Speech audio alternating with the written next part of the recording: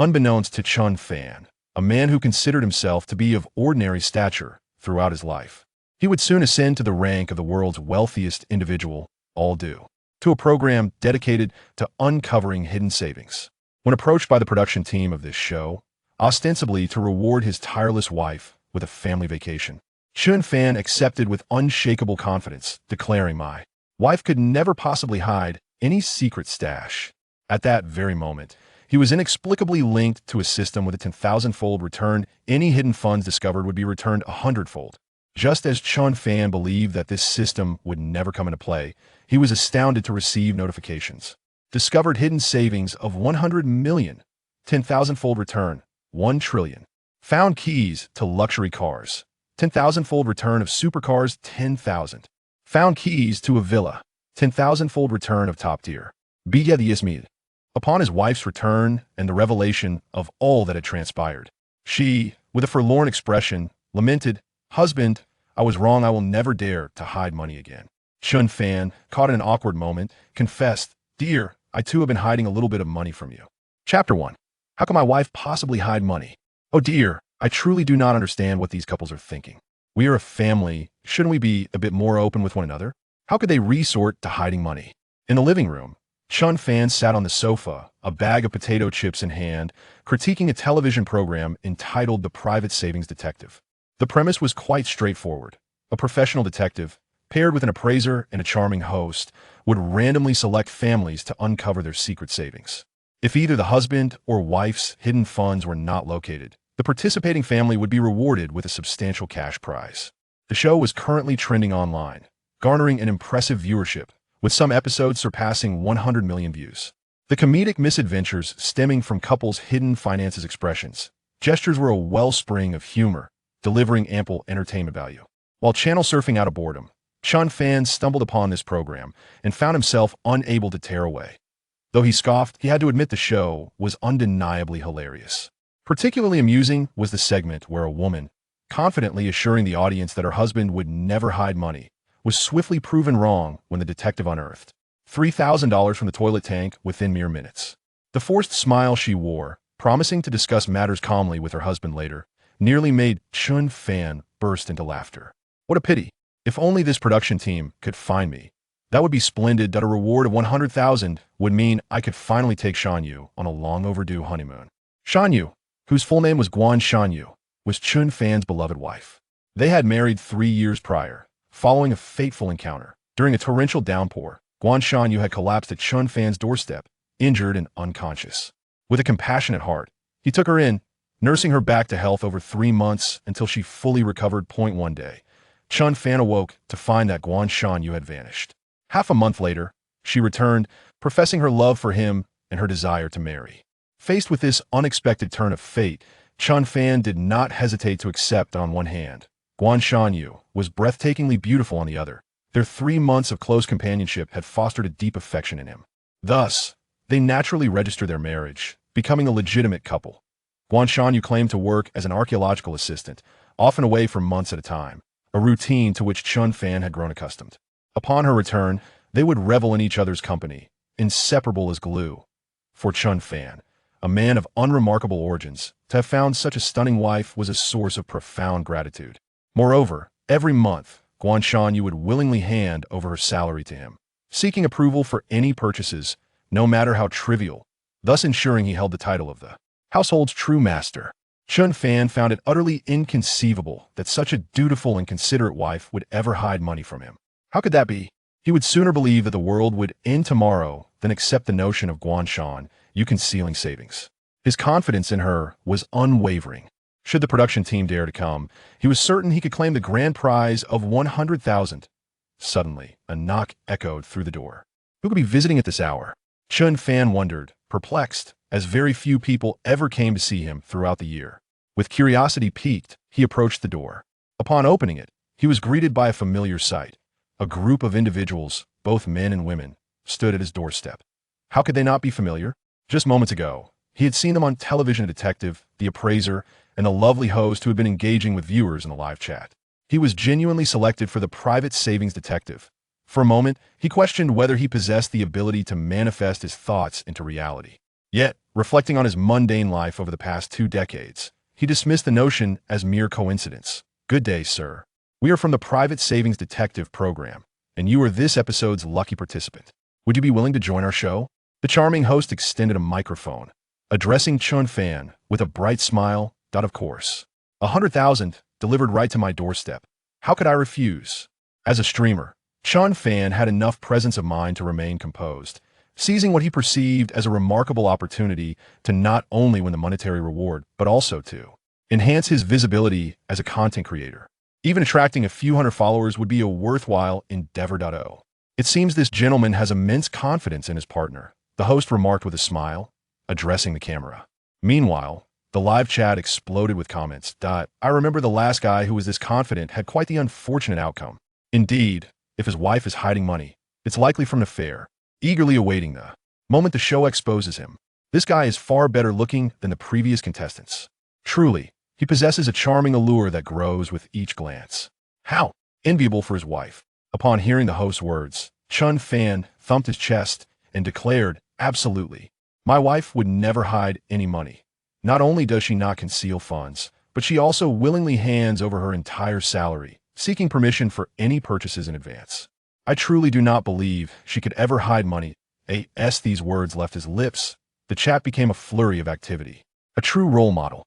How did you manage that, brother? Teach me your ways. My wife is quite fierce. I can't win against her. Master, please take me as your disciple.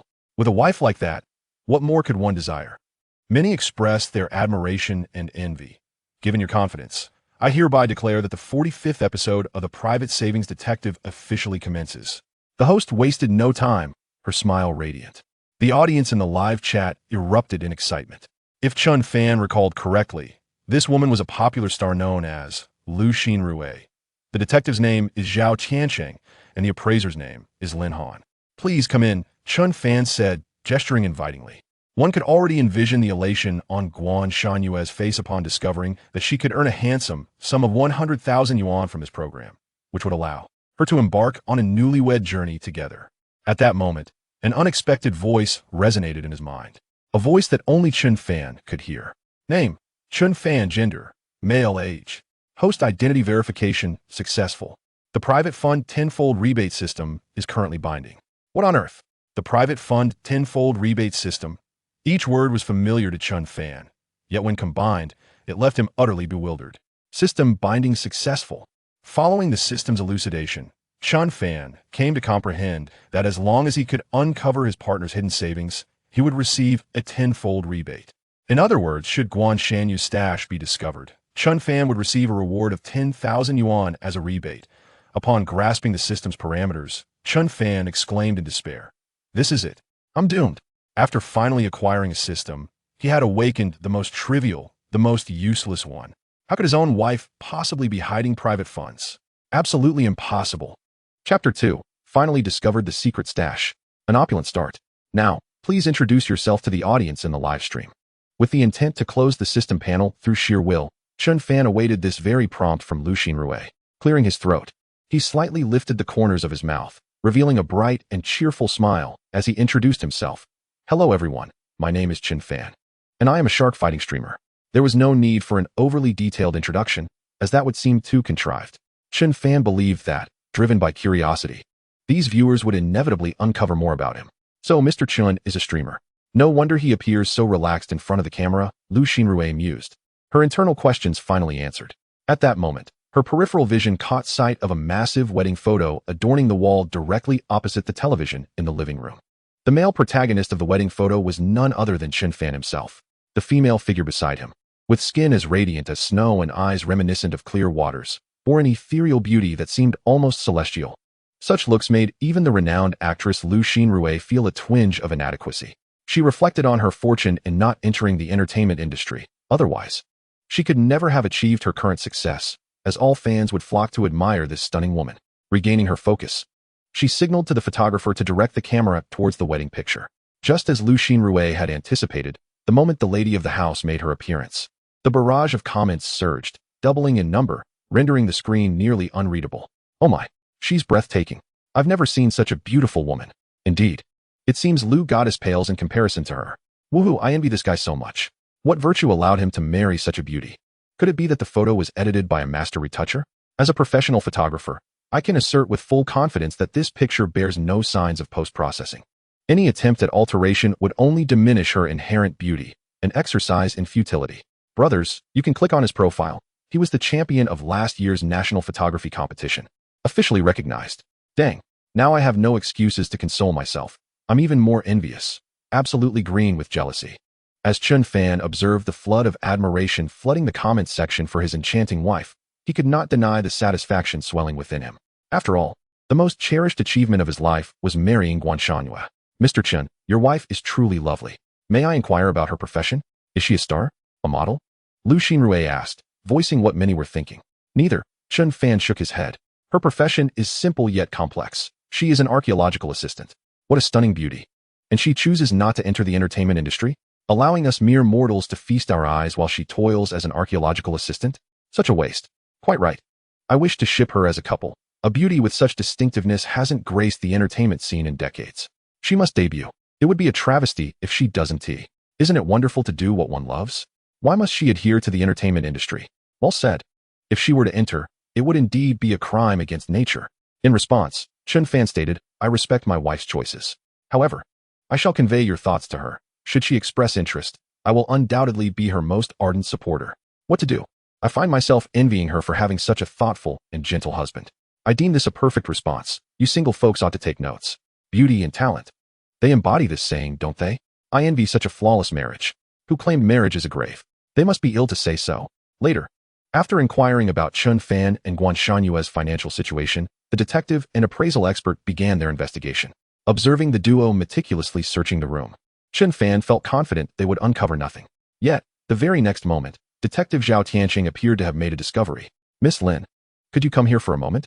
As a national-level appraiser, Lin Han promptly approached and inquired, what have you found? I believe this vase is not a mere decorative piece. Zhao Tianqing pointed to a blue and white porcelain vase placed beside the television cabinet. Hearing this, Chen Fan chuckled lightly, explaining, Detective Zhao, I think you must be mistaken. This vase was purchased by my wife for merely a few dollars at a street stall. It was originally intended for holding flowers. However, my memory often fails me in this regard. I frequently forget to water the plants, and my wife is often away on business, resulting in their demise. So, we simply left it there as a decorative item. Mr. Chen, I believe the one mistaken here is you, Lin Han interjected. With professionalism. She donned a pair of white gloves and carefully lifted the vase, which was level with her knees, examining it with great scrutiny. She inspected it from various angles, even requesting Zhao Tianqing to assist with lighting to observe the internal structure clearly. After 3 or 4 minutes, she gingerly placed the vase back in its original position and removed her gloves. What did you find, Master Lin? Lu Xinrui inquired, leaning closer. Yet, Lin Han's gaze remained fixed on Chen Fan as she asked, Mr. Chen, are you absolutely certain this vase was purchased by your wife for a mere few dollars at a street stall? Yes, I am quite certain. She mentioned that she haggled with the vendor for quite some time, practically wearing her mouth raw to get it. Chen Fan affirmed with a nod. What do you think? Everyone, viewing it on my phone, lying down to watch. I have studied antiques for 2 years. This large vase, in terms of both color and texture, does not resemble the shoddy products churned out by factories. It is simply exquisite. Are you implying it's actually an antique? If it's true, it must be worth tens of thousands. Goodness, who knew secret stashes could be hidden in such a manner? Truly, one learns throughout life. You should be grateful that the vendor did not seek you out to reclaim this vase. Upon hearing this, Lu Xinrui could no longer contain herself and pressed for more details. Master Lin, please don't keep us in suspense. The audience is eager to know whether this blue and white porcelain vase is genuine. Without a doubt, it is authentic. Moreover, it boasts a history of over 2,000 years. Lin Han stated confidently. What? Over 2,000 years? Lu Xinrui exclaimed in astonishment. Detective Zhao Tianqing crossed his arms, nodding in satisfaction. Over 2,000 years. Such a sizable piece must be worth a fortune. Seeing this comment, Lin Han smiled politely and continued, Indeed, it is exceptionally valuable. 3 years ago, I auctioned a similar blue and white porcelain vase, known as the Cloud Dragon and Lotus Pattern Large Jar, which ultimately sold for 34,500,000 yuan. Chapter 3, A Thousandfold Return. Has he already amassed a fortune of billions? What the heck? An initial valuation of 35 million? This episode is quite thrilling. 35 million? You call that a secret stash? What? I stashed away 35 yuan and 7 cents over half a year. I feel for that brother upstairs. I'm only 3 dimes ahead of you. Goodness. 6 months and only 36 yuan. Aren't you proud? Comparisons among people can be utterly disheartening. 35 million. Upon hearing the price, Chen Fan's smile appeared somewhat forced as he inquired, Master Lin, are you certain you're not jesting with me? Surely, for the sake of the program, this exaggeration is unwarranted? Joking. Lin Han's gaze suddenly turned icily stern. Please do not question my profession. Sensing the atmosphere had soured, Lu Xinrui hastily intervened. Mr. Chen, Master Lin holds a profound reverence for the profession of appraisers, hence she would never deceive you. I see. My apologies for my rashness, Chen Fan replied, adhering to the principle of acknowledging one's mistakes. After all, it was in front of the camera, and he wished to avoid any scandal that could tarnish his reputation. He had not garnered any viewership. Instead, he had invited trouble upon himself. No, I too am a bit exhilarated, Lin Han conceded. Then, according to Miss Lin, this 35 million should be considered Madame's private funds? Lu Xinrui swiftly redirected the topic. After all, as someone who made a living in this field, how could she lack such discernment? 35 million? When did I ever claim this vase was worth 35 million? Lin Han retorted. Did you not just say that you auctioned a similar piece for 35 million? Lu Xinrui questioned, perplexed. She was quite certain she had not misheard. The same style indeed. But that large jar was half the size of this one, Lin Han clarified, igniting a frenzy in the live broadcast. A jar half the size sold for 35 million? Then this vase must be worth 60 million. Goodness, 60 million for an antique vase, and it's used for nurturing flowers? What extravagance! This is truly a household where the combined monthly salary barely exceeds 10,000. Listen to his nonsense. How could a household with such a meager income afford such a lavish villa? Based on my years of sales experience, this villa is worth at least several million. I was just comforting myself, thinking that although I'm not as handsome as him and lack a heavenly wife, at least I was wealthier. But it turns out, the fool is me, woe is me. Are you implying that this vase is worth 60 million? Lu Xinrui gulped before confirming. No, it is worth at least 100 million, perhaps even up to 150 million. For I have just realized that the dragon depicted on it is a 5-clawed dragon, a royal artifact from an imperial kiln. Lin Han elucidated further. Goodness gracious, 150 million. Quick, tell me the address. I've already prepared my stockings to wear on my head. Count me in. Is this how one achieves a wealth of over 100 million? Who exactly is his wife? Chen Fan endeavored to calm himself, offering quiet self-reassurance. I suppose this merely indicates that my wife is exceptionally fortunate. Moreover, she is an archaeological assistant, knowledgeable in this area. And finding a bargain is quite normal. It cannot be considered private funds. To this, Lu Xinrui countered, it is precisely because your wife is an archaeological assistant, and you were kept in the dark, that you mistakenly believe this was an ordinary street vendor's vase. Thus it should indeed be regarded as private funds. Chen Fan found himself unable to retort. Congratulations, host. You have successfully discovered a private fund, a blue and white antique vase. The 10,000-fold rebate has been triggered, and you may choose from the following 2 rebate options. Original value 1, 5 billion, 10,000-fold rebate, yielding 15 trillion. Return of 100 unique blue and white antique vases. Quality doubled, valued no less than 15 trillion. 15 trillion or 100 quality-enhanced blue and white antique vases. Chen Fan found himself in a quandary. Congratulations, host. You have acquired 100 blue and white antique vases. After a period of mental struggle, Chen Fan chose the latter. The reasoning was simple. Money depreciates, but antiques appreciate over time, especially when coupled with the phrase one of a kind. If he could find a reliable auction house, these 100 antique vases would undoubtedly be worth far more than 15 trillion. Congratulations, host. You have completed your first rebate task and received a novice gift pack. A novice gift pack. The notion of suddenly becoming a trillionaire due to the system was already astonishing enough for Chen Fan, but he was even more surprised to discover an additional reward. Would you like to open the novice gift pack? Yes. Opening novice gift pack. Success. Congratulations, host. You have received a godly singing voice. Your attractiveness has doubled. 10 billion. Each reward was beyond Chen Fan's wildest expectations. Mr. Chen, noticing Chen Fan lost in thought for an extended period without responding, Lu Xinrui approached him and waved her hand. Ah, what happened? Chen Fan hastily regained his composure. You seem quite astonished, she remarked, immediately regretting her words. It was a question that invited an obvious answer. Who would not be surprised in such circumstances? Indeed, it was somewhat unexpected, Chen Fan thought. Still believing this could not be counted as private funds, he was convinced that Guan Shangyue was merely concealing the truth out of concern for startling him. However, he refrained from arguing on camera, wary of diminishing his likability. Why do I suddenly feel he appears even more handsome than before? Am I the only one feeling this way? He certainly looks more handsome and exudes greater charisma. I think it might be due to disappointment.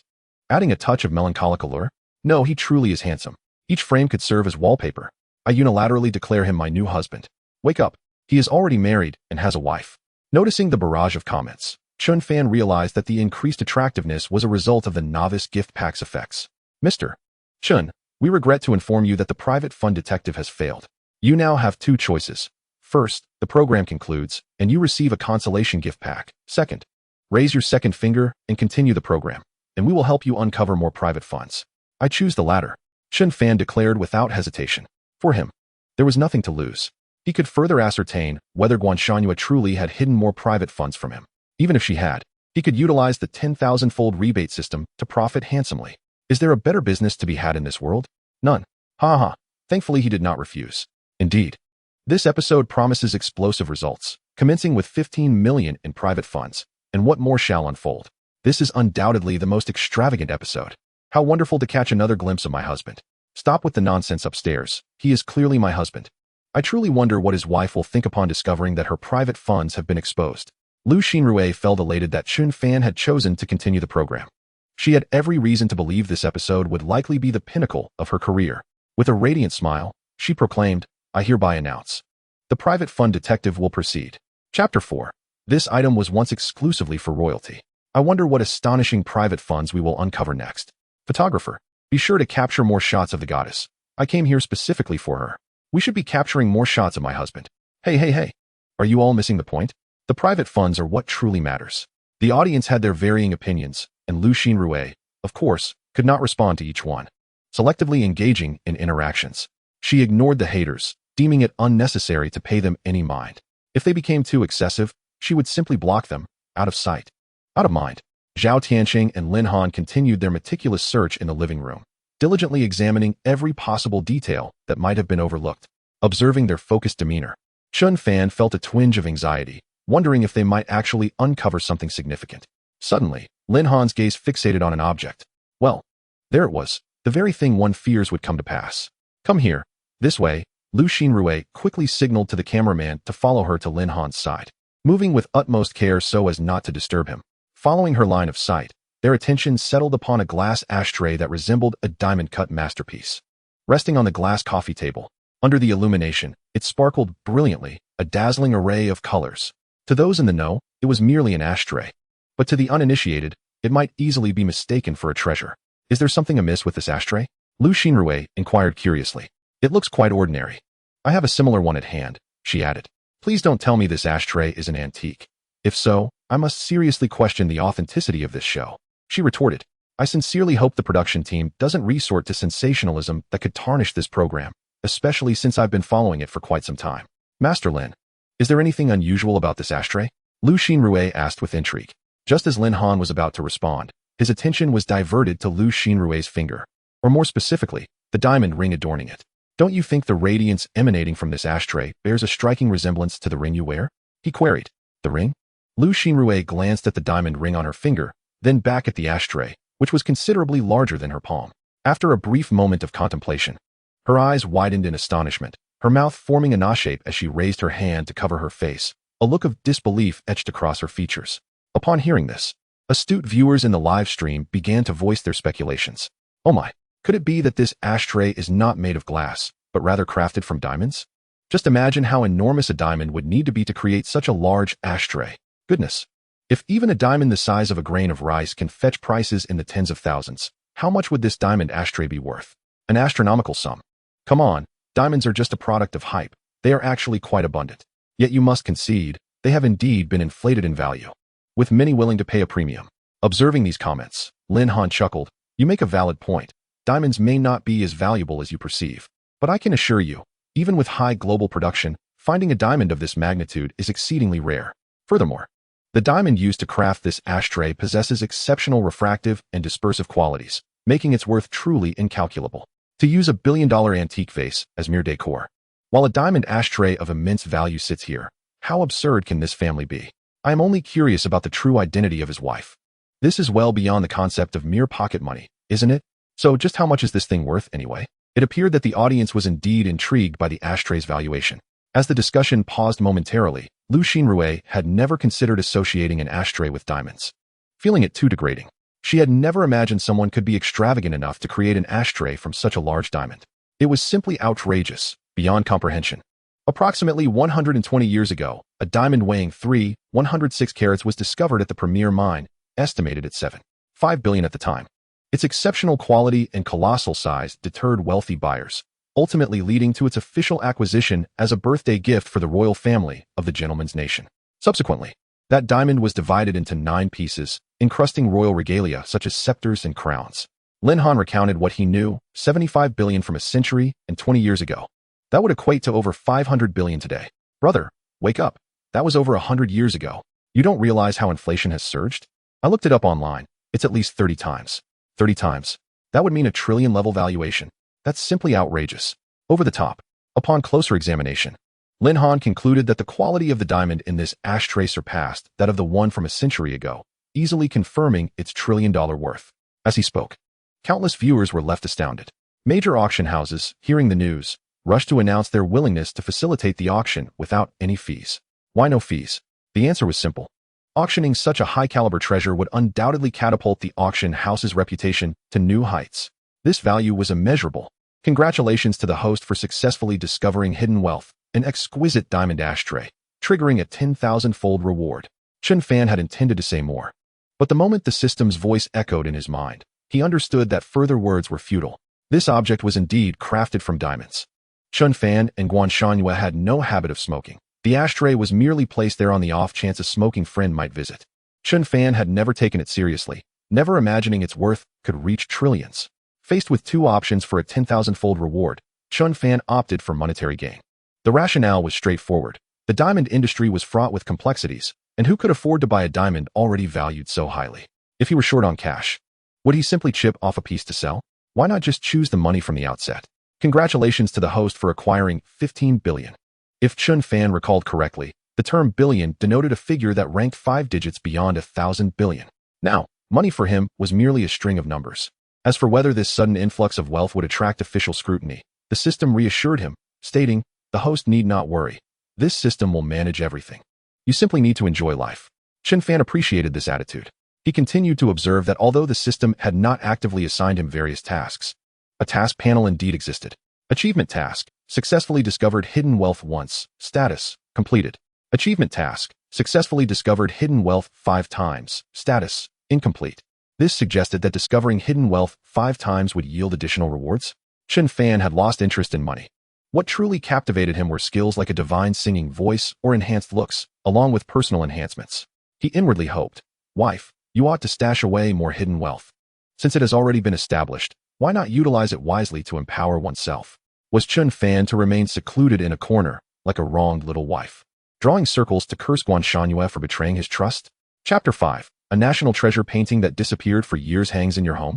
With Chen Fan's understanding of Guan Shangyue, he felt she seemed to harbor her own unavoidable burdens. He contemplated calling her after the show concluded to inquire further. Since she had already been discovered, there seemed little reason to continue concealing it. Mr. Chen?" Hearing the voice of Lu Xinrui, Chen Fan snapped back to reality, halting his musings. "What's the matter?" he inquired. "Oh, it's nothing of great consequence. I am merely curious about how you and your wife first met."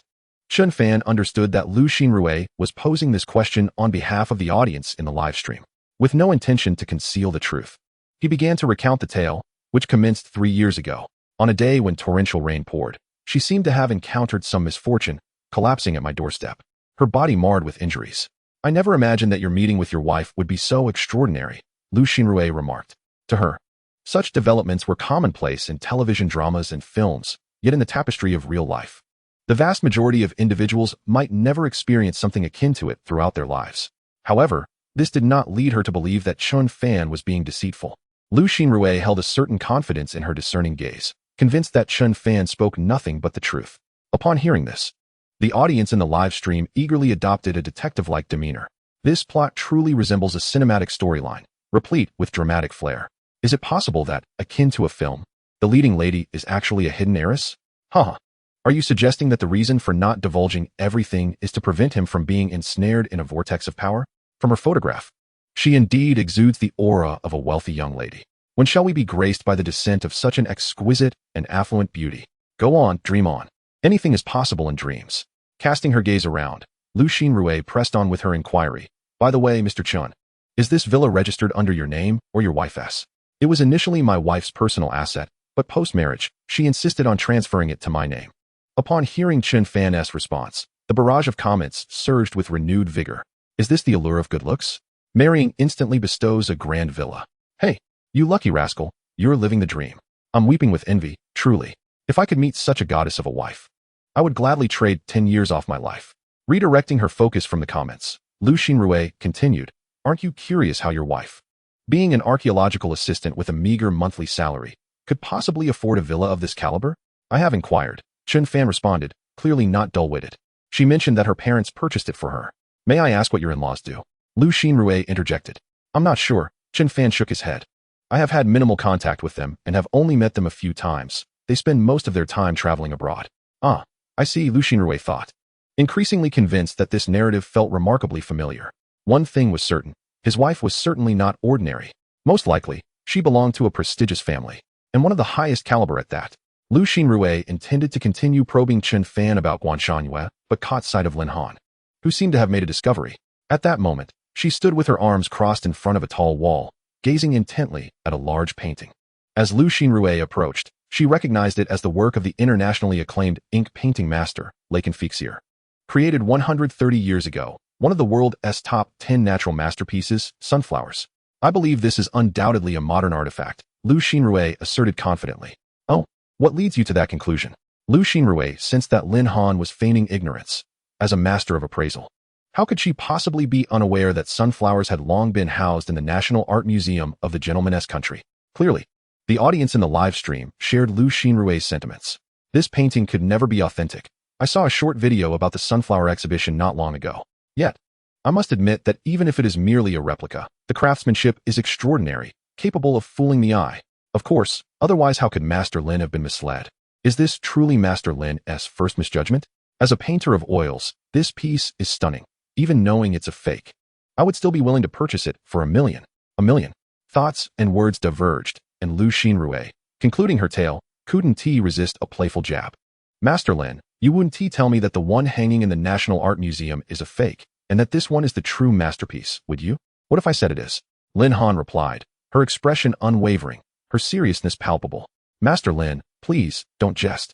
Surely the experts at the museum can't all be mistaken? Lu Xinrui's smile appeared strained.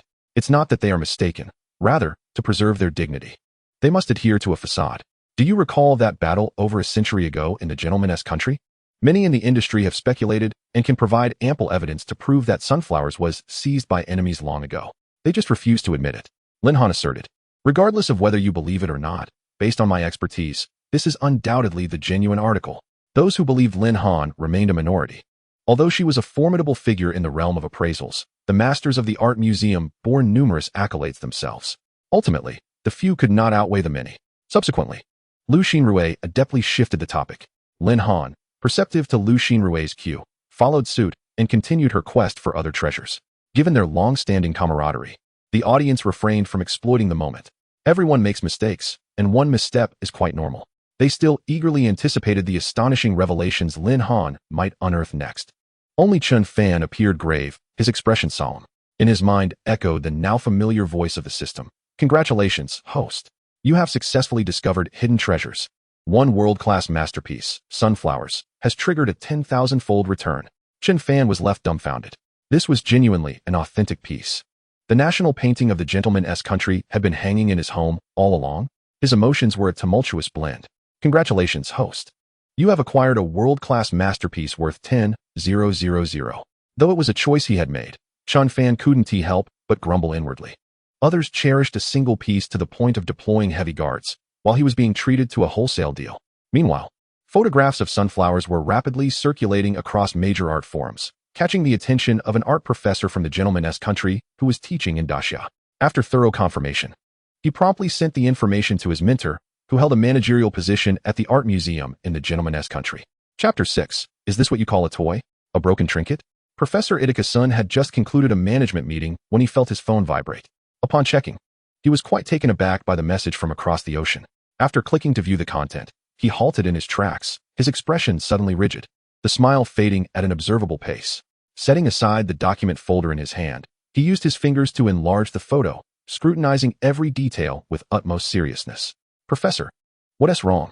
Noticing Carson's unusual demeanor, a middle-aged man approached him inquiringly. Bowers, hurry and send someone to investigate and confirm this. Investigate? Bowers had no time to question further, as Carson had already thrust his phone into his hands. Balewise was Carson's most esteemed student, his right hand, a confidant in whom he could place his unwavering trust. As Balewise took the phone and lowered his gaze, his eyes widened in astonishment. What was this? Doesn't it bear a striking resemblance? Carson inquired. Indeed, it does, Balewise affirmed with a resolute nod. He then assured Carson, rest easy. Teacher, I shall see this matter through. Very well, go ahead.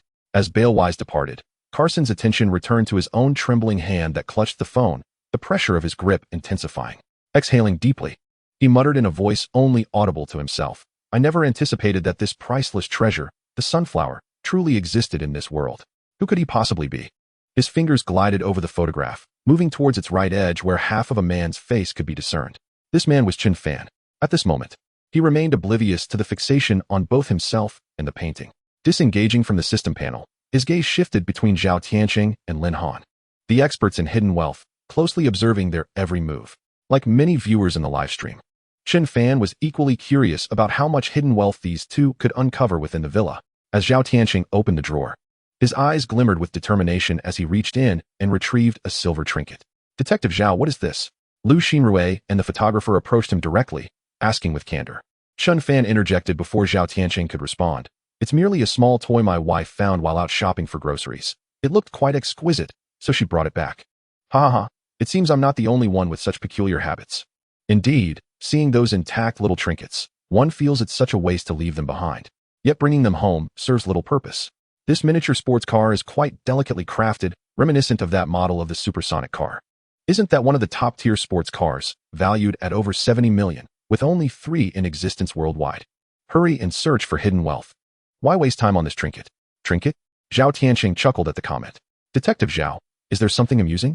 Perhaps you could share it with our audience. Lu Xinrui suggested, playing her role as host. I find it amusing that someone considers an item worth $40,000 a mere trinket, Zhao Tianqing replied. $40,000? A toy one might find at a street stall? Since Detective Zhao says so, he must have his reasons. Perhaps the previous shock was too overwhelming. $40,000 seems trivial. Am I losing my grip? Compared to the hidden wealth we just saw, that $40,000 amounts to merely over 200,000. Merely over 200,000? Show me your prowess, big shot, with 50. Could this little trinket truly be worth such a sum? Chen Fan mused, reflecting on how fortunate his wife was to stumble upon something so valuable. Given that this item was one of only 3 globally, if lost or damaged, one could only contact the manufacturer for a replacement. Zhao Tianqing, no longer teasing, activated a mechanism that split the miniature sports car in half, revealing a key-like serrated shape. Crafted from special materials and processes. Wait, I just searched. This key looks identical to the one in a video posted by the son of the Taiba billionaire who owns one of the supersonic cars. According to online rumors, the number 2 supersonic car was purchased by the son of a hawkish mining tycoon, while number 3 was acquired by the Taiba billionaire's son. As for number 1, there has been little news. An anonymous tipster claiming to be an insider revealed that it was purchased by a mysterious tycoon from the Great Xia. So it is true. Is it really that impressive? The only 3 top-tier sports cars in the world, and number 1 is in their possession? They are wealthier than a national billionaire. Shocked comments flooded in.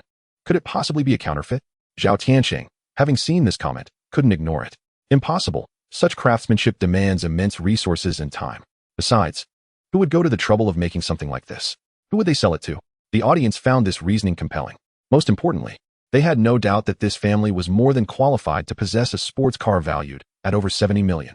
As the camera shifted to Chen Fan, he remarked, I suspect perhaps the owner lost the key, which my wife fortuitously found. Moreover, this key has been in our possession for some time. We only have a modest vehicle worth a mere 100,000.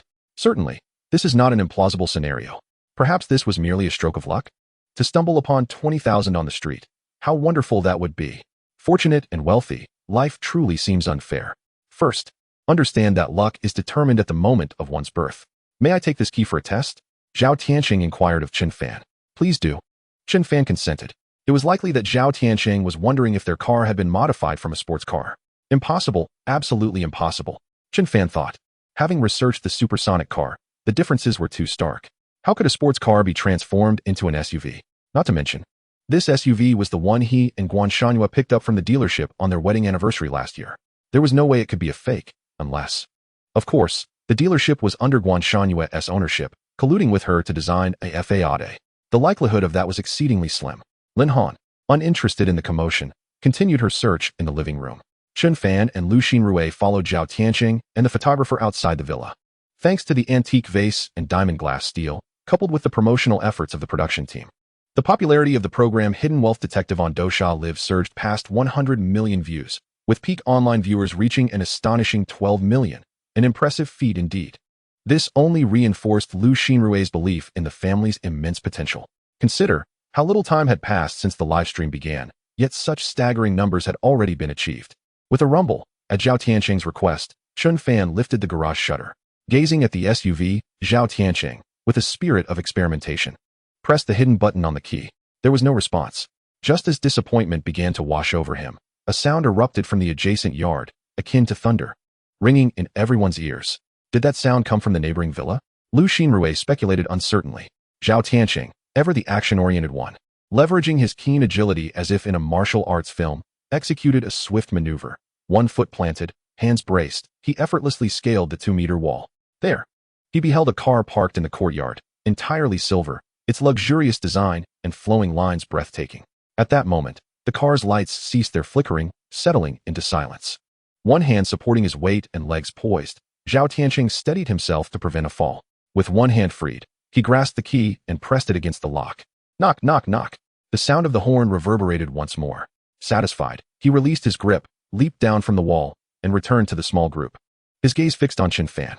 Chen Fan anticipated Zhao Tianqing's inquiry, and before he could speak, shook his head, stating, "I am not privy to any information regarding the villa next door. Given that you are neighbors, have you not interacted at all over the years?" Zhao Tianqing probed indirectly. "Not at all," Chen Fan replied, shaking his head again. "In all these years, I have never seen anyone emerge from it, nor have I heard a single sound. I had always assumed it was uninhabited." "Ah, I see. If I am not mistaken, that $70 million supersonic sports car, along with the villa, must belong to your wife." Listening to the conversation between Zhao Tianqing and Chen Fan, Lu Xinrui felt as though she were merely an invisible presence. She could only motion for the cameraman to position himself against the wall, raising the camera high in hopes of capturing the scene beyond. Wow, is it really that thrilling? A multi-million-dollar sports car and a villa. No wonder his wife gifted him a villa right after they married. It turns out there was another one on the side. Could there possibly be more than these 2 properties? This lady is truly enigmatic. Could she be the daughter of the wealthiest man in the Great Xia? Does that mean he is set to inherit a fortune? Goodness, what incredible luck, no effort required, and a $1 trillion fortune comes knocking. In this regard, the audience in the live stream was indeed correct. Chen Fan need not lift a finger. Mountains of wealth were presented to him, far exceeding $1 trillion in value. In the face of the capital of Beijing, a trillionaire would pale in comparison. Congratulations, host. You have successfully discovered hidden assets. 1 sports car worth tens of millions. And the 10,000-fold rebate has been triggered. Congratulations, host. You have received 1,000 top-tier limited edition sports cars. The sacrifice in quantity represents a remarkable enhancement in individual quality. This is no longer something that can merely be described with the term tens of millions. Congratulations, host. You have successfully discovered hidden assets. 1 luxury villa. And the 10,000-fold rebate has been triggered. Congratulations, host. You have received 1,000 luxury villas. According to the system, these villas are dispersed across the globe. There are mountain villas, seaside villas, and lakeside villas. He is now a man with properties, not just houses, but villas, around the world, renting out all these villas. Even if the system were to sever its ties now, Chen Fan would no longer need to worry about financial woes, living a carefree life while passively accumulating wealth.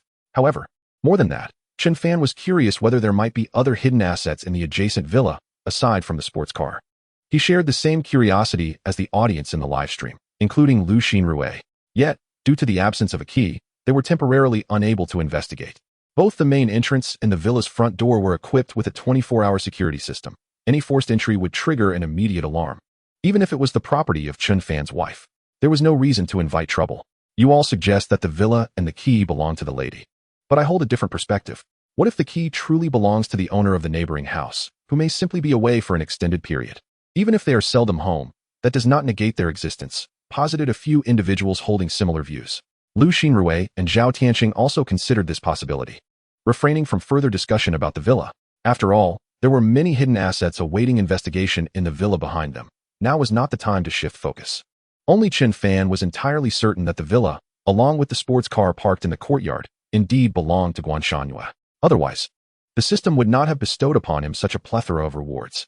Keeping his lips sealed regarding this matter, Chen Fan chose not to mention it. Should he be pressed for the reason behind his conviction, he certainly could not divulge that it was due to the system. He had already resigned himself to the notion of taking the existence of the system to his grave. Soon after, the group returned to the villa, and they were greeted by Lin Han, who appeared to have made yet another discovery, waiting with eager anticipation. It seemed our master Lin had stumbled upon something remarkable once more. Lu Xinrui adeptly engaged the audience's emotions in the live stream. Goodness, has it only been a few minutes? It feels like this house is overflowing with hidden assets. I could do it too. You? Even if it were placed right before you, would you recognize it? Without the right expertise, don't take on a porcelain job. Master Lin, what have you discovered this time? Lu Xinrui inquired directly. This, Lin Han announced, producing a small booklet from behind. Its cover was yellowed, adorned with intricate patterns reminiscent of brocade. Chen Fan recognized it instantly, recalling what it was and where Lin Han had found it.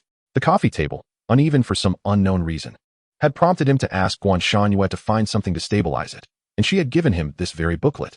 He had intended to repair it when time permitted, but had forgotten, as he seldom bent down to take a look. What is this? Lu Xinrui could not discern its value. Lin Han spread the booklet widely, revealing it in its entirety, whereupon white pages showcased calligraphic characters that danced across the surface, their strokes vigorous and commanding, akin to a blade. It was stamped with numerous red seals, exuding an aura of antiquity. The imperial seal of the Great Zhou?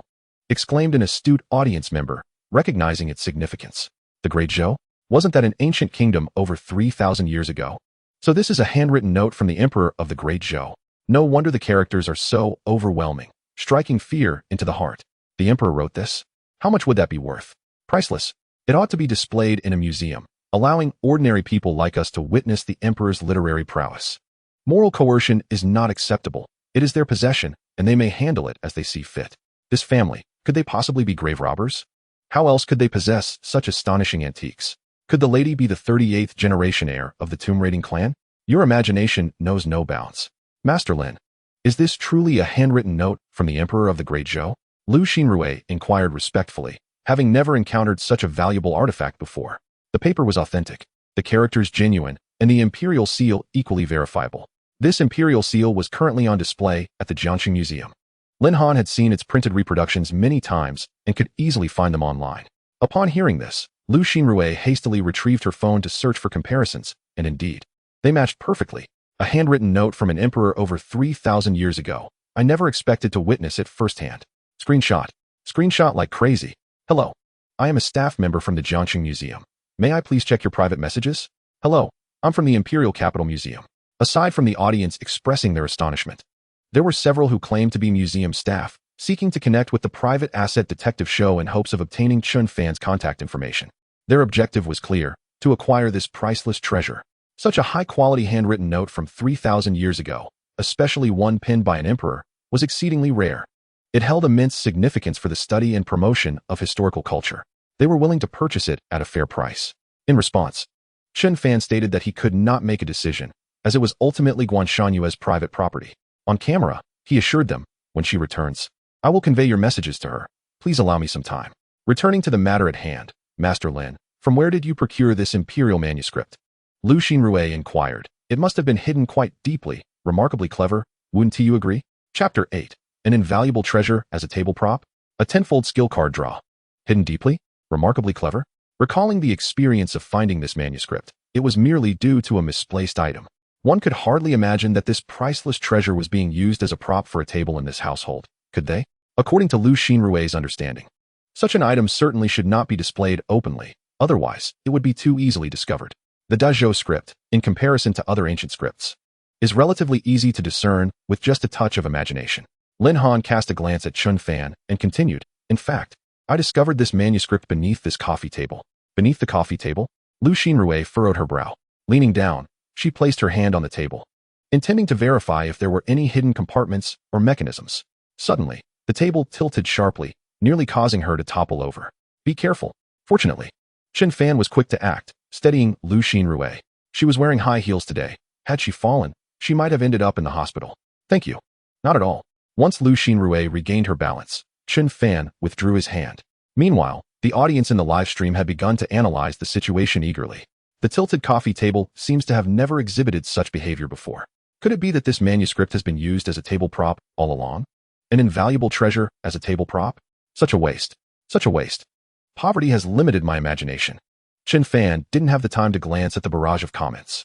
Before him, a system panel had emerged, and the voice of the system resonated in his mind. Congratulations, host, for successfully discovering hidden funds. One imperial manuscript of the Dazhou dynasty, 10,000-fold return, has been triggered. Congratulations, host, for obtaining a random unparalleled treasure of 100. Chen Fan opened his system backpack for a cursory examination, his eyes sweeping over the contents. To his astonishment, numerous valuable paintings and calligraphy, as well as antique porcelain that had long since vanished from the annals of history, had been restored by the system. It would not be an exaggeration to say that any one of them could astonish the entirety of Dixia and the world, allowing them to experience the profound allure of ancient Dixia culture. Chen Fan genuinely did not anticipate that the system possessed such extraordinary capabilities, enabling the true recovery of what was lost. Congratulations, host, for completing the achievement task and receiving an achievement gift pack. The text on the virtual panel changed. So soon? Without further ado, he opened it immediately. The achievement gift pack was successfully opened. Congratulations, host, for receiving a 10-fold skill draw card. A 10-fold skill draw card? Quite intriguing. Mr. Chen. Noticing Lin Han approaching him, Chen Fan had no choice but to halt his plans for the 10-fold draw and close the system panel. This is for you. Please ensure it is well preserved. As an expert in appraising treasures, I truly do not wish to see this invaluable artifact used as a table prop again. Understood. Chen Fan accepted the imperial manuscript. Just as he was about to say something further, his stomach audibly growled twice. He placed one hand on his stomach and raised the other to scratch his head, saying, "Apologies, I haven't eaten much today. I'll go get something to fill my stomach. Would you care to join? No need to trouble yourself. We just ate not long ago." Lin Han shook her head, politely declining. Lu Xinrui and Zhao Tiansheng felt similarly. However, under Chen Fan's persuasion, they decided to sit down for a moment, perhaps to enjoy a cup of tea and gather more information about Guan Shanhua. The audience in the live stream was exceedingly curious about her. Upon entering the kitchen, Chen Fan opened the refrigerator and retrieved a piece of steak he had purchased online, narrating his love story with Guan Shanhua as he spoke. Chen Fan himself felt that such tales would surely bore them. To his surprise, each one listened with rapt attention. Eager for more, the live stream audience was even exclaiming about the dog abuse, yet reveling in the delightful agony of it all. Indeed, love stories are always sweeter when they belong to others. Since they enjoyed listening, Chen Fan was indifferent. While busy melting butter and frying the steak, he continued recounting the cherished memories he held with Guan Shanhua. Midway through, he suddenly rummaged through the cabinets, a perplexed expression crossing his face. Strange. I distinctly remember it being right here. Damn, how can it stop at such a critical moment? Hurry up. That was the first kiss. If I'm not mistaken, this program is called the Battle of Hidden Funds, right? What? Don't like watching? What does it matter? It's not the official version anyway. If you don't like it, you can exit and wait for the edited version on television. Who said I don't like watching? Just a little teasing. Oh, found it. Chen Fan discovered the half bottle of red wine left over from yesterday. Pouring it into the pan, flames leapt up dramatically, impressing numerous viewers. I didn't expect Mr. Chen to possess such skills.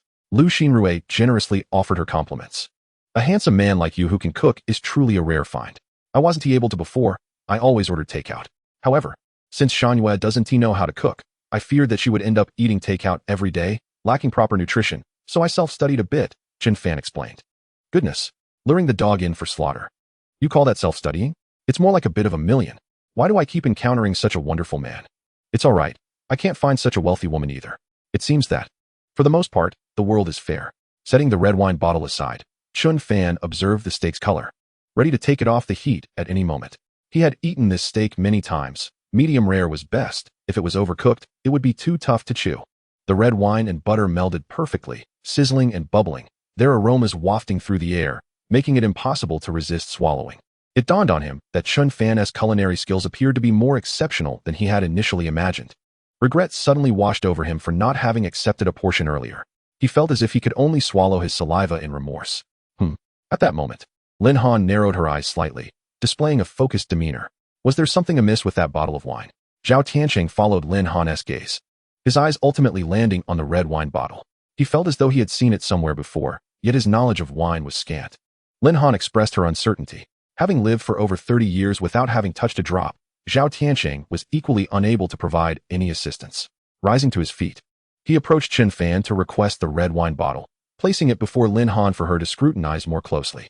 The cameraman adjusted the lens, quickly focusing. Perhaps someone in the live stream could offer assistance? With millions of viewers, surely not everyone abstained from drinking wine? This appears to be from the CH To Canton Winery. Indeed, it bears the emblem of CH To Canton, but I've never encountered this particular label before. It looks rather pricey. Mr. Chen, may I inquire from where you acquired this red wine? Lu Xinrui inquired, curious. It was a gift from my wife's company, not particularly valuable. I've always used it as cooking wine, Chen Fan replied. A gift from your wife's company? For reasons unknown, upon hearing the wine was connected to Guanshanhua, the others instinctively sensed that this matter could not be as simple as it appeared. I am acquainted with a master connoisseur who collects various renowned wines from around the globe. Perhaps he can ascertain the identity and value of this particular bottle. Zhao Tianqing retrieved his mobile phone, resolved to seek external assistance. After locating the individual's name within his contact list, he dialed the number. The call was swiftly connected, but it was answered by the grandson, Xia Yichang. Ah, you require a photograph?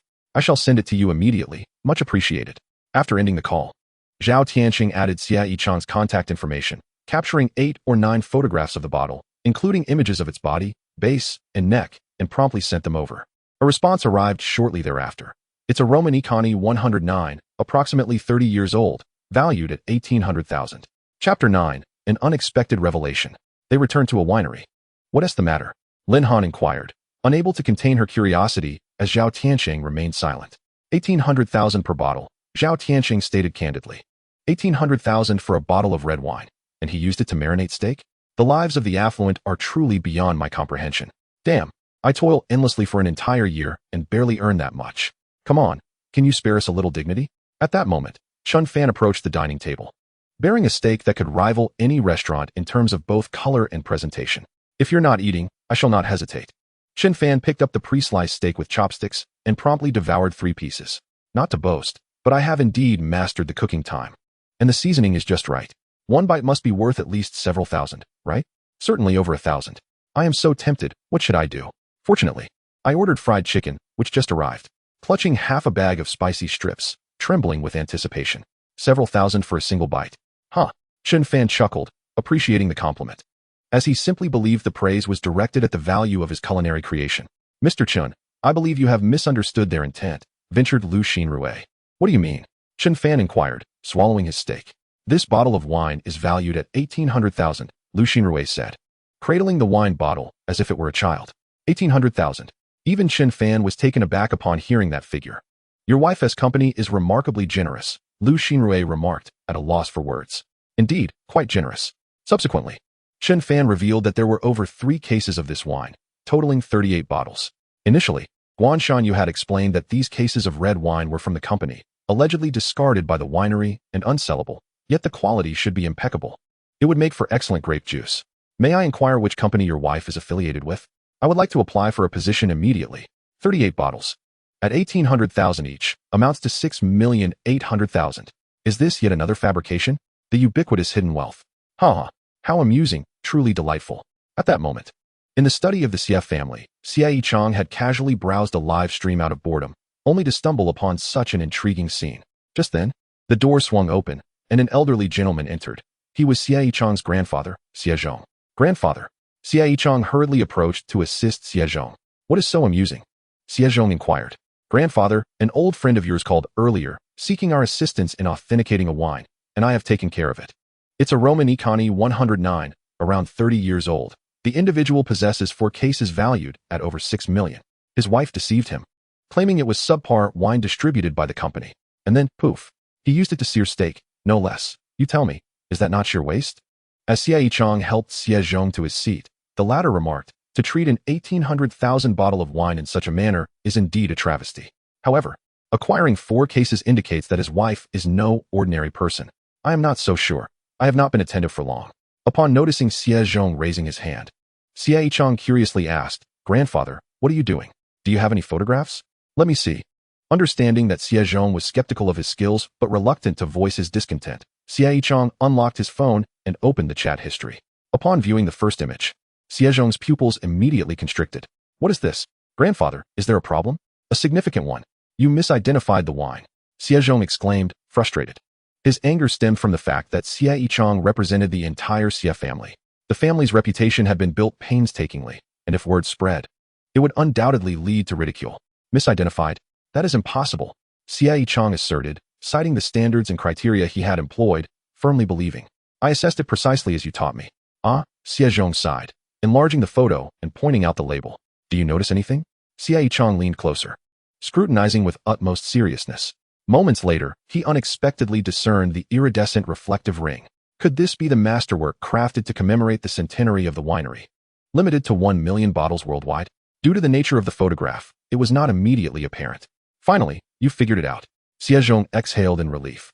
At least there was a glimmer of hope amidst the oversight. But hasn't this wine nearly become extinct? Our Xie family has expended tremendous effort to acquire merely 7 bottles, and they possess 4 cases.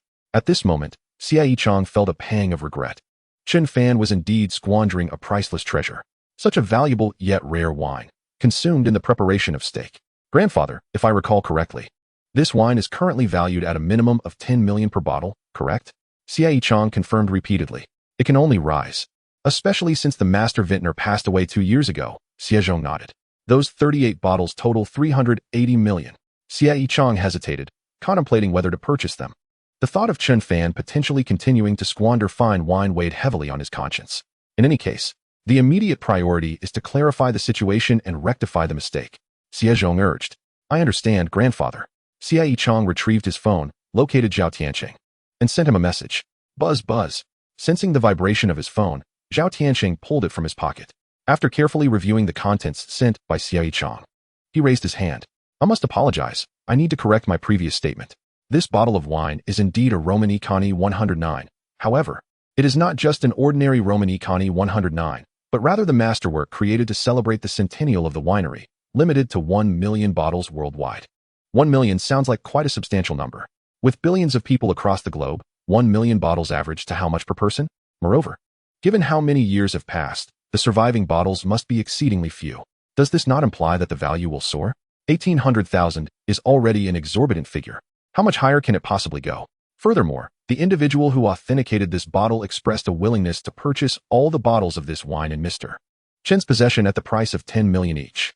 Xie Yichang, having assisted Zhao Tianqing, felt it imperative to convey this message personally. He must lend his support. Otherwise, should a similar situation arise in the future, where would he find the face to continue seeking the Xie family's assistance? 10 million per bottle. 10 million for a single bottle. 38 bottles. That amounts to 380 million. Good heavens. 10 million for a single bottle? What was the value of that bite of steak he just had? I can't even begin to imagine. Goodness, this is outrageous. If I keep watching, I might just explode with envy. One after another. Apologies, but I am not selling. Surprised, Chen Fan decisively refused. On one hand, he was not short on funds. On the other hand, the wine was rather exquisite. Given its rarity, he naturally wished to savor it with his wife. Upon reflection, 1 million per bottle made perfect sense for its delightful taste. Initially, Chen Fan was puzzled as to why such quality wine would remain unsold, reserved for gifting. However, all his doubts were now dispelled. Buzz, Mr. Chen, the other party is willing to add 2 million per bottle. This is their final offer, Zhao Tianqing stated honestly. No amount will persuade me to sell. Please convey that. Chen Fan replied with unwavering resolve. Very well. Zhao Tianqing was merely tasked with relaying messages. Persuading Chen Fan was beyond his purview. Shortly thereafter, Chen Fan heard a voice in his mind from the system. Congratulations, host. You have successfully discovered hidden wealth. 38 bottles of top-tier red wine. 10,000-fold rebate has been triggered. Chen Fan mused, wondering if the system would really return 38,000 bottles of such wine to him. If that were the case, the value would undoubtedly plummet. Rarity is indeed a principle of worth. Congratulations, host. You have acquired the Daxia Blue Butterfly Winery. Huh. It directly returned a winery to him. This was indeed something Chen Fan had never anticipated. He accepted it without hesitation. From this moment forth, he was also a winery owner, a proprietor of private enterprise. One word, exhilarating. Just then, Chen Fan's phone rang, displaying an unknown number. Chapter 10 begins with 10 consecutive draws, calling his wife. Chen Fan was curious as to who might be calling him at this moment, especially from an unknown number.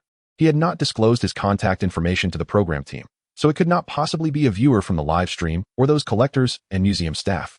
Excuse me, I need to take this call. Overthinking it served no purpose, and Chen Fan stood up to leave. All right, Lu Xinrui nodded in agreement.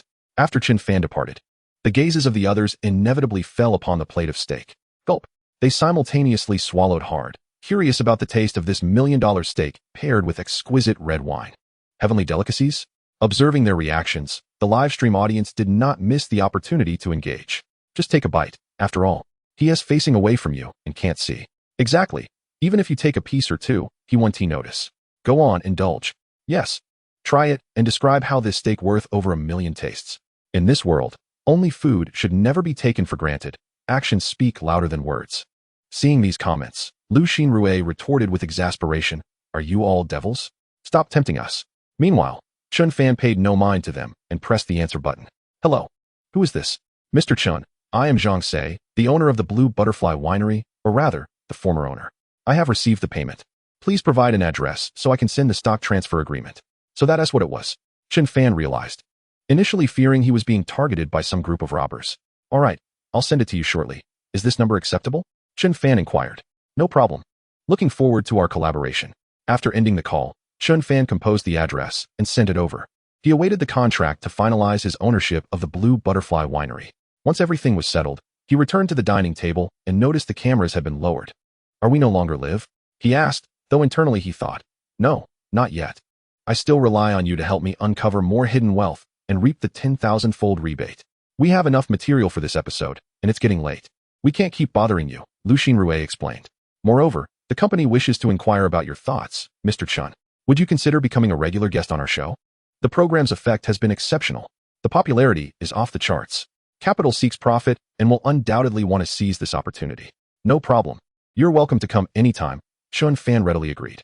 Initially, he had contemplated hiring detectives like Zhao Tianqing and Lin Han, as well as appraisal experts to help him find hidden wealth.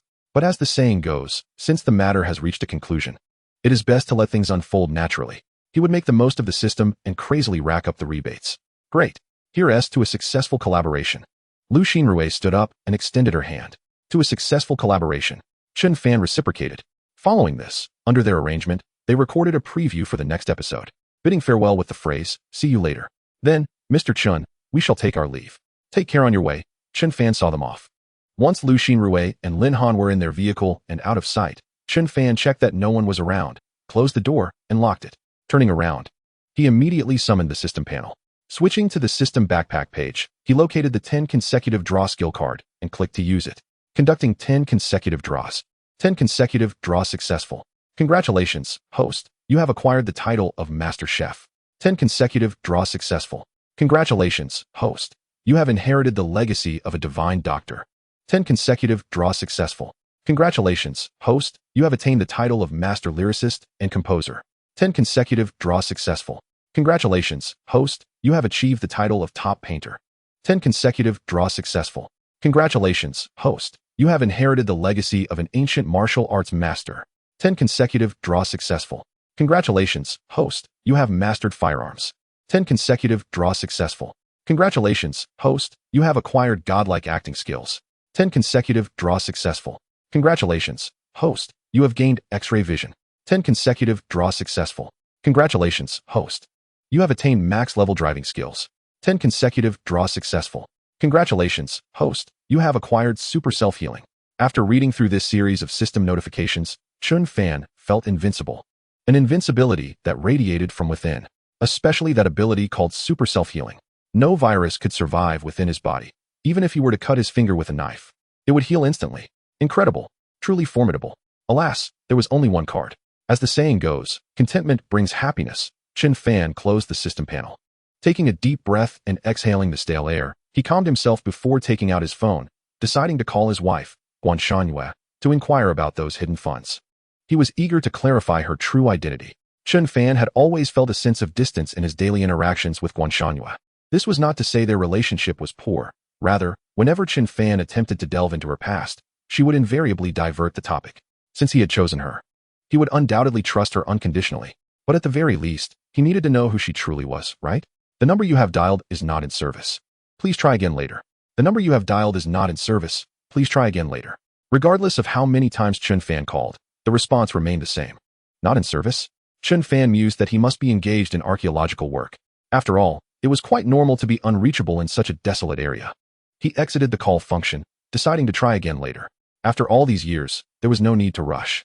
Buzz, buzz, buzz. At that moment, Chen Fan's phone rang once more. To be precise, it was the alarm. Reminder, live broadcast. He had completely forgotten that he was scheduled to stream that evening.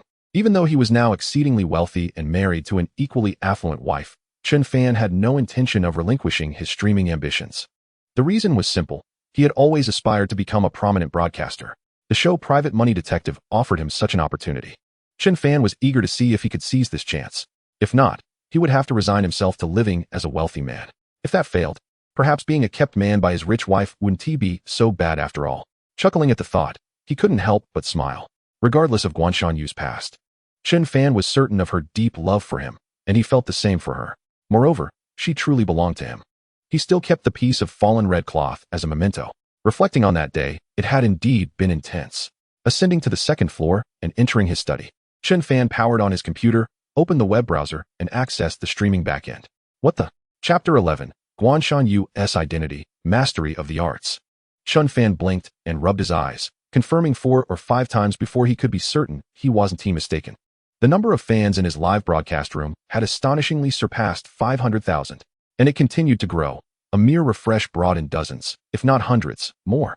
It seemed the news about this account had indeed spread far and wide. Opening the private messages in the backend, Chen Fan's thoughts were further validated. Are you the host participating in Private Money Detective? Is this you? Attached image. You're so wealthy, buy me a phone, my address is impressive. I used to think your popularity was quite pitiful, but I never expected you to have such an amazing wife. True fan badge. Exiting the private messages, Chen Fan glanced at the time in the lower right corner and commenced his live stream punctually. As soon as he started, the viewer count soared past 500,000, an unprecedented privilege for him in the past. Oh, he really looks just like that person on TV. Wow, it's truly the same individual. So, can the host tell us if you really have such a wife, or is it just for show? If it were for show, why not choose a more famous host instead of someone who used to have only 100,000 followers? Because he is handsome? Seeing these comments, Chen Fan felt a mix of amusement and exasperation, and he earnestly replied, rest assured, it is definitely not for show. And there is no script involved. I was quite surprised to be approached by the production team myself. To be honest, I initially aimed to win the prize money to take my wife on a long overdue honeymoon trip, but as you can see, consolation. What consolation? He now has a wife worth trillions. Isn't that better than before? Indeed, she is beautiful and incredibly wealthy. How enviable. May I ask where the host lives and when the divorce will be? I'm willing to take over. Dream on. Chen Fan chuckled bitterly, wishing they would have a little more faith in him. Don't blame the brother for being heartless. Blame the sister-in-law for being too beautiful. Upstairs 1. Indeed, nothing beats dumplings, and nothing is more fun than from now on. You'll be my big brother. You guys. TSK. These masters of banter left Chen Fan utterly speechless. He decided to launch a game, playing and chatting simultaneously to shift his focus. The games he streamed were usually single-player, not the latest online hits, which explained why his popularity fluctuated. He didn't chase trends. He prioritized enjoyment, catering to his audience while also satisfying his own desires. Today's chosen game was a horror title. He originally thought it might diminish his viewership. However, to his surprise, the moment he appeared on screen, the excitement only intensified. Here for the thrill. Such comments were countless. A horror game? I'm quite timid. What should I do? But I want to see more of my idol. Don't you all want to see him get scared by the horror game? Hiss. Hearing you say that makes me look forward to it. Each of you can have a piece of your husband. With such treatment, he is quickly surpassing ancient emperors. Even with 3,000 beauties in the harem, it would pale in comparison. Just be envious, brothers. In less than 10 minutes since the broadcast started, the viewership had smoothly surpassed 1 million. It climbed into the top 10 of the rising charts. The donation leaderboard, popularity chart, and real-time heat ranking were all on the rise. A flourishing spectacle. Meanwhile, in the northern desert of Daxia, upon the city walls, the war god, the enemy troops had been repelled by 3,000, with 12,000 slain. The deputy commander approached a woman clad in military attire, reporting, continue to keep an eye on them. Should there be any sign of movement, notify me immediately. Understood. The deputy commander replied, stepping back. The woman took out her phone, glancing at the upper right corner, where the words no signal appeared, causing her great distress. She longed to charge out of the city and slay a few more enemies to vent her frustration. If it weren't for these troublemakers, she would be at home, sweetly accompanying her beloved. She raised her gaze to the silver moon in the sky, almost imagining Chen Fan's figure within its glow. She missed him. Indeed, this woman, revered as the war god, was none other than Guanshanyu, the battle goddess of Daxia. She wondered what her husband was doing now. Streaming? Did he miss her? How she longed to see him. How she longed to be with him. Fortunately, no one was nearby. Otherwise, they would be utterly astonished to witness Guanshanyu in such a state. They would never imagine that the war god, who remained unflinching in the face of hundreds of thousands of enemy troops, could be so troubled over a man. Sigh. Then, glancing down at the mountain of corpses below the city walls, she couldn't help but let out a long sigh. She wondered when she would finally experience true peace. Shed her armor, return to Chen Fan's side, and no longer have to conceal her identity, living a life of domestic bliss and growing old together. The reason Guanshanyu concealed her identity was quite simple. She did not want to involve Chen Fan in these matters. She feared that those who could not deal with her might target him instead. He was her only vulnerability, her Achilles heel. Guanshanyu would never allow anyone to harm him. Anyone who dared to touch her Achilles heel would meet their demise. She wondered how much longer she must continue to hide. Nevertheless, Guanshanyu was confident in her acting skills. After all, for all these years, she had never allowed Chen Fan to detect even a hint of her true self. War god, bad news. 30,000 well-armed enemy troops have been spotted to the northwest. Just as she was contemplating, the urgent footsteps and voice of her aide reached her ears. Perfect timing. Mobilize 1,000 elite troops to follow me to slay the enemies. Taking one last look at the crescent moon, she silently vowed, "My love, wait a moment longer. Once I've dealt with these foes, I'll return to you and savor the braised pork you made just for me." Chen Fan remained blissfully unaware of the ongoing discussions. Having just concluded a game, he removed his headphones and exhaled deeply. The game itself was rather simple, yet its quality exceeded his expectations. Indeed, it made me want to play. But wait, I came here to see my idol. How can I be so distracted? What is the name of the game? Isn't it clearly displayed in the upper right corner? Those large characters, how did you not notice? Rather than the game, I am more intrigued by the stories between the streamer and the lady. You truly don't know that the lady is actually a billionaire? You've never suspected? In response, Chen Fan remarked, "Since I am marrying her and we are becoming family, I trust her completely. Why would I doubt her? That is true, as family. There should be no doubt. I advise you, little Blackie, to mind your own business. It seems you want to sabotage their relationship for your own amusement. So there's this method? I've learned something new. Why is his popularity so high? How did he surpass my brother Daching? What talents does he have? Is it just gaming?" Upon catching a particular comment, he recalled the skills he had previously drawn. Chen Fan casually remarked, "I am proficient in music, chess, calligraphy, and painting. Is that sufficient?" Chapter 12, Bragging. A melody to educate the world, shocking the internet. Regarding the phrase music, chess, calligraphy, and painting, Chen Fan was not exaggerating. With the enhancement of the master lyricist and composer title, he had indeed reached a master level in music. His painting skills were at a peak, boasting the title of top-tier painter. As for chess and calligraphy, although he had not yet drawn relevant skills, his daily practice allowed him to attain a commendable level. Thanks to his exposure to Guanshanyu, who loved chess and practiced calligraphy. Proficient in music, chess, calligraphy, and painting? Streamer, don't blow your own trumpet too loudly. Be wary of being proven wrong. After watching the stream for 2.5 years, this is the first time I've heard of old Chun having so many skills. Ignore that guy. He is just looking for trouble. Does he play games to annoy you? Eating your rice, using your electricity? Upon hearing Chen Fan's words, a user named Daching G's little fangirl immediately retorted, "Brag all you want, proficient in music, chess, calligraphy, and painting? How shameless, delusional, disgusting." Sighing at this, Chen Fan lamented, "Where has the trust between people gone? In this day and age, why does no one believe the truth?" Given this, he decided to showcase his talents.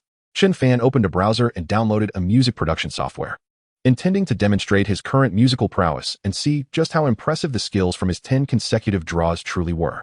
Meanwhile, in the live stream of Daching Go, a viewer commented, "Daching, your fans are causing trouble in another streamer's chat. You should check it out to avoid trouble." The streamer, Zhang Ziqing, was passionately singing when he noticed the comment. He dismissed it without a second thought, as fan disputes were commonplace. If he were to intervene every time there was a disturbance, he would be overwhelmed. Furthermore, with his school idol level looks and being signed with an entertainment company, Zhang Ziqing's streaming career had been smooth sailing, boasting over 3 million followers and ranking among the top 3 male streamers in the Dosha music zone. Under such a multitude of accolades, he truly did not believe anyone could bully him. Clearly, he was not alone in this belief. As if anyone would dare to cause trouble in our Daching's domain. Do they wish to court death? If they dare to come, I'll jump on the keyboard and see who can insult better. Common folk shouldn't even try to provoke us. They simply lack the qualifications. Lack the qualifications? Haha. Go check the trending list and the latest episode of Private Money Detective. Does he lack qualifications? Who does have qualifications then? Actually, they're not wrong. He indeed lacks qualifications, but his wife is formidable. It seems our Daching has been underestimated. A mere freeloader dares to stir trouble? This is laughable. The barrage of comments grew increasingly heated. Zhang Ziqing had just finished a song when he noticed a sudden surge in viewership, leaving him momentarily stunned. Did the site boost our traffic? He wondered, not dwelling on it. He grew curious about the escalating tension in the chat and decided to search for the latest episode of Private Money Detective. He was a loyal supporter of the show, and his company had even crafted a script for him to find a fake girlfriend to stir up some hype. However, he declined, fearing such antics might cost him a significant number of female fans, ultimately resulting in a loss rather than a gain. As the show began, Zhang Ziqing found it rather dull and continually fast-forwarded, only to encounter a priceless antique vase valued at over 100 million. Soon after, a diamond ashtray worth trillions appeared. Zhang Ziqing was left dumbfounded. After all, the total worth of everything belonging to his signed entertainment company, including all artists, did not even match the value of that ashtray. Who wouldn't be bewildered? The viewers who initially sided with Zhang Ziqing began to shift their stance. Are those items really that valuable? Surely this is a joke? It can't be. I've seen this program, and it strives for authenticity. So far, it hasn't had any slip-ups. Indeed. Regarding the detective and the appraisal expert, they are well respected in their fields. They wouldn't tarnish their reputation. By the way, don't you think he is quite handsome? Absolutely stunning. Daching, forgive my fickleness. I'll be back shortly, I promise, probably maybe. Seeing the viewer count drop by over 30,000, Zhang Ziqing was left in shock. Despite his reluctance to admit it, even with his idol-level appearance, he was utterly outclassed. Chen Fan's innate talent, amplified by the beginner's gift pack, gave him an ethereal quality that even someone as admired as Zhang Ziqing couldn't help but envy. Shall we check out the wave room? Zhang Ziqing suggested. Are you trying to ride the coattails of fame? Seeing that comment, Zhang Ziqing nearly spat blood but decided to go anyway, urging his fans to remain rational and not to sow discord. This was someone he genuinely could not provoke. Not only him, but also his company could not afford to cross such a formidable figure. The value of a single ashtray could easily crush them.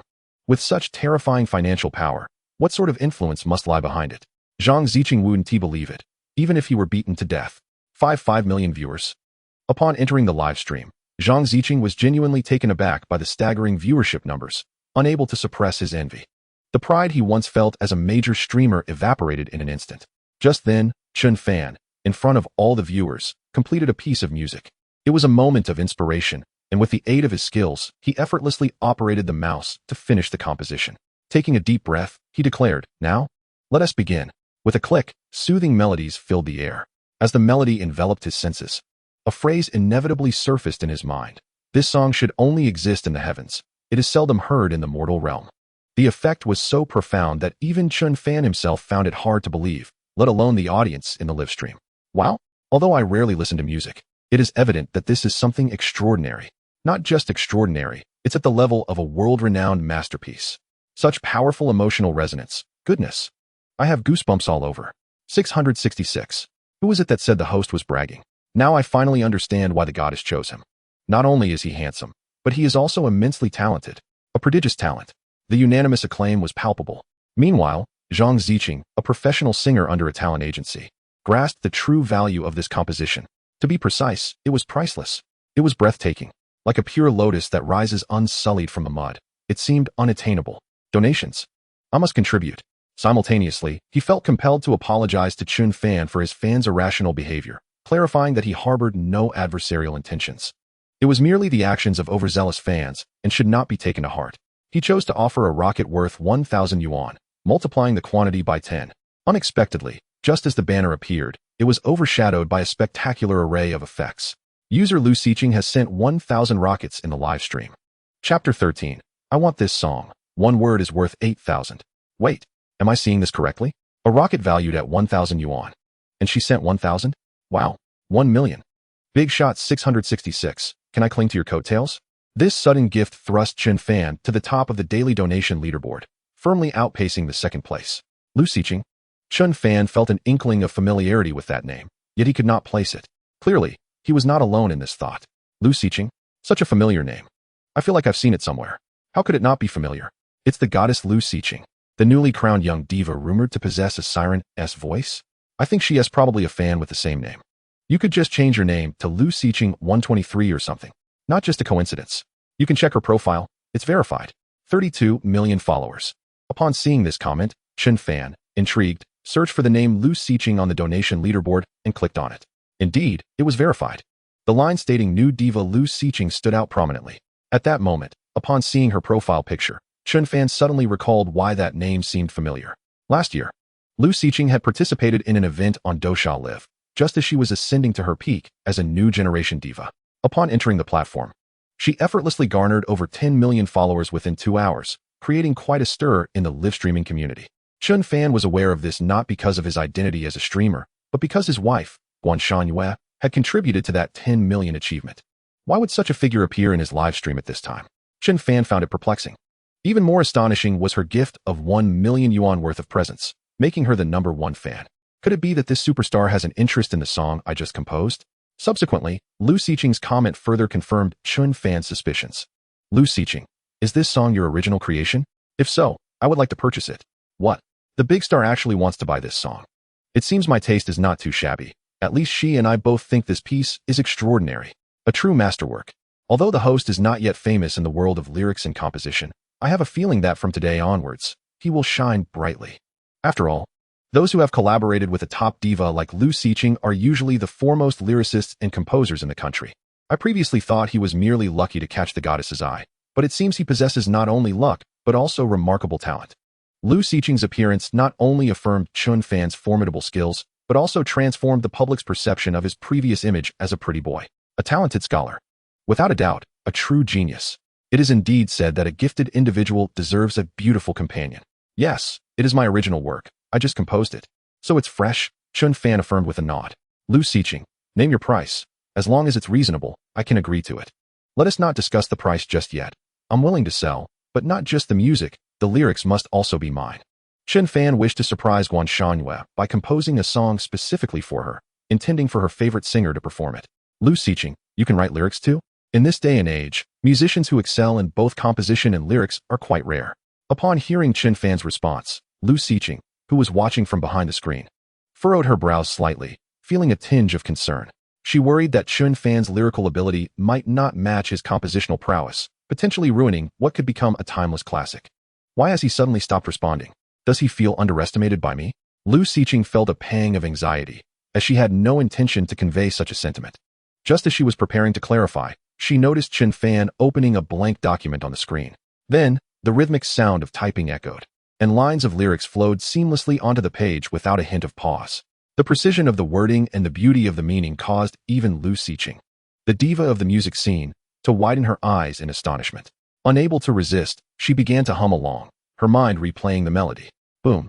Suddenly, a spark ignited within her, prompting her to slap the table and rise in excitement.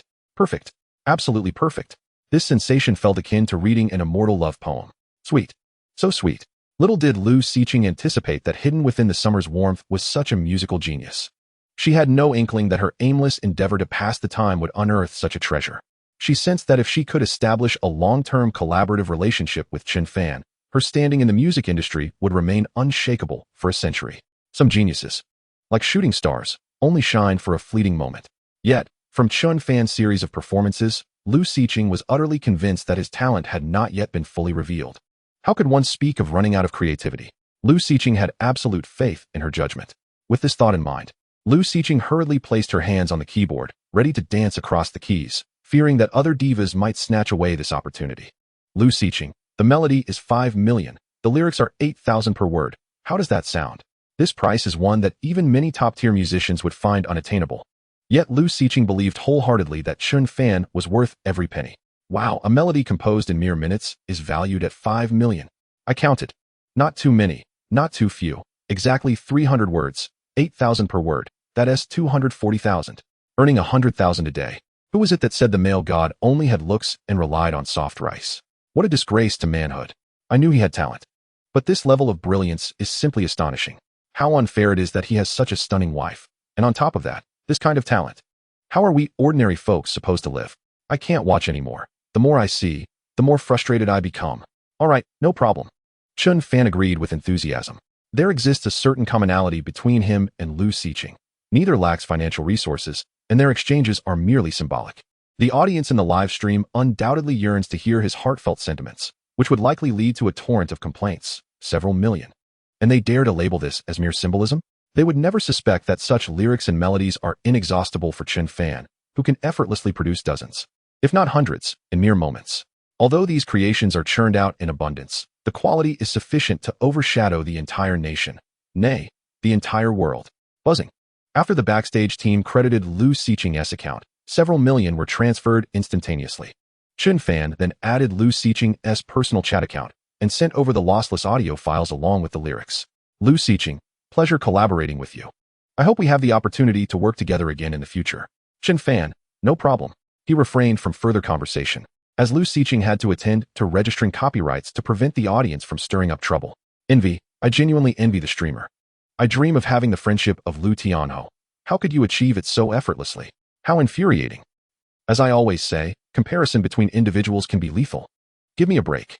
Observing these comments that nearly elevated him to the heavens, Chen Fan couldn't help but chuckle. A glance at the time in the bottom right corner revealed that the live stream had been ongoing for nearly 3 hours, prompting him to consider whether to conclude the broadcast. Suddenly, the gift leaderboard began to refresh at an astonishing pace. User Ening sent 1,000 rockets in the live stream. User Song Qingkai sent 1,000 rockets in the live stream. User Qin Lan sent 1,000 rockets in the live stream. User Zhou Luan sent 1,000 rockets in the live stream. All familiar names. Chapter 14, Dominating the Trending Searches. The production team made a return visit. Goodness, this live stream has gathered half of the music industry. 1 million. Numerous millions.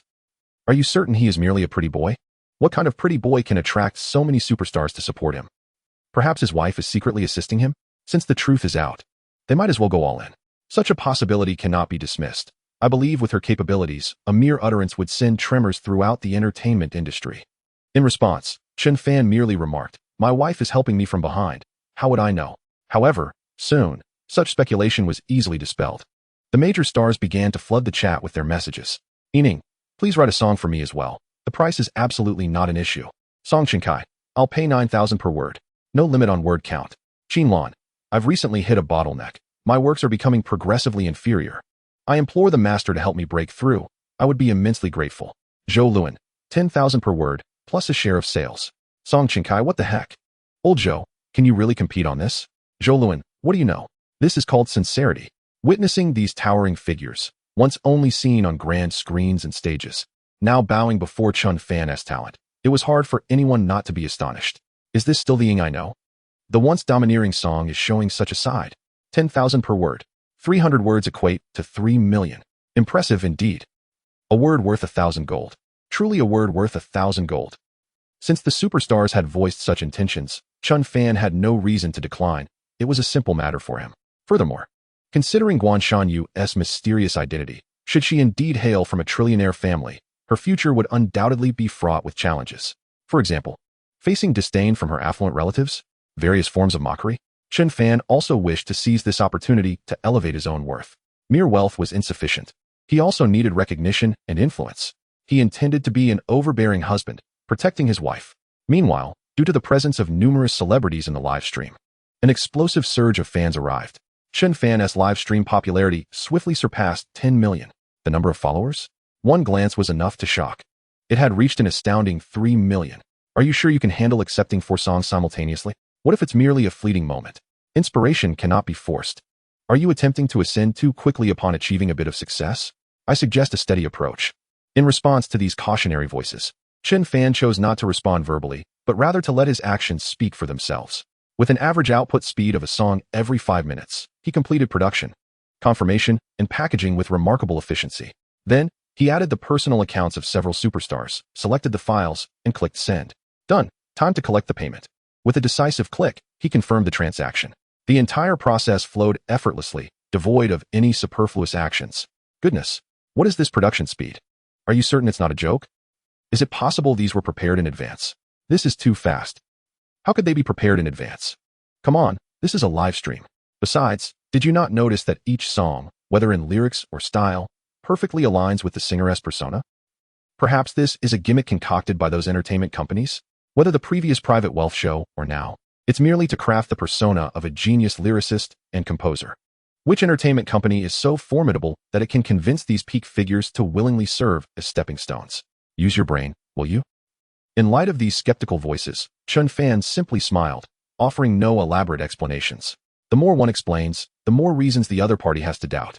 Buzzing, buzzing. His phone vibrated incessantly, numerous notifications of million-dollar transactions flooding in. Casually, he amassed over 30 million. Chen Fan had never realized that earning money could be such a straightforward affair. Moreover, he possessed 9 more such skills. The day was drawing to a close. Everyone.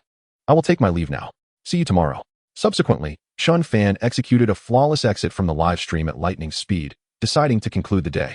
Aside from the notifications of millions being deposited, he also received a message stating that at 8 o'clock the following morning, the private wealth detective program would come for filming. He needed to rest early to avoid delaying the shoot and miss out on the rebate. Time flew. Although he lay down to sleep, the online headlines and trending searches remained tumultuous. Latest episode of Private Wealth Detective. My wife turns out to be a trillionaire. Genius musician. Chen Fan. What does it mean to earn millions daily through talent? The trending searches related to Chen Fan surged, dominating the list. The next day, after finishing his morning routine, Chen Fan emerged from the bathroom at 7 o'clock. With about an hour until the production team's arrival, he headed to the kitchen, deciding to boil some noodles to satisfy his hunger. As he placed the pot on the stove and started boiling water, a loud knocking echoed through the door. Upon opening it, he found Lu Xinrui, Zhao Tianqing, and others waiting outside. Why are you all here so early? Chen Fan inquired in surprise as he invited them inside. We primarily wish to discuss the treatment of the permanent guests with Mr. Chen before the program commences, Lu Xinrui explained.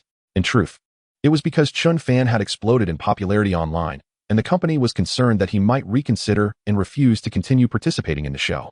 At present, in the eyes of those around him, Chen Fan is akin to a deity of wealth. Unbeknownst to them, however, in Chen Fan's perspective, they are similarly a source of fortune presented right at his doorstep. The company has expressed a desire to first enter into a contract with Mr. Chen for 5 episodes of a program, each billed at a rate of 1 million per hour. What do you think? Lu Xinrui extracted a pre-drafted contract from her bag and slid it across the table towards Chen Fan. Just as Chen Fan was about to reach out to accept it, he suddenly sprang to his feet, exclaiming, "Oh no, Mr. Chen?" Lu Xinrui assumed that he was dissatisfied with the proposed price. Considering his current popularity could be described as unrivaled within the industry. I apologize, I was just about to cook some noodles. The water is still boiling in the pot. Chen Fan explained, before inquiring, by the way, have you had breakfast? If not, would you like me to prepare a bowl for you? Is that really appropriate? Wouldn't it be too much trouble? Lu Xinrui did not outright decline, as she had previously missed the opportunity to savor a million-yuan steak. The price was not of primary concern. She was simply eager to sample Chen Fan's culinary skills. Curiosity gnawed at her. How could someone so exceptionally talented and handsome possess such prowess in the kitchen? It's no trouble at all. 1 bowl is the same as 2. Chen Fan reassured her, urging her not to worry. Soon, with the addition of the photographer and Chen Fan himself, 5 bowls of noodles were ready. They approached one by one to take their servings, and Lu Xinrui noticed that she was searching for something.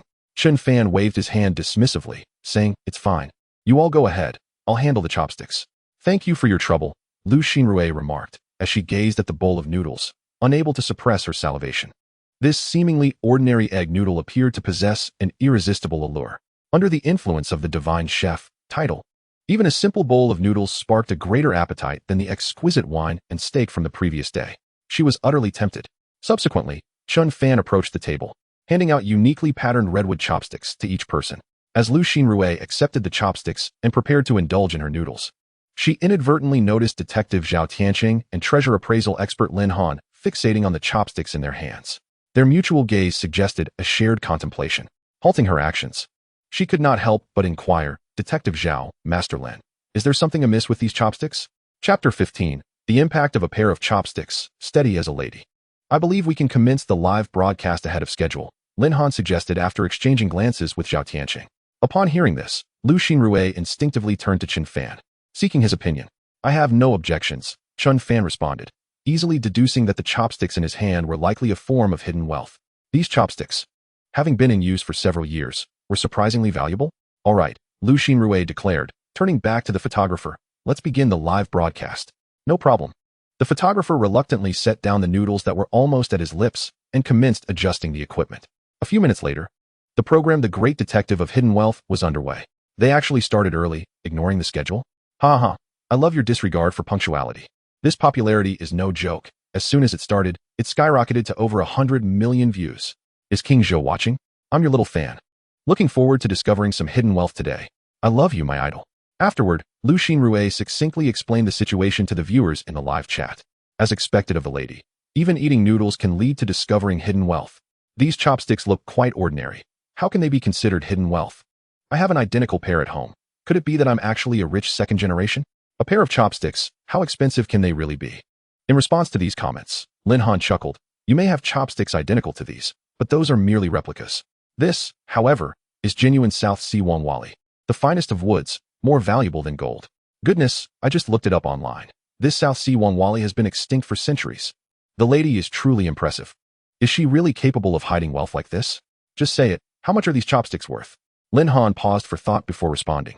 Due to their scarcity, and particularly because they have been preserved so impeccably, based on my personal experience, this pair of chopsticks is worth at least 1 million. Upon hearing this, the room fell silent in astonishment. Lu Xinrui's hand holding the chopsticks began to tremble slightly. Eating with a pair of chopsticks worth 1 million. Such treatment was unprecedented. Wow, a pair of chopsticks for 1,050,000 each? Outrageous. This is absurd beyond belief. I really want to experience what it's like to eat with $1 million pair of chopsticks. The lady remains remarkably steady as usual. Hello? I am a wooden artifact collector. If possible, I would be willing to buy all South Sea Wangwali chopsticks at 2 million each. 2 million each. 1 million for a single chopstick. Chen Fan, however, was oblivious to this barrage of comments, his attention captivated entirely by the system panel before him. Congratulations, host. You have successfully discovered hidden wealth. South Sea Wangwali chopsticks. 10,000-fold return has been triggered. Both forms of wealth are indeed money. Yet the 10,000-fold return based on the Wangwali chopsticks is far more enticing. Ultimately, Chen Fan chose the latter. The reasoning was simple. Such items would not depreciate in value due to the addition of a few more. They only appreciate over time. So, they are indeed rare materials that have long been extinct. No wonder eating with these chopsticks exudes a faint, delightful aroma, greatly enhancing one's appetite. Just moments ago, he had nearly discarded them, worried about their prolonged use affecting his health, but fortunately, he was stopped in time by Guan Shanhua. Reflecting on her reasoning back then, he found it rather peculiar. Had he developed an attachment? Congratulations, host. You have acquired 1 ton of South Sea Wangwali. Goodness, a ton of this wood. Which is even rarer than gold. Just like that? Chen Fan could only marvel at the system's prowess. Closing the system panel with his thoughts, Chen Fan remarked, Let us eat the noodles. If we delay any longer, they will clump together. Ladies and gentlemen, we find ourselves in an unexpected situation. This is not the official broadcast time, Lu Xinrui clarified succinctly, before returning to her seat, picking up her chopsticks to eat. Initially, in front of the camera, she attempted to maintain a certain image, being a major celebrity and all. However, once the noodles entered her mouth, her eyes widened, and she could no longer restrain her hands, slurping them down with gusto. It wasn't just her, Lin Han, Zhao Tianqing, and even the photographer stationed at a fixed angle were equally unable to halt their actions. The noodles were simply delectable. Goodness, now I'm starving just watching this. I came here looking for hidden wealth, not expecting it to turn into a food broadcast. The idol truly lives up to the title. A bowl of noodles is prepared to 5-star restaurant standards. You should open a restaurant. I would definitely visit every day. After luck, looks, and talent. Now we have culinary skills. New viewers are still in shock. As an old viewer, I've grown accustomed to this. It seems like heaven has blessed him with food. Blessed? Don't underestimate him. Heaven is eager to feed him. The exaggeration continued to escalate. They set down their bowls and chopsticks, leaving not even a single green onion untouched. Lu Xinrui was evidently captivated by Chen Fan's culinary artistry, her demeanor transforming into that of an enamored fan as she exclaimed, Mr. Chen, your cooking skills are truly extraordinary. This is the most delicious egg noodle I have ever tasted. Especially that egg. With just a gentle stroke, the yolk flowed out, merging seamlessly into the broth. A culinary marvel, exquisitely fresh to an unparalleled degree. Thank you for the compliments. Thanks to this bowl of noodles, Chen Fan has come to appreciate the wonder of the culinary master title. 5-star restaurants. Even a 5-star chef must humbly kneel and seek guidance. This is no exaggeration. From this day forth, I shall let my hair grow long, awaiting your divorce, so that when my hair reaches my waist, you may marry me, if it pleases you. The upper floor has quite the artistic flair. We, the people of the great Xia, advocate for harmony rather than division. Yet here you are, one pining for an elder brother, the other for a sister-in-law. What can I say? My brother is simply outstanding, and my sister-in-law is breathtaking. I cannot keep up." Aware that they were largely jesting. After all, this was not his first day of live streaming. Chen Fan did not take it to heart. Instead, he was even more astonished by the rapid surge in popularity. Over 200 million across the entire internet. The show Private Wealth Detective was being broadcast live on all platforms. Chen Fan couldn't help but ponder whether Guan Shangyue might be watching. Previously, when he attempted to call her while cooking noodles, the response was still that she was out of service area. He could only hope that nothing untoward had occurred. After tidying up the bowls and chopsticks, he noted that there were still a few minutes until 8 o'clock. Chen Fan picked up a pen, casually flipped through the contract, confirmed there were no pitfalls, and signed his name. Subsequently, the program officially commenced. Lu Xinrui stood before the camera, delivering an opening statement to the audience in the live stream, a necessity for the television edit. Her articulation was clear, smooth, and imbued with a strong professionalism. She was a stark contrast to those decorative figures Chen Fan had encountered in the past. Following that, Lin Han and Zhao Tianqing were tasked with searching for private wealth, while Lu Xinrui began interviewing Chen Fan. "Mr. Chen, regarding your live stream last night, like everyone else, I am quite curious about how you managed to achieve such rapid and high-quality output." Chen Fan's mind raced as he concocted a response. But from the corner of his eye, he caught sight of Zhao Tianqing, who had just exited the kitchen, carrying a basin. Chapter 16. Unexpected Discovery. Trillions easily acquired. A basin?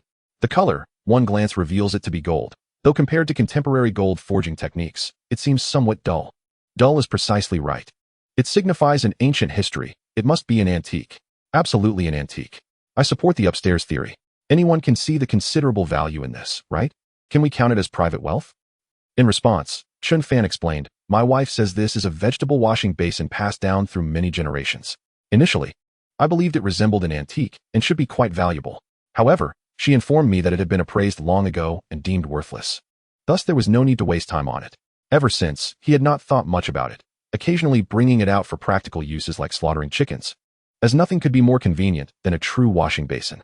As soon as Chen Fan finished speaking, Zhao Tianqing approached Lin Han, delicately placing the dark golden basin, slightly smaller than a typical wash basin, before her. "This is your area of expertise. I can only affirm its considerable value." "All right, leave it to me," Lin Han nodded, skillfully donning the white gloves she had tucked in her pocket. She then lifted the basin, examining it meticulously. Suddenly, her gaze fixed on the center of the basin's bottom. Despite the severe wear, the characters within the frame had faded, yet Lin Han, drawing upon her past experience, recognized the inscription Daiyu official system. Seeing the smile appear on her face, Zhao Tianqing was certain he had not misjudged. This basin was indeed extraordinary. He pressed further. "So, what is the verdict? Valuable, right? Daiyu, even from its demise, has a history of 300 to 400 years. The words official system could faintly be discerned at the basin's base. And pure gold basins were typically reserved for high-ranking officials or even members of the royal family.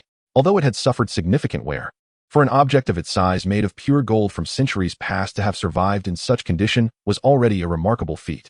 Lin Han's declaration left those who had previously asserted the basin was pure gold and an antique utterly elated. "Ha ha ha, who said watching TV brings no rewards? I can now distinguish antiques. What you experienced was merely a lucky coincidence. Do not inflate your ego. I must go to the antique market tomorrow. Perhaps I will stumble upon a great find and become a millionaire or billionaire." That was my motivation for entering this field. And it took just half a year to go from a happy family to a broken home. The antique waters run deep. I advise you to tread carefully. It's fine to dabble, but don't become obsessed. Chen Fan found it curious. According to Lin Han, he should have been able to hear the system's tenfold rebate notification by now. Yet, there was no response whatsoever. Could it be that she truly misjudged this time? At that moment, Lin Han inadvertently noticed a few black lines along the edge of the golden basin. They appeared to be stains. Yet when she rubbed them gently with her thumb, they did not come off. Lifting it closer for a better look and adjusting the angle, she exclaimed, "Wait, something's off." "What is off? Did you misjudge?" "Camera operator, get closer for the details. From this distance, who can see clearly? You should get into the factory sooner." Seeing these comments, the camera operator felt helpless, thinking to himself that Master Lin was deeply focused on her observations. Getting so close with the camera would only invade her space and capture her pores. Such thoughts, of course, could only be suppressed internally. Speaking them aloud could jeopardize his position, especially in light of the current popularity of the private wealth detective program. Any scandal could lead to being blacklisted across the industry, potentially resulting in financial ruin. The camera operator was not foolish. "Ladies and gentlemen, I sincerely apologize. I overlooked a detail earlier. From the patterns left on the edge, it can be inferred that the basin once featured a dragon motif. 5 claws, exclusively for the emperor. Lin Han continued, if I am not mistaken, this basin should belong to a certain emperor, or perhaps multiple emperors, of Dayu. To ascertain its full details, we would need further expert analysis. No need for that. I already know this item is quite valuable. Pure gold, designated for the emperor, used as a vegetable basin? I must say, you all are truly remarkable. Kudos. If this continues, this place could rival a museum. Most of the items displayed in museums, I suspect, are not as valuable as what is in this household. Be more confident. Drop the suspect. I am an employee of the Imperial Capital Museum, and today I specifically held a conference for the antiques that have appeared in this household. As for the details, I cannot disclose them. Those in the know understand. Lin Han was acutely aware that, rather than delving into the historical significance and research value of the 5-clawed golden dragon basin, the viewers in the live stream were far more curious about its monetary worth.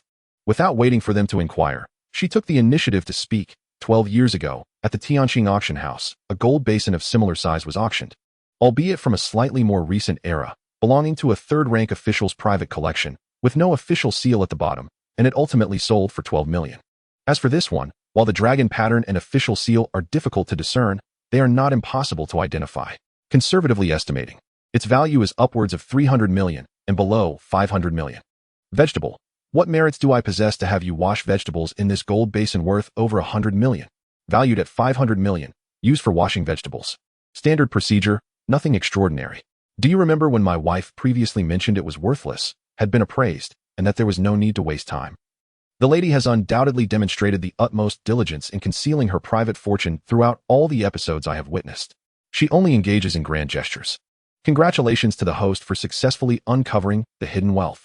The grand 5-clawed dragon-patterned official hand basin has triggered a 10,000-fold rebate. Faced with two options, Chen Fan unhesitatingly opted for the monetary reward. Chen Fan harbored a fear that the system might present him with a ton of gold, akin to the pear with chopsticks, crafted from the same material.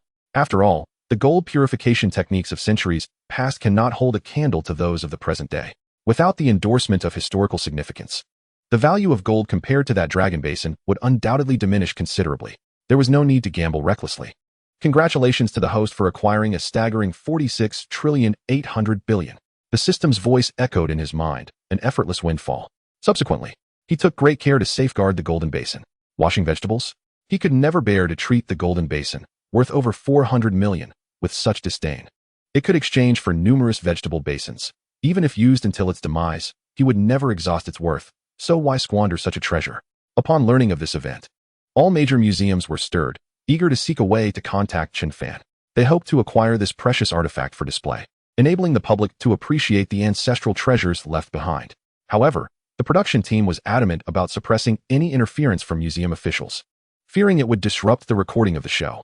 When the time came to seek Chen Fan's consent, they would naturally consider it, urging the other party to remain patient. For haste makes waste. In this current episode of the Private Fortune Detective Show, the web of interest involved was exceedingly intricate. The museum side was equally cautious, treading carefully step by step. The matter regarding the dragon basin had come to a close, and Lin Han had just shared this with Zhao Tianqing when suddenly, Lu Xinrue's phone rang. Apologies, I forgot to silence my phone. Lu Xinrue initially contemplated hanging up, but discovered it was a call from a leader at the television station. Chapter 17. You left something worth billions at the doorstep? Is that so? All right, I understand. After ending the call, Lu Xinrue candidly addressed the audience. It turned out that a Jade expert consulted during previous episodes had contacted the higher-ups after reviewing the show's replay, raising concerns about the stones at the entrance and recommending a thorough investigation. Stones. Chen Fan recalled that there were indeed several football-sized stones placed along the sides of the road at his doorstep. He had always found them bothersome and intended to discard them, but Guan Shangyue had intervened, believing they added a certain depth to the yard. Although he did not appreciate Guan Shanyue's notion of depth, Chen Fan chose to respect her opinion and did not bring up the idea of disposing of the stones again. What could possibly be wrong with those stones? Chen Fan genuinely could not fathom. To him, they were merely ordinary stones, commonplace and utterly worthless. I reviewed the replay, and they appear to be quite ordinary stones. I advised the expert to refrain from making suggestions. Such stones are abundant in my home. I could easily gather a truckload for 500. The audience in the live stream treated the expert's remarks with a light-hearted jest, not taking them seriously. Ashtrays, vases, and golden basins were acceptable valuables. How much could a mere broken stone possibly be worth? Could it be hiding gold or diamonds within? After deliberation, the group decided to venture outside and thoroughly examine the 6 stones. Who knows what unexpected discoveries might await? Lin Han selected one stone, crouched down, and began to feel its surface. Then, as if struck by inspiration, she took out her phone and activated the flashlight feature. To their astonishment, the light illuminated the stone, revealing a greenish hue. How could it exhibit this color? Jade expert. Wait, could it be the raw stone? Raw stone? Gambling stone? Unfortunately, it's not a specialized flashlight, but based on my years of experience in gambling stones, this glow suggests it's definitely promising. I see, there is such a method. In the future, I'll invest my private funds in raw stones, keeping them at home.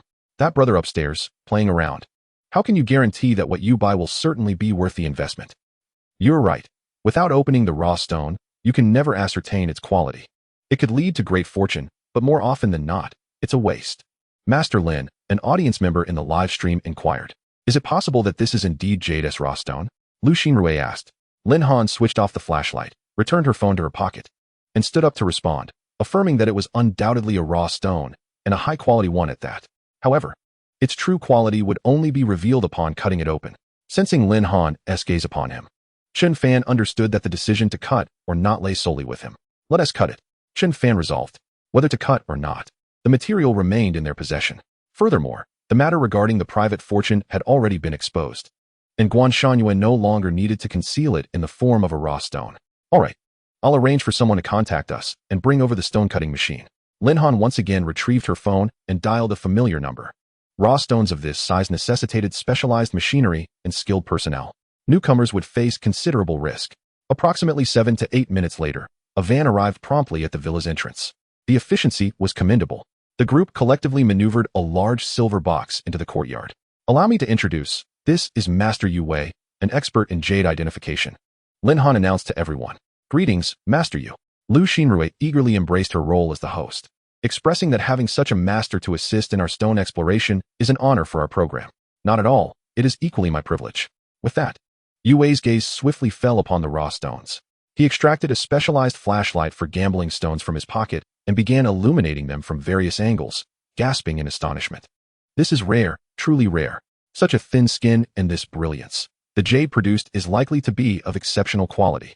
Since the master has said so, it must be quite valuable, right? At least several million. This is unbelievable. Even the broken stones at the entrance are so valuable. Let us form a team to steal the stones. Count me in. I've got a sack ready. Yu Wei picked up one of the stones and placed it into the machine, securing it with a wrench. Then, with a resounding bang, he closed the lid and activated the oil saw. In less than a minute, he opened it again, releasing a waft of burnt stone aroma accompanied by white smoke. Yu Wei waved his hand in front of his face. He then reached inside and retrieved the 2 to 3 centimeters wide cut stone cap. After rinsing it, a mirror-like green glimmer immediately caught their eyes. The cameraman zoomed in. Can someone knowledgeable comment on whether this is valuable? Good heavens, it shines like glass, reflecting images. Even if I'm not versed in jade, I know it's not cheap. No cracks, no cotton, glass variety, imperial green. Glass variety, imperial green, valuable? This piece alone is definitely worth millions. Finding a master to work on it could easily exceed 10 million. Oh my, such a small piece is worth over 10 million? Then with that larger chunk below, could it be worth over 1 billion? Eyes widened in astonishment. Prior to this, no one could have ever imagined that items valued in the hundreds of millions would be casually placed at the doorstep of this family. Arrogance, sheer arrogance. Do you think you can bully us just because we are unaware? If you have the guts, reveal your address and see if I dare to steal it. I suggest you do some research online. Stealing 100 million could lead to years in prison. I will consult with Teacher Luo immediately. Yu Wei cautiously set down the piece of stone in his hand. Over 10 million, and any scratch would cause him pain, even though he could afford it. After loosening the screws with a wrench, he lifted a larger chunk of raw stone. To his astonishment, it was flawless, without cracks or impurities, as transparent as glass. At this size and quality, it was worth no less than several 100 million. Yu Wei gasped in awe. His initial desire to acquire it evaporated in an instant. Simply put, he had the will but not the means. He truly could not afford it. Even selling it would not cover the cost.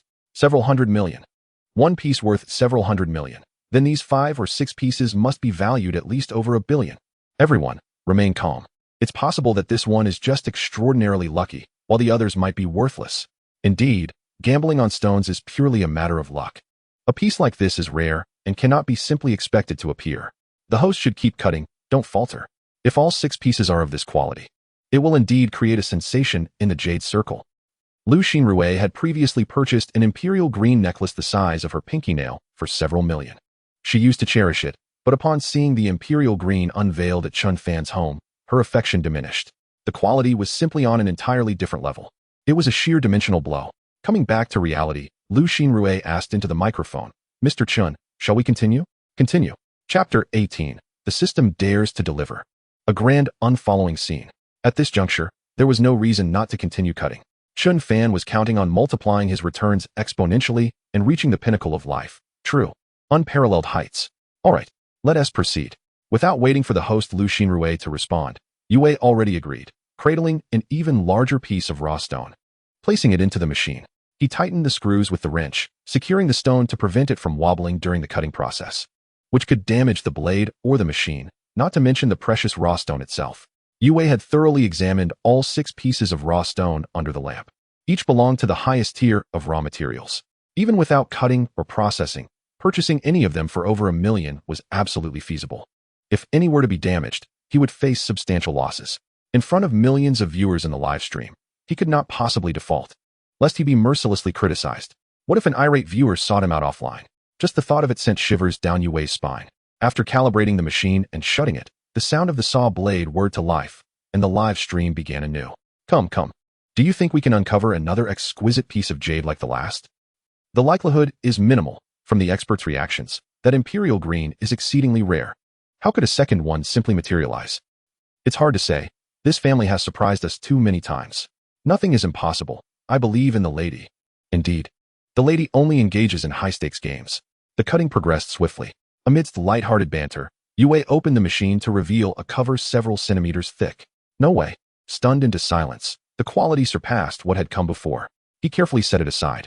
Picking up another large piece, he was left in awe, his expression blank. Unsure of how to respond. Having navigated the stone gambling industry for so many years, he had never encountered anything like this. Without further ado, he hastened to cut the remaining stones. The 3rd, 4th, and 5th pieces maintained their incredible quality, vibrant green to the point of overwhelming. This sense of urgency stemmed primarily from shock. Even those unacquainted with jade would immediately recognize the significant value of the 5 pieces once cut. Upon revealing the 6th piece, Yue could not help but exclaim, "Wow!" Realizing he was live, he quickly raised a hand to cover his mouth, apologizing. "I'm just too excited." Heavens! This 6th piece seems even more extraordinary than the previous 5. It's truly indistinguishable from glass. The transparency is phenomenal. Isn't it so? I can even see the patterns of the stone shell beneath, like a tranquil pool. Incredible, absolutely incredible. No wonder jade culture has endured for thousands of years. I used to not understand, but it turns out I simply hadn't encountered quality jade. Of course, how could our ancestors' aesthetic be lacking? Observing the rolling comments on the tablet, Yue sincerely remarked, "I must admit, everyone present here, including myself, is incredibly fortunate to witness such exquisite jade in our lifetime. Among all the jade I've seen in my decades of experience, this undoubtedly ranks first." He unabashedly gave a thumbs up in praise. "I'm just a simple man, only eager to know its worth." For this single piece of jade, a conservative estimate would place its value at a starting point of $2 billion. If a top-tier domestic master were to carve it and package it, encountering an avid jade collector could yield $50 billion without a doubt. Goodness. Earlier it was said that the 6 pieces might be worth over $1 billion, and now this one skyrockets to $50 billion. Incredible. I told you. The lady only engages in high-stakes games. You all didn't believe me. Who is it that claimed such stones could be had for 500? I'll give you 5,000. I'll offer 50,000. Are you that stingy? If you could bring me a truckload of this stone, I'd gladly pay you 5 billion with tears in my eyes. Faced with this fervor, the man naturally hesitated to speak. He silently watched the stream, shutting off private messages for fear of being found and ridiculed. His phone could hardly handle the load. With back-end notifications at 999, it was likely to freeze or overheat. Better to proceed with caution. Congratulations, host, on successfully discovering hidden wealth. Premium Imperial Green, 10,000-fold returns have been triggered. Congratulations, host, for acquiring 1,500 tons of Premium Imperial Green. How much? 1,500 tons. Confirming that the unit of measure is tons. Chen Fan nearly spat out what he was eating. This system truly dares to deliver on its promises. It equated to a cargo ship 90 meters long. Countless jade quarries would pale in comparison, let alone 1,500 tons of Premium Imperial Green.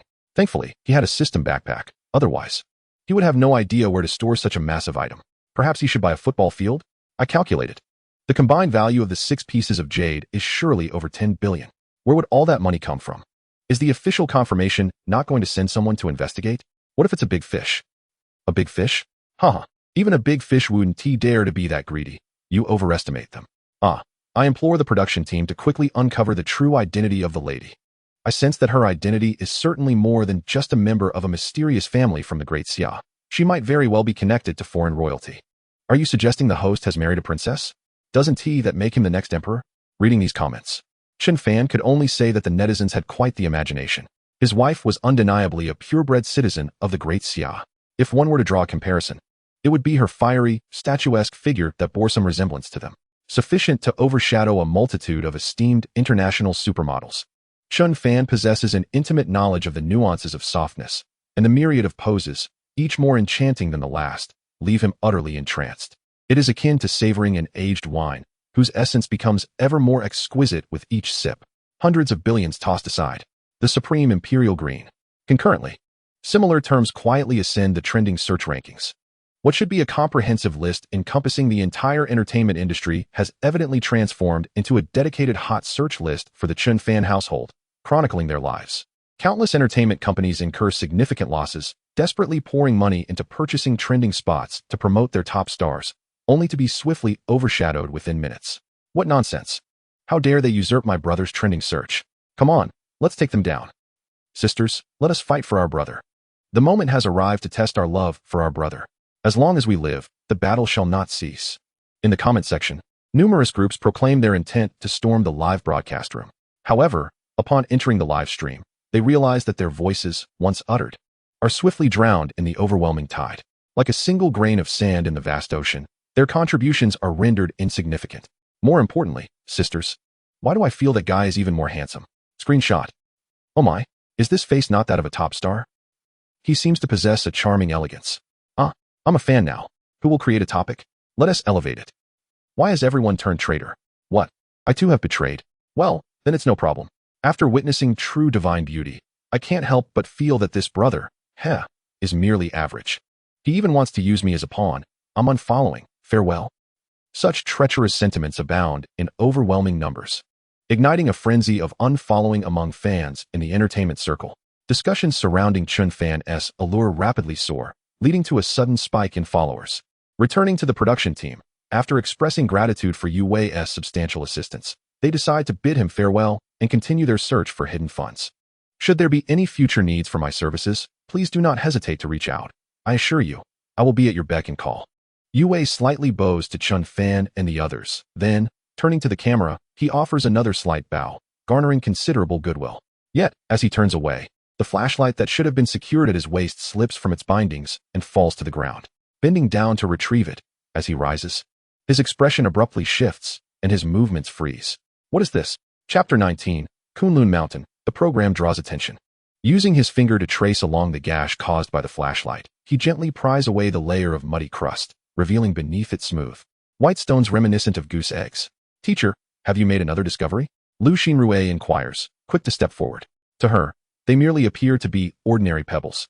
Perhaps, she muses, they are merely more aesthetically pleasing and neatly shaped than those she has seen before. Surely, they must be carefully selected premium pebbles? However, no matter how beautiful, they are still just pebbles, hardly worth much. Is the teacher attempting to embellish his role? What is so special about pebbles? Hey, before jumping to conclusions, I advise you to hold your judgments. From a viewer whose face has already been bruised, a friendly reminder. Do you not think that, as pebbles, these stones are rather too exquisite? It's just post-processing. With today's technological advancements, making pebbles look appealing isn't difficult, is it? Seeing comments suggesting he seeks to embellish the situation, Yu Wei internally rolls his eyes. He thinks to himself, at my age, is such embellishment truly necessary? Clearing his throat and straightening his posture, he asserts, indeed, there has been a discovery, and a significant one at that. What grand discovery? Lu Xinrui presses further. You wouldn't be suggesting that these pebbles used for paving possess immense value, would you? Pebbles? Yu Wei shakes his head with a smile. These are not mere pebbles. This is the finest jade, known as sheep fat jade. Sheep fat jade. Upon his revelation, Lu Xinrui leans in closer to observe. Indeed, as a paving stone, this material is far too precious. The photographer pivots the camera, zooming into focus. Cheap fat jade. I just searched online. It appears to be the top-ranked type of jade. It seems the lady has indeed overlooked something significant, attempting to conceal a piece of exquisite jade among a pile of pebbles, yet it was still discovered by the expert. If the lady were to see this program afterward, she would undoubtedly harbor resentment toward this expert.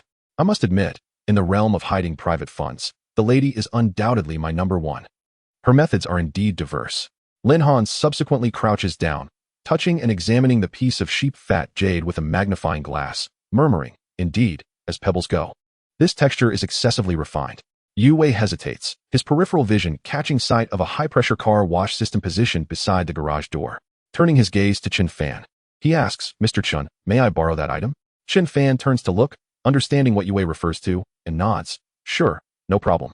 With his consent. Yu Wei quickly approaches, wheels the machine over, plugs it in, and it roars to life. With a sharp burst, he adjusts the water flow to its finest setting. The most powerful jet, dispersing the crowd and commencing to wash the ground. As the soil and sand are swept away, a kaleidoscope of stones, each more exquisite than the last, begins to reveal itself. Oh my, could these all be jade? It's possible. I recognize malachite, blue Tian jade, and Xiao jade. That red one is identical to one I have at home. It should be Hitian red jade, though it appears to be of significantly superior quality. All jade. Goodness. The lady's prowess remains consistently impressive. Is there a possibility that any piece we randomly extract could suffice to ensure our lifelong prosperity? In response to such a statement, Yu Wei, as a jade expert, shuts off the sprayer and affirms, this place harbors every variety of jade in the world, and all are top tier. Even the least valuable among them is worth $1 million.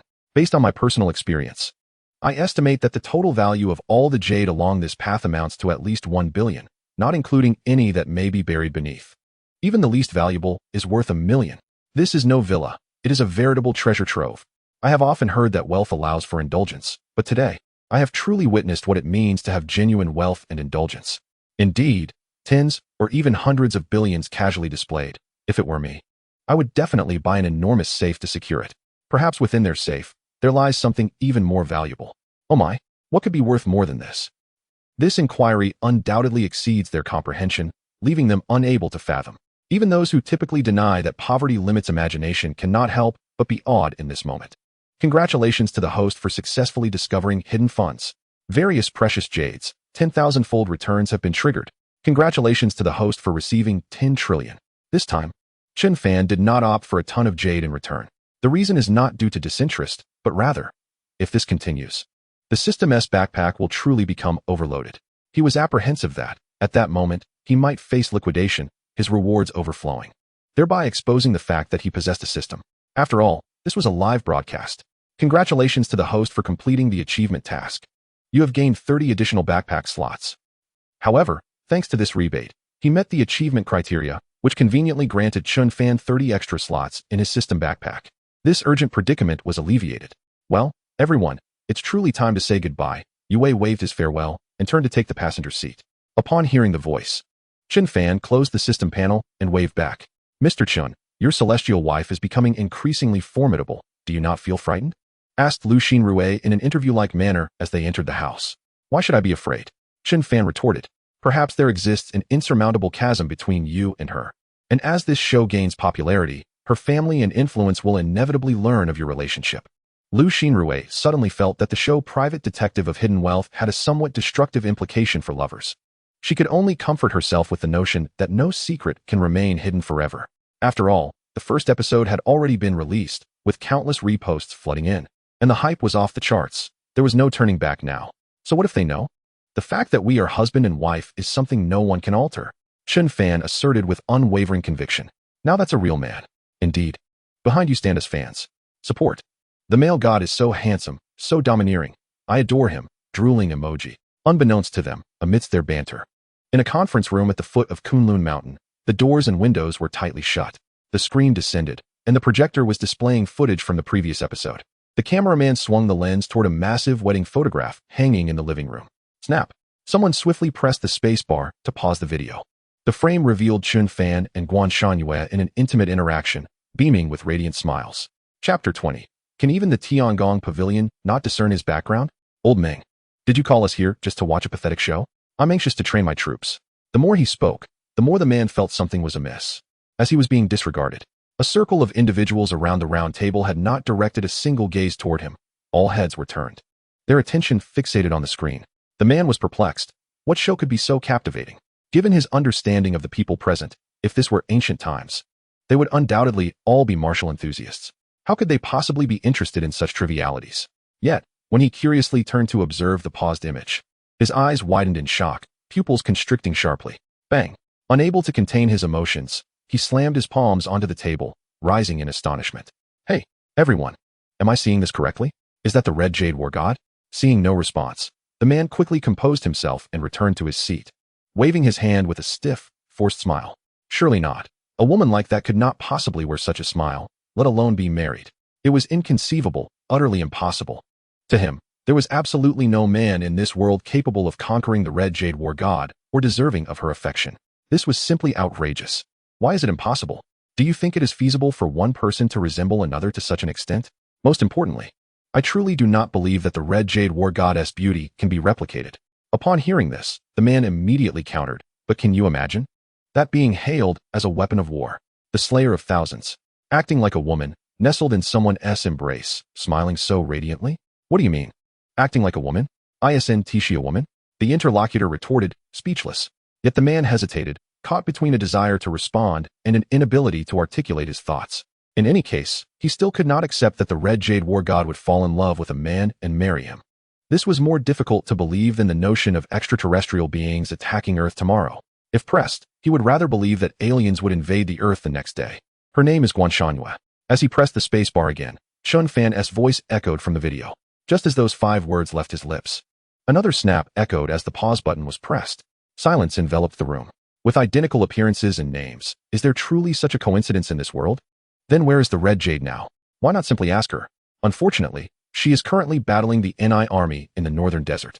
TSK. After all the life and death experiences we've shared, she doesn't even notify us when she gets married. By the way, who on earth is this man that he could conquer Guanshanhua? She is Guanshanhua, after all. So strong, far too formidable. I have already had people investigate.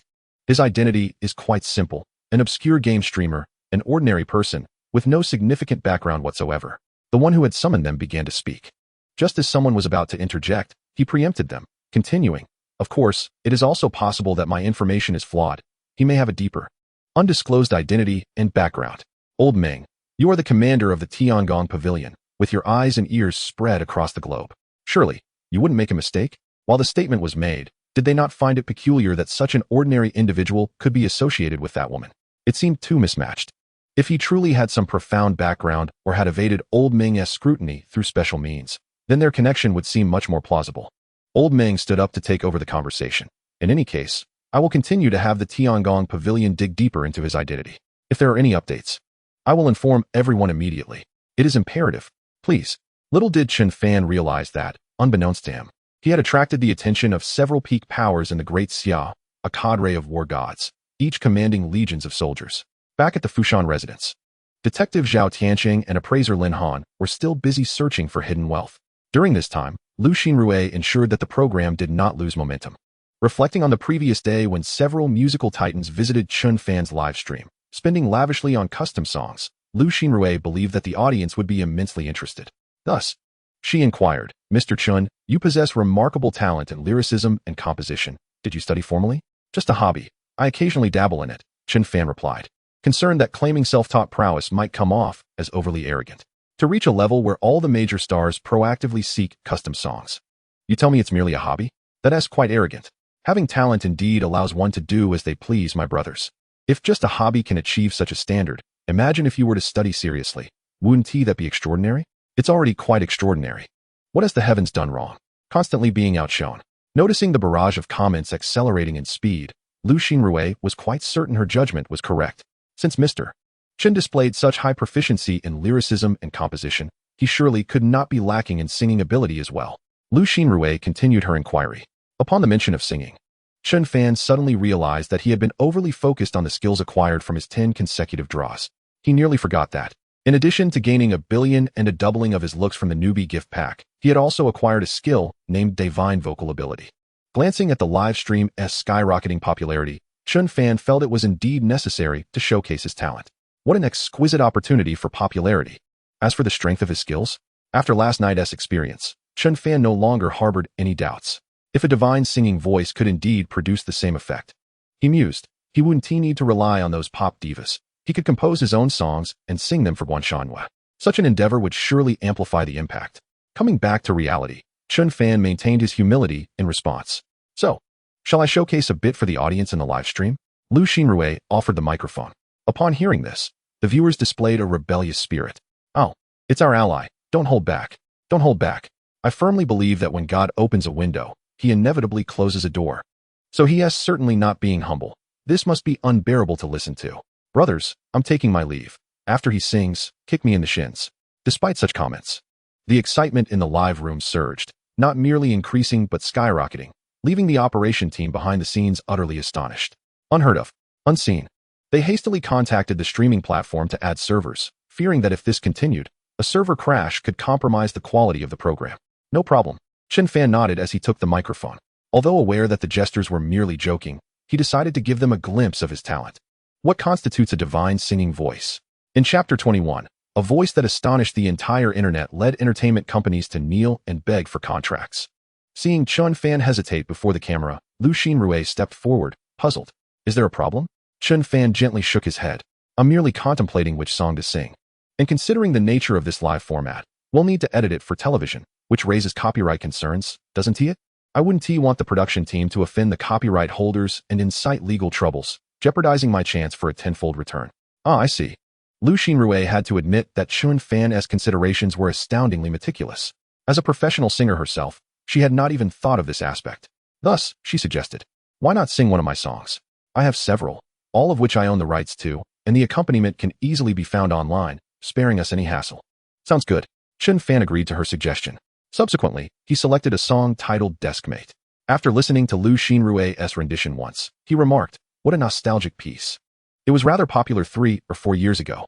I can't speak for other places, but on our campus, it could be played 7 or 8 times a day. Ha ha ha. Indeed a fond memory. I still occasionally listen to it. Is there a male version? I hope it doesn't ruin the classic. I advise you not to have high expectations. It will surely ruin it. The vast majority of viewers in the live stream remained convinced that when God opens a window, he must close a door. Only a minority held hope, for if Chen Fan possessed the same monumental talent in singing, he would perfectly embody their vision of the Prince Charming, the dream lover. Fans. Must be fans. Fans for life. It became a form of spiritual solace. 3 minutes, and less than 4 later, the song concluded. Clearing his throat, Chen Fan confirmed everything was in order before clicking to play the accompaniment. Within 5 or 6 seconds, as he began to sing the lyrics, Lu Xinrui lost her composure. Even Zhao Tianqing, the detective scouring for private funds in every corner of the room, and Lin Han, the treasure appraiser, paused in their tasks, astonished and bewildered. What the heck? What the heck? What the heck? Is my hearing impaired? Wasn't it supposed to be unbearable? Wasn't it supposed to be a window opening and a door closing? Who told you it would be that way? This is a celestial voice. This truly is a heavenly melody. Impressive. Simply astonishing. Truly remarkable. Alas, I lack education. I can only express my awe with exclamations. Sisters, I believe I have genuinely fallen in love this time. Calm down, sister. He is a married man. As long as there is love, I believe it should be fine, right? The live stream was ablaze with explosive program effects. Chen Fan's vocal prowess exceeded everyone's wildest imaginations. It feels like the arrival of a superstar, yet they still must endure 2 slaps. Similar comments garnered widespread agreement. Not only the viewers, but even Chen Fan himself was taken aback. He had anticipated a strong performance, yet he never envisioned it would be this formidable. Incredible. Unbelievable. Hello. I am the top agent from Tianqi Entertainment. Would you be interested in debuting? I am the vice president of Changtian Entertainment. Should you choose to sign with us, we guarantee to spare no effort in making you a star. I am the chairman of Duoxing Entertainment. I am willing to offer 100 million to sign you for a year. Various entertainment companies began showering gifts and extending olive branches to Chen Fan. Despite knowing the chances were slim, they still yearned to try. What if? Signing such an artist would undoubtedly make their company a formidable force, an irreplaceable asset within the industry. Even as a seasoned agent who had elevated countless artists, the potential of Chen Fan was unfathomable, his peak beyond estimation. All one could say was that it soared high, beyond sight. Even as entertainment executives raised the signing fee to an astounding 100 million, it still sparked considerable derision in the live room. 100 million? Who do you think you're looking down upon? Indeed, It's not worth as much as a single stone in his yard. If he truly wants to make a name for himself, just 2 words will suffice. What 2 words? Wife. Before long, Chen Fan finished his song, leaving the audience yearning for more. I beg you to sing it again. This song, combined with his unique voice, resonates deeply with me. Who could deny it? It reminds me of my former crush, my deskmate. Alas, I never mustered the courage to confess. This song can't be listened to too often. It's bad for the heart and worse for the soul. I've already opened my second bottle. I thought the female version was the peak. But I never expected the true pinnacle to be him. Even Lu Xinrui, the original singer, had to concede that compared to Chen Fan's rendition, her own performance was superficial, failing to fully realize the song's potential. Chen Fan's version was the eternal standard, so divine that Lu Xinrui wished to gift the song to Chen Fan, urging him to release his own version, which would undoubtedly reignite a frenzy across the land. How was that? Not embarrassing, right? Chen Fan asked with a smile as he returned the microphone to Lu Xinrui. Embarrassing? How could that be? Lu Xinrui immediately refuted, admitting, "To be honest, I somewhat regret letting you sing my song." Why? Chen Fan inquired curiously. Because once Mr. Chen's version was released, mine seemed utterly lacking in comparison. Lu Xinrui sighed. To this, Chen Fan merely chuckled. It can't be that exaggerated, can it? Seeing him return the microphone to Lu Xinrui, the live stream began flooding with comments. Is that it? Just one song? Please, do sing another song. I would be happy to reward you. By the way, all the rewards generated during the live broadcast still go entirely to the guests, as per the previous rules, correct? Indeed. Then I can rest assured in my generosity. Although he is not in need of money, this is merely a token of my appreciation for reminding me of the beautiful moments of the past. They seem to be calling for you quite fervently. Shall we hear another song?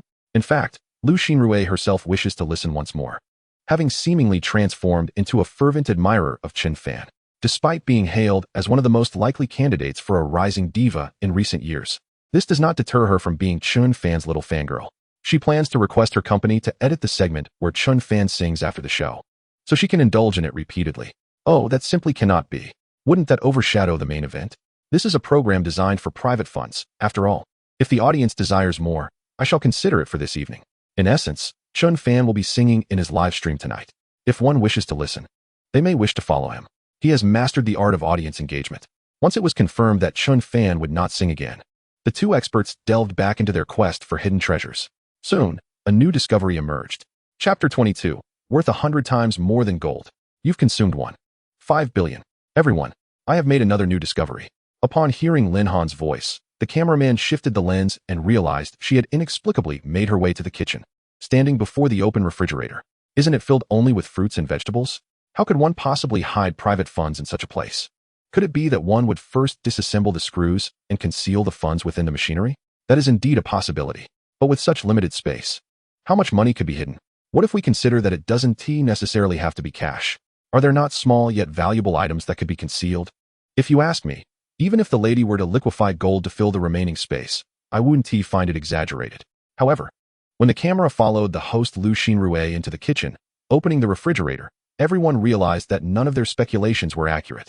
The shelves were filled with ordinary fruits, vegetables, eggs, beverages, and tea. The only remotely valuable item seemed to be tea. It must be the tea. Yes. I read an article stating that some teas can cost several thousand per ounce. Several thousand per ounce. Madam, I feel you are insulting me. It seems we have all inflated our expectations. The thought of tea costing thousands barely stirs any emotion within me. This family has raised the bar for what constitutes hidden wealth to an unreasonable level. How much pressure must future guests endure? Observing the barrage of comments, Lin Han picked up a box of tea, glancing at it. Silver Needle Huang tea, hailing from the Makabari tea estate in Darjeeling, is touted as the world's finest tea, typically priced around 400 per kilogram. This box is merely worth about 100, 6, or 700 at most, not even remotely comparable to the hidden wealth I discovered. Why do I feel a deep disdain emanating from her eyes? It appears we are not the only ones who have inflated our expectations. In any other household, this box of tea would undoubtedly qualify as hidden wealth, but in this context, it indeed lacks luster. So, what exactly have we discovered? As someone inquired, Lin Han directed her palm toward the camera and opened it. There lay a pure gold, circular, flat box, its lid adorned with a crown motif, with a fish in the center and several lines of English inscribed at the bottom. Caviar. Quickly, an audience member fluent in foreign languages recognized what this small box contained. Caviar. That is indeed quite expensive. I have never had the pleasure of tasting it. I searched online, and even the cheapest costs over 100 per 10 grams. Given that such a delicacy graces this family's refrigerator, its value must be multiplied by dozens or even hundreds, conservatively estimating it to be worth over 10,000. Goodness. Over 10,000 for a box? Isn't that akin to consuming gold? Indeed, gold is not so costly. Lin Han chuckled, huh?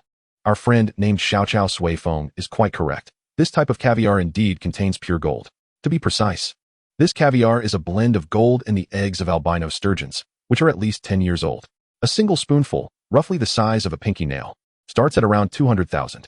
Moreover, due to the extreme rarity of albino sturgeons, which are nearly extinct abroad and unavailable domestically, coupled with its intricate production process, this caviar has become a highly sought-after commodity, with prices continually rising. A foreign auctioneer I know once sold a jar of such golden caviar for 25 million. Wow, 200,000 for a piece the size of a fingernail? In that case, I would rather consume gold. As far as I know, gold is not absorbed by the human body. It enters and exits unchanged. Hence, I have a bold idea. Mining for gold and excrement? How delectable must it be to command such a price? A single mouthful would consume my entire annual salary. The disparities in the world, the disparities indeed. Is this delicacy truly so exorbitant? Chen Fan was equally taken aback. He was aware that caviar was costly, but he had not anticipated it to be to such an extent that gold seemed comparatively inexpensive. Mr. Chen, is this the only box of golden caviar you possess? Lin Han inquired, turning her gaze toward Chen Fan. I believe there are about a dozen jars, although over the past month, I have added it to my bread for breakfast and have nearly consumed it all. As for the taste, I would rate it a perfect score. Conservatively estimating 1 gram at 200,000, this box of 50 grams would amount to 10 million. You have consumed over 100 million this past month. Lin Han unconsciously used a respectful term. A box worth 10 million? I feel quite cheated. I am left with only one box to claim a tenfold return. Had I known it was so valuable, I would have exercised more restraint. The taste was simply too exquisite, and I would use an entire jar in one sitting. In other words, a single breakfast of mine is worth 10 million. Over 100 million consumed in a month. This must be the most expensive sandwich, right? Be more confident. Remove the word must. Indulgence comes easy with wealth. Madam, you are impressive. What a voice. Oh, by the way. Lin Han suddenly seemed to remember something and asked again. You haven't disposed of the caviar boxes you've consumed, have you? I intended to discard the first jar, but Shanyue suggested that the box looked exquisite and could be kept for storing small items. Wait a moment. Let me think. They should be in this cabinet. After rummaging through, he brightened up, having found them all stored inside. Ah, that is wonderful. Lin Han sighed in relief, her expression one of great relief. Master Lin, is there something wrong with these boxes? It was now Chen Fan's turn to inquire. Such expensive caviar naturally requires top-tier packaging to reflect its worth. Without needing to spell it out, Lin Han's expression revealed everything. Chen Fan confirmed. You mean, these boxes are made of gold? Pure 24K gold. Lin Han nodded emphatically. She reached out to grasp an empty box, weighing it in her hands. Surely, this must be worth several 100,000. Wait, assuming a minimum of 100,000. I counted about 16 of them, which amounts to 1,600,000. Goodness, the box alone is worth over 1 million. 16 boxes. And he consumed 15 in just a month. 15 billion in a single month. How much must the lady love him to allow such indulgence? Is he not deserving? He certainly is. Absolutely worth it. A mogul who can sell a single character for 8,000, writing a bit more would easily recoup the cost. After calculations, 1.5 billion at 8,000 per character requires writing 18,750 characters. You think the lady is on the first level, but in reality, she operates on the fifth. This is truly her private fortune. The lady possesses remarkable insight. Observing the crowd, not only did they praise his wife, but they also extolled him. Chen Fan felt an immense joy within. However, he eagerly anticipated the bountiful scene that would follow the 10,000-fold return. Chapter 23. A terrifying reflection. The attention of the wolf Fong war god. The 15 golden boxes meant for caviar, after undergoing the system's 10,000-fold return, granted Chen Fan several thousand pounds of gold. Gold and money. One must simply choose gold without hesitation. 2 words, value retention. Even if it declines, it will not plummet as drastically as equivalent currency. Congratulations to the host for successfully discovering private wealth. 1 box of golden caviar. The 10,000-fold return has been triggered. Congratulations to the host for acquiring 10,000 units of golden caviar.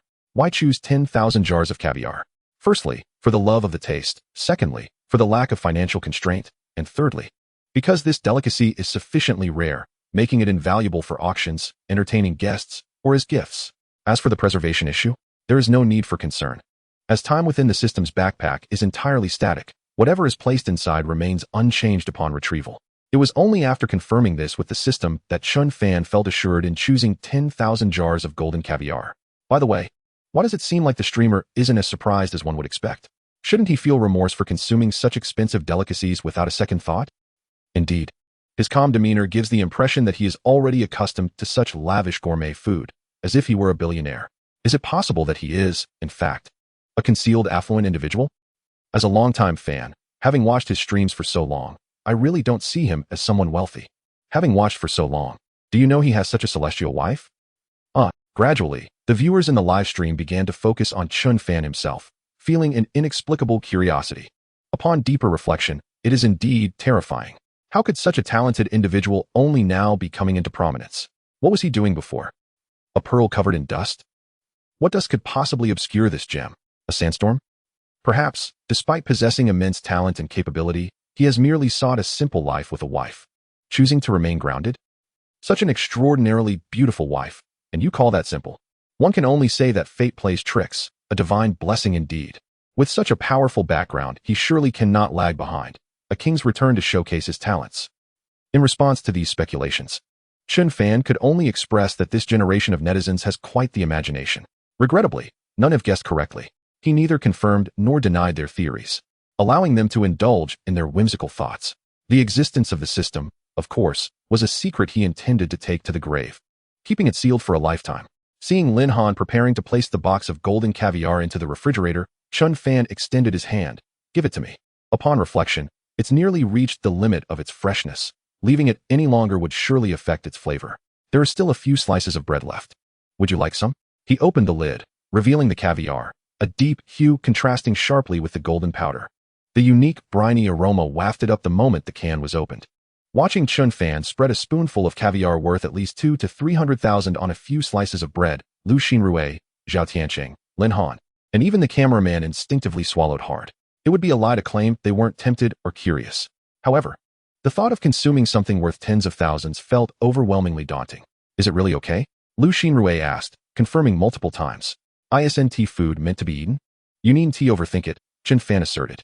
He regarded this as a gesture of gratitude towards those who had helped him find his private fortune, providing him with traffic and substantial exposure. All right then, I won't hold back. Lu Xinrui was the first to approach, taking a piece of bread smeared with golden caviar and bringing it to her mouth.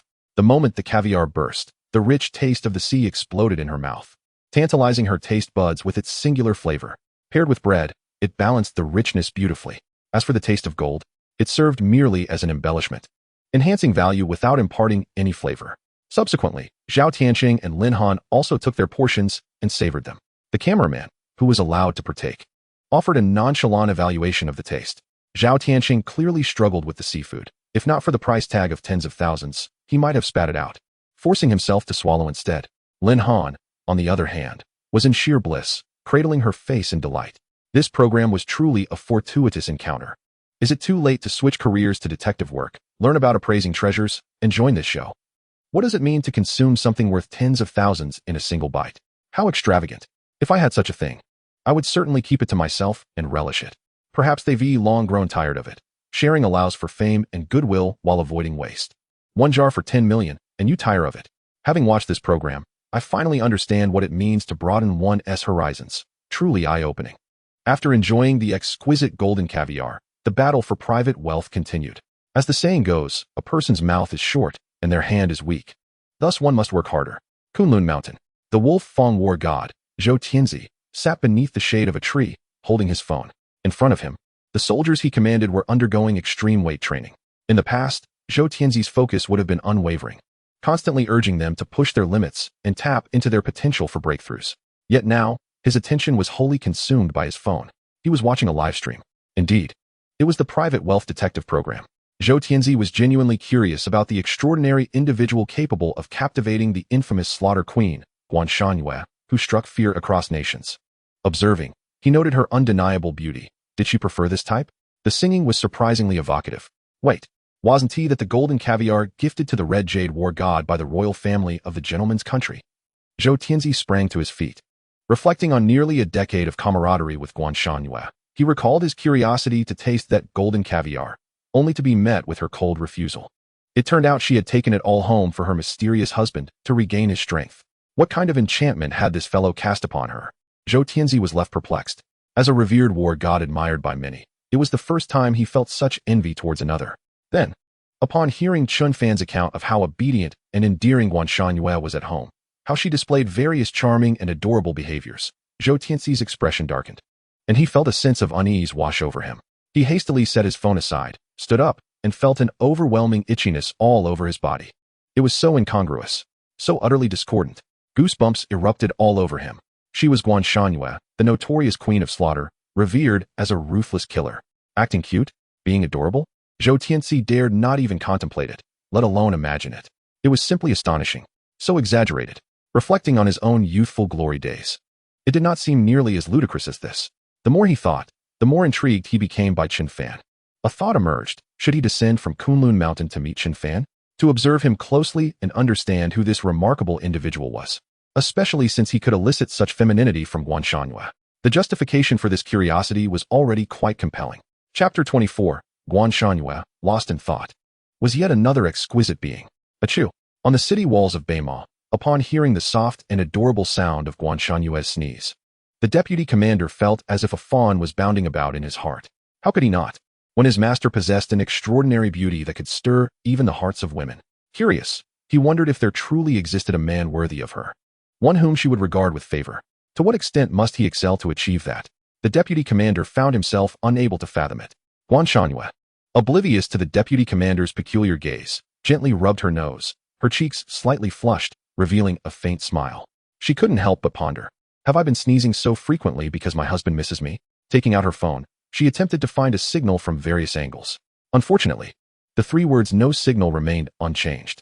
Having been out for so many days, she wondered if her husband had tried to call her. What if, unable to reach her, he grew worried and reported her missing? Guanshan voiced her concerns in a tone only she could hear. The more she thought, the more her heart grew restless. She feared that if this continued, her identity as the only female warrior of the Great Xia would be exposed.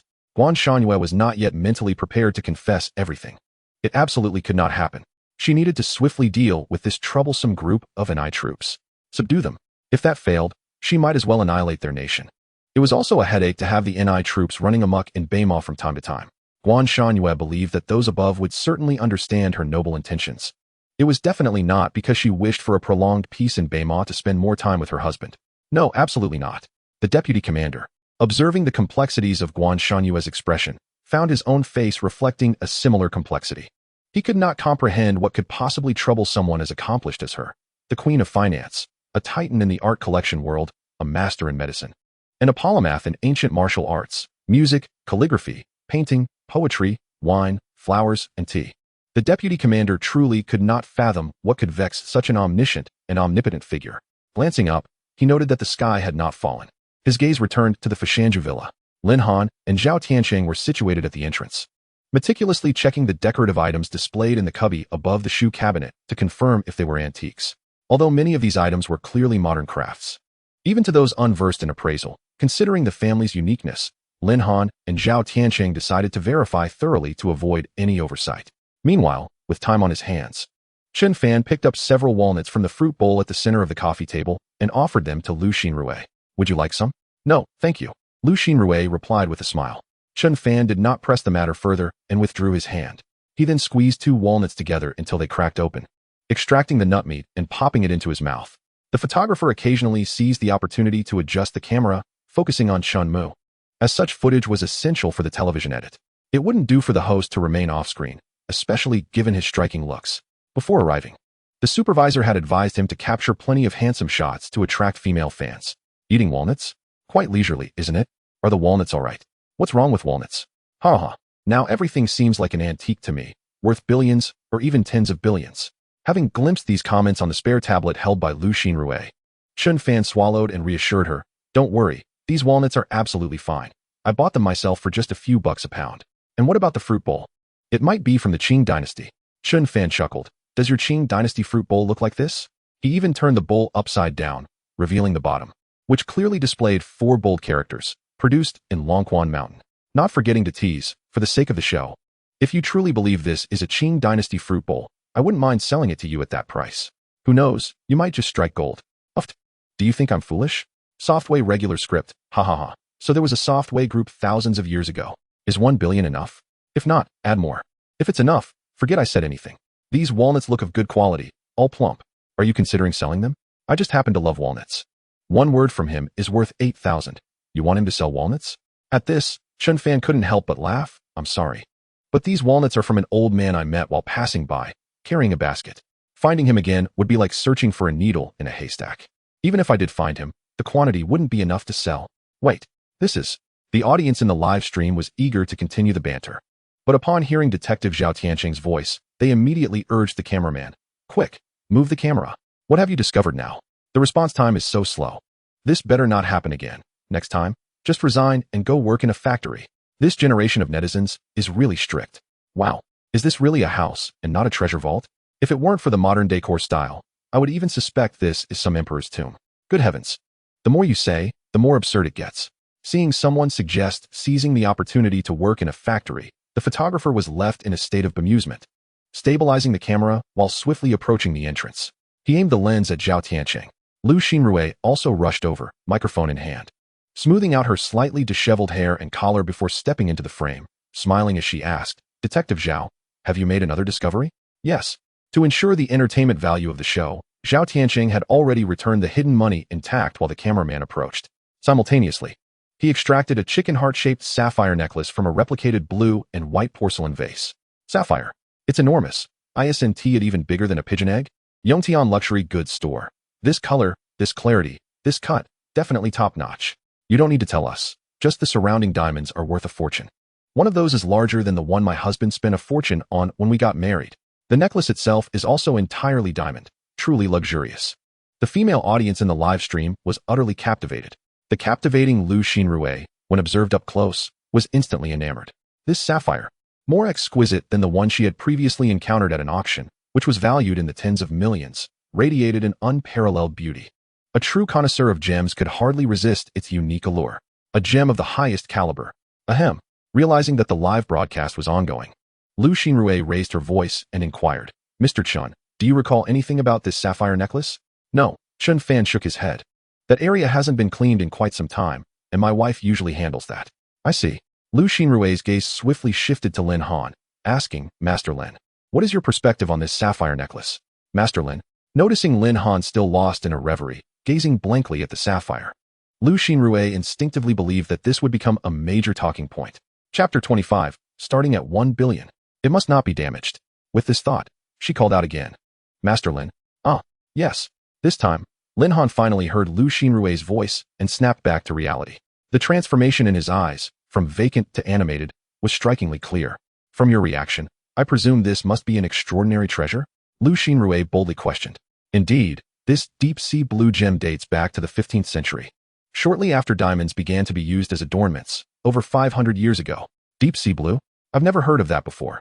The color does resemble the deep sea quite closely. A fear of the deep sea is passing by. 1. Lin Han's explanation did little to illuminate the true origin of the sapphire for the audience. He continued, moreover, it is also known as the Stone of Victories, or the Angel of Triumph. The Stone of Victories? I believe I've seen a similar mention on a short video.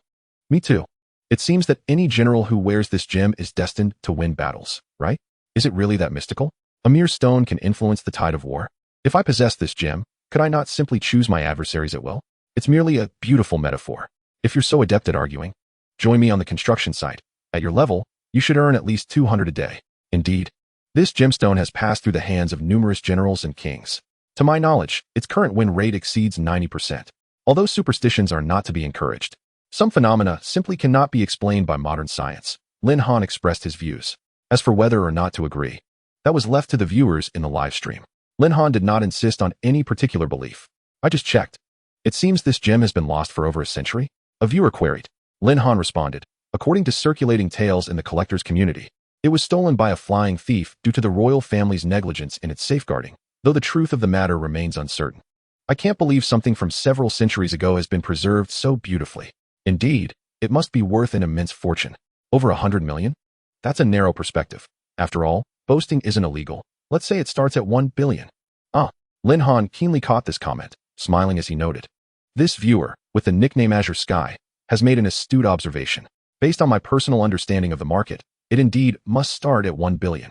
Furthermore, for those who still engage in battle, the value of this gem is likely even more staggering than we can imagine. Goodness. What we perceive as boasting is merely a starting point for them. Though I've reiterated this many times, I must say, the disparities in the world are astonishing. A treasure trove. This is the true world-class treasure trove. Incredible.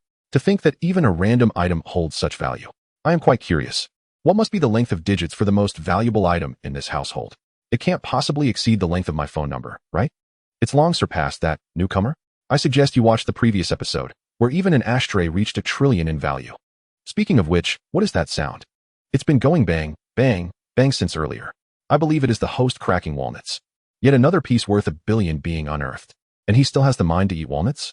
It's about gaining, not losing. Why would he be distracted? If it were me, I would pop open some champagne. In reality, it was indeed Chen Fan who was cracking walnuts. Initially, everything was fine until he encountered an exceptionally hard walnut. After several attempts, he still could not break it. He decided to resort to tools. Just as he was about to strike down, a system notification popped up before his eyes. Simultaneously, a cold, emotionless voice, reminiscent of a mechanical synthesis, echoed in his mind. Congratulations, host. You have successfully discovered private wealth. A rare sapphire has been identified, and a 10,000-fold rebate has been triggered. Congratulations, host. You have obtained a colossal sapphire weighing 2,000 pounds. Chen Fan, driven by his collecting obsession, merely sought to satiate his hobby by selecting the sapphire. Moreover, he felt that the 10,000-fold rebate contained a flaw, particularly regarding gemstones. The preciousness of gems is often a carefully orchestrated ruse by capitalists, a notion that has been widely acknowledged. Yet even so, a natural sapphire weighing 2,000 pounds is beyond the grasp of any capitalist's influence. Its intrinsic value far exceeds the current market price multiplied by 10,000. Initially, Chen Fan presumed he would receive 10,000 similarly sized diamonds. However, since this loophole ultimately benefited him, Chen Fan certainly would not complain or request the system to rectify the error. Instead, he hoped the system would continue to generate more advantageous scenarios like this one, allowing him to reap substantial benefits. After claiming his reward, Chen Fan closed the system panel. At that moment, Lin Han approached him, holding the gem named Deep Blue Sea. Mr. Chen, we have found another piece of the lady's private collection. As Lin Han spoke halfway, he suddenly froze, his eyes fixed intently on Chen Fan, or rather, on the object clutched in his hand. Meanwhile, the photographer's lens, along with the attention of Lu Xinrui and others, was focused on the various jars and containers, hoping to uncover another precious item akin to the sapphire. While I can certainly empathize with your sentiments, it is unlikely that a second item of this caliber could be found in the same location. Speaking of which, the lady's methods of concealing wealth have always been remarkable. How could it be hidden in such an obvious place?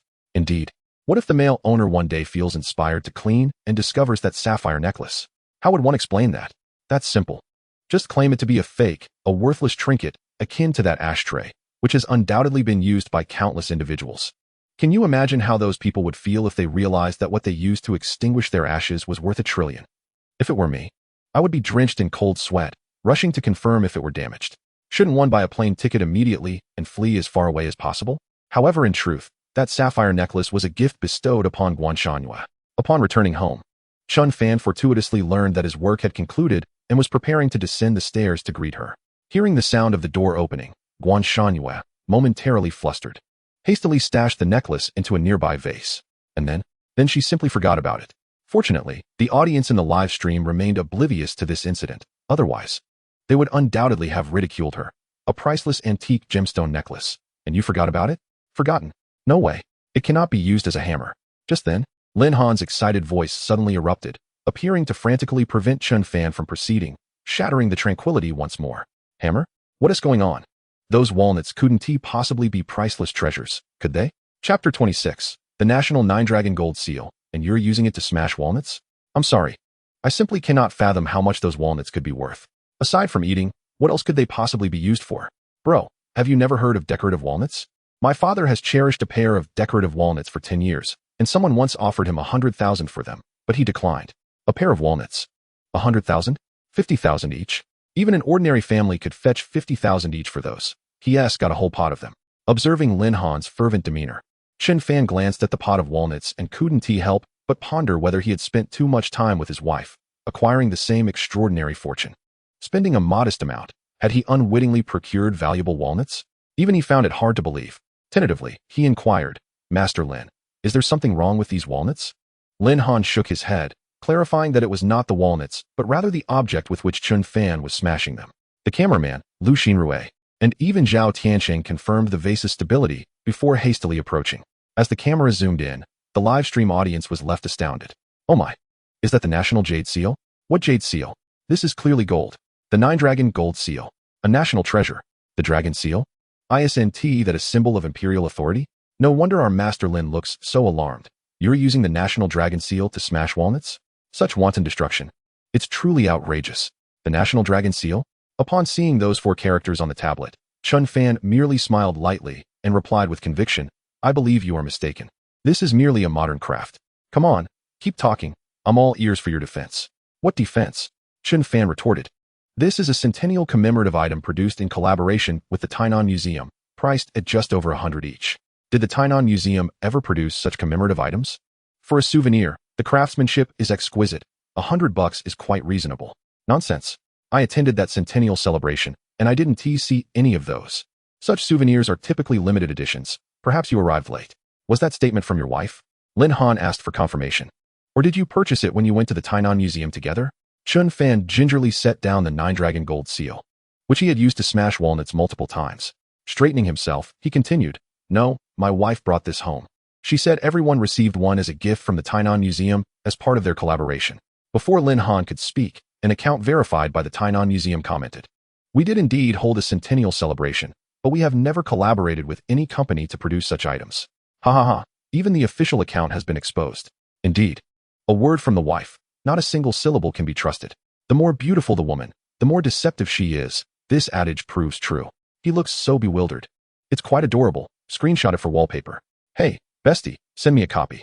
I told you, on the day of the Tainan Museum's centennial, my family and I went, and the commemorative item was clearly a terracotta warrior doll. Tainan Museum, I'm truly at my wit's end. No more homophonic jokes. Indeed. Lin Han raised a hand to her forehead and quickly picked up the Nine-Dragon Gold Seal, examining it meticulously.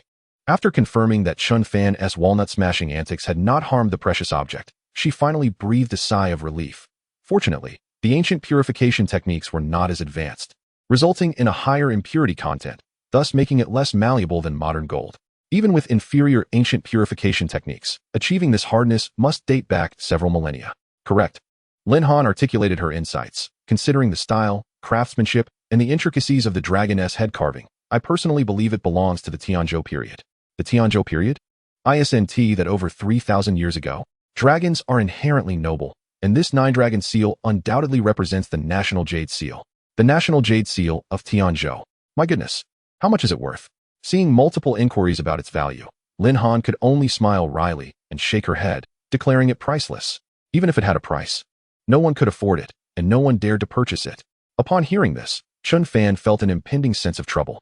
Surely, he wouldn't be sought out by the authorities demanding the return of the Nine-Dragon Gold Seal, offering him a few hundred in reward and a banner? Wife, you've truly put me in a bind. Chen Fan longed to ask, is this what you call a modern commemorative item? Reflecting on how he had previously found this object quite handy for smashing walnuts, he had been using it rather liberally. Congratulations, host, for successfully discovering hidden treasure. The National Nine-Dragon Gold Seal, 10,000-fold return has been triggered. The system's voice echoed in his mind, audible only to Chen Fan. This choice, in contrast to previous ones, was distinctly different. The extraordinary value of the Nine-Dragon Gold Seal prompted the system to recognize it as a priceless treasure beyond monetary valuation, and thus offered 2 choices beyond mere currency. Nine-Dragon Gold Seal, 10,000. 10 consecutive draws. 1. Congratulations, host, you have obtained 10 consecutive draws. Unless Chen Fan were to lose his wits, he would certainly opt for the latter. What could he possibly do with 10,000 Nine-Dragon Gold Seals? Smash walnuts? If there were too many, their value would diminish. More importantly, Chen Fan feared that revealing 10,000 Nine-Dragon Gold Seals would alter humanity's understanding of history, leading to even greater complications. Putting aside those concerns, the allure of the 10 consecutive draws was undeniable. There was no need for hesitation, given the Nine-Dragon Gold Seal's uniqueness. Various museum accounts, all carrying official credentials, began to emerge, some with pleas, others with demands, and some requesting the unreciprocated donation of the 9-dragon gold seal. Huh. How conveniently, they claim it belongs to everyone. TCH, if it belongs to everyone, then they should stop charging admission. Hypocrites. Do you have any evidence proving it was obtained illegally? If not, kindly keep your silence. That's right. And you'd best weigh your words regarding the identity of the wife. Consider whether you can handle the consequences. When the wife returns, if she discovers how you've bullied her husband, she will surely flatten you all. Within the live stream, many spoke in Chen Fan's defense. To this, Chen Fan resolutely stated, "This does not belong to me. Whether to keep it or donate it will depend on my wife's decision upon her return. Until then, I shall not relinquish it to anyone." His stance was unwavering. Due to the influence of public opinion and the relentless scrutiny of numerous ancestral figures from the past, several official accounts were compelled to vacate the live streaming room. Moreover, a few individuals of considerable stature faced immediate backlash that led to the cancellation of their accounts. This incident has truly illuminated the formidable power of fandom. Mr. Chen, considering the value of such a precious item, I believe it would be prudent to store it with utmost care, suggested Lin Han. You are absolutely correct. Chen Fan initially contemplated casually placing it in a shoebox. However, he quickly realized that such an action would undoubtedly invite severe criticism. Suddenly, an idea struck him. There was something that would be perfectly suited for housing this treasure. Chapter 27. A Hidden Universe. The professor is stirred. I apologize. Please hold on for a moment while I fetch something from upstairs. Chen Fan announced as he turned and ascended to the second floor. The second floor indeed. One can only imagine the exaggeration of wealth concealed there. Given the absurdity of the first floor, who knows? The minimum must surely be wealth rivaling nations. Goodness, is wealth rivaling nations now considered the baseline? Upon reflection, it doesn't seem that far-fetched, haha. While the viewers in the live stream engaged in fervent discussion, Lin Han, Zhao Tianqing, Lu Xinrui, and others remained stationary, patiently awaiting Chen Fan's return. Curiosity swirled around what he might retrieve, with an underlying sense that it would be anything but ordinary. A few minutes later, Chen Fan emerged from the upper floor, cradling a golden box adorned with a subtle brown tiger stripe. Upon closer inspection, it revealed an added silken sheen, exuding the opulent luster of gold. Golden Phoebe wood. Lin Han recognized immediately. So it is made of wood? I had assumed it was crafted entirely from gold. With gold in its name, it's no wonder it possesses such a golden texture. Golden Phoebe wood, the gold of woods, is similarly priced handsomely. My family specializes in wooden furniture, and in recent years, the price of golden Phoebe wood has skyrocketed. Though not to such an extreme. Over 300,000 per ton, several hundred per pound. Of course, that's the pure procurement price. This box, weighing no more than 2 to 3 pounds, would cost less than 1,000. I can afford that. It seems like a splendid choice for jewelry. Streamer, please provide the link. Approaching Lin Han with the box, Chen Fan inquired, would this be suitable for storage? Certainly, given its value, it is far from negligible. That's reassuring, he replied, but as he spoke, he suddenly sensed something amiss.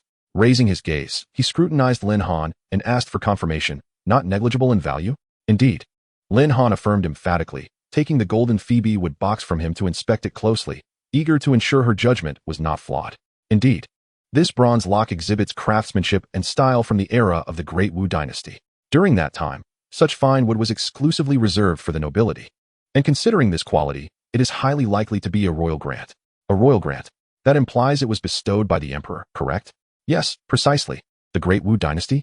The period when our great Xia had its sole empress on the throne? Who was it that boasted they could afford it?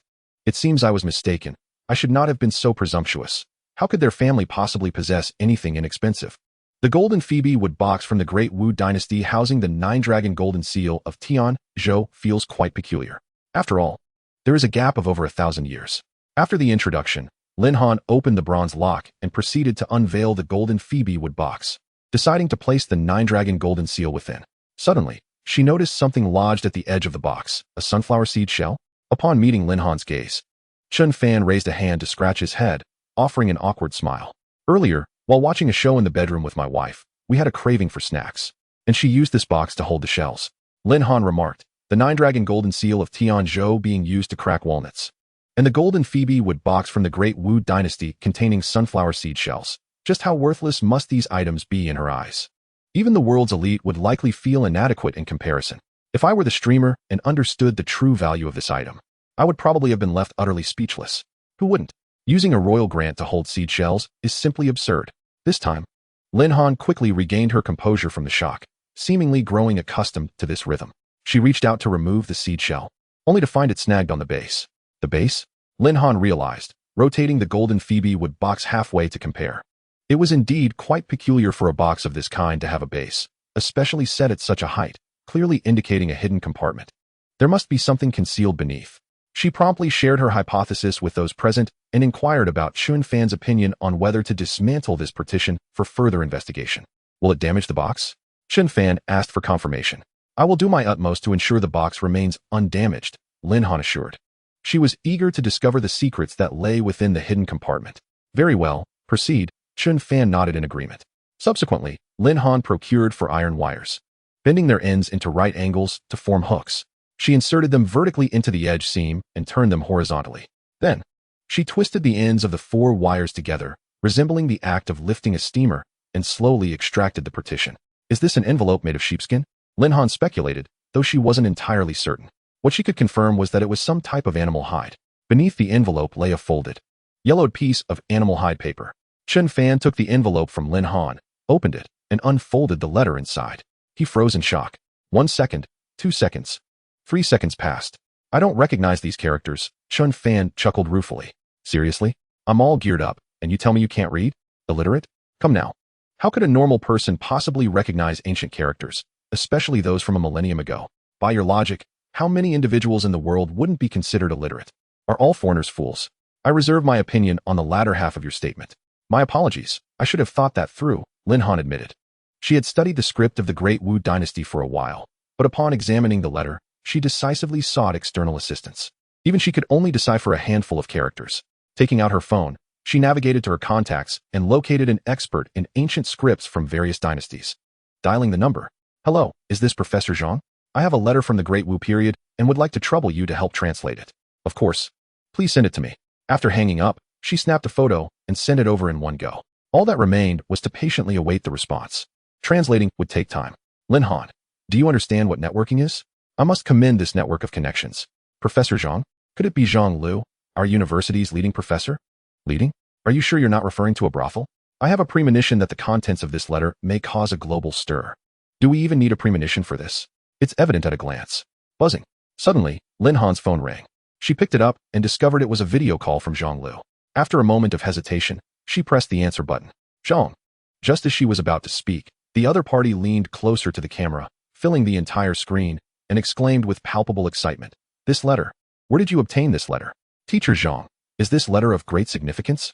Lin Han and Zhang Lu had known each other for quite some time, and Zhang Lu had always struck her as a person of remarkable composure, rarely smiling. It was the first time she had seen him so animated. Chapter 28. It is of paramount importance in propelling history. Important? Indeed, it is of utmost importance. It plays a crucial role in advancing the entire history of the Great Xia. Zhang Lu responded emphatically, his expression serious, leaving no room for jest. Propelling the history of the Great Xia? No way. Is it really that exaggerated? Please, don't frighten me. My heart isn't well. If this box can contain such a precious item, it must be worth quite a fortune, right? Could it be secrets from the Great Wu era? Perhaps Zhang San's affair with Li Si? This letter was discovered during a search at the home of a program guest, Lin Han replied.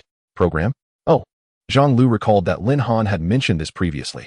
However, he had little interest in the entertainment industry or variety shows, so he hadn't paid much attention. Who would have guessed that a variety show could unearth such a treasure? So, Teacher Zhang, what exactly does the content inscribed on this animal skin parchment pertain to? Lin Han pressed for more information. It documents matters concerning the Great Wu tomb. The mention of the Great Wu tomb elicited shock from Lin Han. The same reaction echoed in the live broadcast room. The Great Wu tomb. Is that referring to the tomb of the Empress Wu? I have heard that in recent years, archaeological experts have been unable to locate the Great Wu tomb, even doubting its existence, claiming it to be mere folklore. In the millennia of the Great Xia, we have only had this one female emperor. How could the Great Wu tomb possibly not exist? It proves that our Great Xia is vast and rich, and it is merely their lack of capability that renders them unable to find it. No wonder that old gentleman said this item could propel history. Indeed, it is not an exaggeration. By the way, according to the contents of this letter, you must also have the map leading to the Great Wu tomb, right? It was Zhang Lu's turn to inquire. Yes, Lin Han began to respond, but was immediately interrupted by Zhang Lu, saying, then what are we waiting for? Let us not waste any time. I will convene an expert seminar right away to ascertain the location of the Great Wu tomb. Xiaohan, please expedite the delivery of the map. That may be difficult, as it is ultimately someone else's property, Lin Han replied, looking troubled. Huh, that belongs to the whole of Great Xia. Teacher Zhang, I seem to be experiencing poor signal here. I must hang up now. Once the program concludes, I will call you back. Lin Han pressed the red hang-up button. 0 points for acting, full marks for reaction. Refusing moral coercion starts with you and me. What belongs to others is theirs. Such grandiloquent rhetoric. I support Master Lin. Lin Han's actions were primarily to preserve Zhang Lu's reputation, fearing that he might tarnish his integrity. Moreover, at this moment, no one knew the terrifying identity of the woman in the photograph. Treasure hunting? Lin Han worried that Zhang Lu might endanger his life in the process. She carefully placed the letter back into its envelope, then returned it to the unopened map leading to the Great Wu tomb, sealing it with the partition. She placed the 9-dragon golden seal inside, closed the box, secured the lock, and handed it back to Chen Fan with a smile, saying, "Everything will be decided once the lady returns, right?" "Thank you," Chen Fan replied with a smile. He then moved to take the golden Nama box and the 9-dragon golden seal upstairs. "Congratulations, host. You have successfully discovered hidden funds. The golden Nama box and the Great Wu tomb map have triggered a 10,000-fold rebate." Upon hearing the voice of the system in his mind, Chen Fan was somewhat surprised, not expecting that it would count as 2 items of hidden wealth. The golden Nama box was understandable. However, Chen Fan was curious about how the Great Wu tomb map would yield such a substantial rebate. "Congratulations, host. You have received 10 trillion. First, claim the reward for the golden Nama box. Wood or money?" Chen Fan decisively chose the latter. Ancient tomb map. 10,000. 10 consecutive draws. 1. Looking at the 2 options presented on the system panel, Chen Fan hesitated for a moment before ultimately selecting to increase his chances of a 10 consecutive draw. 1,000 ancient tomb maps indeed concealed immense wealth. However, Chen Fan was not interested in becoming a tomb raider. Besides, he was not in dire need of money. He preferred to use his draws to acquire skills and strengthen himself. With 2 chances for 10 consecutive draws in hand, he felt an exhilarating sense of anticipation. He decided to wait until the filming of today's program concluded before using these 2 chances for a thorough exploration of the potential skills he could acquire. Once Chen Fan had placed the golden Namu box, he descended from the 2nd floor, only to find that the hall was already deserted. Following the sound, he discovered everyone in the kitchen. Chen Fan approached, realizing they seemed to be discussing their kitchen cabinet. What could be wrong with this cabinet? Although an entire set would certainly cost tens of thousands, could it truly be classified as hidden wealth? Chen Fan strongly disagreed. What is wrong with the cabinet? Chen Fan's voice suddenly resonated from behind the group. Lu Xinrui, clearly too engrossed in the cabinet itself, did not notice Chen Fan's arrival and jumped in surprise. She patted her chest, appearing quite startled. Seeing this, Chen Fan quickly said, "I apologize. I did not mean to frighten you." "It's fine," Lu Xinrui shook her head, indicating he should not take it to heart, as it was not his fault. She then shifted the conversation back to the cabinet, saying, "Earlier in the live broadcast, an audience member with considerable expertise in this area pointed out that it is very likely a Banderman cabinet." "A Banderman cabinet? What is that?" Chen Fan had never heard of it. Lu Xinrui hesitated, took out her phone, and, after a few operations, handed it to Chen Fan, saying, "There are many news reports online about this cabinet. Once you read it, you should understand." "All right, let me take a look." Chen Fan accepted the phone and began to peruse the article. He learned that the Banderminton cabinet was custom-made nearly 3 centuries ago by a Duke of the Gentleman's Empire from the workshop of the Duke of Dalianza. 30 skilled artisans took nearly 6 years to create it. Due to its exquisite craftsmanship, it has garnered world-renowned accolades, including the title of the greatest decorative art piece in Western Europe. The cabinet itself was made from ebony, adorned with gold on the exterior, while the interior featured a dazzling array of gemstones, including agate, amethyst, jade, and garnet. The difficulty in sourcing these materials contributed to the lengthy production time. It was intricately carved with exquisite floral and animal patterns. It had once fetched a price of $16.79 million at auction over 30 years ago. The most recent auction, 17 years ago, saw it sell for $36 million, also purchased by a duke from a great nation. Since then, news about this cabinet had completely vanished. No one had anticipated that this Banderminton cabinet, having passed through the hands of several royal family members, would end up in what appeared to be an ordinary household in the Great Xia. Used by a duke? A duke? Is that impressive? During the era of the Gentleman's Empire, it was the highest rank of nobility. Would you say that it's not impressive? Whether it's true or not remains to be seen. Let's just treat it as a joke. Chapter 29. The Charlie Family. Unworthy of you and me regarding this exquisite cabinet. Numerous news reports have circulated online. However, none have included images. Thus, it remains impossible to substantiate any claims. Lin Han and Zhao Tianqing are equally devoid of means to provide proof. After all, the discovery of the Banderminton cabinet was primarily due to a passerby in the livestream who pointed it out. While the materials undoubtedly exhibit exceptional quality, sufficient to validate its considerable worth, it cannot be definitively confirmed whether it is indeed the famed Banderminton cabinet, as rumored. None among them are acquainted with the Duke of Western Europe, leaving them unable to obtain first-hand verification. They can only attempt to capture photographs and circulate them within their networks, hoping someone might present concrete evidence to authenticate the cabinet as a Banderminton. Nevertheless, it is assured that this cabinet holds immense value, far beyond the means of ordinary households, and even most affluent individuals would find it beyond their reach. Merely extracting a small gemstone from it would suffice to sustain an average person for a lifetime. Chen Fan remains oblivious to this, added to which, when he initially inquired about the authenticity of the gemstones, Guanshanyu had stated they were merely glass. According to the rules of the program, it can be considered private wealth. Congratulations to the host for successfully discovering private wealth. The Banderminton cabinet has triggered a 10,000-fold rebate. Marvelous. There is no need for the Duke's intervention, as the system has already confirmed to Chen Fan that this is undeniably the Banderminton cabinet. Congratulations, host. You have acquired 80 trillion. With amounts soaring into the trillions, Chen Fan muses that if this continues, his private wealth may eclipse that of his wife, Guanshanyu. How? Then, should he explain this? In her eyes, he has always been an honest and unassuming man. Given she has concealed so much private wealth from him, is it not reasonable for him, as a man, to harbor a treasure trove of wealth? He grimaces. Can this even be classified as private wealth? If its authenticity cannot be proven, how can one assess its value? Are you all fools? Even if it bears no connection to that so-called cabinet, do you think this craftsmanship would fetch less than 6 figures in a furniture store? You lack discernment. Firstly, all traces and craftsmanship can attest that this is indeed an antique, belonging to the possessions of Western European nobility. Even if it is not the Banderminton cabinet, it would still command no less than 8 figures at auction. Lin Han articulates her professional judgment. 8 figures. 1, 10, 100, 1,000, 10,000, 100,000, million. 10 million. A cabinet worth as much as my entire house. A house? You are no ordinary individual. Do not, in comparison to these true magnates, consider me anything but an ordinary person. The emergence of the Banderminton cabinet can only be regarded as a minor episode. The sheer volume of private wealth within this household has led them to anticipate what astounding and fearsome treasures may arise next.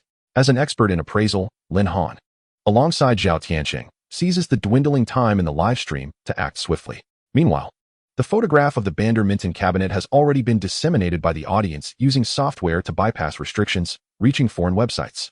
They seek validation from foreign netizens regarding whether this cabinet is indeed the Banderminton cabinet, perhaps even uncovering the true identity of the lady. The lady's true identity.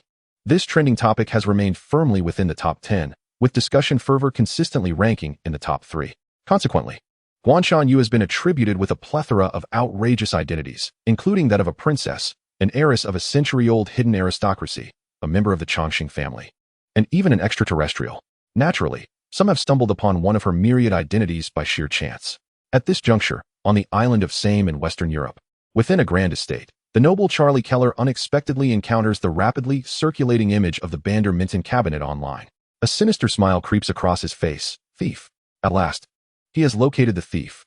He must promptly inform the old master. In Keller's understanding, the Banderminton cabinet has always been a cherished heirloom of their family.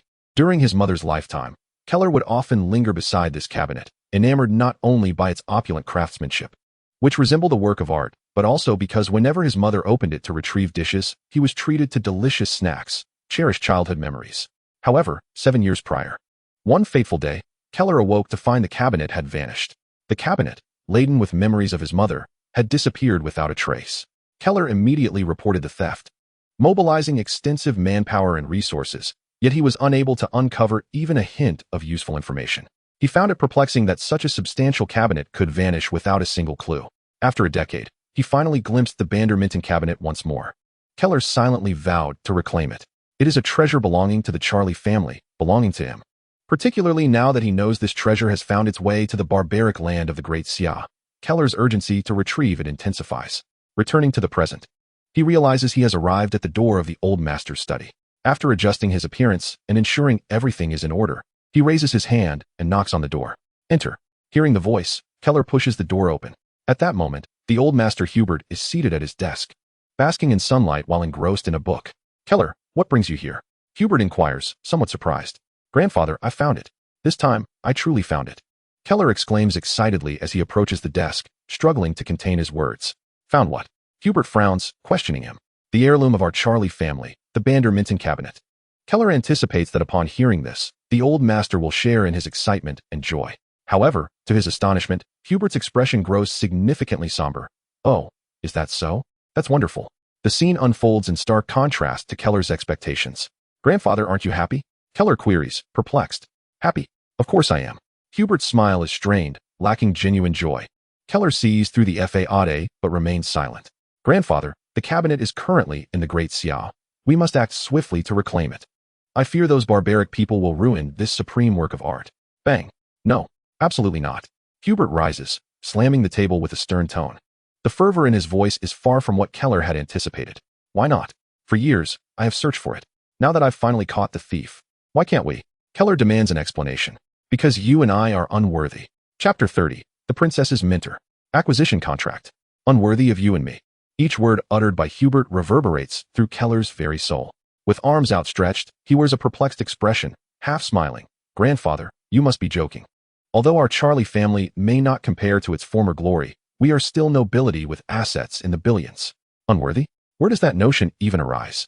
Even the typically unyielding Keller, who adheres strictly to Hubert's words, could not resist voicing his dissent this time. He opined that ever since the old gentleman retreated into the shadows, his vigor and brilliance have waned, leaning towards an excessive conservatism that borders on self-deprecation.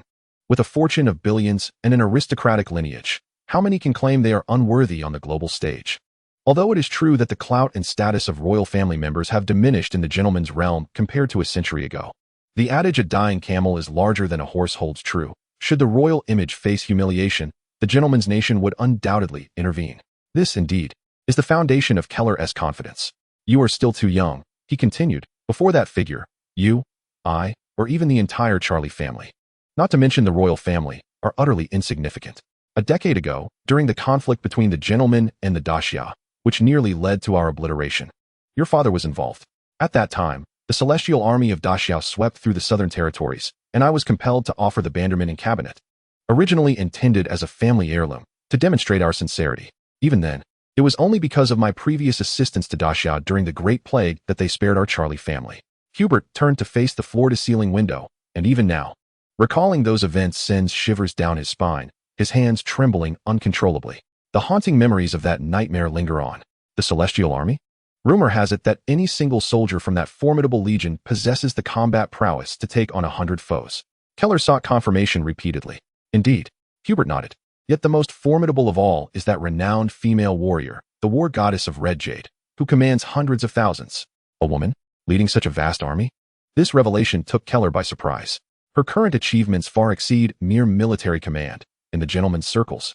The war goddess of red jade is indeed a figure of utmost reverence. Most importantly, she is the esteemed mentor of the crown princess, who holds her in the highest regard. Hubert elaborated further. The crown princess's mentor. Keller gasped, his mouth agape. In the gentleman's nation, everyone knows that the crown princess is destined to inherit the throne. Young as she has already made remarkable achievements across various domains, her political accomplishments shining brightly. All this is inextricably linked to her enigmatic teacher. The thought of the Banderminton cabinet now being held by such an extraordinary figure extinguished any notion Keller had of reclaiming it. Unworthy. Indeed unworthy. Should the war goddess of red jade be provoked, daxia need not lift a finger. The gentleman's realm would once again experience the taste of utter devastation.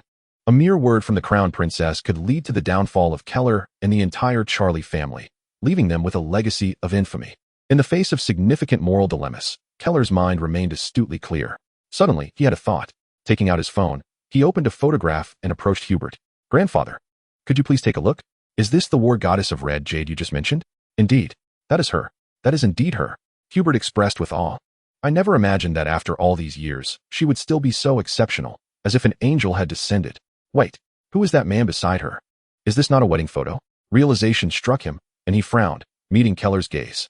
The war goddess of red jade is married? Yes, to my knowledge. This man is indeed the husband of the war goddess, Keller confirmed. He appears quite distinguished and formidable, to win the heart of the war goddess. He must be no ordinary man. Daxia has such a remarkable figure. Hubert swallowed hard, filled with trepidation. It is hard to imagine the brutal side hidden beneath Chen Fan's seemingly amiable exterior. Regardless, do not inquire further about the cabinet, or I shall have no choice but to expel you from the Charlie family. For everyone's sake, Hubert asserted with unprecedented severity, reiterating his warning. Rest assured, grandfather, I would never dare do such a thing, Keller replied with a wry smile. Given 100 chances and 100 lives, he would not dare to act so recklessly. The enmity stemming from his father? In truth, Keller's relationship with his father is strained. Despite living under the same roof, they are as distant as strangers.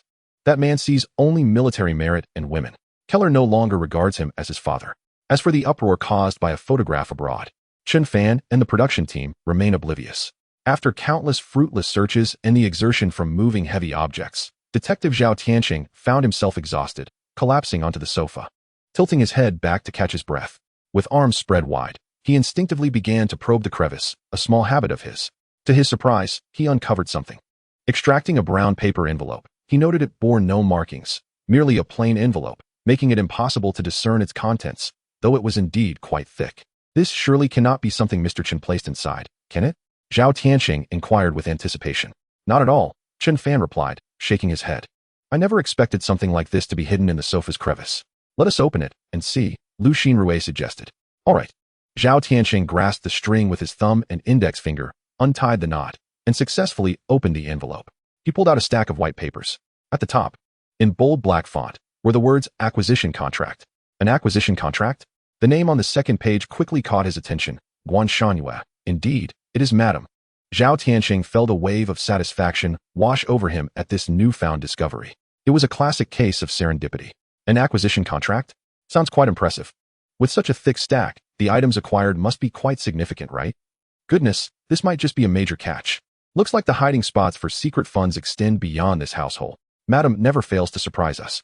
Could it be that she has hidden an entire company? Perhaps this thread could lead us to uncover Madam's true identity. Companies must be registered under real names. The livestream audience expressed immense excitement at this revelation. Zhao Tianqing stared at the dense text before him, feeling dizzy. Let me take a look, Lin Han offered. Noticing Zhao Tianqing struggle as she stepped forward and extended her hand. Thank you for your help, Zhao Tianqing acknowledged, passing her the multi-page contract. Lin Han took the contract, settled onto the sofa, and began to examine it meticulously. Chapter 31. The Rebate Building, 1,000 units. 10 consecutive draws. After flipping through a few pages, Lin Han finally uncovered the key detail. 28, Xian Street, Nanhai Road, Pearl Building. A building, you say? Sounds quite ordinary. Ordinary. I just looked it up. This Pearl Building in Jiangcheng is one of the top 10 most expensive office buildings in Daxia, ranking 6th, valued at over 3 billion. What? How can a building be so expensive? That's in the city center, a 100-story skyscraper, and many of the tenants are Fortune 500 companies. Just the chance to network there is worth a fortune. As a local of Jiangcheng, I can tell you that the Pearl Building is a landmark here. Seeing it up close is truly breathtaking. A building worth tens of billions. How can it not be breathtaking? To clarify, that valuation of tens of billions dates back 15 years. Now, it is likely worth at least double that. Regarding the Pearl Tower, as a local, Chen Fan undoubtedly had heard of it, having passed by it numerous times. On one occasion, while shopping with Guan Shanyue, he remarked on the grandeur of the building. Little did he know that it was, in fact, an asset under his wife's name. What a well-kept secret. So, how much was acquired? It can't be just 1%, right? 1%? That seems rather underestimating. When my wife makes a move, it's at least 50%. Upon reading these comments, Lin Han did not keep them in suspense and revealed. The lady holds a 100% stake in the Pearl Tower, unequivocally. In simple terms, the entire building, every blade of grass, and every inch of land belongs to her. I knew it. How could the lady possibly own so little? Gotcha. You thought 1% was accurate? New viewers, perhaps? Are there still new viewers? Has anyone missed the last episode? With so many people in Daxia, it's no wonder we've seen a surge of millions in popularity. I truly envy her husband, setting aside everything else. Just the rental income from this building must surpass 99% of the population, no doubt. Dare I say, it's more like 99.999%. Truly carefree living. This is what they mean by winning by doing nothing, ISNT it. In an instant, a flurry of comments expressing envy and disbelief flooded the live stream. Not only is his wife breathtakingly beautiful, but she is also an elite billionaire. Even Chen Fan himself felt that this was somewhat excessive. Even more astonishing was the prospect of a 10,000-fold return. Congratulations to the host for successfully uncovering hidden wealth. The Pearl Tower has triggered a 10,000-fold return. Congratulations to the host for acquiring a global tower worth 1,000. Chen Fan decisively opted for the 10,000-fold return, reasoning that regardless of depreciation, the building would remain. Why 1,000 and not 10,000? The overall value had surged, with many buildings worth multiple times more than the Pearl Tower. How extravagant is this reward? At present, within Daxia, out of the top 10 skyscrapers mentioned in the earlier comments, 9 belong to Chen Fan, while 1 is owned by his wife. Collectively, they are valued in the hundreds of billions. There is no need to sell. Merely relying on rental income ensures a life free from financial worries. Should the viewers in the live stream discover this, it would likely leave them utterly envious. As time swiftly passed, today's hidden wealth battle concluded with the Pearl Tower, valued at over 6 billion. This content was more than sufficient for a new episode. Is this really the end? No, I want more. Where can I subscribe? I want early access. Ending the stream? Refund us. Is this how you treat us? No, please don't. Ahem. Lu Xinrui faced the camera, clearing her throat and displaying a practiced smile. Well then, everyone, see you in the next episode. Goodbye. Chen Fan, Lin Han, and Zhao Tianxing also waved their goodbyes from behind. Once they were done filming, Lu Xinrui picked up her tablet, terminated the live stream, and the screen went dark. With a deep sigh of relief, she stretched her delicate waist, finally feeling the weight lift. She then turned to Lin Han and Detective Zhao, asking, "Would you like to indulge in a foot massage to unwind?" "I'm in." Lin Han nodded in agreement. "Absolutely." Zhao Tianxing eagerly needed someone to help relieve his back. Noticing Lu Xinrui's gaze, Chen Fan raised his hands and shook his head. "I'll pass. I still have a live stream tonight." "Oh, I see. You've worked hard." Lu Xinrui didn't press the matter. Just as she was about to leave, she suddenly remembered something and turned back. "Oh. Regarding the rewards from last episode and this one, the financial department will process the payments once they're tallied." "Got it. Travel safely, everyone." Chen Fan waved goodbye. After watching them get into the car, he closed the door and sank into the sofa. Clapping his hands to his cheeks to stay alert, he exhaled through his nose. There was no time to waste. It was time to use the 2 10-draw opportunities. With his hands clasped together, he earnestly prayed, hoping to draw exceptional skills. "Would you like to proceed with the 10 draws?" "Yes." Initiating 10 draws. 10 draws successful. Congratulations, host. You have acquired a resort at Paradise Island. 10 draws successful. Congratulations, host. You have gained max-level comprehensive combat abilities. 10 draws successful. Congratulations, host. You have obtained max-level dancing skills. 10 draws successful. Congratulations, host. You have earned the title of Master Designer. 10 draws successful. Congratulations, host. You have achieved the title of Super Hacker. 10 draws successful. Congratulations, host. You have acquired 80% of shares in a globally renowned automotive company. 10 draws successful. Congratulations, host. You have earned the title of Weapon Development Expert. 10 draws successful. Congratulations, host. You have acquired a luxury cruise ship. 10 draws successful. Congratulations, host. You have obtained 10,000-fold strength. 10 draws successful. Congratulations, host. You have gained the skill of earning money while sleeping at 10,000 per second. Upon seeing the final result, the skill dubbed earning money while sleeping left even Chen Fan, who was accustomed to extraordinary circumstances, astounded. It was utterly ridiculous. Just by entering a state of slumber, he could accumulate 10,000 units of real currency every second. If calculated over a day, assuming 8 hours of sleep, Chen Fan could net a staggering 288 million. To earn over 100 million simply by sleeping. Who would believe such a tale? Moreover, this skill was effective for life, with no expiration or limit on usage. Absurd. Simply preposterous. Paradise Island. Chen Fan searched online and discovered it to be the most renowned island tourism destination globally, without exception. With over 10 million visitors annually, it boasted 5-star hotels, restaurants, and amusement parks galore, starting at a valuation of trillions. Wait, what is this title of Weapon Development Expert? Chen Fan zeroed in on this intriguing detail. As an ordinary individual with no connections or backing, how could he possibly delve into weapon research? Was he courting imprisonment? Chapter 32. Fans exceeding 100 million. An invincible presence. To ensure he understood the system's intentions correctly, Chen Fan took a moment to review the detailed description. Ultimately, it was confirmed that the title of Weapon Development Expert referred to real-world weaponry, not merely a designer for shooting games. Ascending to the second floor, in the dedicated study for live streaming, he found a pencil in a pristine and used notebook. The moment the pencil tip touched the white paper, Chen Fan once again experienced the fluidity of creativity, as if his pen was guided by divine inspiration. In a flash, an unimaginably detailed design for a rifle unfolded before him. It was a uniquely original style, unparalleled in the known world of firearm design. It could be manufactured and utilized without any further modifications. Any alterations or suggestions would merely be superfluous embellishments. Such an extraordinary creation emerged from his very hand. Chen Fan could hardly contain his astonishment as he referenced data on several popular firearms from the internet. It has become evident that, regardless of cost, precision, magazine capacity, recoil, and penetration, the integration of accessories surpasses threefold. Should mass production occur and these weapons be deployed on the battlefield, they will undoubtedly transform into sides of death. Harvesting relentlessly and mercilessly, Chen Fan casually placed his notebook aside on the bookshelf. Upon opening the system panel, his gaze was once again drawn to the skill of the super hacker. After perusing the introduction, a singular thought consumed his mind. It appeared that, as long as he desired, he could effortlessly breach any data-related software or platform. Rather than merely speaking without action, Chen Fan placed his hands on the keyboard, selected the platform he was streaming on, and commenced practical operations. With ease, he invoked the code, located the backdoor entry, bypassed the password verification, accessed the administrator page, and obtained modification rights, incrementing his gift balance by a mere cent. Until he exited, he left no trace behind. This single cent was also cloaked in a perfect disguise, appearing entirely reasonable, ensuring no one would suspect a thing. Observing the increased balance, an audacious and rather sinister notion sparked in Chen Fan's mind. However, it remained merely a thought.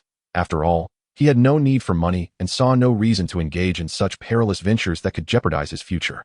Returning to the rewards page for the 10 consecutive draws, he pondered, could he truly possess maxed-out comprehensive combat abilities? Combined with the ancient martial arts mastery he had drawn earlier, did it mean that both ancient and modern techniques were now under his command? Chen Fan felt an overwhelming sense of invincibility, especially when paired with the enhancement of strength by 10,000 times. This augmentation could elevate his existing power to a staggering maximum of 10,000-fold. A genuine leather punching bag? With just a thought, he could effortlessly shatter it. In the wild, facing off against a robust black bear over 3 meters tall would pose no challenge. He could likely slay it with a single punch. Becoming the largest shareholder of a globally renowned car manufacturer, one of the top 10 producers of sports cars, thrilled Chen Fan immensely. The vehicles produced by this company were celebrated worldwide, always generating fervent discussions upon release, ranking among the top 50 in the Fortune Global 500. His gaze drifted downward. A luxury cruise ship? In the past, owning a private jet would have epitomized Chen Fan's dreams. Who could have imagined that, in the blink of an eye? He now possessed a luxury cruise ship. Indeed, one should always dare to dream. Who knows when it might come to fruition? Buzzing. His phone vibrated. Chen Fan closed the system panel, realizing it was time to begin his live stream. He was eager to see how much attention he could garner after 2 explosive episodes. Clicking into his personal backend, his pupils dilated in shock at the lengthy string of numbers. Unbeknownst to him, his follower count had astonishingly surpassed 10 million. Even without broadcasting, his live room maintained a viewership in the tens of millions. He held a position on various leaderboards, even without being live, occupying a spot among the top 10. This left other dedicated streamers green with envy, pondering whether they should sign up for the secret treasure detective show. However, upon reflection, he dismissed the idea. He simply did not possess enough valuable treasures to showcase. The audience's curiosity had been infinitely elevated by Chen Fan's family, beyond what his modest resources could satisfy. Understanding oneself is paramount. He clicked to begin the stream. The moment Chen Fan appeared on screen, dispelling the darkness, the live room erupted in a frenzy. The heat surged, rapidly catapulting him to the top of the trending list. The second trending topic? The replay of the second episode of Secret Treasure Detective. Following that, the gap was stark. Drawn by fame. A flurry of similar comments flooded in. The male god has finally gone live. Missed you so much in just a few minutes. Goodness, this heat is off the charts. Just started, and he's at the top. As a newcomer, I'm so envious. Fans from the second episode, when will you sing? Debut. Support the debut. Chen Fan, forever in our hearts.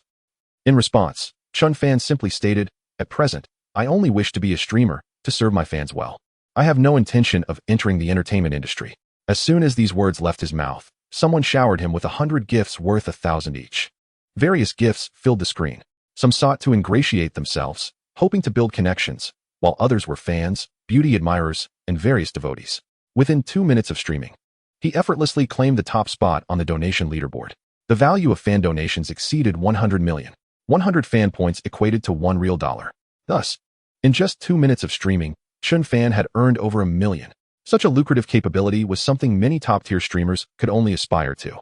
Today's streaming content was straightforward, a casual chat with the audience, answering questions from the comment section, followed by some gameplay and singing to satisfy the diverse interests of his viewers. Beauty admirers are truly satisfied. When will the lady return? Are there childhood photos of the lady at home? Sing, sing. The comment section was divided, with half concerning Chen Fan and the other half about Guanshanhua. With an overwhelming number of inquiries, Chen Fan could only choose a few to respond to. Childhood photos? He realized he had never seen any. He would ask her when she returned. As for singing, he assured them that he would certainly perform, not wanting to disappoint them. Regarding the question of when Guanshanhua would return, Chen Fan pretended not to see it, as he, too, was unaware. Meanwhile, on the road from Kunlun Mountain to Jiancheng, a voice exclaimed, "Ah, that fellow has finally started streaming. I have been waiting for ages." The speaker was Zhou Tianxi, the Wolf Fang War god. He had been eager to learn more about Chen Fan. Upon hearing that Chen Fan would stream after his show, he promptly sought him out and clicked to follow. Upon receiving the notification that he was live, he hurriedly opened the stream and entered the room. Wow, that face. Even a brute like me can't help but envy. His expression shifted, suddenly becoming serious. Leaning closer, he magnified the screen with 2 fingers, focusing not on Chen Fan, but rather on the bookshelf behind him. Chapter 33. The live room is sealed. A 10 consecutive draw is needed. More precisely, it was the notebook that Chen Fan had casually placed on the bookshelf behind him. To others, it might appear as a random, perhaps poorly copied design of a game firearm, simply too sci-fi and novel. However, to Zhou Tianxi, a battle-hardened war god, it was immediately apparent that this design was feasible. Furthermore, it was something that could be manufactured using modern techniques. As the image zoomed in, it became slightly blurred. Yet the intricate design could not be obscured, leaving Zhou Tianxi in awe. Should such a weapon be mass-produced, the combat prowess of the Xia dynasty would ascend dramatically on a global scale. Glimpsing the upper right corner, he noted the heat approaching 100 million. This simply could not continue. Zhou Tianxi worried that adversarial nations might catch sight of these blueprints. He swiftly exited the stream, opened his contact list, and located the special department responsible for sensitive information. "Hey, Lao Jiang, hurry. Immediately. Stream, room number. Yes. Seal it. It's classified. Absolutely must not leak." Ending the call, he switched back to the Dosha live stream, only to find the screen had gone dark. A tearful expression of a virtual presenter appeared. "The host has been banned for violations. Please check other live streams." Hu Zhou Tianxi let out a long sigh of relief and chuckled. "Truly impressive, old Jiang. Your efficiency is remarkable." The Wolf Fang War god. What secrets could possibly lie within that person's live stream that necessitated the intervention of those individuals? The curious young warrior, tasked with driving, inquired. A terrifying weapon that could alter the dynamics of the battlefield. If these words had come from anyone else's mouth, the young warrior might not have felt such astonishment. Yet, uttered by the Wolf Fang War god, he dared not harbor the slightest doubt. He was merely puzzled as to why such a thing would appear on a live streaming platform. Chen Fan was equally perplexed. "Your live stream has been banned for violations. Remaining time, 3,649 days, 23 hours, 59 minutes, and 23 seconds. Staring at the system prompt before him, Chen Fan was utterly bewildered. He had merely answered a few questions related to his wife. How could this be deemed a violation? And to be banned for an entire decade? A full 10 years? Was this some kind of joke? Chen Fan was rendered speechless. He took out his phone and called a known super administrator, hoping to ascertain the situation. A live stream with 10 million followers couldn't just vanish without explanation. He deserved a reasonable justification. Otherwise, Chen Fan would never accept it. He must fight. Expose. "Hey, Xiaoliang, I didn't violate anything. Why was my stream going smoothly only to be banned for 10 years? As soon as the call connected, Chen Fan wasted no time and got straight to the point. "I'm not sure. All I know is that the higher-ups are in a panic and are holding an emergency meeting. I would like to ask you what content you streamed. I've never seen them this frightened before. At this rate, I'm genuinely worried they might soil themselves." Upon hearing this, Chen Fan was even more bewildered. "I merely answered a few questions related to my wife, along with some of my own inquiries." "What questions?" Chen Fan calmed himself, recalling and recounting the events that had just transpired. After finishing, he asked, "Having been a super administrator for so many years, what do you think? Was there any violation?" The other party fell silent for a few seconds, seemingly at a loss, and confirmed, "Just these? Just these. If you don't believe me, don't you keep video records? You can check and see." Chen Fan urged excitedly. "The permissions have long been revoked. We can't access that information." It was utterly bizarre. "In any case, I will continue to investigate on my end and notify you as soon as I have news." "Fine." Chen Fan felt he could not press further since the other party genuinely didn't know.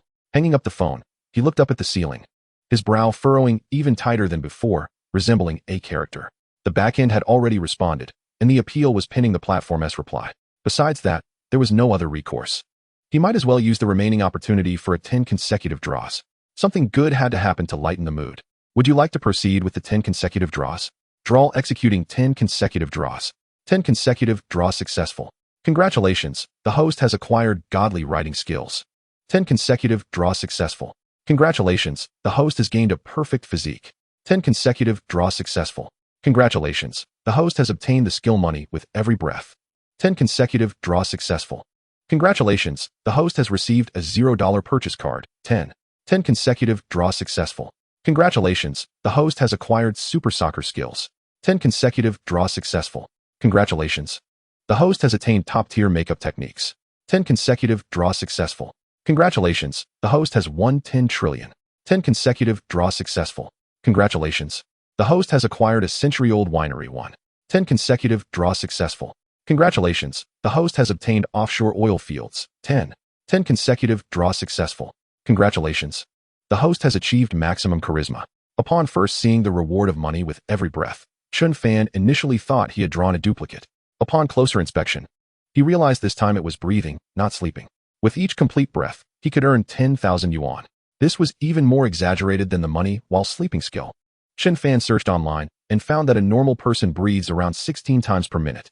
Over a day of 1,440 minutes, breathing 16 times per minute, he could net at least 3 billion yuan. If he was particularly in need of money, he could simply quicken his breathing pace, such as through exercise or running. After reviewing everything, Chen Fan truly did not expect that the least impressive reward from this round of 10 consecutive draws might be the 10 trillion yuan or perhaps the century-old winery. These things existed only in the fantasies of ordinary people, but had become the most mundane for him. Goodness, 10 oil fields. Who would have thought that one day I could become an oil tycoon? A perfect physique? Can it guarantee that I will be immune to all ailments, never fall ill, and live long? This is splendid. After all, no matter how rich one is, if they have no life to enjoy it, what is the point? Exhaling a breath of frustration, Chen Fan had to admit that after this round of 10 consecutive draws, his mood had indeed improved significantly. With a click, he refreshed the page. Unfortunately, the system's feedback remained the same. We have escalated your issue, and you will be notified as soon as there is a response. Please be patient. How infuriating. Beyond grumbling, there was nothing else to be done. Just as Chen Fan was about to withdraw his hands from the keyboard and mouse, he suddenly gasped. He realized that he was not entirely powerless. The skill super hacker was precisely what should be utilized at such a time to unleash its true value. With his hands poised over the keyboard and a heart racing with trepidation, Chen Fan once again used his special privileges to access the control backend of the Dosha platform. He traced the same network and infiltrated the surveillance system. Pressing the right arrow key, he continuously switched between screens. The first-floor lobby showed two receptionists chatting happily, leisurely filing their nails. The next scene was of a corridor, followed by an elevator. Then, Chen Fan felt that something was amiss. The restroom? Who would install cameras in a restroom? It was self-evident, and they were even using the company's network. Chen Fan directly input a string of code to disable that camera and extracted the initial footage capturing the individual who installed this pinhole camera. He anonymously sent it to a supervisor's email at a certain company. Then, he continued to focus on the task at hand, switching screens incessantly in search of clues regarding the ban on his live stream account. Heaven rewards the diligent. 3 or 4 minutes later, he indeed found something. It appeared to be a conference room. Surrounding a round table were a group of individuals dressed in elite attire, yet the atmosphere was gravely tense, oppressive to the extreme. Every face was incredibly somber, brows tightly knitted, none relaxed in the slightest. Operating the mouse, he clicked to play the audio. What on earth is happening? I have replayed his live stream content several times and found no issues. Now, even those videos have been entirely deleted and taken down. The only response I received was a mere 6 words. Classified information. Classified? Could it be related to that lady? Her identity is too peculiar to discuss extensively online. If that were truly the case, why did the previous private detective show face no repercussions? After listening to the conversation, Chen Fan could ascertain that their knowledge was not significantly greater than his own. The only valuable piece of information seemed to be the 6 words regarding classified content. Yet, Chen Fan could not fathom what classified information he had leaked. Just as the woman in the conference room stated, if the live broadcast was indeed shut down, it must pertain to his wife, Guan Shanhua. He had shared more during the recording than this, so why was there no issue then? Were they merely picking on the softer targets? It seemed implausible. No matter how capable the production team was, they were still insignificant in the face of true power. The frustration was indeed palpable. After erasing all traces of his presence, Chen Fan closed the window, adjusting his ergonomic chair to a reclined position. He stared blankly at the ceiling. He then took out his phone, opened the forum, and checked the trending topics. Chen Fan, live broadcast suspended. As expected, he soon found a trending topic reflecting his thoughts. What is going on? How did this happen? Could the platform be deliberately suppressing him? I remember when he wasn't popular, he mentioned being an independent streamer without a contract. I can't find any violations either. It's likely just as you said. They want to take advantage of this opportunity to suppress him for profit.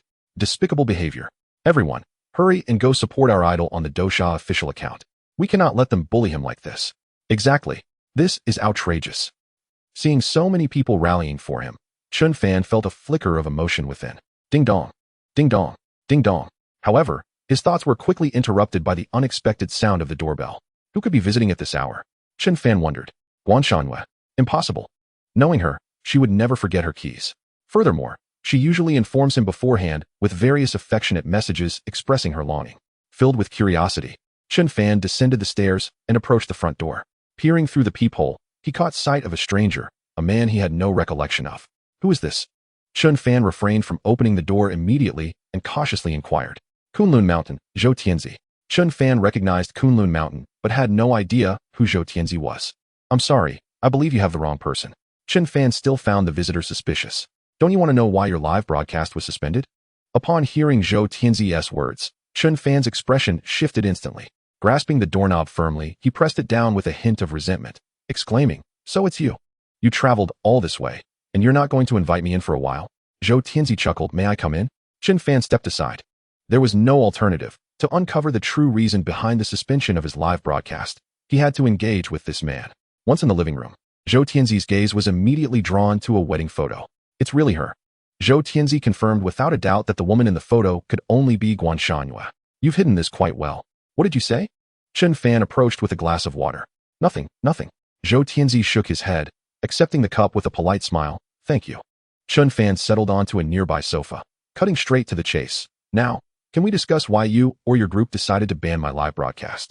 Due to involvement with classified information, Zhou Tianzi replied after swallowing a sip of water.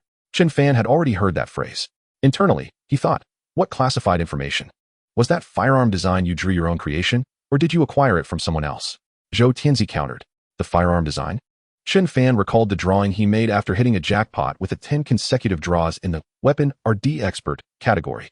So, it was because that item appeared in the live broadcast and caught their attention that his session was suspended? Realizing this, Chen Fan let out a sigh of relief. I merely sketched it for fun. For fun, Zhou Tianzi responded, feeling a mix of emotions. You casually drew a draft that surpasses all modern rifle designs? To put it in trendy terms I just learned, that's quite the humble brag. This fellow must be indulging in a bit of bragging.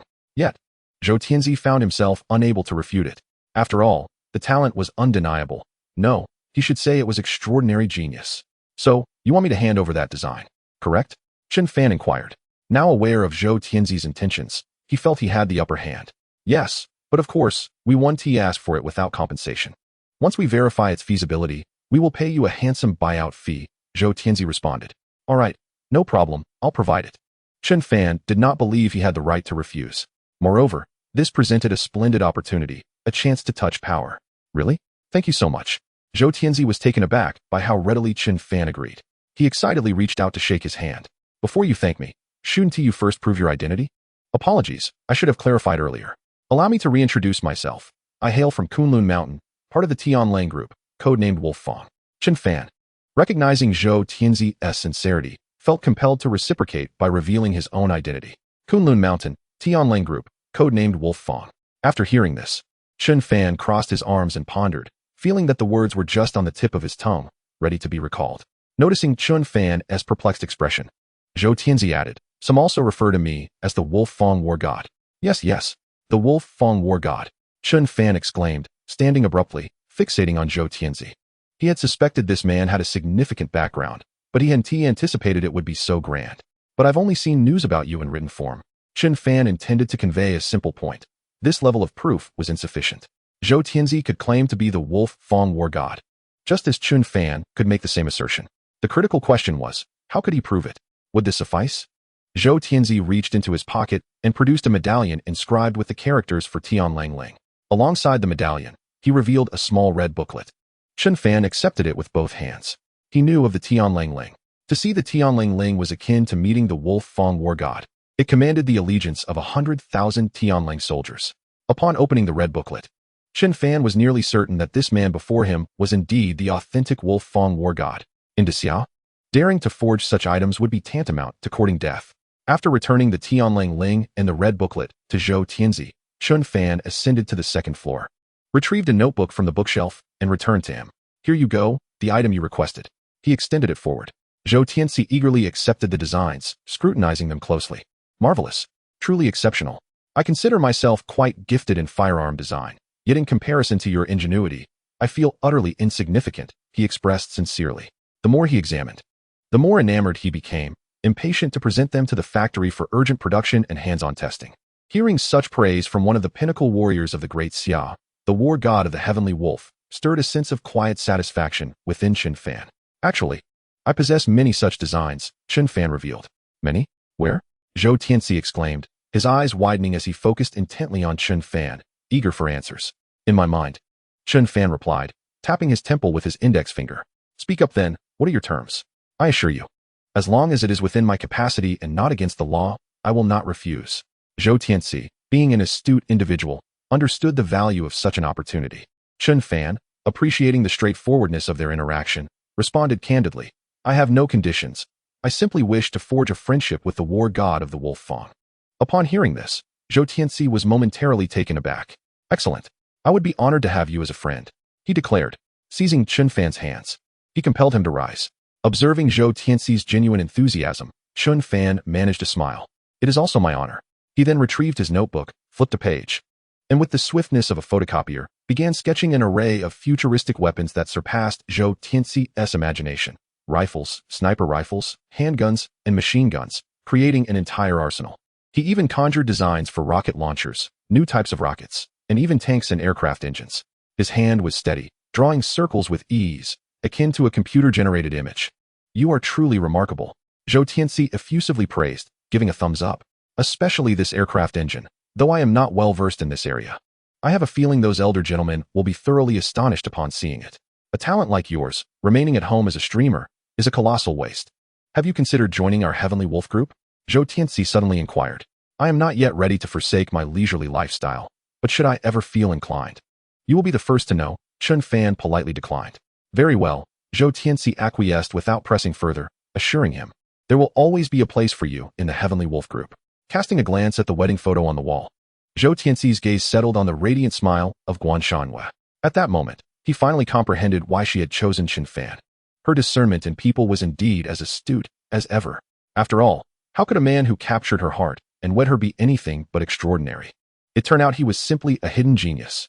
Noticing where Zhou Tianzi's gaze lingered, Chen Fan, having sensed this was not the first time Zhou Tianzi had fixated on the wedding photo, curiously asked, do you know my wife? No, I do not. Zhou Tianzi shook his head, wary of divulging information that Guan Shanhua herself had not shared, fearing repercussions. In terms of strength, Zhou Tianzi was no match for Guan Shanhua. Out of 100 encounters, he would be defeated 90 times and suffer 10 devastating losses. Since that day, he had been thoroughly subdued by her prowess. It was precisely this that deepened his admiration for Chen Fan. The hour is late. I shall not intrude upon your rest any longer, Zhou Tianzi stated, wishing to hasten back to Kunlun with a notebook filled with treasures, eager to showcase his remarkable friend to the elders. A true source of pride. Just as he agreed, Chen Fan suddenly remembered something. By the way, what about my streaming room? Do not worry, I have already sent a message to them. I trust it has been unblocked by now, Zhou Tianzi assured him. Is that so? Chen Fan escorted him to the door, where Zhou Tianzi entered a white SUV. Brother Chen, until next time. Feel free to visit Kunlun Mountain whenever you wish, Zhou Tianzi called out as the window rolled down. Certainly, Chen Fan waved in agreement. After the vehicle drove away, he closed the door, deciding to head upstairs to check if his streaming room had indeed been reinstated. Meanwhile, in the car, the young soldier behind the wheel noticed Zhou Tianzi beaming with happiness while clutching the notebook. Curiosity piqued, he asked, War God, was that really the husband of the Red Jade War God? He seems quite ordinary. Ordinary? You are too young. One must not judge a person by their exterior. He is merely reserved. Unlike us rough individuals who wear our emotions on our sleeves, Zhou Tianzi corrected. Your evaluation of him is quite high, the young soldier remarked. His talent far exceeds what you and I can fathom. The most terrifying aspect is that this is merely the tip of the iceberg. Zhou Tianxi continued, glancing at the notebook in his hands. Hurry, let us make haste to the airport and return to Kunlun at the fastest speed. Understood. Chapter 36. The Demon King of Destruction, a plea not to choose me. Back in the study on the second floor, Chen Fan sat at his computer desk, operating the mouse to open his email, selecting the system notifications. Your streaming privileges have been reinstated. Please adhere strictly to community management regulations. For details, click to view.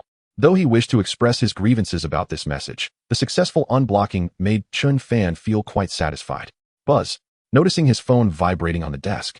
He picked it up to find a message from the production team detailing the streaming rewards and salary from the past 2 days, totaling 12,300,000, deposited into Chen Fan's account. Although the earnings from mere breathing and sleeping paled in comparison, they provided him with a distinctly different sense of gratification. After tidying up, Chen Fan resolved to restart his stream. The official Douxia platform had also contacted him, requesting he subtly clarify the situation in his streaming room to quell the uproar. The Douxia official forum had been thoroughly overwhelmed, necessitating the activation of comment filtering. Block. It was impossible to block everyone, as the number of critics was overwhelming. The Douxia team remained utterly baffled, failing to comprehend what had transpired from the beginning. Chen Fan, wishing not to complicate matters for them, began his stream. Wow, the streamer is back. Did our efforts yield results? The wicked capitalists. Is there a possibility that he is also among the ranks of capitalists? Thank you all for your concern. It was merely a misunderstanding. Our streaming room was overwhelmed with too many viewers, causing a small bug. But the issue has now been resolved. Douxia has assured me that such an incident will not occur again, so please do not trouble them further. Chen Fan spun his tale with a steady demeanor, his professional composure unwavering. What else could he do? He certainly could not disclose the matters of Kunlun. He did not want his streaming room to face another ban. Moreover, what if foreign entities discovered his skills and attempted to kidnap him? Did you get PR help? If you were to be kidnapped, just blink. It seems the streamer appears a bit wronged. Do not be afraid. Boldly speak the truth. We, your fans, will support you. Yes, wronged.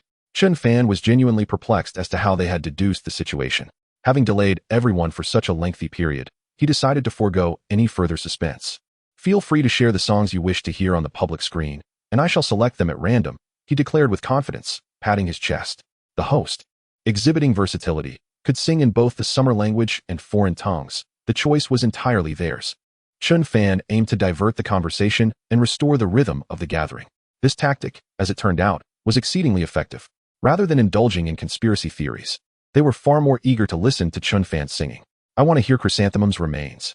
The azure sky awaits the rain. The remnants of snow on the broken bridge. The fragrance of 8 miles. The lone warrior. Upon learning that Chen Fan was about to sing, the live stream's popularity surged dramatically. Naturally, many had rushed in from the trending search list to witness the excitement. Here I am, drawn by the fame, they began to flood the chat. Let us start with the fragrance of 8 miles, Chen Fan decided. He opened the music application, located the background track, and clicked play, gradually crooning the lyrics.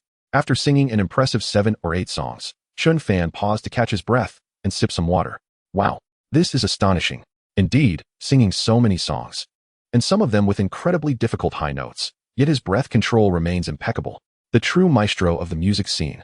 If it weren't for the different voice, I would suspect he was using the original track, and there's not a hint of breath to be heard. To achieve such an effect solely with a headset microphone is indeed remarkable. Wait, isn't that Lin Wei, who just debuted with outstanding results and signed with Jinmai Entertainment? I've listened to Lin Wei's songs. He sings quite well. My ears must be functioning properly if he holds the host in such high regard. How many other stars are hidden in this live stream? Is this not the entertainment circle? The atmosphere was ignited to its peak as a few relatively well-known figures in the music industry spoke up. Even a lesser-known original artist chimed in, saying, "The song has gained popularity, but it is not my version, sob sob sob." Alas, I had thought my version was a masterpiece, only to find it mercilessly overshadowed. Isn't this another form of ruining the song? I've sent a tip, please don't select me. Whatever you do, don't choose me. At this moment, it was evident that Chen Fan had become the nightmare of many a singer, fearing that their work might be selected and thus ruined. They felt powerless to contest him. Report infringement? Given the current heat, the management companies would rather he sing songs for which they held the copyright. Similarly, due to this fervor, they were hesitant to engage in any underhanded tactics, having witnessed the downfall of Douxia. If they were to meddle, the repercussions could jeopardize an artist they had painstakingly cultivated and even tarnish the company's reputation, an unwise endeavor. Ha ha ha, how amusing. So many singers are tipping, hoping not to be chosen.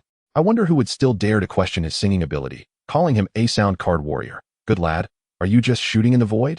Who said that? In truth, a sound card cannot transform an unpleasant voice into a melodious one. I can't believe my brother, Yin, has also arrived. Isn't he one of the 5 kings? Can't an old man surf the internet? Yin is only in his 40s. Old man? He would be livid to hear that. Observing the viewership soaring past 200 million, Chen Fan mused. Is it too presumptuous to call myself a top-tier star? He soon discovered that Do Sha's official team had arranged a plethora of prominent homepage features for him, planning to rest his voice for a moment before continuing. He envisioned that this program could become a permanent fixture, solidifying his persona as the song-ruining demon of the entertainment industry. The advantage of this persona lay in its timelessness, as there would always be new songs emerging. Meanwhile, in Kunlun, the aircraft landed smoothly, decelerating before coming to a halt. As the cabin opened, the Wolf Fong War God, Zhou Tianxi, leapt out. He descended the steps, his feet touching the ground. Welcome back, Wolf Fong War God, greeted the soldiers of the Tianlang group enthusiastically. With the snowstorm raging on Kunlun Mountain, they quickly draped a coat over him for warmth. So, did those old geezers make it here? Zhou Tianxi inquired. Yes, they arrived long ago and were already complaining about your tardiness, replied a young soldier, raising his hand in gesture.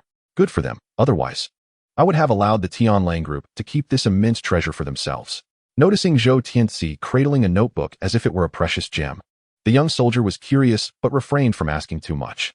He understood that not everything was appropriate to inquire about. What needed to be known would surely be revealed by the war god himself. Before long, Zhou Tianxi arrived at the conference room door. He pushed it open and strode in confidently. My apologies for keeping you all waiting. Chapter 37. The Shock of the Kunlun 5 Elders. Her man, little Zhou. What is the surprise you mentioned over the phone? One elder queried. Given my poor health, I was already in bed. You must not let me down. You little brat. You seem to be increasingly dismissive of us old-timers. I'm quite curious about what you think will broaden our horizons. After so many years of traversing the globe, what could possibly surprise me? The 5 elders, all seated around a round table, were all over 60 years old. Nonetheless, they radiated an aura of authority, their spirits and demeanor rivaling that of contemporary youth. These 5 individuals were legendary figures in Kunlun, capable of shaking the very air with their presence. Just as Zhou Tianxi was about to speak, a young soldier entered the room, bearing several sheets of white paper and a notebook. Wolf King, here's what you requested. I've made the copies. Zhou Tianxi, known as the war god of the Tianlang group, was also referred to as the Wolf King. Thank you for your trouble, he replied, accepting the papers and notebook with both hands. You're too kind. Unless there is anything else, I will take my leave. All right, you may go. Zhou Tianxi waved him off. The young soldier exited, closing the conference room door behind him. Zhou Tianxi then walked around the table, distributing the copies one by one to the 5 elders seated before him. What is this? One elder began to inquire about Zhou Tianxi's intentions. However, upon glancing at the papers before them, they promptly fell silent. Some even donned their glasses to scrutinize the documents closely. Brilliant. Absolutely brilliant. This design is simply exquisite. It guarantees the highest efficiency with minimal and simplest costs and manufacturing techniques. Genius. This is an unprecedented stroke of genius. You little rascal. I didn't realize you had such a mind. Are you trying to show off? Zhou Tianxi, you've achieved something remarkable this time. Hearing such high praise from the 5 elders, notorious on the battlefield as ruthless figures and once referred to as the original killing machines, Zhou Tianxi felt a surge of joy, despite the fact that he had not created the designs himself. It is indeed he who possesses the discerning eye to identify and excavate such a gem. While he may not claim credit, he certainly has endured his share of toil. You need not rush to praise. In truth, this blueprint was not crafted by my hand. Zhou Tianxi has no intention of usurping Chen Fan's accolades. Setting aside their friendship, he has the formidable Guanshan Yu backing him. One must consider the repercussions. He lacks the audacity, fearing a beating. He has witnessed Guanshan Yu wielding the Tang broadsword, driving men to flee across the mountains in full view of the assembled soldiers. Merely contemplating it fills him with embarrassment. Moreover, that woman is truly ruthless. On one occasion, she even shattered Zhou Tianxi's arm. Yet, in a remarkable display of her extraordinary medical prowess, she seamlessly reattached it, only to twist it again. Reflecting on such moments still sends chills down Zhou Tianxi's spine, causing him to shudder involuntarily. Not you? Then who could it be? Is there truly such talent among us in Kunlun? Indeed, stop keeping us in suspense, speak quickly. Such genius must be nurtured and utilized. Upon hearing this, Zhou Tianxi shook his head. He is not from Kunlun, but hails from Jiangcheng, and is a streamer. A streamer? The others exchanged incredulous glances. each wearing a complex expression. Are streamers truly that formidable these days? Someone inquired. Still in Jiangcheng, Zhou Tianxi replied. How can you allow him to remain there? Rush and summon him to Kunlun and assign him a significant role. Zhou Tianxi, however, shook his head again. Why not? An elder asked, furrowing his brow. He has someone backing him, someone I cannot provoke. Zhou Tianxi's words left the five momentarily stunned, prompting a hushed chuckle. What a marvel! Is there truly someone you, Zhou Tianxi, cannot provoke? Bang! One of them slammed the table and stood up. Go seek him out. Be bold. We five shall support you. I wish to see who possesses such formidable influence. Hong Yu. The god of war, Guanshan Yu. The moment Zhou Tianxi uttered these names, the room fell into a profound silence. The atmosphere was so tense that one could hear a pin drop. The one who had slammed the table obediently returned to his seat. Truth be told, the five of them were still the mentors of Guanshan Yu. Yet, her achievements have long since eclipsed theirs across all fields. What is the nature of their relationship? One could not contain their curiosity and asked. They are married. Oh, so that is what it is? Married? The five nearly leapt from their seats. Their expressions akin to that of statues, astonished. They quickly fell into self-deprecating laughter, returning to their seats and waving their hands dismissively. Impossible. Absolutely impossible. With her temper, how could she possibly marry? Indeed, I cannot fathom what manner of man could withstand her. Zhou Tianxi, feeling exasperated internally, thought, whom have I offended? Regardless of whether you believe it or not, the truth remains. To substantiate his claims, Zhou Tianxi produced a photograph of their wedding and shared it with everyone. The evidence lay before them, causing the five to exchange glances. No matter how incredulous they felt, they could not refute it. Surely they could not suspect that Zhou Tianxi had fabricated the image? He had no reason to do so. If he were to attempt such deception and Guanshan Yu were to return and discover it, he would undoubtedly face dire consequences. He lacked the courage for that. This young man is indeed extraordinary. Of course, who could design such weaponry and be ordinary? That girl, Guanshan Yu, we are her mentors. Yet she married without so much as a word of notification. Is that not a bit too much? Upon further interaction, it seemed he was unaware of Guanshan Yu's true identity. I believe she simply wishes to keep their lives free from external disturbance, Zhou Tianxi remarked, sharing his understanding of the situation. Previously, you did mention to me her intention to withdraw from Kunlun once the northern desert stabilized. Is it because of that man? Does he possess such charisma? The five were perplexed. What sort of enchantment has Chen Fan cast upon Guanshan Yu? I believe he does, Zhou Tianxi asserted firmly. Is it merely based on this design? What if it was just a fleeting inspiration? Indeed, Kunlun is not lacking in individuals with momentary flashes of brilliance. Yet one must admit, his radiance indeed shines more brightly than the others. But what if we consider this notebook? Zhou Tianxi raised the notebook high. Chapter 38, The Seventh Generation Engine, the Heart of a Great Nation. A notebook? Someone immediately reacted, unable to conceal their shock and excitement.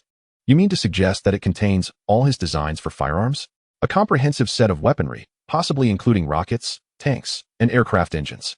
Zhou Tianxi had anticipated the expressions that would adorn their faces following his proclamation. He felt no surprise, only pride. Quick, let me see it. All right. You take your time. Given your age, it's best to remain seated and not exert yourself too much, Zhou Tianxi hurriedly advised. It was rare to witness such enthusiasm from the elder, who seemed eager to rise from his wheelchair. You do have a bit of conscience, the elder said, extending his hands to grasp the notebook as if it were a treasure. Upon opening the first page, he was astonished to find it was hand-drawn. Due to the monochrome print, the five had assumed the designs were created on a computer and printed out. Such steady hands. Truly a prodigious talent. An exquisite jade. A rare and exceptional quality. Seeing their astonishment, Zhou Tianxi added, not only is it hand-drawn, but it was done with a single pen, without the aid of a ruler or compass. You may find it hard to believe, but he completed these illustrations in less than half an hour. Is that so? The admiration in their eyes was unmistakable. They turned to the second, third, and fourth pages, each revealing unprecedented delights. It was hard to believe that such firearm designs could emerge in this era. Based on their experience, such advancements should not be expected for at least another 50 years. It is revolutionary. Wait, let me see that. Among them, the elder Jiang, who had the most knowledge of tanks, reached out to examine it closely. Old Jiang, if memory serves, you've studied every tank from both our great Xia and foreign lands. Haven to you? How do you find this design? Exceptional. One word, exceptional. It's simply astounding. Once developed, this design will render most existing armor-piercing rounds obsolete.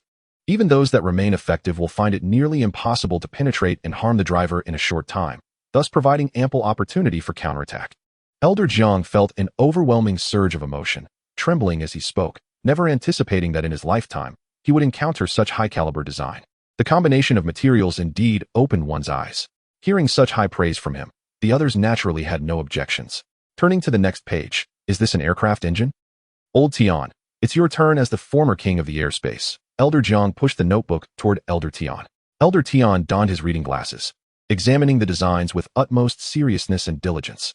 Finally, he removed his reading glasses and placed them in the case. Taking a deep breath as he concluded that if this engine could truly be developed, it would easily surpass the Hawks and ascend to the pinnacle of global supremacy. I can confidently assert that it is the very crux of whether the 7th-generation fighter jet can be successfully engineered. The mere mention of 7th-generation fighter jet startled Zhou Tianzi. Despite his prior expectations, presently, the 7th-generation engine poses a formidable challenge that several major powers aspire to conquer. To put it plainly, the nation that pioneers the development of the 7th-generation fighter jet will possess absolute air superiority. Even the most formidable hawkish faction remains entrenched in the theoretical realm concerning the 7th-generation fighter. To his astonishment, Chen Fan had swiftly resolved such a colossal dilemma with a mere flourish of his pen. It felt unreal in its ease. With just this engine and a single sheet of paper, Zhou Tianzi felt reassured. Should Chen Fan decide to present this to the Hawks, they would willingly part with $100 billion, even $1,000 billion, without hesitation. His heart brimmed with infinite gratitude for Chen Fan. Yet he also felt a profound concern. Such prodigious talent, once revealed, would undoubtedly draw the Hawks to infiltrate. Given their modus operandi of destroying what they cannot obtain, this could not be allowed. He silently resolved to safeguard Chen Fan, this heart of the nation. Indeed, as a stalwart of the great Xia, Zhou Tianzi was willing to refer to Chen Fan as the heart of the nation. With him in the realm of scientific research, surpassing, even obliterating the Hawks, was merely a matter of time. How could he not be exhilarated? Zhou Tianzi trembled with excitement. Elders, I implore you to expedite the transformation of these blueprints into reality, eliminating all unnecessary procedures, and seize every fleeting moment. Upon hearing Zhou Tianzi's words, the elders unanimously assured him, rest assured, even if you did not say so, we would proceed accordingly. Furthermore, they insisted on ensuring that the safety of that individual was paramount. Understood, Zhou Tianzi affirmed. If anyone dares to harm him, they must first tread over my dead body. Unbeknownst to Chen Fan, he had become the foremost name on the Kunlun protection list. As the clock struck 9 in the evening, facing the camera, the live stream had garnered over 300 million views, shattering records across all platforms. To which Chen Fan expressed his gratitude. He then stated, everyone, it's getting late, I should rest now. Goodbye. And with that, he ended the broadcast. Wow, that's a swift end to the stream. Seriously, leaving money on the table? Each second of that heat translates to countless astronomical figures. Who are you kidding? Does he really need the money? There's no one else in this world who can afford to be so audacious. I just saw someone tally up. He received nearly 100 million in gifts today alone. Even splitting 50-50 with the platform, that's still tens of millions. How envious. I feel like a lemon. He possesses such talent and capability. It's truly beyond jealousy. Most importantly, he has an incredibly mysterious and affluent wife. With so many people, is there not a single morsel of information about her? She really knows how to keep a secret. What if it's not that she intends to hide, but rather that we ordinary folks simply cannot reach that echelon?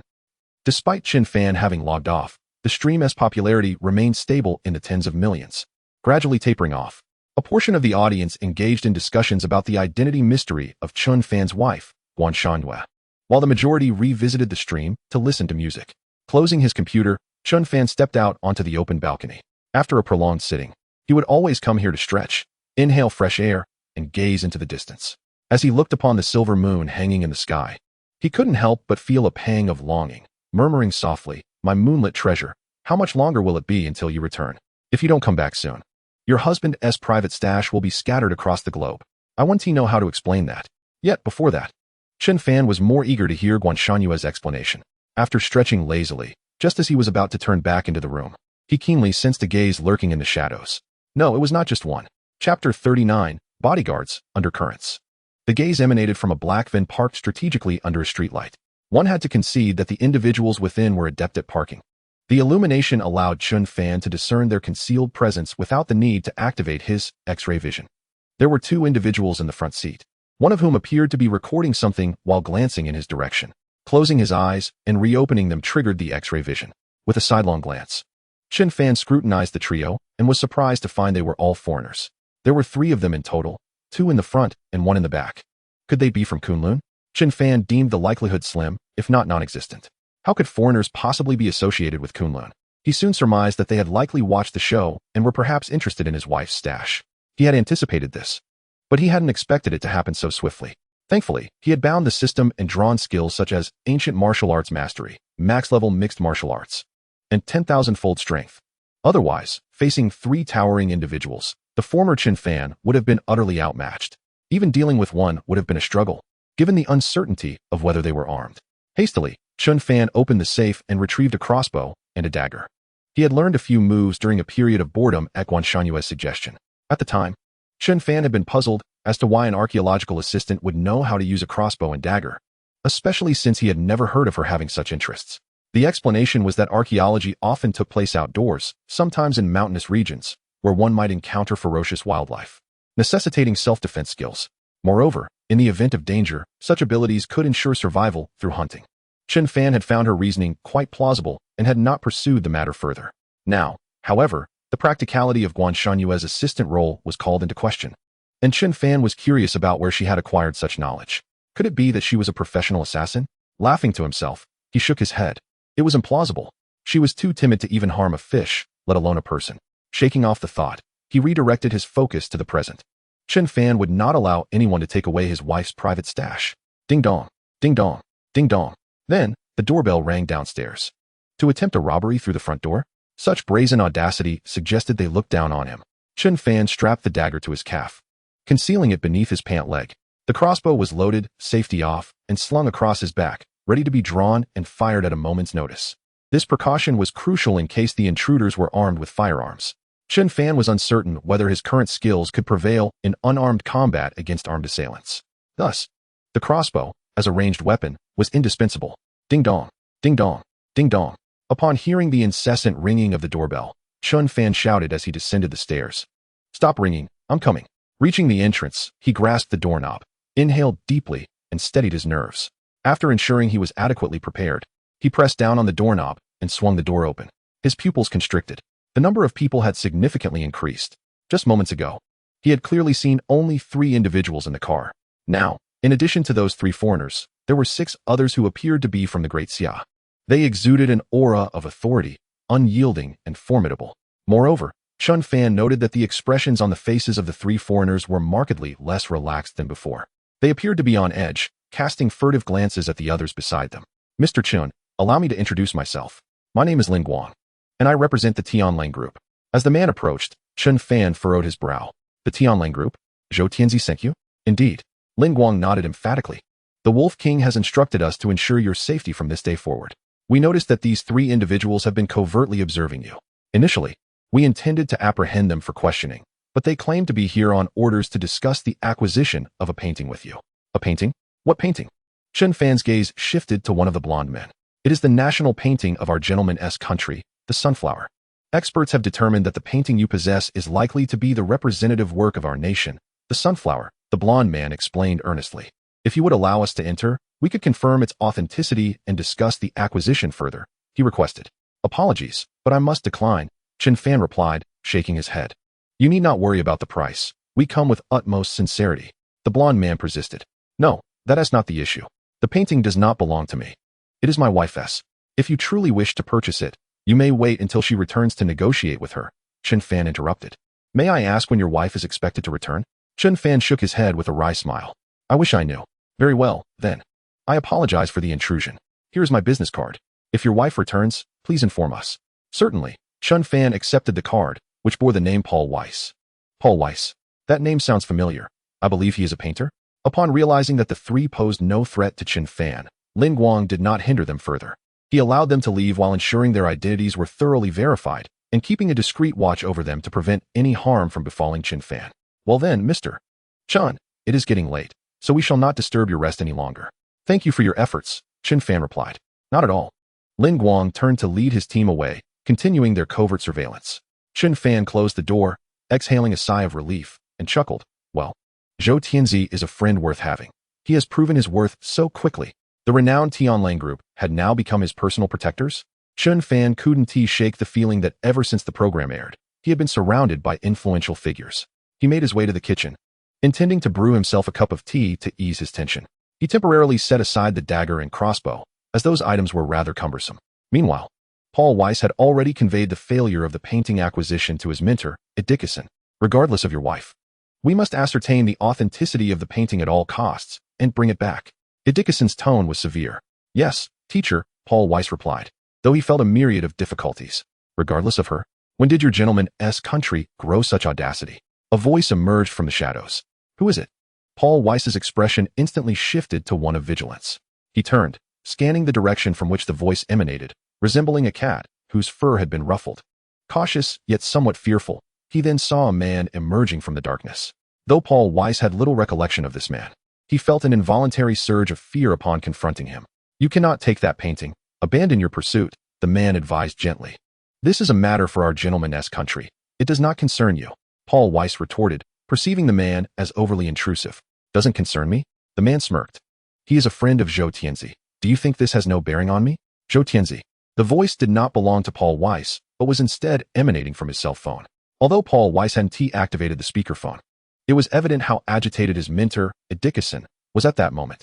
Paul Weiss turned away, raising his hand to shield his mouth, and whispered, Teacher, do you know this person? The commander of the great Xia's Tianlang group, the god of war. The Tianlang group? Paul Weiss recalled that the earlier individuals had also mentioned their affiliation. The god of war?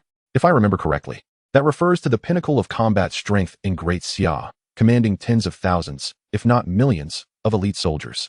Upon discerning Zhou Tianzi's true identity, Paul Weiss felt a significant drop in his confidence regarding the acquisition of the sunflower painting. Not only he, but the entire gentleman's country would be unwise to challenge a god of war, as even a narrow victory could result in devastating losses. Respected god of war, this painting is of utmost importance to our gentleman's country. Might I kindly request a favor? We shall never forget this kindness, Paul Weiss earnestly implored. If it were possible, I would genuinely consider granting you such a favor, but frankly speaking, the powers behind him are beyond my reach, and even more so, beyond yours. Zhou Tianzi replied with a sigh, shaking his head. The powers behind him? Paul Weiss questioned, a hint of skepticism in his gaze. Did that imply there were figures even more formidable than the god of war behind him? Or was the individual merely attempting to intimidate him into relinquishing any notions of bringing the painting back to the gentleman's country? The true owner of that painting is the mentor of your country's Grand Princess. Zhou Tianzi revealed this information solely to ensure Chen Fan's safety. The mentor of the Grand Princess? Paul Weiss was acutely aware of the Grand Princess's significant status in the gentleman's country. However, he felt lost when it came to her mentor, a domain beyond his reach. Conversely, Dickinson turned pale upon hearing those 5 words, his complexion resembling that of a corpse. Stunned for several seconds, he finally emerged from his shock, shouting urgently, Paul Weiss, immediately. Return at once. But, teacher, what about the painting? Forget about the painting. Hurry back. Unless you wish for me to perish alongside you. Dickinson's tone was stern. But, there are no buts. Come back immediately. Otherwise, I will have no choice but to sever our mentor-student relationship and contact higher authorities to strip you of your status as a citizen of the gentleman's country. Dickinson interrupted Paul Weiss decisively, leaving him no room for hope. Yes, I understand. I will return to the gentleman's country at once. As events unfolded, Paul Weiss grasped the complexity of the situation.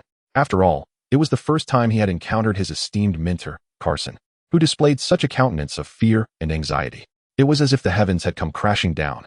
On the return journey, Bowers attempted to subtly extract information regarding the princess's mentor from Carson, but was rebuffed with a stern admonition not to pry.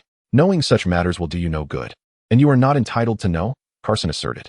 Bowers considered himself quite influential in the realm of gentlemen. Not entitled to know? One could only infer the formidable power of that mysterious figure. It was only reasonable to think that if one lacked skill, they could hardly have brought the national treasure, the sunflower painting, to the Great Xia. It was frustrating to be so close yet compelled to relinquish it. Ultimately, Bowers completely abandoned the thought of reclaiming the sunflower. Wolf King, boss. On the other side, Zhou Tianzi successfully reunited with Lin Guang and the others. All right, this is no longer your concern. You may return to Kunlun, Zhou Tianzi stated bluntly, cutting to the chase. But weren't we tasked with ensuring his safety? Lin Guang inquired, puzzled. From now on, his safety is my personal responsibility, Zhou Tianzi declared with unwavering resolve. You will personally oversee it, boss? Lin Guang and the others were taken aback. Yet they refrained from further questioning and responded affirmatively. They promptly departed in their vehicle. Prior to this, they were unaware of Chen Fan's true identity. They merely acted under Zhou Tianxi's orders. Even now, they remained oblivious to Chen Fan's identity, but one thing was certain. He was no ordinary individual. The god of war, Wolf Fang, personally acting as a bodyguard was unprecedented. Had they not witnessed it with their own eyes and heard it with their own ears, they would scarcely have believed it. Who exactly was this person? They couldn't help but wonder, falling into deep contemplation. Meanwhile, Zhou Tianxi waved his hand and purchased the villa directly opposite Chen Fan's residence, enabling him to monitor the surroundings for any suspicious individuals. He would not overlook even the slightest disturbance. In contrast, Chen Fan lay sprawled on his bed, utterly unaware that one of the foremost powers of the Great Xia, the god of war, Wolf Fang, had inadvertently become his bodyguard. Few would believe such a tale if told. Opening the system panel, Chen Fan began to fumble around, eager to discover any novel features. A task page? System, why didn't you inform me earlier that you could issue tasks? No wonder I felt something was amiss. Chen Fan inquired. This system's tasks refresh daily. The host may choose to undertake them or not. There are no penalties for failure. Completing tasks will yield generous rewards. How considerate of you, Chen Fan remarked with a faint smile. Thank you for the compliment. Subsequently, Chen Fan focused his thoughts and accessed the system's inventory to examine its contents. There were a total of 10 tasks. Initially, Chen Fan presumed they would pertain to locating hidden funds, such as finding a specified value of cash to complete the task, or uncovering hidden funds a certain number of times for completion. While some tasks did relate to this, they were not exhaustive. Additionally, there were numerous unexpected system tasks available for acceptance. The rewards for completion were also quite substantial. At the very least, Chen Fan found himself intrigued. Chapter 41. Acquiring 100 trillion in tips, deceitful matches. Task. Discover at least 3 instances of hidden funds. Task reward. 10x rebate card 1. Task status. Completed. Click to claim the reward. Claim successful. Congratulations, host. You have received 10x rebate card 1. A 10-fold rebate card may not sound as impressive as a 1,000-fold, but unlike the 1,000-fold rebate system, this 10-fold rebate card had no conditions beyond a 24-hour usage time limit. For every dollar spent, 10 would be returned. There was no cap on how much could be refunded. Within 24 hours, even if one were to spend 100 trillion, the system would unhesitatingly refund the amount. Incredible. I quite like this. Chen Fan was thoroughly satisfied. Continuing to scroll down, he found task. Daily rebate amount reaches 1 billion. Task reward, 100 trillion in live streaming tips. Task status, completed. Click to claim the reward. Claim successful. Congratulations, host. You have received 100 trillion in live streaming tips. To be honest, seeing the task requirement of achieving a daily rebate amount of 1 billion made Chen Fan feel somewhat underestimated by the system, as well as by his own wife. However, the 100 trillion in tips raised a question. Was it exclusively for use in online live streaming? This left Chen Fan puzzled. The system confirmed, yes. 100 trillion in tips. Although it came with usage restrictions, Chen Fan had to admit the system was exceedingly generous. He could easily collaborate with a platform to exploit a loophole, converting this 100 trillion in tips into real cash. He could even simplify matters by purchasing a live streaming company outright, monopolizing the 100 trillion. Yet, that was merely a fleeting thought. For he truly did not lack 100 trillion at present. I'll let it be. It's not going anywhere. Continuing to peruse. He noted, task, spend a total of 10 million in a single day. Task reward, 1 lottery draw opportunity. Task status, not completed. Task, find hidden funds 10 times in a single day. Task reward, 1 10-fold draw. Task status, not completed. Task, spend a total of 100 million in a single day. Task reward, 1 10-fold draw. Task status, not completed. After reviewing the tasks, Chen Fan felt that the simplest ones were to spend 10 million and 100 billion. As for finding hidden funds 10 times, it all depended on the expertise of Lin Han, the treasure appraisal expert, and Zhao Tiancheng, the great detective, and whether they could deliver. Suddenly, a spark of inspiration struck him. System, would spending that 100 trillion in tips count towards completing the spending task? Chen Fan asked for confirmation. System, to the host. That counts. Then, would spending that 100 trillion in tips trigger the 10-fold rebate? Chen Fan inquired further. System, indeed. In response, Chen Fan could only remark that this system was exceedingly attentive. Not only did it provide money to spend, but after spending, it would also return 10-fold. With excitement outweighing hesitation, Chen Fan picked up his phone from beside the pillow and opened the Dousha live streaming app. Clicking on my. He checked his balance and was taken aback.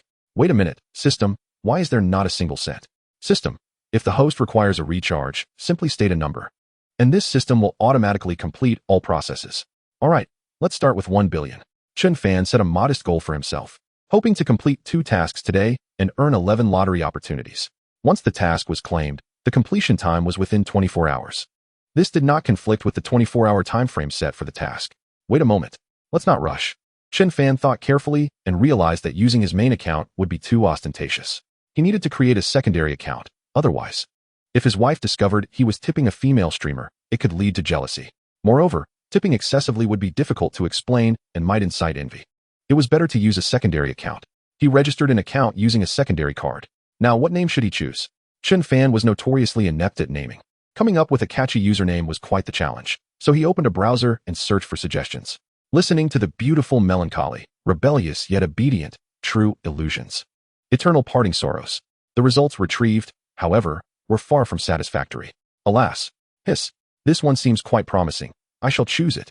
Chen Fan discovered that not only did he struggle with naming, but he also experienced a touch of indecision. Do you confirm the name Black-Hearted Matchstick? Yes. Click to confirm. Registration successful. Upon seeing the words registration successful, Chen Fan immediately spoke to the system, instructing it to proceed with the payment. Recharging in progress. Recharge successful. 100 million in rewards has been credited. Indeed, as soon as the system's announcement concluded, Chen Fan swiftly toggled between screens. And within the brief moment of refreshing, a long string of numbers appeared on his account. Precisely 100 million. System, are you certain that this 100 million will pose no issues? For Chen Fan, this was merely a trifling sum, considering he possessed a staggering 100 trillion. However, for the Douxia live streaming platform, 100 million was by no means an insignificant figure. Rest assured, host, all processes are entirely legal and compliant, with traceable records. In that case, I shall be at ease. Chen Fan ceased his inquiries, laid aside his caution, and opened the homepage, pondering what kind of live stream to explore. At that moment, he noticed a banner scrolling by, featuring a fundraising initiative that caught his eye. It turned out that a certain region in the Great Xia was struck by a natural disaster, and the local government, constrained by its limited capabilities, had initiated an online fundraising campaign, hoping to gather donations to ensure the basic necessities for the victims. Chen Fan clicked to enter. He was particularly sensitive to such matters. Given the natural disaster, it was only right to lend a helping hand, especially since the live streaming reward funds were a gift from the system. Gazing at the heart-wrenching scenes captured by the camera, he felt a tightness in his chest. Thus, he opened the gift page and scrolled to the 3rd page. He discovered that the most expensive gift was merely 10,000 per item, named the Century Carnival. Selecting it, he inputted the maximum quantity, opting for 99. Just as he was about to press the confirm button, he suddenly remembered something. His tenfold rebate card had yet to be activated. He opened the system backpack and located the tenfold rebate card. Would you like to use the tenfold rebate card? Yes. Processing use. Use successful. Excellent. Now, there should be no problem. Confirm the donation. Successful expenditure of 990,000. The tenfold rebate has been triggered. Congratulations to the host for receiving 9,990,000. In the next instant, the phone screen went black, followed by a dazzling carnival effect animation. Wow! A major player has arrived. No way. The Century Carnival is 10,000 each. The boss is generous. The boss is magnificent. Wait, look closely. It's not just one. He has given 99. 10,000 each for 99 means a total of 990,000. This boss is the real deal. Impressive. You understand how to reward. A charitable tycoon. Remarkable. If only other wealthy individuals could possess his level of awareness. How could our great Xia not rise? Witnessing the favorable response, Chen Fan selected another 99 Century Carnivals. Just one wave was insufficient, was it? Chapter 42. A donation of 100 million. Shocking the entire internet. 99 Century Carnivals, totaling 990,000. Even if split 50-50, he could still receive nearly 500,000. Since this was for disaster relief, Douxia's official platform sought to gain a good reputation. Therefore, they had previously issued a statement that all gift rewards in this live stream would not incur platform fees and would be fully allocated, without reservation. This meant that the entire 990,000 would be received. This was something the female host had never anticipated. Originally, she had set a target to raise at least 500,000 to purchase clothing, blankets, and instant noodles for the disaster-stricken area. To her astonishment, one person had directly donated 990,000. How extravagantly generous. Just as she was beginning to process this and prepare her words of gratitude, another donation notification floated by. User Black-Hearted Matchstick has gifted 99 Century Carnivals in the live stream. User Blackhearted Matchstick has gifted 99 Century Carnivals in the live stream. User Blackhearted Matchstick has gifted 99 Century Carnivals in the live stream. No, it was not a single notification, but 3. The female host's mouth gaped open in shock, the words of gratitude she intended to express stifled by her astonishment. The live stream's barrage section erupted in excitement. Good heavens, for instances of 99 Century Carnivals add up to nearly 4 million. I thought Lu Bu was invincible. Whose subordinate is this, so valiant? Named Blackhearted Matchstick, yet his actions are incredibly heartwarming. Impressive, truly impressive.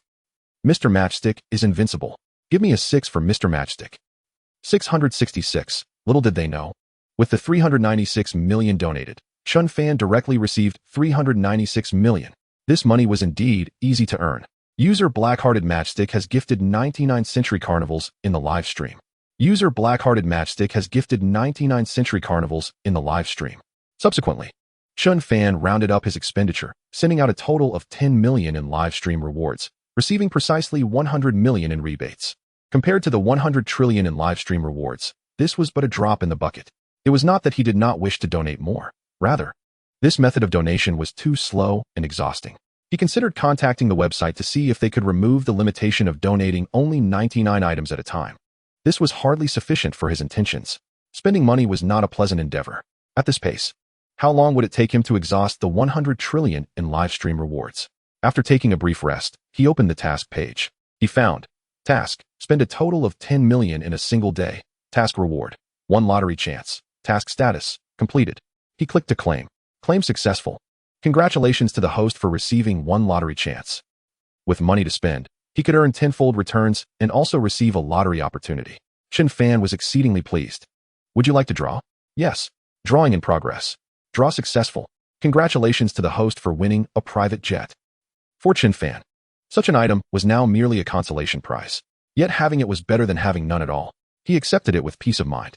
Picking up his phone, he returned his attention to the live stream, where he saw the female host, eyes glistening with tears, fervently expressing her gratitude. From the comments, it seemed she was also from the disaster-stricken area. Glancing at the balance in the lower right corner, he saw 90 million. Chen Fan murmured, since it's all donations, might as well use it to aid the disaster victims. Gritting his teeth, he mechanically repeated the same action, clicking on the Century Carnival, editing the quantity to 99. Confirming the donation, entering the password, and confirming once more, the donation was successful. Does anyone know how many times the 99 Century Carnivals have been donated now? If I recall correctly, it seems to be around 50 times. What the heck? 50 times? That's nearly 5 million. You are even more invincible than Zhao Yun. Lu Bu would ride you as his steed. Is there still such a warm-hearted tycoon in our great Xia? In this world, there are still many good people. I initially presumed it was some capitalist attempting to whitewash their image, only to discover that this was a newly registered account with no information at all. 50 million? Damn. I could never amass such wealth in a lifetime. At this rate, could he possibly be planning to reward 100 million? 100 million in rewards? That would surely shatter the platform's records. It has already surpassed the individual reward record, and on a global scale, no less. Time flew by swiftly. Chen Fan's balance for rewards dwindled, yet his gains multiplied, not limited to tenfold returns, but also the adoration expressed in the livestream. Click to confirm, reward. At last, he had completed the reward. 100 million. Goodness, my fingers feel like they're about to cramp. Chen Fan had never anticipated that spending money could be such an exhausting endeavor. Task, achieve a single-day expenditure of 100 million. Task reward, 1 tenfold draw. Task status, completed. Claim successful. Congratulations, host, you have received a tenfold draw. Buzz. Thankfully, the system did not disappoint him. A tenfold draw opportunity, along with a staggering 10 billion in returns, arrived promptly after the notification. Precisely 100 million, not a cent more or less. The live stream? Utterly frenzied. The female host gazed at the lengthy string of reward numbers, utterly stunned, as if turned to stone. 100 million. He truly gifted 100 million. Such extravagance with money. Daddy, do you need a son? As the campus belle, I wish to acknowledge you as my godfather. Big shot, little streamer. Please remember me. She has already logged off. Can you not possess a shred of dignity? Having spent 100 million, he walks away without a backward glance. A true man never looks back at explosions. Chen Fan indeed harbored little interest in the aftermath of the explosion, rather than concerning himself with how others perceived him. He was eager to utilize the tenfold draw and see what new super rewards awaited him. Initiate tenfold draw. Yes. Executing tenfold draw. Tenfold draw successful. Congratulations, host. You have acquired max-level wilderness survival skills. Tenfold draw successful. Congratulations, host. You have received tenfold rebate card 10. Tenfold draw successful. Congratulations, host. You have obtained 100 trillion. Tenfold draw successful. Congratulations, host. You have acquired a helicopter 1. Tenfold draw successful. Congratulations, host. You have received a Supreme Black Card 1. Tenfold draw successful. Congratulations, host. You have gained a 5-star Hotel 1. Tenfold draw successful. Congratulations, host. You have max-level calligraphy. Tenfold draw successful. Congratulations, host. You have acquired the skill of photographic memory. Tenfold draw successful. Congratulations, host. You have obtained a Heavenly Club 1. Tenfold draw successful. Congratulations, host. You have received a non-South Gold Mine 1. He had even drawn a black card and a gold mine? Wait, what on earth is a Heavenly Club? It felt inexplicably dubious. However, surely the system would not allow him to draw something inappropriate? Otherwise, if his wife discovered it, Chen Fan would find it exceedingly difficult to explain. After a yawn, Chen Fan felt a wave of drowsiness wash over him. Glancing at the time, he resolved to retire early and rise early. He would contemplate the rebate matters tomorrow. Losing it was inconsequential. After all, he was not short on funds, and there were still 10 tenfold rebate cards to utilize. Across the street. Has he gone to bed this early? Truly a commendable routine. Zhou Tianzi sat on the balcony, sipping red wine. Buzz. Hearing a notification. He picked up his phone and noticed a message from Kunlun. A photo.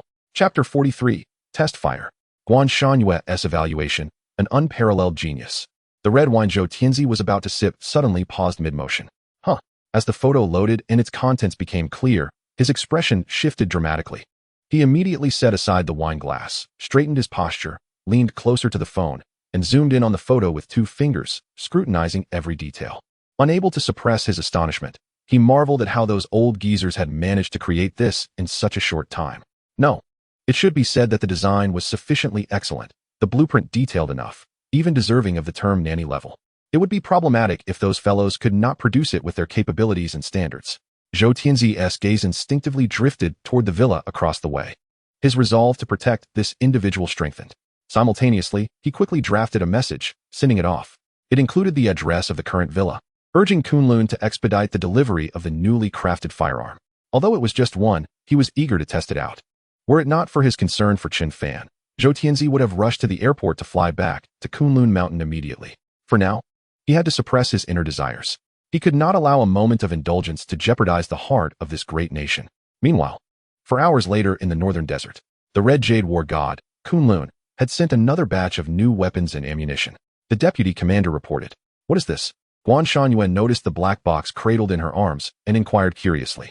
It is said to be a new weapon designed and developed by Kunlun, freshly crafted. And they wish for you to test it in real combat and provide an evaluation, such as suggestions for improvement from your perspective, the deputy commander explained. I see. Guan Shanyue was not concerned about potential issues such as barrel explosions from untested weapons. Growing up in Kunlun, she was well aware of the strength of Kunlun's firearms manufacturing process and its high precision, making it impossible for such minor faults to occur. Some self-developed technologies were even beyond the reach of the hawks, unlocking the clasp and opening the black box. When she beheld the sleek black rifle nestled within the sponge compartment, both Guan Shanyue and the deputy commander were instantly captivated. My heavens, this design is exquisite. Is this truly a weapon that can be manufactured today? It perfectly aligns with the deputy commander's aesthetic. Guan Shanyue remained silent, lifting the rifle, adjusting various components, installing accessories, and unloading the magazine with a fluidity that was nothing short of sublime. It was utterly seamless, particularly as many designs adhered entirely to ergonomic principles, fitting snugly in hand. Whether it was the weight of the rifle, its waterproof capabilities, or its folding and extending features, even someone of Guan Shanyue's caliber could find no fault whatsoever. It met all her requirements for a firearm. To describe it as perfect would be an understatement. You try it. Guan Shanyue passed the rifle to the deputy commander. All right. The deputy commander set down the black box she was holding, instinctively wiped her hands on her body, and ceremoniously took the rifle with both hands. The subsequent procedures mirrored those of Guan Shanyue, confirming and inspecting every aspect. Ultimately, she concluded that the individual who designed this weapon must be a genius. She lifted her gaze, her eyes shimmering with excitement as she looked at Guan Shanyue. No. Guan Shanyue shook her head and corrected, it is not just a genius, it is an unparalleled genius. You are correct. Indeed, an unparalleled genius. I truly wish to meet the designer behind this. Indeed, it is astonishing to discover such a figure hidden within our Kunlun. Guan Shangyue equally yearned to meet the owner of this rifle and engage in a thorough discussion regarding the design concepts behind it. Indeed, Guan Shangyue harbors a profound interest in the design of firearms. Several of her crafted weapons have been put into production and deployment, including the handguns and crossbows currently utilized by the Divine Army. Do you have any 5.56 ammunition? Guan Shangyue inquired. I will prepare it immediately, the deputy commander responded, hastily departing. Within 2 or 3 minutes, he returned, bearing several boxes of 5.56 caliber ammunition. Guan Shangyue accepted the bullets, expertly unwrapped the packaging, detached the magazine, and commenced loading it, with a capacity of 25 rounds. Once everything was prepared, the bullets were chambered. Bang! Guan Shangyue raised the firearm at an angle, aiming at a gap between bricks, and pulled the trigger. Bang! Bang! Bang! She then swiftly moved to the next target point, her movements expansive. Yet, the superior performance of the weapon, combined with Guan Shanyue's formidable control, allowed her to hit her mark with precision. In the heat of battle, such a fleeting moment could have claimed the lives of a dozen foes before they even had a chance to react. Witnessing the weapon's capabilities, maximally showcased under Guan Shanyue's command, the deputy commander felt an overwhelming admiration for the designer, akin to an unceasing torrent of praise. With the magazine emptied, all 25 rounds expended, Guan Shanyue still found it insufficiently exhilarating. Reloading, she chambered the bullets once more. Again, once more. As she prepared for another round, she noticed the deputy commander, gazing at her with an almost entranced expression. Suppressing her own thrill and curiosity, she passed the firearm to the deputy commander. Here, give it a try. I assure you, after just one use, you will fall in love with it. All right. In previous times, the deputy commander might have been overly polite, but the anticipation had built for so long that she decided to indulge herself. Loading the bullets, securing the magazine, and chambering the rounds, she fired. Bang, bang, bang. Aiming. Locking on, she pulled the trigger. Indeed, as Guan Shanyue had promised, the sensation of handling the weapon was exponentially more exhilarating than merely observing. This tactile experience, after just one use, was utterly addictive. So powerful, truly remarkable, the deputy commander exclaimed, unable to contain her excitement and eager to share her joy with Guan Shanyue. By the way, is the person responsible for transporting the weapons still around? Guan Shanyue suddenly recalled. Yes, over here. The deputy commander, understanding Guan Shanyue's intent, quickly led the way to where the soldier was unloading the weapons from the vehicle before departing. Upon arrival, the soldier was about to board the vehicle to return to Kunlun. Wait, hold on. The deputy commander called out to him. The Red Jade War God. Upon recognizing the visitor, the soldier promptly set down his belongings, standing at attention and straightening his posture. Greetings, Red Jade War God. He had never imagined he would have the fortune to meet her. Guan Shanyue was his idol, and he had heard numerous legendary tales about her, including those of the invincible Wolf Fang War God, Zhou Tianxi, who had been ruthlessly defeated by her. You've worked hard on this journey, traveling a great distance to replenish our supplies, Guan Shanyue acknowledged. Not at all. This is our duty. The ones truly enduring hardship are you, the soldier humbly replied, shaking his head. By the way, I have a question for you. Guan Shanyue cut to the chase, getting straight to the point. You may ask. I shall answer without reservation. Do you know who the designer of this gun is? Guan Shanyue inquired. What? He's from Jiangqing? Within Kunlun, Guan Shanyue was acquainted with most talents of this caliber. She was eager to discover the identity of the mind behind the gun's creation. I'm not entirely sure. I've only heard that it seems the Wolf Fang War God made a trip to Jiangqing and brought it back. The specifics are classified, and I cannot divulge anything further. The soldier explained. Jiangqing. At the mere mention of those syllables, an image of her husband, Chen Fan, unconsciously surfaced in Guan Shanyue's mind. Yes, Jiangqing. The soldier nodded emphatically. All right, I understand. You may continue with your tasks. Be cautious on your way, Guan Shanyue replied, donning a contemplative expression. Goodbye, Red Jade War God. The soldier said as he climbed into the passenger seat, starting the vehicle and turning it around to leave the Beima battle zone. Little did Guan Shanyue expect that such a talent could be concealed in Jiangqing. Prior to this, she had believed that the gun was the latest model developed in Kunlun. The deputy commander was equally taken aback. She had envisioned it as a top-secret project long concealed by Kunlun that had only recently achieved breakthrough success. She never anticipated it originated from Jiangqing. Curiosity piqued, she wondered about the designer's gender and age. Guan Shanyue contemplated that once they repelled the military and returned to Jiangqing, perhaps she could pay a visit to this individual.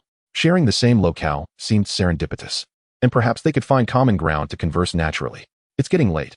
Let's rest after confirming that the military will not make any further attempts tonight. Guan Shangyue remarked, already feeling a hint of fatigue. Understood. War God. Back in Jiangcheng, at Fushan residence. Zhou Tianxi was feeling bored and decided to binge-watch the first 2 episodes of the private detective show.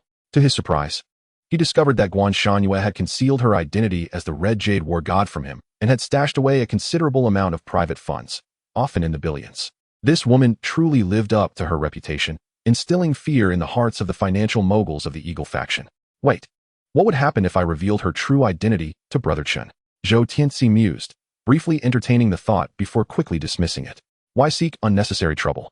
Meanwhile, he had already reviewed all of Chen Fan's personal history, from childhood to the present. How to put it?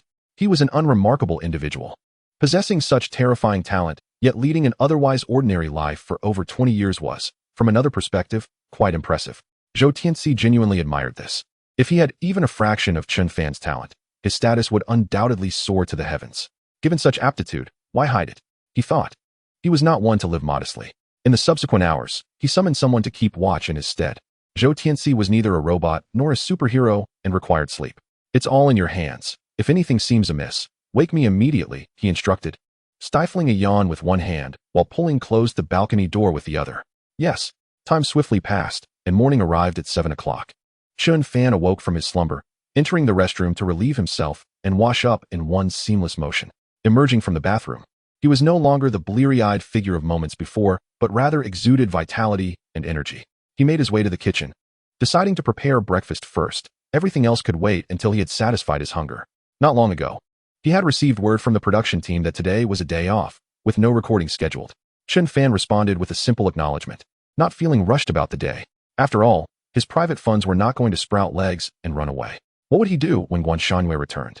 That was even simpler. Chen Fan could directly ask her to pinpoint where the private funds were stored and then spend them lavishly.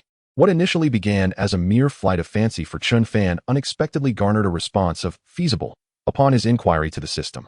In light of this, Chen Fan could only express that the system was exceedingly generous, devoid of any temper. It had truly begun to regard him as its master, prioritizing his every wish. As long as he did not contravene the system's fundamental principles, it seemed willing to turn a blind eye to most matters. Meanwhile, as he busied himself preparing breakfast, Zhou Tianxi awoke from his slumber, roused by the radiant sunlight streaming through the window. After freshening up, he approached the refrigerator, only to discover it utterly bare. It appeared he would have to venture out to procure instant noodles.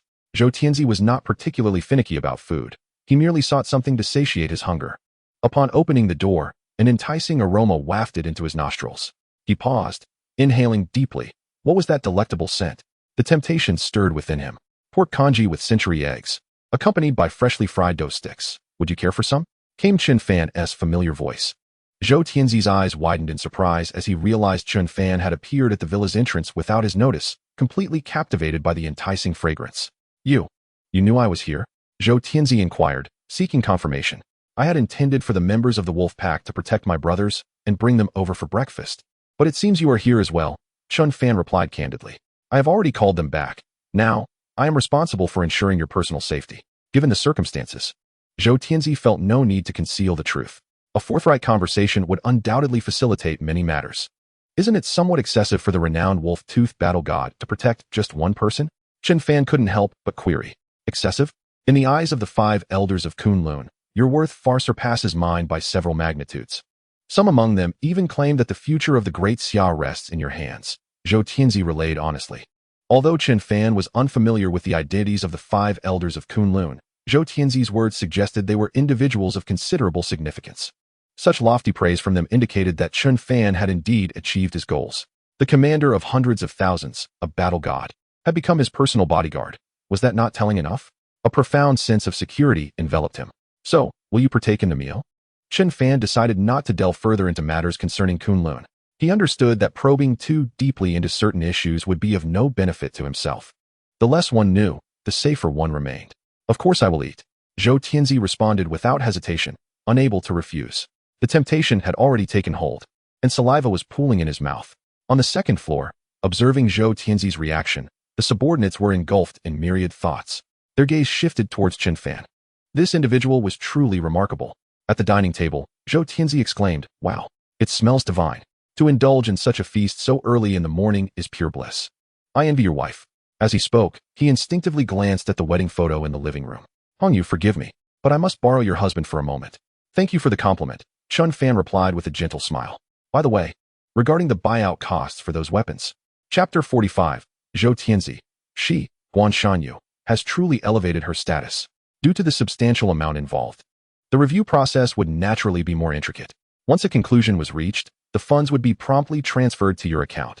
If you find the amount unsatisfactory, simply inform me, and I will negotiate with the higher-ups, Zhou Tianzi assured, thumping his chest in promise, fearful that financial matters might jeopardize his relationship with Chen Fan. To relinquish such a historically significant talent to foreign hands would be unthinkable. If the Hawks were to seize him, the consequences would be dire. It was feared that the entire world would descend into chaos. Even though the Great Xia was currently experiencing rapid advancements in technology in various sectors, confronting the Hawks who held Chen Fan as their trump card would prove exceedingly challenging, if not impossible. This conclusion could easily be drawn from the design blueprints of the 6th-generation fighter jet engines.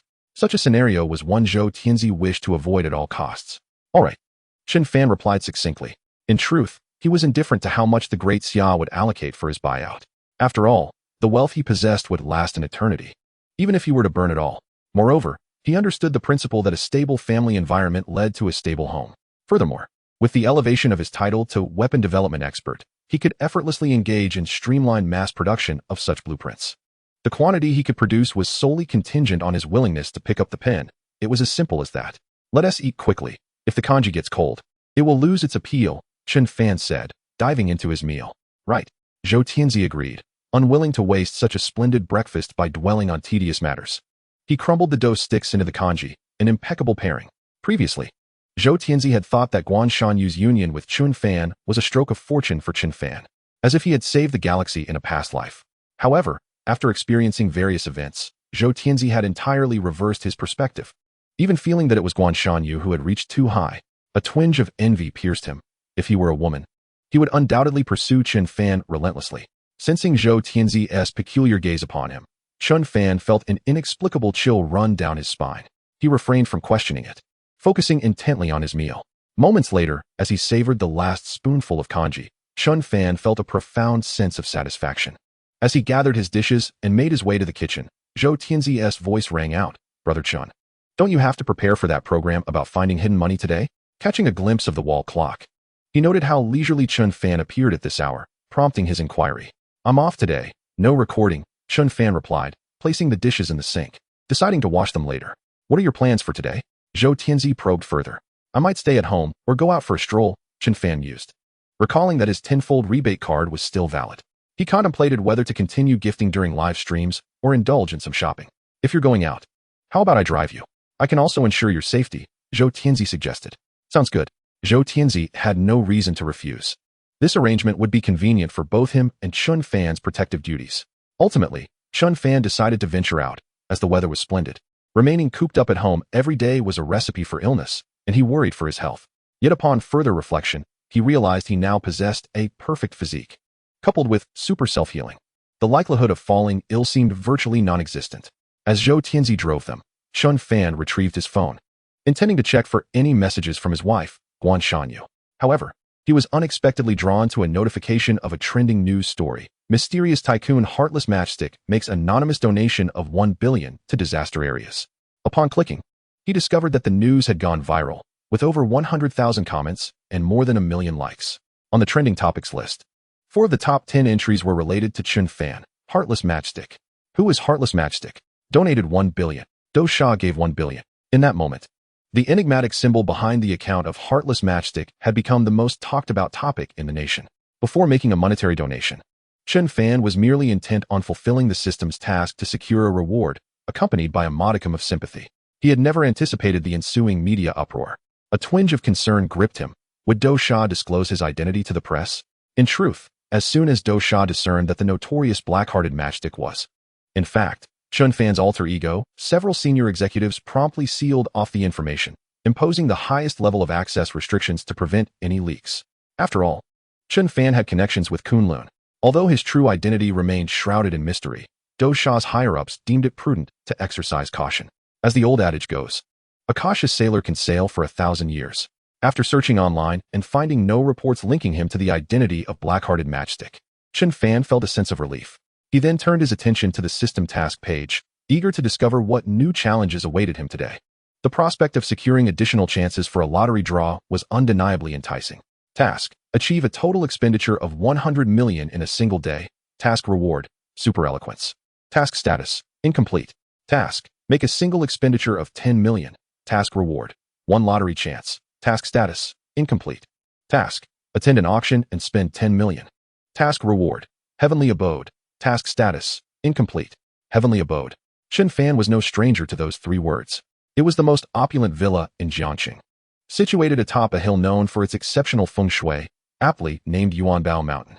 Each morning, when the city was shrouded in mist, standing atop Yuanbao Mountain felt like being adrift among the clouds, akin to residing in a celestial realm, hence the name Heavenly Abode.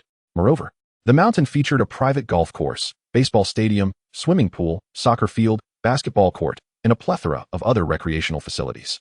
It had once been ranked among the top 10 luxury residences in Daxia, placing in the top 5, with a staggering value of 1 billion. Chen Fan couldn't help but muse.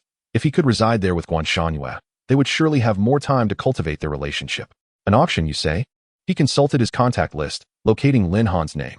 It was prudent to inquire about such matters with her, as she was an expert in appraisals. All right, I understand. After gathering the necessary information, Chen Fan relayed the address to Zhou Tianxi. Tiandu Auction City, is it? Very well.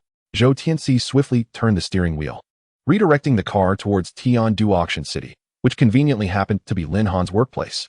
She served as the chief appraisal expert there. Lin Han informed Chen Fan that an intriguing collection had just arrived at the auction house and invited him to come and take a look, suggesting he might find it of interest. The car came to a halt.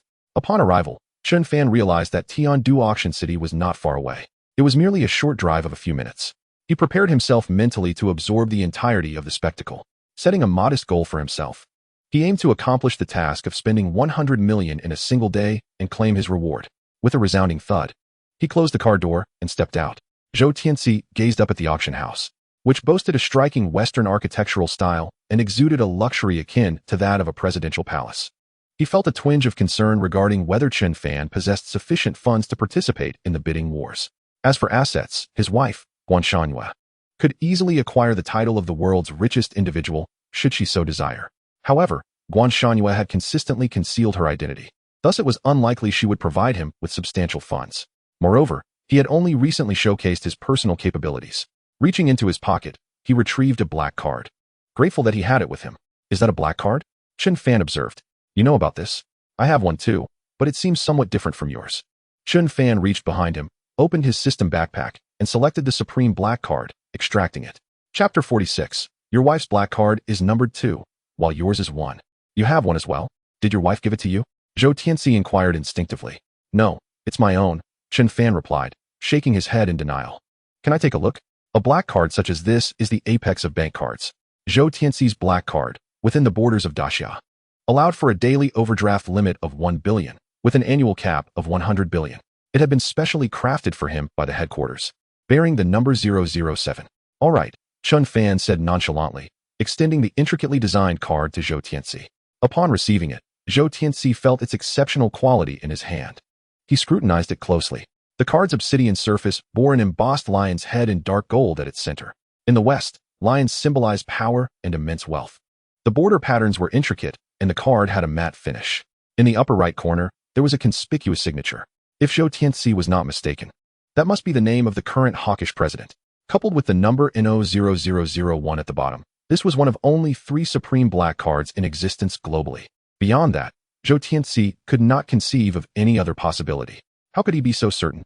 The answer was straightforward. Zhou Tianxi had seen Guan Shangyue in possession of this very black card, identical to the one Chen Fan was now presenting. The name felt rather mundane. Observing Chen Fan's nonchalant demeanor, Zhou Tianxi could only conclude that they were indeed cut from the same cloth. Of the 3 Supreme Black cards in existence, this family possessed 2, one numbered 1 and the other numbered 2. Who held the number 3? That would be the royal family of the notoriously opulent nation, Daxia. Indeed, among the entire royal family, there was only 1 card, and it was ranked lower than this couple. Wait, Zhou Tianxi quickly realized something was amiss. Why did the hawkish faction hold such fear of Guan Shangyue? And why did they grant her a Supreme Black card numbered 2? It was well known that a lower number indicated a higher status, especially for a card of this caliber. This implied that, in the eyes of the hawkish headquarters, Chen Fan possessed greater influence than Guanshanhua. In an instant, Zhou Tianxi began to seriously question whether the hawkish faction's rapid ascent had anything to do with their previous possession of this powerful asset. Was it possible that Guanshanhua had resorted to subterfuge to lure him back to the country under the guise of charm, in order to reclaim this asset? It was a plausible theory. At least in Zhou Tianxi's view, this line of reasoning held water. Now, it was imperative to ensure that the hawkish faction did not manage to take Chen Fan away. "Hey, are you alright?" Seeing Zhou Tianxi lost in thought, his expression shifting between furrowed brows of confusion and fiery anger, Chen Fan stepped back and waved his hand in front of him. I'm fine. Just take good care of this. With it, you can enjoy unlimited overdrafts in all countries, with the hawkish headquarters picking up the tab. Is that so?" Upon receiving the black card back from Zhou Tianxi, Chen Fan had to admit that the allure of unlimited overdrafts was indeed captivating. Most importantly, the hawkish faction would be fully responsible for footing the bill. Was there a way to take advantage of this? Truly, the rewards bestowed by the system were astonishingly extravagant. Meanwhile, on the second floor, a pair of eyes were intently focused on the two of them, or rather, on Chen Fan. The gaze was laced with a hint of anxiety as a handkerchief was pulled out, repeatedly dabbed against the cold sweat forming. The individual gestured for their secretary, instructing, "Quickly arrange the finest tea on private room for our esteemed guests. Ensure that the finest tea and fruits are provided. We must not be negligent." Yes, the tea on private room. The door swung open. Wow, the ambience here is truly remarkable, reminiscent of a small palace, resplendent and splendid, remarked Zhou Tianxi with a sense of wonder. He pondered whether this group had recognized his identity as the Wolf Fong War God, prompting them to approach him and extend an invitation to this most prestigious private box. "Are there any old acquaintances present? Who arranged for this box?" Zhou Tianxi inquired. "Mr. Zhou, it is our agent director from Tiandu Auction City," the secretary replied. "Agent director? What is his name?" Zhou Tianxi pressed further. "The director's surname is Wang, and his given name is Tianming." Wang Tianming. Zhou Tianxi recalled with a good memory. Even claiming to possess an eidetic ability, yet he held little recollection of this individual. "Do you know him?" At a shared glance, Chen Fan shook his head, indicating he was unfamiliar. "That is peculiar. When things deviate from the norm, there must be something amiss." Zhou Tianxi instinctively thought. "Please do not misunderstand. There is nothing amiss."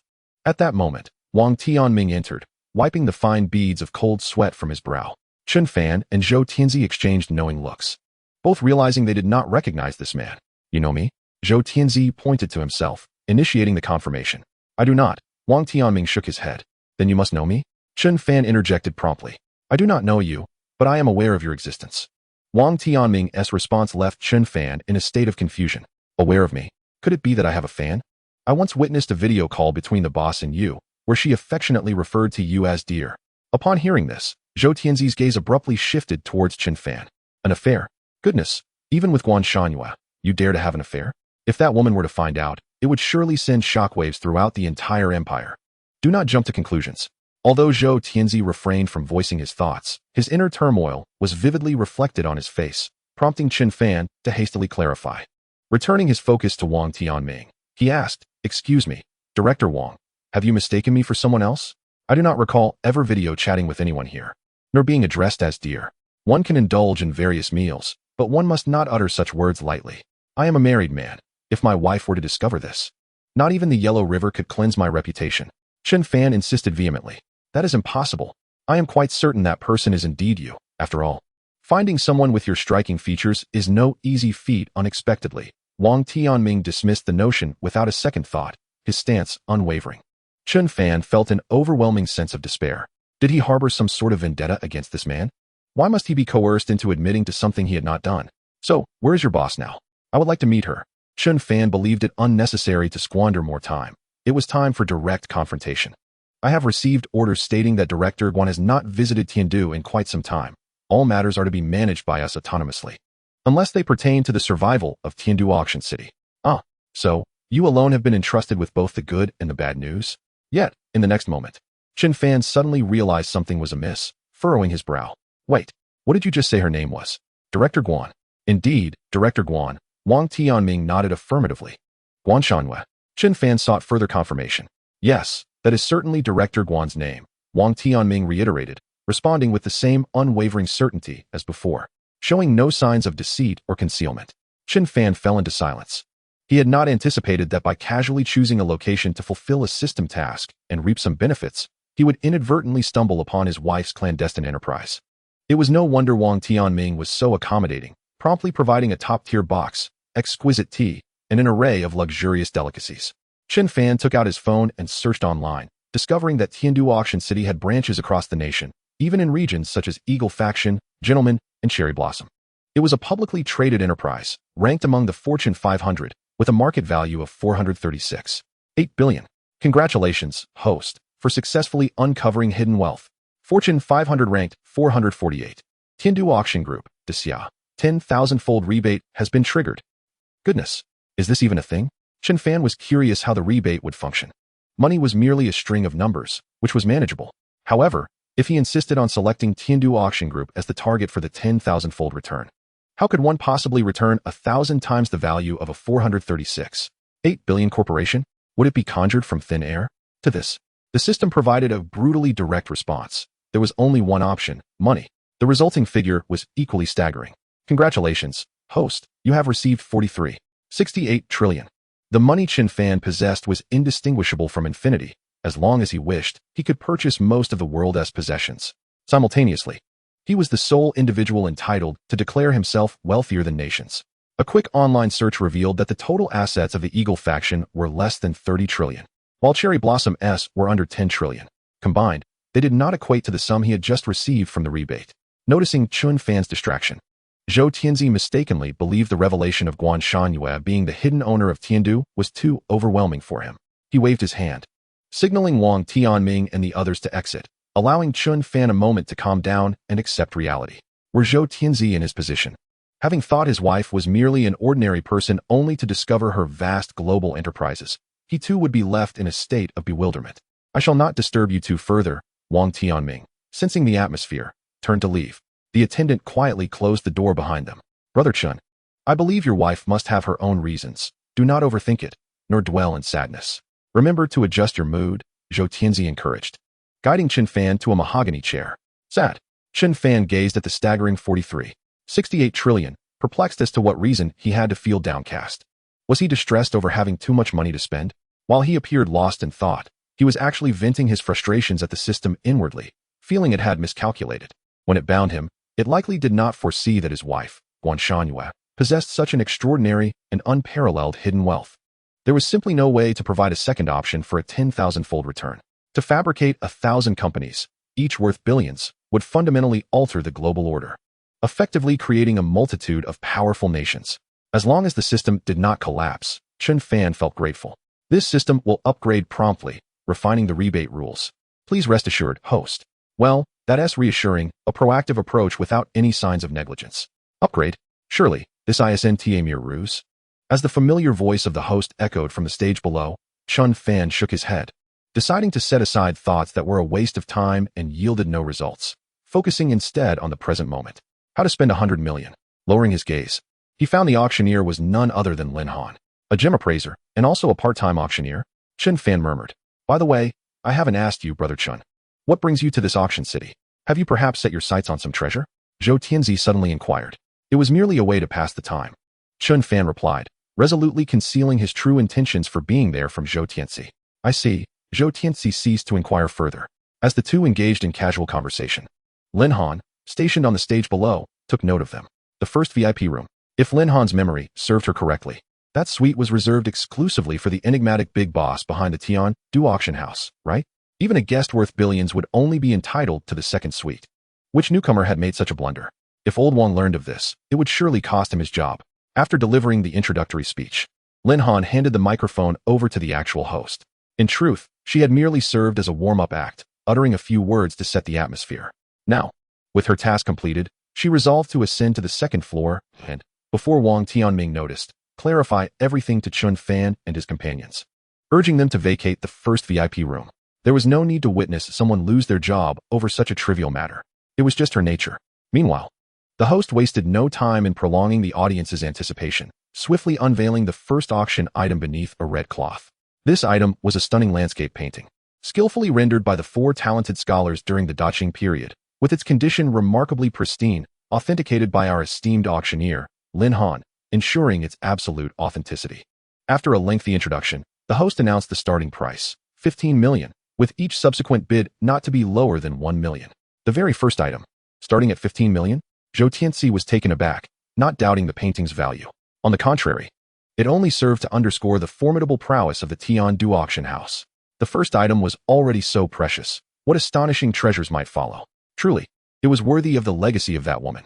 16 million, 17 million, 18 million. The price continued to soar. Zhou Tianxi instinctively glanced at Chen Fan, only to see him raise his bidding paddle, his expression remarkably serene.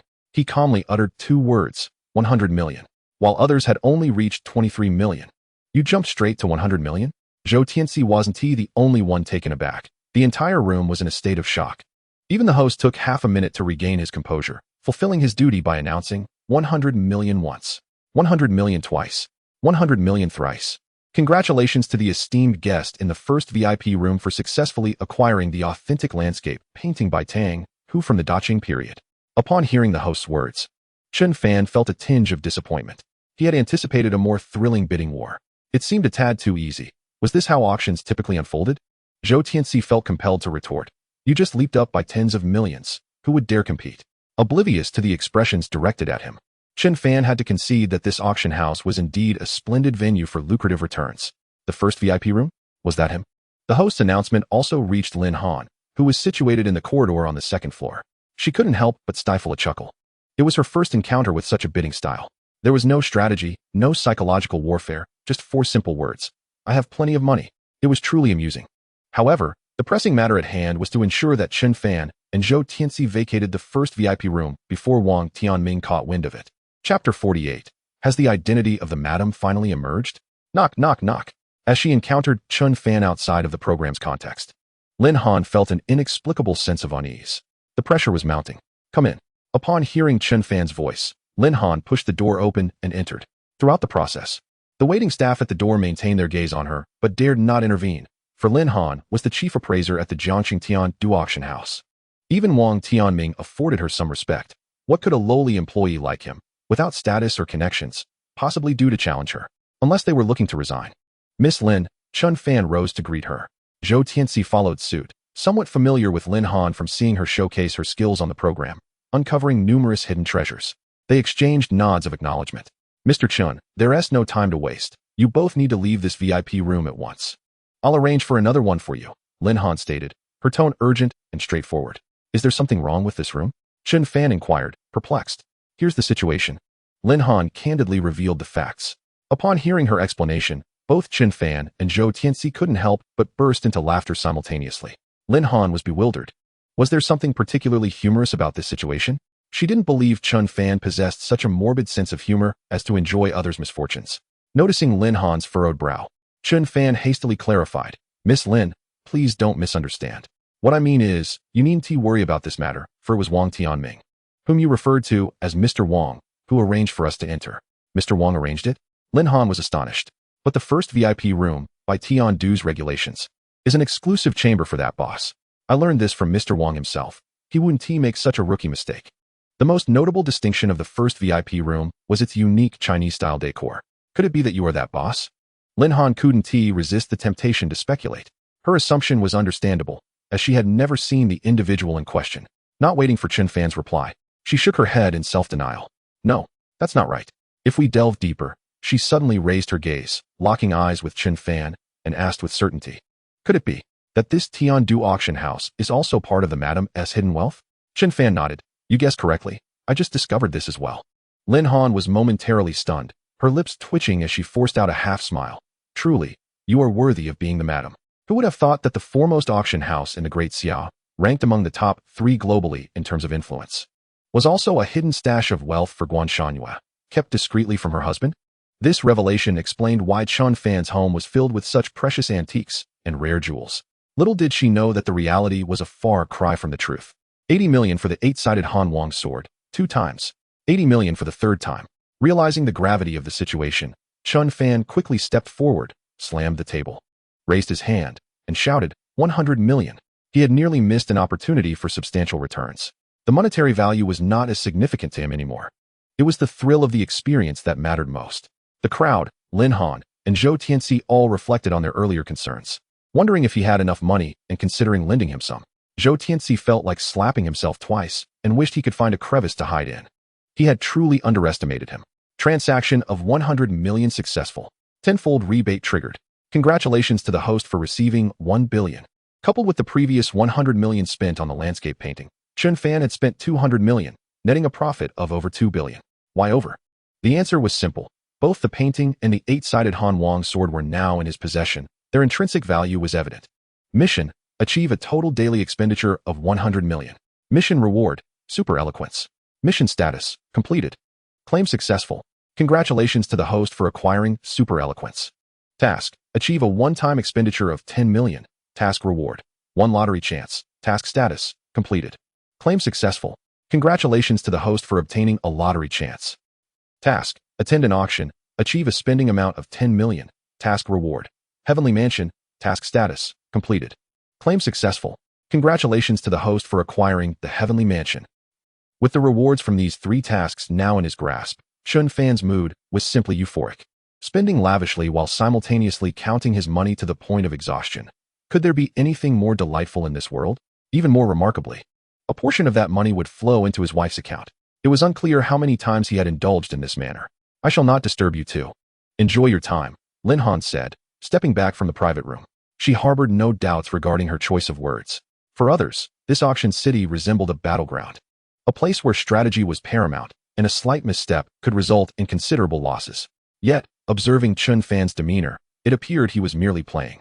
The phrase wealthy and willful unconsciously surfaced in her mind. The key point was that this auction city was, after all, the property of his wife. It was truly enviable. Beyond measure. Lin Han took out her phone, editing a message on her account, which boasted over 700,000 followers, before sending it out. Madam's performance remains consistently stable.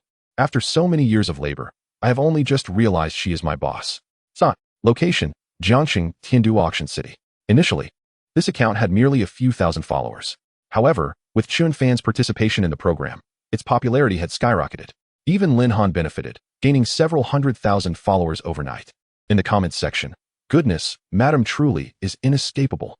Now, I see her everywhere, even at the corner shop, like a pancake cart. Madam, I seriously suspect you are insulting me and have gathered sufficient evidence. Lawyer's letter warning. Tiandu Auction City. Is that not one of the top 3 auction houses in the world? We have one too. Equally, it is constructed with great opulence, resembling a palace. A hotspot for social media influencers. I just checked. Tiandu Auction City is in the Fortune 500, valued at hundreds of billions. Has Madam's true identity finally come to light? It seems he no longer needs to be a streamer. He could write a novel titled My Billionaire Wife. Ha ha ha, absolutely. I would definitely support it. Indeed. If Master Lin's assertions are correct, Madam is the owner of Tiandu Auction City, then the sources of those jewels and antiques become quite reasonable. It has finally been exposed. Madam knows, and she must be furious with you all. So, is there a big shot who can investigate the connections behind Tiandu Auction City? I feel like things are not so simple.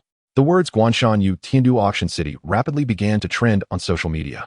Meanwhile, in the North Desert, Guanshan Yu stood atop the corpses of the enemy troops, drawing out her blood-stained Tang saber, inquiring, what are the casualty numbers for this battle? 11 dead. We annihilated 4,000 of the enemy, the vice commander responded. Ensure those 11 are returned safely to their families. In the future, their parents shall be cared for by our heavenly army. Yes, the vice commander solemnly agreed, knowing Guanshan Yu would say as much. Boarding the vehicle, they commenced their return to camp. Picking up her phone, she noted several messages received from her husband. Chapter 49, The Arrival of All Nations. With him around, it is assured. The previously furrowed brows of Guanshan Yu immediately relaxed, her face revealing an uncontainable joy. Without hesitation, she quickly opened the messages to check.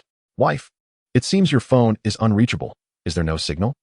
Wife, I miss you. Sleeping alone is so cold. Wife, when you finish your work, let us find some time to make up for our honeymoon trip. How does that sound? Wife, take care of yourself out there. If any problems arise, don't hesitate to reach out. The vice commander cast a sidelong glance, though she was unaware of what Guanshan Yu was reading. It was evident from her expression that it was undoubtedly good news. Without further inquiry, Guanshan Yu composed a message and clicked send, only to discover the signal had vanished again. TSK. She could only sigh and abandon that thought. Setting her phone down, Guanshan Yu asked the vice commander, Qing Wan, how long do you think this battle will last? I do not know. It is indeed peculiar. In the past, the enemy would learn their lesson after a few skirmishes. But this time, it seems Xiao Qingwan hesitates to speak. Some matters can only be understood intuitively, not articulated. You wish to say there is an unseen hand behind the scenes, stirring the pot, correct? Guanshan Yu is not one to mince words. What you think in your heart. You speak aloud. Yes, Xiao Qingwan nodded in affirmation. The majority of forces cannot tolerate the Great Xia continuing to develop steadily. If we were to restore the era of all nations coming to pay tribute, they fear retribution and reckoning. The arrival of all nations? I hope to witness that day within my lifetime. Guanshan Yu reclined in her chair, gazing upward with eyes full of anticipation. It will certainly happen. Xiao Qingwan's gaze was resolute. Hiss, you are different today. What gives you such confidence? Guanshan Yu turned her body, sensing something amiss, and pressed for an answer. Xiao Qingwan chuckled. Actually, before I set off today, I heard some internal news. Internal news? What internal news? Guanshan Yu urged her to speak plainly. The engine issue of the 7th-generation fighter jet has been resolved, and it has entered the production phase. The 7th-generation fighter jet engine. Guanshan Yu recalled that even the hawkish nations, those claiming to possess cutting-edge research capabilities, were still at the theoretical stage. She believed Xiao Qingwan must be joking. The difficulty of developing a 7th-generation fighter jet engine was something Guanshan Yu had often heard the old-timers lament about. It would be utterly impossible to achieve within the next 30 years. The last time she heard them mention encountering a research bottleneck was merely 2 weeks ago. And now, just 2 weeks later, they had managed to accomplish such a feat? How could that be? You surely do not believe it, do you? Despite Guanshan Yu not uttering a word, Xiao Qingwan could perceive her disbelief. It is not a matter of belief. It is simply that what you say is too far-fetched. Guanshan Yu had never considered doubting the authenticity of this claim. It was simply inconceivable. In a dream? I cannot even fathom it in my dreams. If possible, Guanshan Yu would very much like to experience piloting a 7th-generation fighter jet in her dreams. As for the 6th generation, she had grown quite tired of it. Having personally piloted and downed over 10 6th-generation fighters exported by the hawkish nations, resulting in a significant decline in their reputation and exports, which earned them the derisive label of substandard goods. The hawkish nations had even issued a strong condemnation, holding press conferences to insist that the differences between pilots should not be overlooked and that the blame should not be entirely placed on the aircraft. In theory, a hawkish 6th-generation fighter jet should undoubtedly be the pinnacle of performance globally. However, Guanshan Yu has managed to level that slight disparity through sheer operational prowess, ultimately overwhelming the adversary. It is akin to a professional gaming maestro returning to their hometown and dominating local children. But what if the individual who surmounted this challenge were the very designer of yesterday's rifle? Xiao Qingwan interjected. After a moment of contemplation, Guanshan Yu expressed her viewpoint, asserting that the complexity of firearms and fighter jet engines are realms apart. Uncertain, Xiao Qingwan shrugged, remarking that those from Kunlun had conveyed it thus. Guanshan Yu, unconvinced, mused that Xiao Qingwan couldn't possibly force her to accept such a notion. The people from Kunlun? Hadn't they just visited yesterday? Why were they back? Guanshan Yu queried curiously. To deliver the new firearms clan. New firearms clan. Soon, amidst Guanshan Yu's inquiries, she beheld an entire array of exquisitely designed and pristine weaponry laid out upon the table. There were rifles, submachine guns, sniper rifles, and an assortment of machine guns. It even included the latest bombs, flashbangs, and smoke grenades. The rocket launchers and rockets exuded an undeniable aura of power. Could all of these be the creations of that individual? Guanshan Yu inquired for confirmation. Indeed, it is said that the god of war, Wolf Fong, has returned with a notebook, roughly of such thickness. Xiao Qingwan gestured, indicating that it contained detailed designs of various new weapons, including tanks, armored vehicles, and the aforementioned 7th-generation fighter jet engine. That person is truly an unparalleled genius. Guanshan Yu did not hold back her accolades. This was the first time she employed such grandiose terms as unparalleled and genius to describe someone.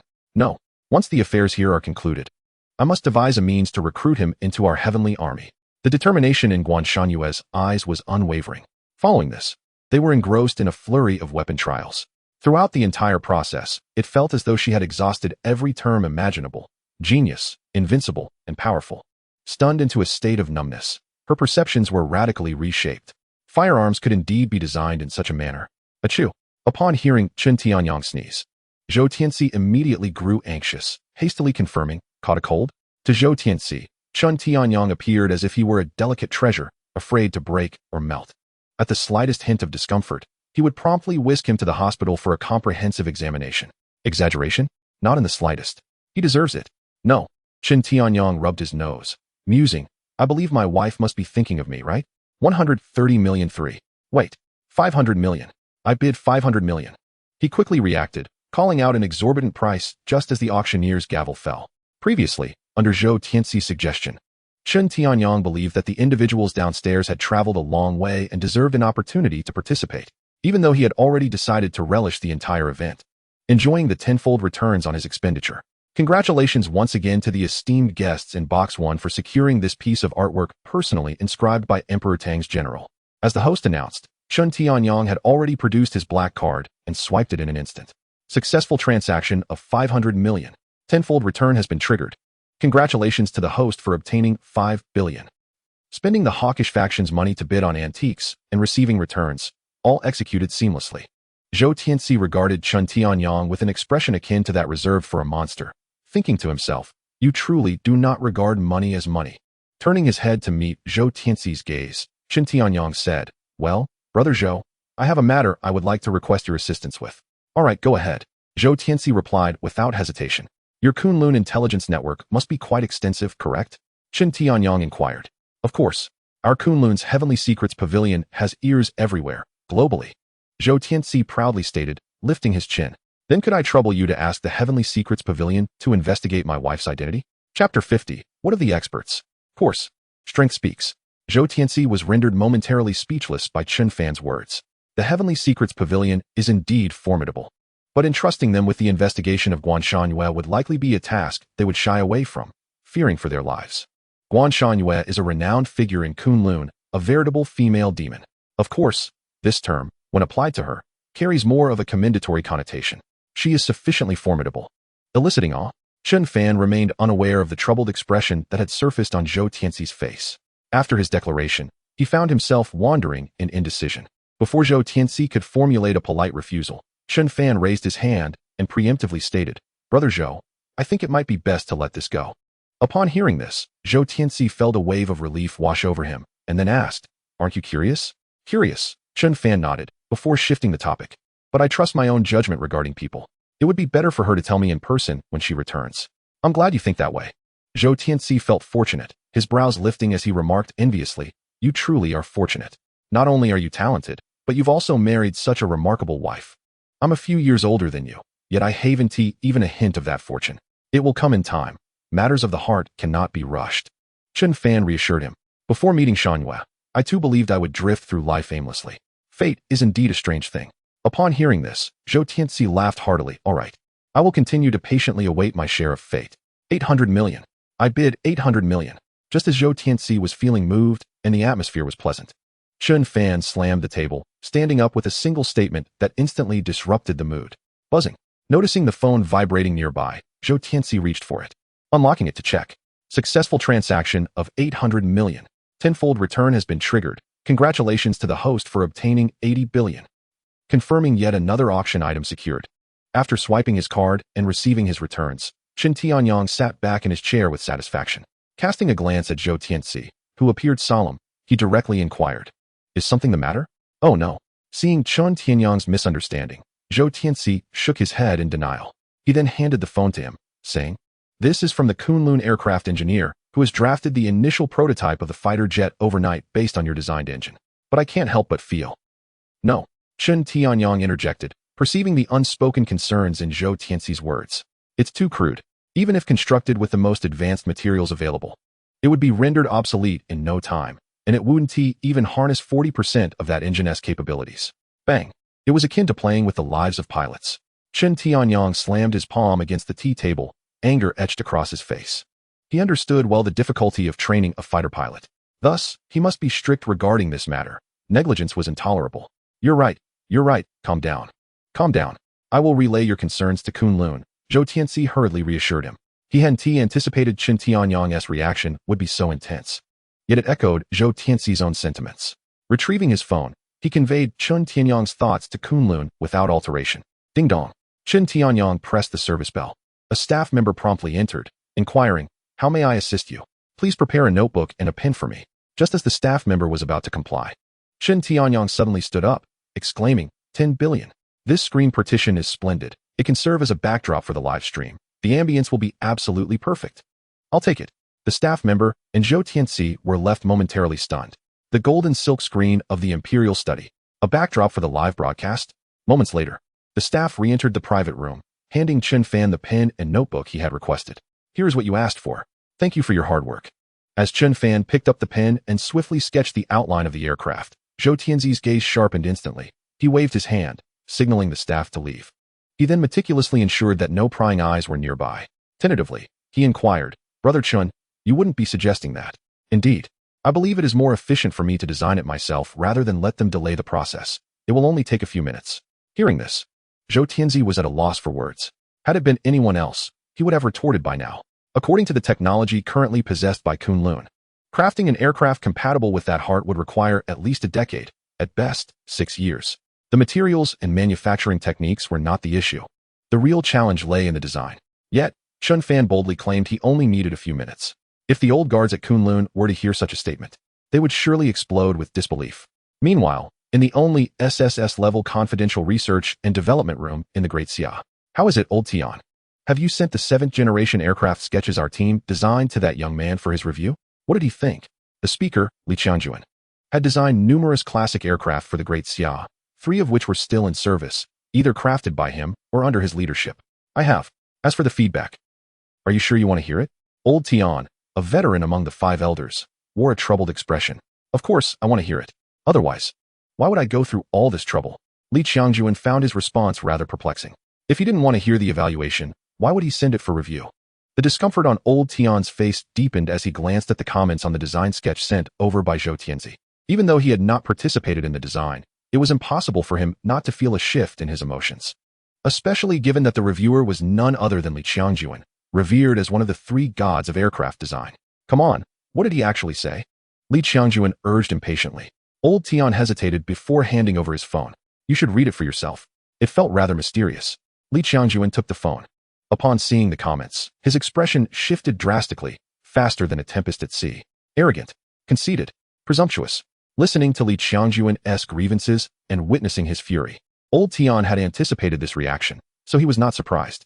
After reclaiming his phone, he genuinely worried that Li Qiangjuan might inadvertently break something out of frustration. Old Tian, you must be the judge here. He dares to say that my work is crude, that I am playing with the lives of fighter pilots?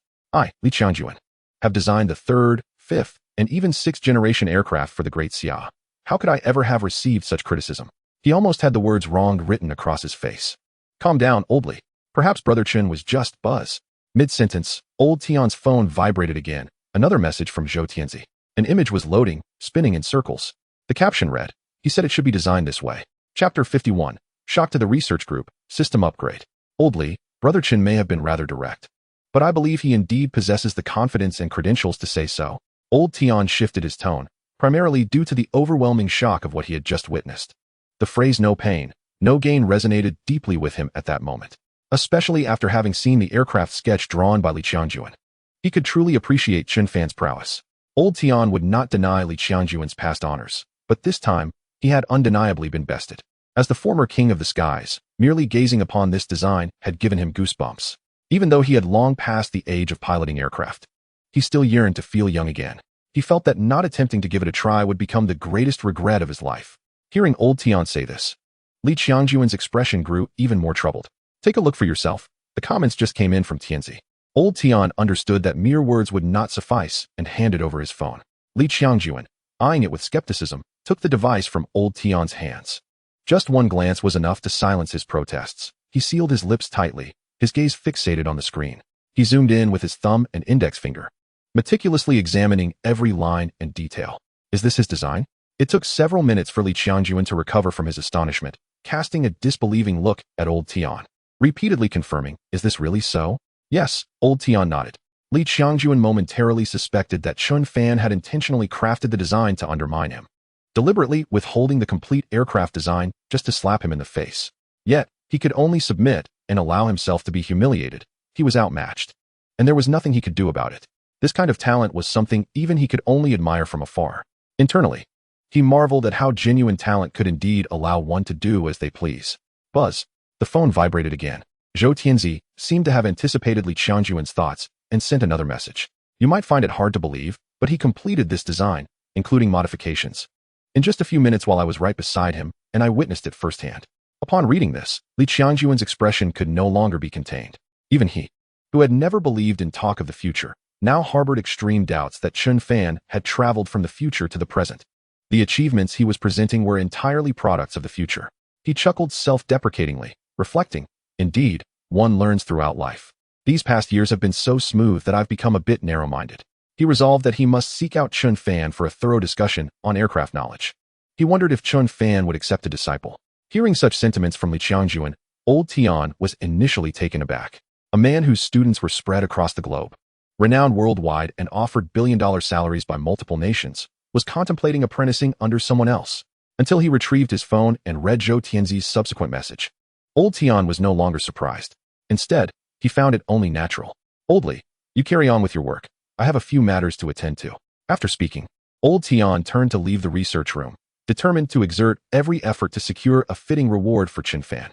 The mistake of allowing top talents to feel disheartened and leave the great Xia due to inadequate treatment must never be repeated, especially for someone like Chen Fan, who had the capability to take on hundreds, no, thousands, or even tens of thousands alone. Li Qiangyuan promptly followed to the conference room, gathering all team members. "Professor, has he reviewed our work? Has he provided feedback? Although I believe there is still considerable room for improvement in that design, the current quality isn't bad. Surely it should be sufficient to satisfy him, right? It is merely the initial draft. Even if he is pleased, we cannot become complacent. We must meticulously refine every detail." Listening to their conversation, Li Qiangyuan adjusted his glasses, his voice cold as he stated, "In my opinion, he described our designed aircraft in 2 words, trash. From his perspective, anything that is of no use is merely rubbish." At present, Li Qiangyuan does not believe anyone at Kunlun can create a work that surpasses Chen Fan's. Even the most hawkish aircraft experts would find themselves kneeling in reverence. "Trash, you say? Teacher, might that remark be a tad too harsh? Personally, I harbor considerable confidence in the design of the main wing, air intake, and landing gear. Excessive, no matter the circumstances. We ought not to label the hard work of others as mere rubbish." Li Qiangyuan did not rush to refute. He operated the machine, connected to his phone, selected the photo sent from Tian Lao's device to his own, and confirmed the print. With a thunderous roar, the machine dispensed the paper. Once printed, it was distributed successively to the 13 prodigies of this generation, who would dominate this field for decades to come. Had it not been for Chen Fan's emergence, it might have remained thus. What is this? Am I seeing things? Is this truly a creation of our time? The design philosophy, the layout, is of world-class caliber. It is an absolute triumph. Give the Hawks 50 years, and they might not achieve even a tenth of this effect, perhaps even a century. Li Qiangyuan's subsequent statement resonated like thunder in the ears of all present. This was something he had crafted himself after witnessing our so-called trash design, an endeavor that took him merely 2 to 3 minutes. 2 to 3 minutes? Teacher, that seems a bit exaggerated, doesn't it? In response, Li Qiangyuan maintained a stoic expression. "Just because you and I cannot accomplish it does not imply that others cannot." The crowd fell silent. Upon reflection, how could the meticulous and serious Li Qiangyuan possibly jest in such a manner, while they still found it preposterous? They struggled to conceive a more plausible explanation. At last, they grasped why their painstakingly designed creations were deemed trash. Now, not only others, but even they themselves, upon viewing Chen Fan's handiwork, could not help but harbor similar sentiments. Unquestionably, to use it as toilet paper would be an affront. Their hearts brimmed with admiration and awe for Chen Fan, longing to behold his countenance. He was idolized, a figure to be revered. Stars, step aside. Their idol was none other than Chen Fan, a man destined to be etched in history. Subsequently, they began preparations in earnest to transform blueprints into reality. Resolved to astonish the world. Consumption of 500 million successful. Tenfold rebate triggered. Congratulations to the host on obtaining 5 billion. Unbeknownst to them, Chen Fan remained oblivious to their plans. At that moment, he had spent an additional 500 million, cumulatively reaching a total expenditure of 1 billion. The rebate amounted to 100 billion. Nearby, Zhou Tianzi, realizing Chen Fan's meticulous budgeting aimed solely at achieving the milestone of spending 1 billion, suddenly felt that his financial prowess was not as formidable as he had previously believed. Yet for Chen Fan, even greater surprises awaited. System data update complete. Would you like to proceed with the upgrade? Chapter 52, Daily Lucky Mall, $1,000 to be an emperor? Is the efficiency this swift? Chen Fan's expression reflected surprise. Upgrade. Of course, he desired the upgrade. He eagerly anticipated the new experiences that the system would bestow upon him. Upgrading. Upgrade successful. Upon review, Chen Fan discovered that this system upgrade had optimized the rebate rules. eliminating the scenario where he was compelled to choose from tens of billions. Compelled to choose from tens of billions. Chen Fan felt that this phrase was rife with irony, yet accurately described the reality. In any case, the system would undoubtedly ensure that Chen Fan, as the host, would not suffer any losses. Furthermore, a new compensatory feature had been unlocked, termed the Daily Lucky Mall. Each day, special items would refresh, diverse in nature. Available for purchase at remarkably discounted prices. Chen Fan opened the system panel and, indeed, noticed the addition of the Daily Lucky Mall. Clicking inside, he found that 3 items had refreshed today. Northern Myanmar New Ka Jade Mine, price, 10,000. Tianjin Community, flash sale price, 99. 1 second flash sale card 10, price, 100,000. A jade mine priced at 10,000 daxia coins? Chen Fan confirmed with the system multiple times. The system replied, to the host, the currency for transactions in the Lucky Mall is daxia coins. 10,000 daxia coins for a jade mine? No one would believe it if he told them. Chen Fan opened his browser to investigate. To his astonishment, he discovered that this jade mine was among the top 10 in the world, with an estimated reserve of several billion tons. Moreover, it was the highest producing jade mine for Imperial Green, without exception. A trillion value? That would be a mere formality. Notably, this jade mine supported a force capable of rivaling the regular army of northern Myanmar. Indeed, their individual quality, combat capability, and scale could aptly be described as an army. In other words, with just 10,000 coins, Chen Fan could not only acquire a jade mine worth millions, or even billions, but also command a formidable private militia. As for Tianjin Community, no further inquiry was necessary. Previous news reports had frequently heralded it as the future premier affluent community in Jiangxing. World-class construction, elite decoration teams, and an abundance of parks, artificial lakes, and recreational facilities that resembled a futuristic world. Rumors even suggested that the cheapest property there would start at several million. Yet for Chen Fan, the entire Tianjin community was available for a mere 9. That's right, not 9 billion, or even 9 million, just 9. Casually obtainable. The already ludicrous cost-performance ratio was further enhanced by the daily random flash sale pricing. Chen Fan had to admit, this system was exceedingly generous. As for the final item, the 1-second flash sale card, based on its literal interpretation, he assumed it could modify the price of online purchases to 1 cent. However, the system clarified that it applied not only to online shopping, but also to any priced goods in physical stores. Luxury cars, houses, or precious jewelry could all be acquired at a forced price of 1 cent. Forced. Even Chen Fan found it utterly outrageous. What was even more astonishing was that one could purchase up to 10 of these cards at once. Purchase successful. Congratulations to the host on acquiring the Northern Myanmar New Ka Jade Mine. Purchase successful.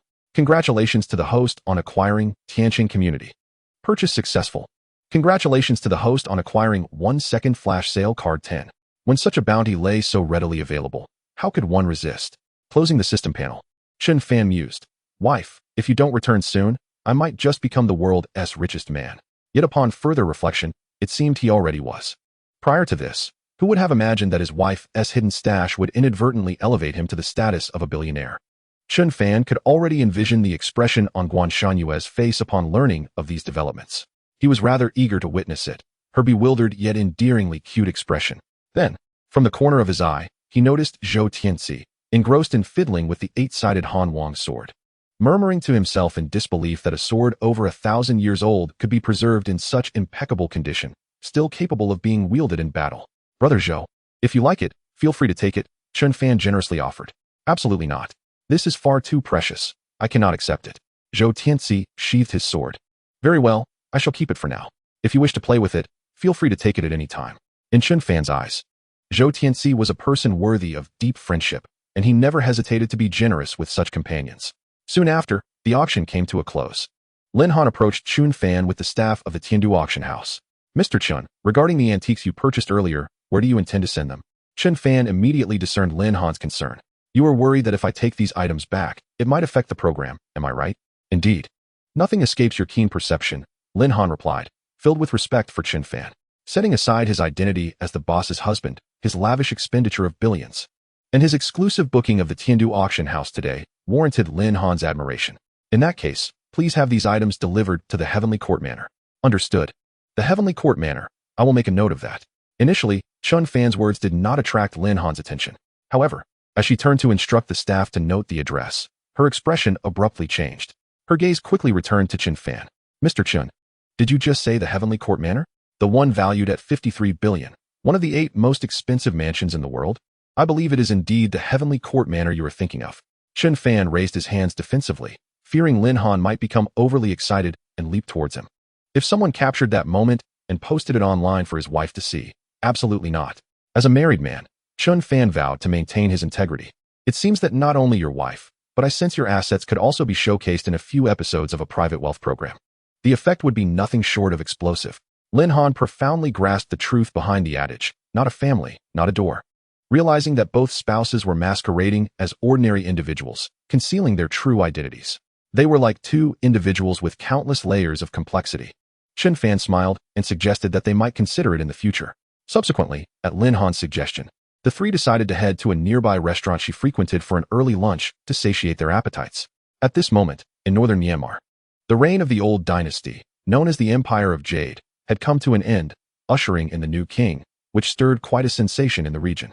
The mysterious individual capable of compelling the once mighty emperor to willingly relinquish his dominions sparked intense curiosity among officials and the public alike. Who could possibly persuade such a ruthless and formidable figure, who had reigned for decades, to retreat into the shadows? The methods employed were so merciless that even demons would tremble at the thought. Chapter 53, An International Shock. The leader turns out to be myself.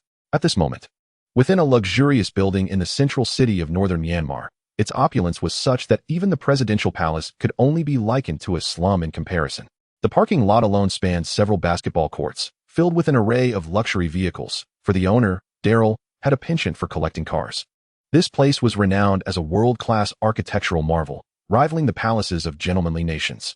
Yet now, Daryl had fallen from his throne, and this palace, along with everything within it, every blade of grass and every tree, belonged to Chen Fan.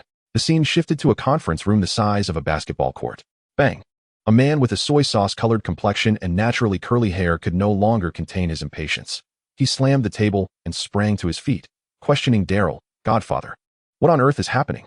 We were doing well in this business. How did it suddenly fall into someone else's hands?" With his lead, others also rose to voice their concerns. "Indeed, Godfather, we've toiled our entire lives, only to end up with nothing? Please, don't keep us in the dark. At least let us know what's happening." Their family had become a laughingstock throughout northern Myanmar. What talk of dominance could there be? "Have you said enough? If not, I can grant you a bit more time," Daryl replied, exhibiting the calm demeanor of an old hand in the face of the veiled accusations from the crowd. The fervent atmosphere that had filled the room dissipated in an instant. "Godfather, that's not our intention. We simply want to share in your struggles, not watch the empire you've built be taken advantage of." One of Daryl's closest godsons stepped forward to express his thoughts. "Given our strength, if you so desire, we could easily become the leaders of northern Myanmar. Why hand it over so willingly? Don't think I don't know what you're all plotting, for my sake? Huh, how flattering. In any case, my mind is made up. His power is not something you are qualified to comprehend. If you want to act, then do so. If not, get lost. And do refrain from harboring ulterior motives, or you'll know the consequences." Daryl was a sagacious individual, outwardly indulgent and trusting of these godsons. Yet he did not grant them substantial power. Should they dare to act recklessly, his loyal subordinates positioned near them would swiftly intervene, silencing any mischief. The crocodiles. Most importantly, Daryl was in the prime of his life, hardly concerning himself with these youngsters. With the system's assistance, he would keep a close watch on the new jade mine for Chen Fan. The old emperor had become a subordinate, and willingly so. Bang! As Daryl stormed out, the crowd exchanged glances, their expressions somber, unsure of what to say. After a prolonged silence, one finally asked the leader, "What should we do now? Should we continue to endure this humiliation? What else can we do? This is northern Myanmar. We can either remain under the Godfather's wing or face the wrath of the authorities. Considering our past actions, if they capture us, the consequences would be dire. At least in our current situation, our treatment remains unchanged." The leader's words awakened them. And have you not noticed? When the Godfather mentioned that person, fear filled his eyes. Fear? What kind of person could instill such terror in their Godfather? They were baffled. Perhaps it was not just one person, but a group. After all, northern Myanmar was merely a small place, and their stature could not compare to others. The leader's statement prompted deep contemplation among the crowd. Aside from the immense pressure from powerful forces, they could not fathom why Daryl would compromise and relinquish control. Was it the Russians, the Hawks, or perhaps the Great Xia? They had no way of knowing. However, one thing was certain. This mysterious individual was someone even their Godfather dared not offend, let alone themselves. They decided it was best to remain obedient, playing the role of loyal sons and godsons, lest they face failure and loss. Soon, the news of the old emperor's abdication in the Daryl family not only shocked the northern Myanmar authorities, but reverberated across the globe. Speculation abounded regarding who possessed the power to compel such a troublesome figure to step down. Over the years, many had attempted to dismantle the Daryl family, hoping to curry favor with the authorities and carve out a slice of the jade pie. Yet, they had all failed, primarily because the Daryl family was not only numerous but also fiercely tenacious, fighting without regard for their safety. Even the most formidable hawks, over time, have seen more than 300 elite soldiers perish at the hands of the Daryl family. Henceforth, they are loath to wade through such murky waters. Not only is it a matter of lost face, but for such a paltry sum, it is simply not worth the trouble. Curiosity piqued. One wonders what kind of celestial being could effortlessly claim the stubborn ones that even the hawks could not subdue, without expending a single soldier. This individual had just savored a truly exquisite lunch, his taste buds thoroughly satisfied. Ah, how delightful! Chen Fan reclined against his chair, gently caressing his slightly protruding belly. A visage of leisure and contentment. While Lin Han stepped away to settle the bill, Chen Fan noticed the grave expression of Zhou Tianzi seated beside him. He casually inquired, "What troubles you? Your furrowed brow is quite pronounced." "It's a trivial matter, not closely related to the great Xia," Zhou Tianzi replied. "A local clan leader, capable of rivaling the official forces, has announced his abdication and relinquished all his assets to another." "How generous of him," Chen Fan remarked. "Is this individual truly so fearsome that he was compelled to surrender his entire estate?" Chen Fan struggled to comprehend. Information regarding this person remains scant, and the Tiangong Pavilion is diligently seeking answers. Zhou Tianzi shook his head. "Where?" Chen Fan pressed on. "Northern Myanmar, the Daryl family." Upon hearing Zhou Tianzi's response, Chen Fan's memory stirred, realizing this narrative sounded eerily familiar. Wasn't he speaking of himself? Subsequently, Chen Fan learned from Zhou Tianzi just how exaggerated the Daryl family's influence was in northern Myanmar. They could, if they so desired, become the absolute rulers of the region. This implied that, should he wish it, he could become a sovereign at any moment. Chen Fan was uncertain if this was the correct interpretation. Though the system appeared to be rigged, it did not prevent Chen Fan from feeling that it had indeed granted him an advantage. Such a thing. "Would you dare sell me for 10,000? A family that even the Hawk's elite forces do not wish to provoke. And yet, he could simply purchase his way in for 10,000? Was he sure there would be no betrayal? Regarding Chen Fan's concerns, the system provided an affirmative response. Rest assured. Host, all violations of rules will be eradicated. Chen Fan could only conclude that this system was quite formidable. Suddenly, the phone on the table rang, illuminating the screen. Zhou Tianzi instinctively glanced over, clearly seeing the name displayed, Daryl. The call was originating from northern Myanmar. Chapter 54. The Mount Guanshan conceals a great deal, but Chen Fan conceals even more. Zhou Tianzi noted that this name coincided exactly with that of the emperor of northern Myanmar. It was particularly coincidental that the call was from northern Myanmar. How could an ordinary person, especially one from the Great Xia, possibly have ties to that region? Chen Fan could hardly be deemed an ordinary person. Yet, precisely because of this, it prompted Zhou Tianzi to ponder deeply. Chen Fan had never saved the Daryl's contact name. He realized that the system had perhaps been a bit too considerate. Silently, he reminded it to refrain from being so overly attentive in the future. Since Zhou Tianzi had discovered it, Chen Fan had no intention of concealing the truth. He picked up the phone and pressed the answer button. "Hello, boss. I have sorted out matters here in northern Myanmar. You may come over to take charge at your convenience," Daryl stated. Although Chen Fan did not activate the speakerphone function, Zhou Tianzi's unusually keen hearing caught every word. This further confirmed that Chen Fan was indeed the new emperor of the Daryl family. "The most dangerous figure in northern Myanmar was right beside me.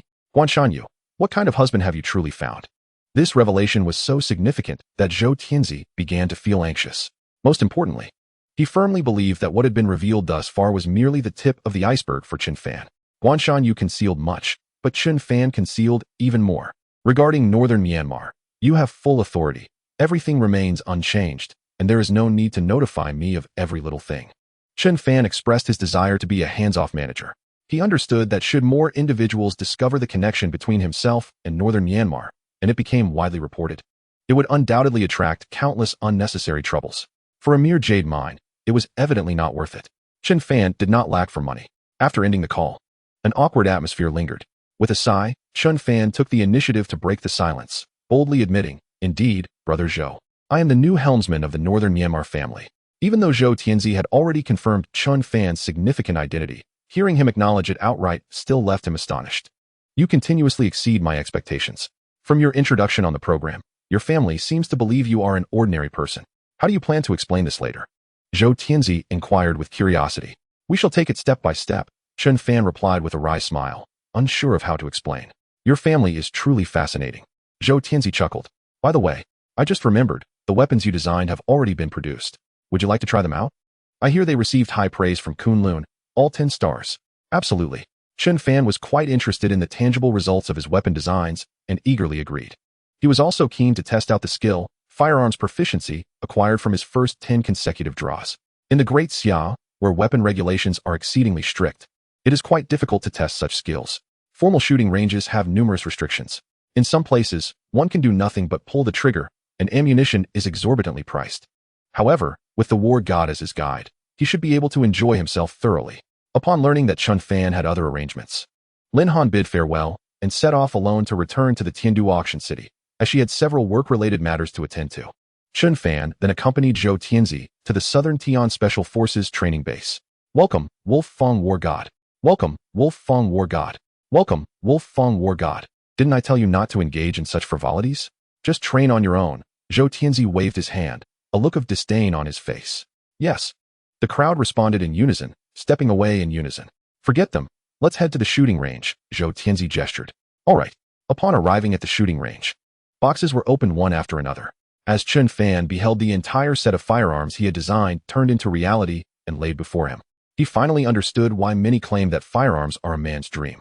These creations were indeed captivating. While Chen Fan was still observing, Zhou Tianzi had already begun to handle them.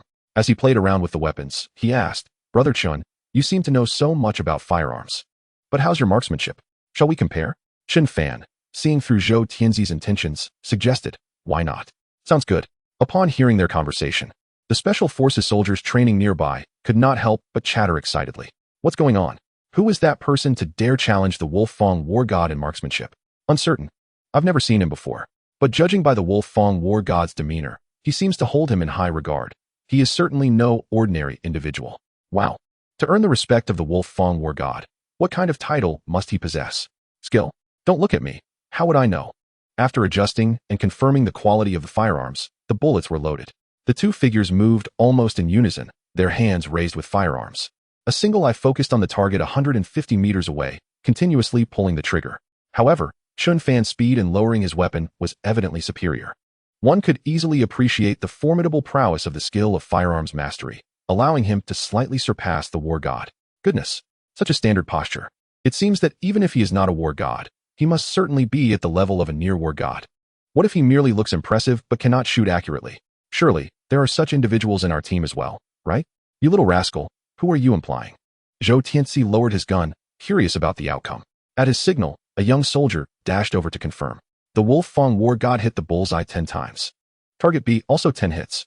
The young soldier shouted exuberantly. Is this some sort of joke? He is even more formidable than the Wolf Fong War God? Even if it's just a fraction of a second faster, it is enough to easily discern life and death.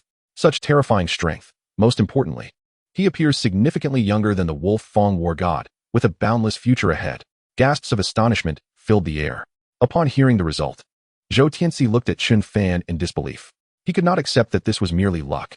Unexpectedly, Chen Fan not only possessed extraordinary skills in firearms design, but also demonstrated impressive prowess in practical operation. He even surpassed Zhou Tianzi, a battle-hardened war god. In the past, Zhou Tianzi had never believed in the notion of innate talent. He only trusted in hard work. But today, he found himself a believer. He believed that in this world, there truly exists a type of talent that cannot be matched through effort alone. After decades of painstaking effort to narrow the gap, someone might casually practice and once again widen it. This feeling was utterly helpless and disheartening. The phrase "not a family," not entering the same door floated back into his mind. Who would have thought that after being mercilessly beaten by Guanxinyu on Kunlun Mountain, he would now suffer another brutal defeat at the hands of her husband? What on earth is going on with this family? Zhou Tianzi felt on the verge of tears. Wait, perhaps he just happens to excel with this particular type of weapon? Zhou Tianzi decided to take another gamble. After all, he was renowned for his versatility with firearms.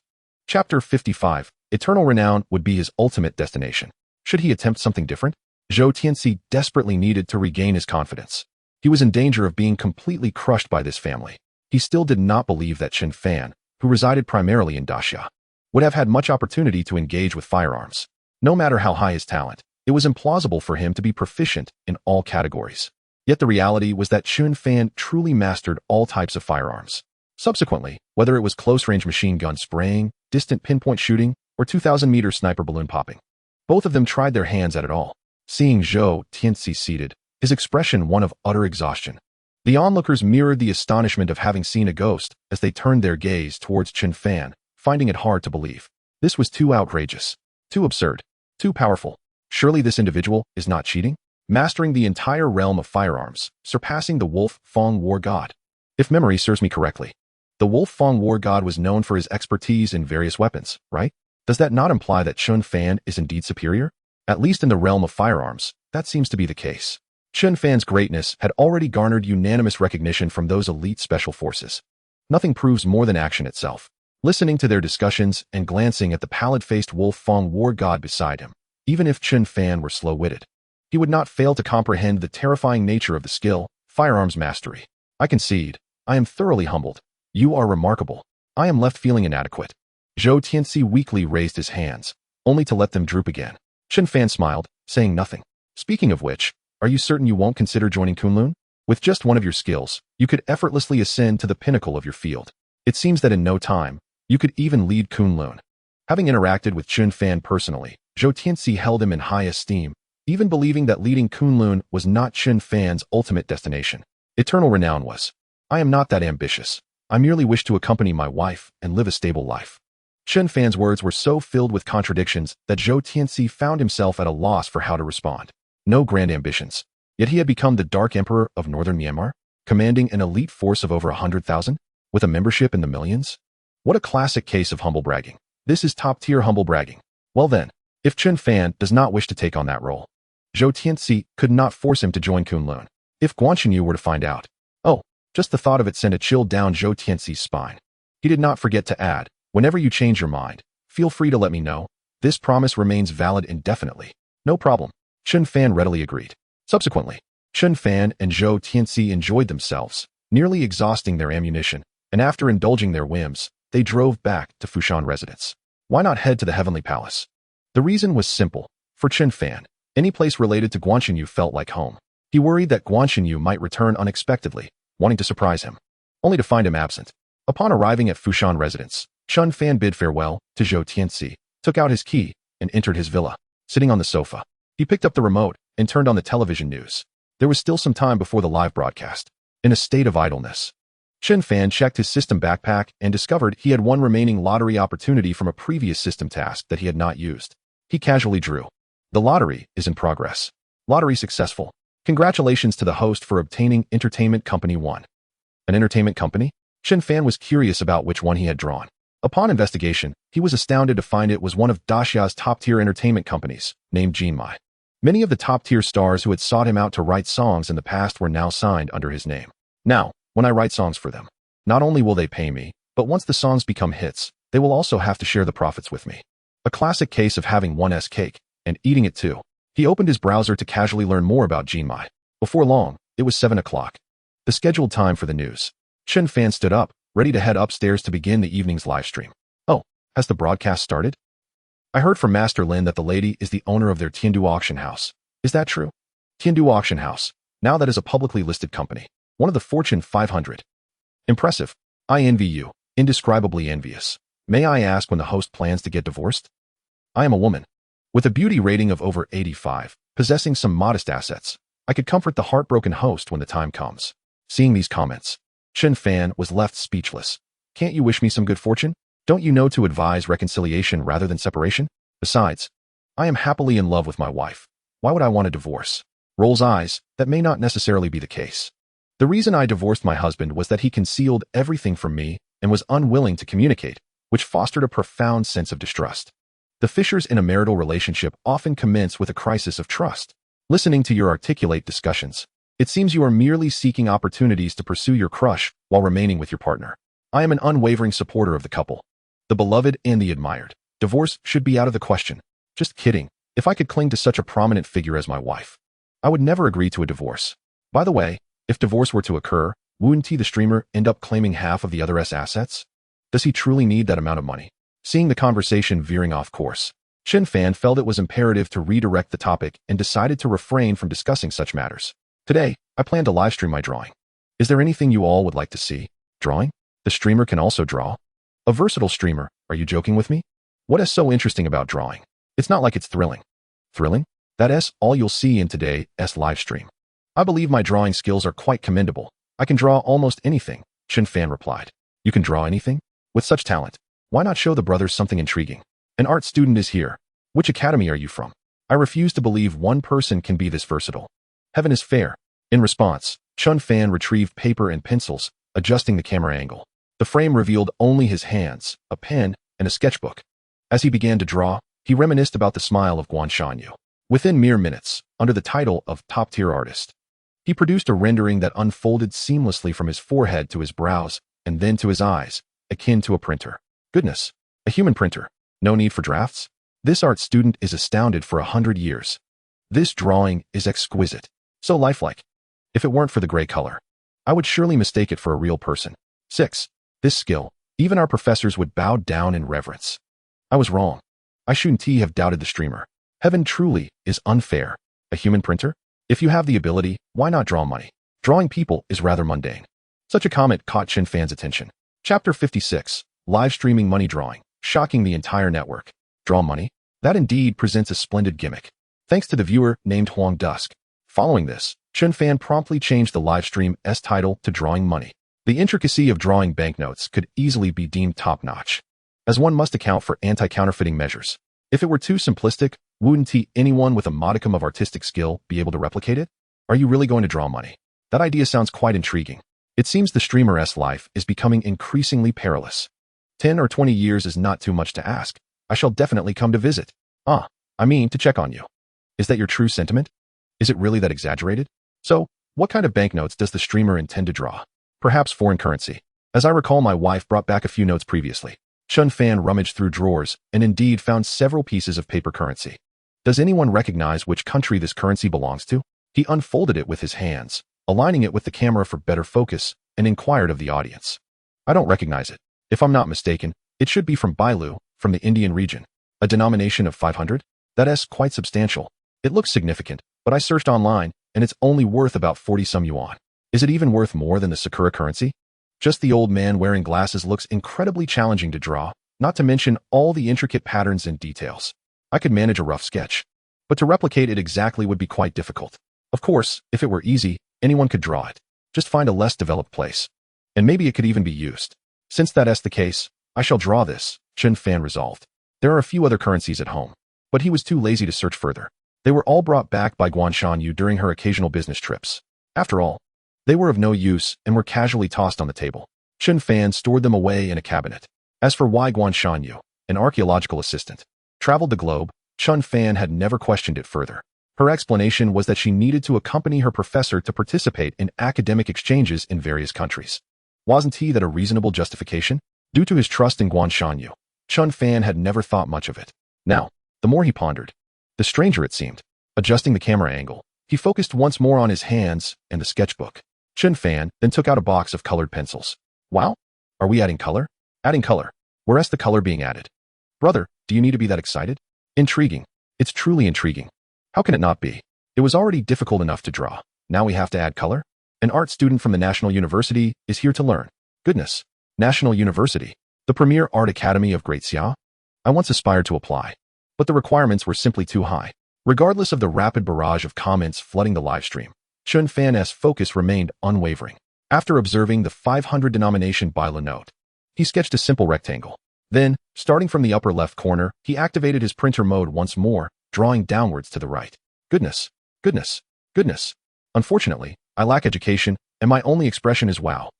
Please refrain from using magic in front of muggles. I didn't even blink. Are you really calling this tracing? Are you sure it's not printing? Streamers should change their name to human printer. It's too impressive. Incredible. I feel like my education at the National University has been in vain. Thank goodness it's not the Great Xia currency. Otherwise, I suspect the law enforcement would have surrounded the livestream by now, huh? Are there any international students or locals from India in the livestream? Please share how accurately this money has been depicted. I'm going to send this to my Indian student friends to take a look. The livestream's popularity skyrocketed. Even those disinterested in the entertainment industry were drawn in by the title of Drawing Money. The heat charts, viewer counts, donation boards, and new follower lists, all were firmly dominated by Chen Fan at the top. The gap between him and the second-place contender was so vast that even describing it as the distance between heaven and earth would be an understatement. Many prominent streamers opted to conclude their broadcasts at this time to take a break, waiting for Chen Fan to finish before resuming their own streams. Otherwise, their viewer counts would dwindle to nothing. They simply couldn't compete. More importantly, they found Chen Fan's live stream exceedingly captivating. After 7 or 8 minutes, having completed the final touches, Chen Fan set down his pen. He then picked up scissors, cut out the replicated 500 baila note, and placed it alongside real currency. "What do you think?" he inquired with a smile. "Goodness, it's identical. Not only is it a drawing, but it even simulates the texture of the currency. As a soon-to-be graduated art student, I suddenly feel anxious. What should I do?" Rest assured, there exists only one such prodigy. Your livelihood is of no interest to them. Incredible. I just shared a screenshot of the banknote drawn by the streamer with my friend who studies in India, and he insists it's real money, utterly impossible to be counterfeit. The streamer alone is akin to a minting factory, let alone them. With these 2 notes before him, without touching or even handling them, merely observing with his eyes, Chen Fan found himself struggling to discern which was genuine and which was forged. One must concede, the title of top painter carries significant weight. No wonder they dare to claim the top spot. Simultaneously, the live recording of Chen Fan personally crafting a 500 baila banknote was disseminated online. It quickly gained traction, igniting fervent discussions. There are numerous users in India utilizing this software, and it soon ascended to the trending charts. Heavens! If I hadn't seen the video and knew where they were placed, I wouldn't be able to tell which was real and which was fake. It feels as though it could be used outside. As long as the materials are correct, it might indeed be feasible to use. Such a person poses a considerable threat to our Indian currency system, doesn't he? Indeed, if he assembles a team to produce them en masse, our India will surely encounter problems. Official spokesperson for India. If the situation abroad was thus, the domestic trending topics were even more pronounced. It began to soar rapidly. They were climbing the ranks one by one, while the trending topic regarding Chen Fan painting banknotes surged by dozens of positions in an instant. Reaching the pinnacle, the search volume exceeded 10 million. Truly remarkable. This technique could easily apply to Xia currency as well, couldn't it? Certainly. But I wager he wouldn't dare to paint it. Is painting illegal? Wouldn't that be considered counterfeiting? Laughing crying emoji. You'd have to consult the authorities to find out. What is the point of painting Bailu, a worthless currency? He should paint the beautiful dollar to give the hawkish individuals a little shock of Xia style. I can't shake the feeling that I've seen this person on the trending list before.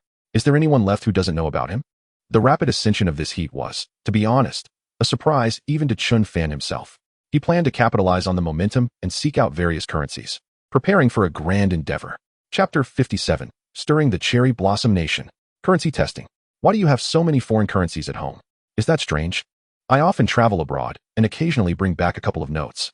Surely the streamer doesn't intend to paint currencies from every country, does he? You call this painting?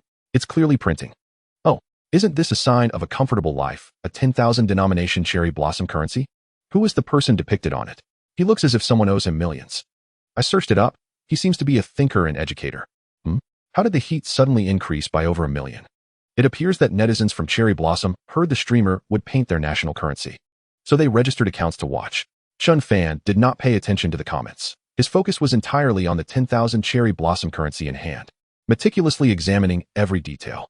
Compared to the previous 500 Bailu, the colors were more intricate. There were more anti-counterfeiting designs. However, for a top painter, this level of difficulty was trivial. After observing for about a minute and sketching the exact outline, he began painting from the upper left corner towards the right side. No, printing. Even he felt a strong sense of déjà vu, akin to printing. If he were to speed up even further, it would resemble it even more. Another one-to-one replication. Setting aside the painting skills, isn't this speed too extraordinary? And he doesn't even need to modify anything? If I had this skill, I'd never struggle for food. With this skill, would money be an issue? Just print it yourself. It's just for entertainment. Do you really think it can be used outside? Of course. Who doesn't know it can't be used? Do you need to argue about it? If you're so good at arguing, I'm a contractor. Come to the construction site with me tomorrow for some banter, 300 a day, you won't be shortchanged. So impressive. It's really indistinguishable from a painting. Looking at your username, are you from Cherry Blossom? Besides the Cherry Blossom individuals who flocked to the live stream, simultaneously, within Cherry Blossom, some sensed the rising heat and began rebroadcasting Chen Fan's live content, hoping to ride the wave and garner some followers. Little did they expect, just a few minutes into the broadcast, The online viewership had already surpassed 50,000. Unlike the heat on the Douyin platform, the online count here represented actual viewers. Each departure and entry refreshed in real time. I came from the video of Bailu. Wow. Incredible. It can truly confuse the eyes. With such technology, if he wanted, he could produce authentic cherry blossom currency in a heartbeat, right? No way. Absolutely not. If such counterfeit currency were to flood the market, it would impact our economy. A conspiracy. This is a plot from Xia. He is threatening us. Official account of the Dari Bank. Do you really think this is effective against them? In truth, it was indeed effective. An employee took a screenshot and shared it in the company group, which caught the attention of their superior. The superior then reported the matter to higher-ups at the bank, leading to an urgent meeting being convened. At that moment, Chen Fan had just finished cutting out the 10,000 cherry blossom currency he had painted, placing it alongside a genuine 10,000 cherry blossom note, manipulating the camera for a zoomed-in, high-definition capture. Snap. He pressed the pause button. If the order were disrupted and you weren't told there was a counterfeit, could you tell just by looking with your eyes? The president asked. Everyone scrutinized, looking at one another, their expressions filled with perplexity. Can you tell? The president turned to the executive beside him, inquired, can you discern the difference? The executive bit his lip, thought for a moment, then shook his head, unable to tell. Furrowing his brow, he remarked, speaking of which, is it truly possible to create something like this with just a few pens? Why does the texture resemble that so closely? It could easily be mistaken for the real thing. Hearing such words from an executive who had dealt with money for over 30 years, everyone ceased to dwell on the matter. They readily admitted their inability to discern authenticity. To assert otherwise would be to slap the executive's face. They had no desire to be ostracized and lose their livelihoods. If they were to offend the executive and end up dismissed, it would not merely mean leaving the company. They would be completely blacklisted in the entire field. So, do you think the money he created could fool the machines? The president asked again. Ultimately, this was merely a painted creation. It couldn't possibly deceive a currency validator, could it? When answering this question, the executive appeared markedly more resolute than before. Subsequently, the president assigned a task to the executive and others, instructing them to devise a way for Chen Fan to undergo practical testing with the currency validator. Otherwise, it would be difficult to rest easy. If Xia truly intended to collaborate with Chen Fan, the painting streamer, to produce cherry blossom currency en masse and disseminate it, the consequences would be dire. A quintessential case of paranoid delusions. User Sakura Oath sent 10 rockets in the live stream room. Sakura Oath, I am quite curious. Can the items drawn by the host successfully pass through the currency verifier? Can we give it a try? A donation worth 10,000 has become quite a commonplace occurrence in Chen Fan's livestream. However, the remark made by the viewer named Sakura Oath subsequently captured Chen Fan's attention. A currency verifier, you say? It also ignited the atmosphere in the livestream, steering the rhythm in a new direction. What an excellent angle you've found. I too am rather curious.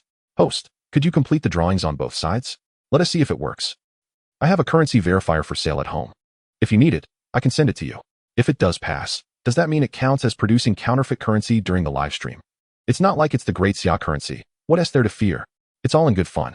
ISNT little Sakura, always boasting about how unrestrained their entertainment program is, can't handle a loss.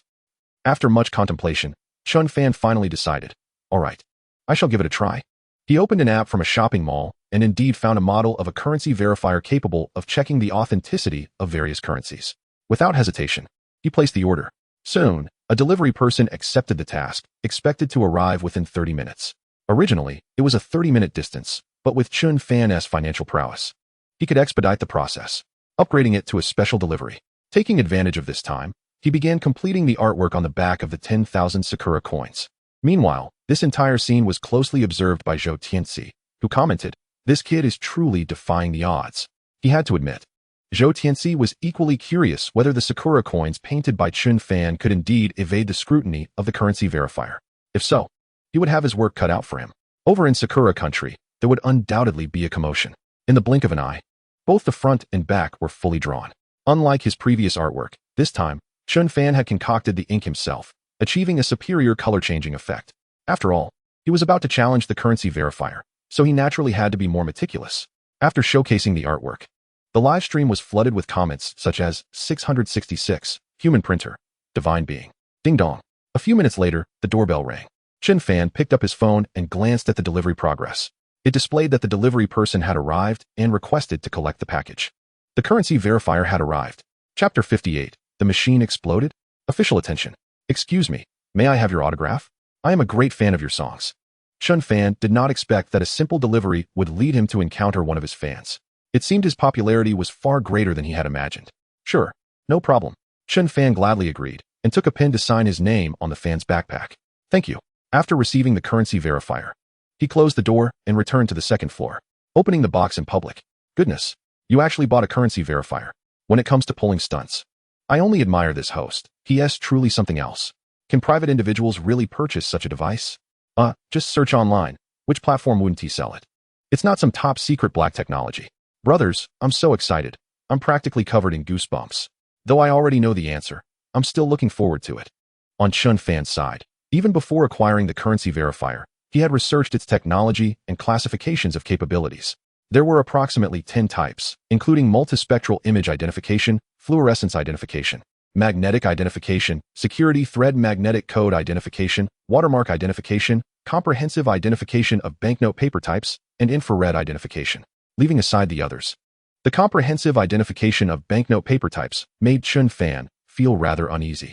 After all, no matter how skilled his artistry was, he could not alter the composition of the paper itself. He was well aware that machines are far more difficult to deceive than the human eye. Nevertheless, he had already created the artwork and procured the machine. He had to give it a try. The excitement had already built up, as many had tuned in specifically for this moment. Failing to engage would likely lead to harsh criticism. He connected the power supply and followed the instructions to turn on the machine. First, he tested it with real currency, and it passed without issue. After repeating the test a dozen times with no problems, he remarked, "Good, very rigorous. Host, stop keeping us in suspense. Hurry it up. Hurry. If it doesn't work, let us all collaborate. I'll handle the color-changing ink while I sort out the acid-free paper. I think it's highly feasible." With a mix of anticipation and anxiety, he placed the drawn Sakura coins into the currency verifier. No response. Of course, there is no response. Do you really think it could pass? I feel that if we could manage to get those materials, it might actually work. To deceive a currency verifier with just a piece of paper and a few pens is simply absurd unless one is a divine being. The same model of currency verifier I use at home should light up red and emit a beeping sound if it encounters counterfeit currency. Could it be? Beep, beep, beep. Immediately, a red light illuminated, accompanied by the alarm sound. It truly isn't that simple. But why did it take so long to alert? It seems the host's artistic skills are indeed formidable, requiring the machine to expend significantly more time to verify authenticity. To achieve this is already quite impressive. It feels like if the host puts in the effort, he could undoubtedly create the real thing. Initially, upon seeing that Chen Fan's painted currency did not pass the verifier, those from Sakura country felt a weight lift from their chests. However, they were soon on edge again upon reading a comment stating that it took the machine almost several times its usual computational power to detect the counterfeit. If he truly had access to those materials, the most crucial point was that currency verifiers are not widespread. If he could deceive the machine, how could the human eye possibly discern it? This cannot stand. They must inform Great Xia to closely monitor this individual's every move. Prohibit him from creating Sakura coins any further. Would they heed this warning? Extracting the painted currency, he adjusted it and flipped it over. Chen Fan decided to conduct several more tests, just like with real currency. It seems the host is rather unwilling to accept defeat. You're already impressive, male god. There is no need to be so stubborn. To deceive the machine for several seconds is already quite remarkable. It's no different from cheating. Damn. If the machine is being fooled, how can we mere mortals hope to discern it? Beep, beep, beep. Beep, beep, beep. 9 times, all flagged as counterfeit. After adjusting once more, Chen Fan resolved to give it one last try. Buzz, buzz, buzz. This time, the machine emitted a peculiar sound. Oh no, is it about to explode? Wait, it seems to be smoking. Did this machine just malfunction? Holy smokes, that is incredible. Since it can't pass the verification, let us just destroy the machine. A clear line of thought. Watching the smoking machine, Chen Fan felt a twinge of concern that it might actually explode. Instinctively, he took a few steps back, distancing himself. He seriously questioned the quality of the currency verifier. Soon after, the machine's lights extinguished and it lost power. At the same moment, the counterfeit currency that should have been at the entrance, after inspection, whimsically floated down to the exit. At that instant, the entire livestream room erupted. Wait, how is this possible? It passed. It seems there was a glitch in the machine's programming, causing it to mistakenly approve the currency. However, such odds would require numerous attempts, and the merchant is not foolish. Is it so difficult to acknowledge someone else's prowess? Incredible. They truly managed to crash the machine. The excitement was already palpable. Subsequently, a few dazzling notifications entered the live stream, adding fuel to the fire. Official Public Security of Jiang City has entered the live stream. Nuyang City Public Security has entered the live stream. South City Cybersecurity has entered the live stream. Network Regulation of Magic City has entered the live stream. As these were official certified accounts, the alerts appeared more prominently, adorned with a special blue border. Haha, is the official panicking? Let the trolls keep spewing their nonsense. Is that not enough official verification? Why waste energy arguing with the trolls? 6666. The host can relax. If anything goes awry, they bear the consequences themselves. This situation is becoming increasingly precarious. Is the host now a focal point for official scrutiny? Fear not. Quickly draw a great Xia currency to give them a little shock. Meanwhile, on the national trending search list, draw money. Officially highlighted. Chen Fan. Sakura coin. Out of the 50 trending topics, over 2/3 were related to Chen Fan. Looking at the more than 40 official Blue V accounts, Chen Fan felt a bit daunted. Wasn't he just drawing a Sakura coin? Given this momentum, it was even less likely he would attempt to draw a great Xia currency. That would be purely inviting trouble. Although Zhou Tianzi would undoubtedly help him out, he had no intention of seeking unnecessary complications. So, which country's currency does the host plan to draw next? Let us not even mention the great Xia currency. Do you truly wish to send the host to jail? How about something valuable, like the US dollar? Bang, bang, bang. Open up. FBI. The US dollar? Chen Fan flipped through his materials and indeed found it. Chapter 59 Zhou Tianzi. When the sky falls. Your wife will hold it up. I can't believe it. Is the host really planning to draw the US dollar? If those white folks see this, they be utterly panicked? Host, make sure to drive down the price of the US dollar. Are we finally going to possess our very own US dollar? Haha, our very own US dollar sounds quite amusing. Since everyone was so eager to see the US dollar, Chen Fan decided to proceed with it. Before he began drawing, he contacted the mall to place an order for a few more bill validators to avoid damage. Spending money is simple, but it can become tedious. So it's better to prepare everything at once. He dimmed the screen and set his phone aside. Just as he was about to put pen to paper, he suddenly paused.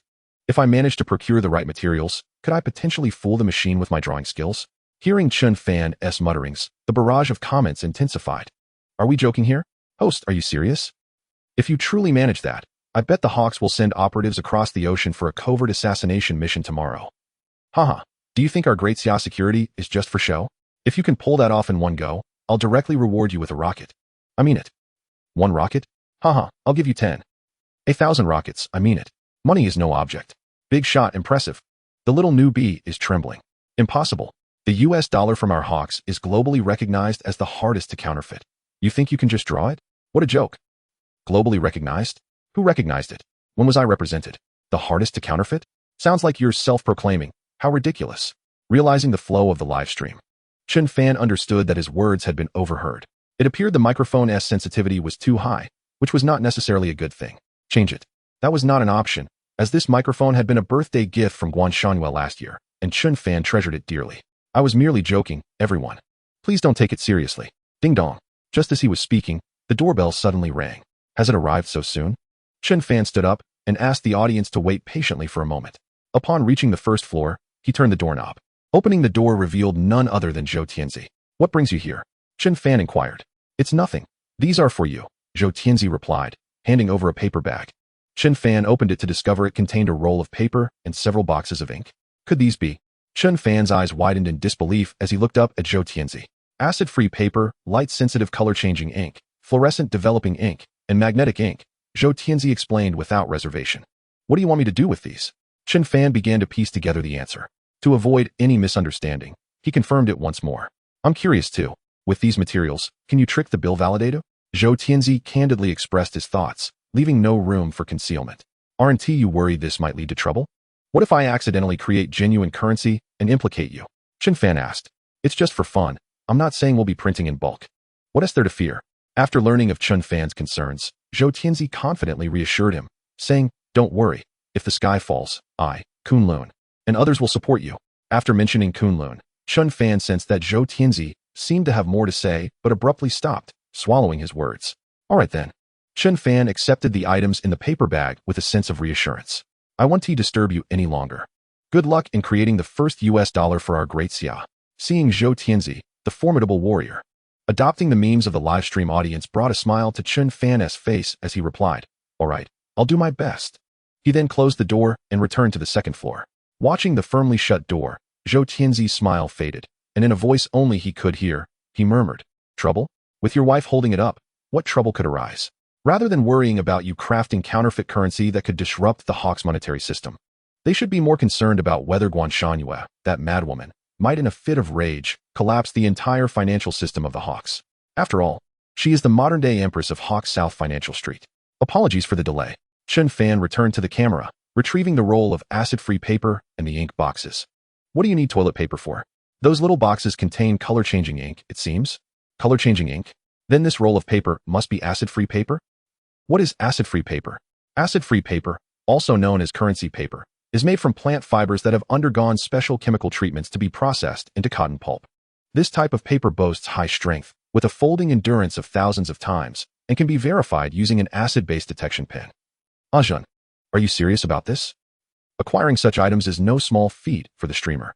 If he were truly simple, would there be any uncomplicated individuals left in this world? A segment of acid-free paper is carefully cut and laid out. The 3 types of ink cartridges are meticulously opened one by one. The pens are arranged with precision. After taking a deep breath, he picks up a pen and begins to illustrate the beautiful knife.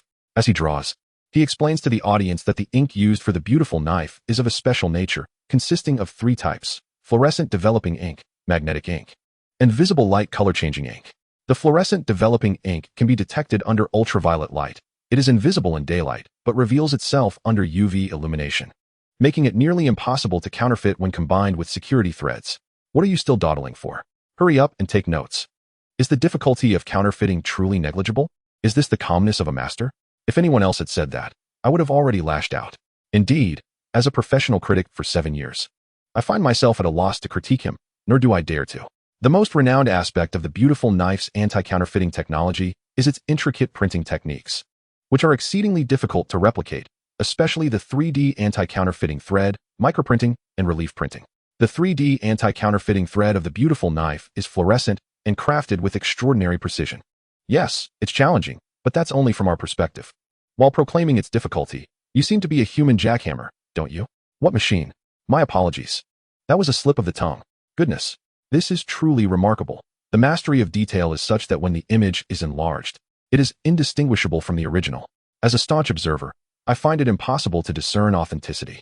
Even witnessing his drawing process leaves me convinced that it is indeed the genuine, beautiful knife. It looks too real. I feel honored to witness this historic moment. Our nation, Xia, finally possesses its very first beautiful knife. Please continue your efforts. FBI, young man, where do you live? I'm on my way. With a backdrop of 500 Bylus and 10,000 Sakura coins, Chen Fan's acquisition of acid-free paper and various special inks, along with his live painting of the beautiful knife, has garnered attention not only within Xia, but has also gained traction online. Soon, it reached the eagle-eyed presidential office. Chapter 60, it's really drawn. Is the streamer selling hacks? Ha ha ha. Cyrus, you're overreacting. Why should we concern ourselves with a mere small-time streamer? Indeed, the pressing matter at hand should be how to pilfer oil from Syria. How to bring back more oil. But what if he truly manages to paint the beautiful knife? What if Xia finds him and begins mass production, disseminating it domestically? What then? The entire system of the beautiful knife and its international reputation would be gravely affected. Draw? Someone chuckles derisively, their tone dripping with scorn. Since the new version of the beautiful knife was released, counterfeiting has become impossible, let alone through drawing. Cyrus, you're making a mountain out of a molehill. However, didn't the 10,000 denomination Sakura coins he previously illustrated pass through the currency detector without issue? That was merely a malfunction of the machine. Who would test it that many times for no reason? Moreover, how can you be sure he hasn't tampered with the currency detector's programming? He ordered the currency detector in front of everyone in the live stream. Cyrus exclaimed passionately. This process is difficult to forge? Cyrus was left speechless. He truly could not prove otherwise. Oh, those hands are indeed remarkable. They don't merely resemble, they are identical. Most importantly, at that speed. It's no wonder some call him a human printer. A man named Harold, having listened to Cyrus elaborate on Chen Fan, became immensely intrigued. He took out his tablet, downloaded the Dosha live streaming app, registered an account, and located Chen Fan's live stream. Upon his first glance, he was profoundly shocked. Listening to Cyrus was one thing, but witnessing it firsthand was a revelation. Incredible. Unbelievable. The beautiful knife had truly been drawn. Harold, why are you also reacting this way? Faced with the jibes of others, Harold connected his tablet to a projector and gestured to his secretary to draw the curtains. He then synchronized the image from Chen Fan's live stream onto the projection screen. Initially, the crowd merely glanced over, not paying much attention. But in the next moment, they suddenly realized something was amiss. Their gazes returned to the projection screen. Unable to look away, transfixed. Acid-free paper, and these special inks. Where could a mere streamer have acquired them? Not to mention, what are those hands made of? Surely they aren't robotic? How can they produce such an exact likeness? You call this a resemblance? Surely, it's indistinguishable. It's outrageous. Truly outrageous. I have a premonition that after his passing, those hands will be secretly severed and preserved as collectibles. Chen Fan remained oblivious to the awe his actions had evoked among the old-timers in the presidential office, carefully finishing the last stroke. He waited for the ink to dry completely before proceeding to refine some details, ensuring it could successfully deceive the currency detector's verification rules. Confirming everything was in order, he used scissors to make precise cuts. He then placed two beautiful knives, one above the other, before the camera for comparison. Similar? No, it's truly identical. Zoom in 100-fold. Observe the collar of the person's portrait. The line of English letters has been replicated perfectly. Wow, is this not microprinting? Such advanced technology completed by hand? Is it possible he didn't use hacks? Selling hacks? Uft. Does the streamer sell hacks? I want one. I want three. Two for my parents. Not only the viewers in the live stream, but even Chen Fan, having not only looked with his eyes, but also felt with his hands, could not distinguish which was real and which was counterfeit. Thankfully, he remembered the positions he placed them in. Otherwise, he might have genuinely confused them. He unwrapped the packaging of the currency detector he had gone downstairs to retrieve, connecting it to the power supply. He powered it on and set it to the beautiful knife verification mode. This was the second time operating it, and he was becoming quite adept. He first inserted a real bill, and it passed without issue, immediately. He repeated this 7 or 8 times, with no problems each time. Next, with a heart full of trepidation, Chen Fan prepared to insert the beautiful knife he had drawn. The audience shared his anxiety, as the speed of the scrolling comments dropped significantly, while his popularity continued to soar. He has given Xia its first beautiful knife that belongs to us. The people of Xia. Chen Fan, the beautiful knife. Drawing the beautiful knife. Such trending topics had already surged to the top of the charts, captivating the onlookers. Equally tense were the old-timers in the presidential office. It shouldn't pass, right? Why it shouldn't? Dangerton, do you have so little faith in your own country? Indeed, you all lack confidence in the Hawks. There is no way he could create a beautiful knife that would pass currency detector checks. The beautiful knife is not as simple as a Bailu or a Sakura coin. It could at most be considered a piece of art, not a currency. An artwork, you say? Malcolm, you hold him in high regard. Of course, if he were willing. I could offer 1,000 beautiful knives for that drawing. Beep, beep, beep. The alarm sounded. The verification process is somewhat more prolonged in comparison to the Sakura coin. Indeed, it's not so simple. Haha, I told you. How could one possibly rely on mere drawings to create a genuine Mei Dao? Our hawkish anti-counterfeiting technology is not something you can challenge. You might as well give up hope. It's a pity, it feels so authentic, why can't it pass? That is merely your subjective perception. Machines are far more intelligent than you. If the streamer agrees, I can take this currency to a hawkish live stream to show how to spend it. I still don't believe that everyone has a counterfeit detector. Chen Fan, momentarily unoccupied with the barrage of comments, held 2 banknotes, his gaze shifting back and forth as he pondered which step had gone awry. He retrieved a data cable and connected the counterfeit detector to his computer. Utilizing his title of super hacker, he effortlessly infiltrated the management system of the counterfeit detector. He inserted the counterfeit bill once more. As the detector processed the bill, a cascade of green code began to scroll rapidly across the computer screen against a black backdrop. The paper fluorescence check posed no issues. Although the magnetic detection was somewhat sluggish, it ultimately passed without incident. Beep, beep, beep. So, the problem lay in the infrared penetration phase. Chen Fan identified the cause. In simple terms, it involved analyzing the paper's characteristics in conjunction with the printing ink overlay using infrared light and comparing it against standard values. Any minute discrepancy would result in a determination of counterfeit. Chen Fan employed a deeper layer of hacking techniques to ascertain the specific regions where the infrared recognition had faltered. Based on this feedback, he proceeded to make modifications and add finer details. Once he had confirmed the accuracy, Chen Fan smiled with confidence, convinced there would be no further issues now. Chapter 61, Shocking the World. The first self-developed Mei Dao of the Great Xia. Is the streamer still not giving up? To have reached this stage, you are already impressive. There is no need to push further. After all, they are the Hawks. I feel the streamer could collaborate with the Great Xia to produce the Mei Dao together. Great Xia? Goodness, collaborating with the official? Do you think international law is merely for show? Is it so difficult to honestly acknowledge that our hawkish anti-counterfeiting technology is the best in the world? You people from the Great Xia are truly dishonest. Chen Fan disregarded those who either feigned ignorance or were intentionally stirring the pot. Having calibrated the machine and confirmed its proper functioning, he placed the counterfeit bill into the detector. The next instant, everyone, including himself, experienced what it truly meant to be seamless. Instant pass. Oh my gosh! Did I not see that correctly? It passed, and it was instantaneous? Incredible. The first self-developed Mei Dao of the Great Xia. Unbelievable. The streamer is truly remarkable. Within just a few minutes, dozens of official accounts have entered the live stream. Hurry and escape. I genuinely worry the streamer might get caught. The concerns from the previous commenter are unnecessary. There's been no transaction, no societal harm. Why would there be any repercussions?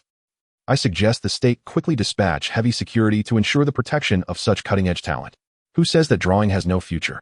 We draw Mei Dao for our country. The streamer is the pride of us art students. Fight. Streamer, go for it. Drive the price of the Mei Dao down. Let us aim to buy it by the pound. Observing these comments, Chen Fan couldn't help but chuckle. Frankly, he was also quite surprised. He never expected that he could indeed create a Mei Dao that would pass the detector. This Mei Dao, in a strict sense, could no longer be classified as counterfeit. After all, it bore an exact resemblance to the genuine Mei Dao and successfully adhered to the verification standards of the detector. Witnessing this series of events, the old officials at the presidential office rose one after another. How could they remain seated? They felt as if they were on pins and needles. How could it be possible?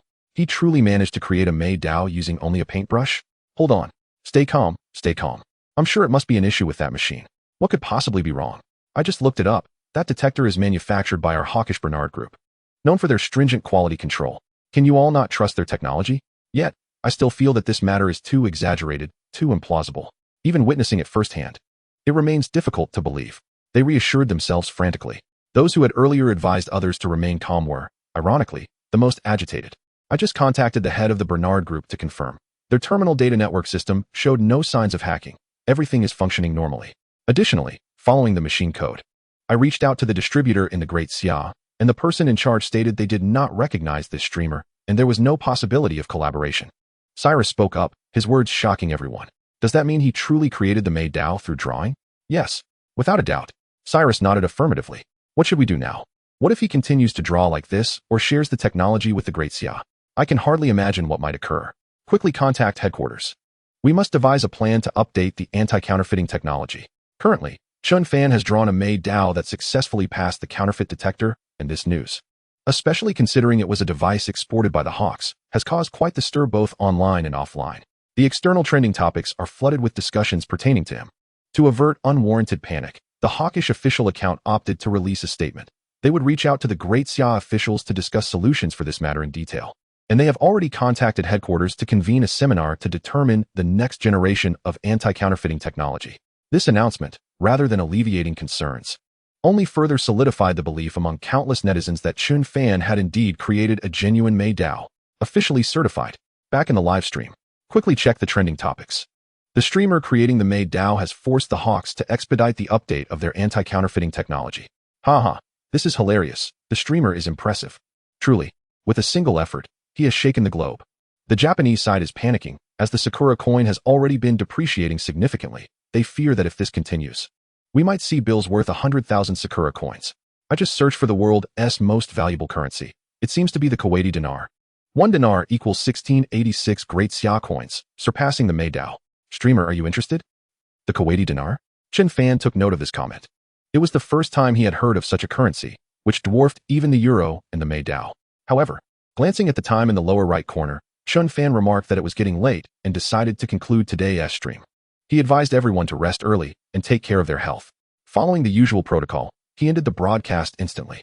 He was well aware of the principle that failing to act decisively can lead to chaos. What the heck? My curiosity has just been piqued, and you end the stream? Why did you end the stream so abruptly? Goodness, you ended the stream with nearly 1 billion views? Are you made of money? The streamer truly isn't lacking in funds. You can doubt everything, except this. Rich and willful. Rich and willful indeed. Wah, he is finally off. I'm planning to start my own stream. Is anyone interested? Wasn't he the one upstairs, the dance area queen? How come after a few days of absence? They seem so lackluster. Hey, in the presence of such a top-tier streamer, I'm but a speck of dust, wah. After the broadcast concluded, Chen Fan stepped out of the villa and arrived at the entrance of Zhou Tianzi's residence. Welcome, welcome. Zhou Tianzi had already opened the door in anticipation, greeting him warmly. Brother Chen, you are truly remarkable. To be honest, I was uncertain if you would succeed, but you have surpassed all expectations. Zhou Tianzi's admiration for Chen Fan was unending, a continuous stream of praises. By the way, regarding that painting of the dollar bill, could you hand it over to me? Zhou Tianzi shifted the conversation. That is precisely why I am here, Chen Fan replied without hesitation, producing the artwork and presenting it to Zhou Tianzi. He understood well that entrusting this piece to Zhou Tianzi was far safer than keeping it in his own possession, although protected by Zhou Tianzi and the Tianlang group. Exercising caution was never unwarranted. Furthermore, handing over the painting would allow Zhou Tianzi to report back to his superiors. You can assure those individuals that it was merely a momentary whim on my part, with no intentions of mass production that could disrupt international economic stability, Chen Fan articulated. Excellent. I will certainly relay this message, Zhou Tianzi replied, yet his attention remained fixated on the meticulously crafted banknote. He briefly entertained doubts, wondering if Chen Fan had mistakenly given him a genuine one instead. Even with his keen eyesight, he could discern no signs to the contrary. In the late hours of the night in the northern desert, as the cold winds howled, Guan Shanyu set down his infrared telescope, perplexed. Why are they so unusually quiet tonight? After much hesitation, his deputy finally spoke up. I suspect it may be related to the incident involving the hawks yesterday. Chapter 62. Guan Shanyu remarked, it seems there have been quite a few recent occurrences in the Great Xia. Related to the hawks? The deputy. Xiao Qingluan's words piqued Guan Shanyu's curiosity, prompting him to inquire further, what exactly transpired with the hawks yesterday? I gathered this information from a captive, though I cannot confirm its authenticity. It is said that an exceptionally talented painter has emerged domestically, whose live streams involve painting the currencies of various nations. A painter? Live streaming? Painting banknotes? Guan Shanyu struggled to connect these keywords with the current situation at hand. The artist had live-streamed the creations of the Bailu, the Sakura currency, and ultimately, the dollar bill, generating significant global impact. So, what does this have to do with the military's newfound restraint? Guan Shanyu pressed on. The issue lies with the dollar bill he painted. The dollar bill? A look of confusion crossed Guan Shanyu's face. Can a painted dollar bill truly influence the military operations in the northern desert? Yes. The dollar bill he crafted managed to pass the counterfeit detection machines, Xiao Qingluan explained. Upon hearing this, Guan Shanyu fell silent, finally grasping the underlying reason.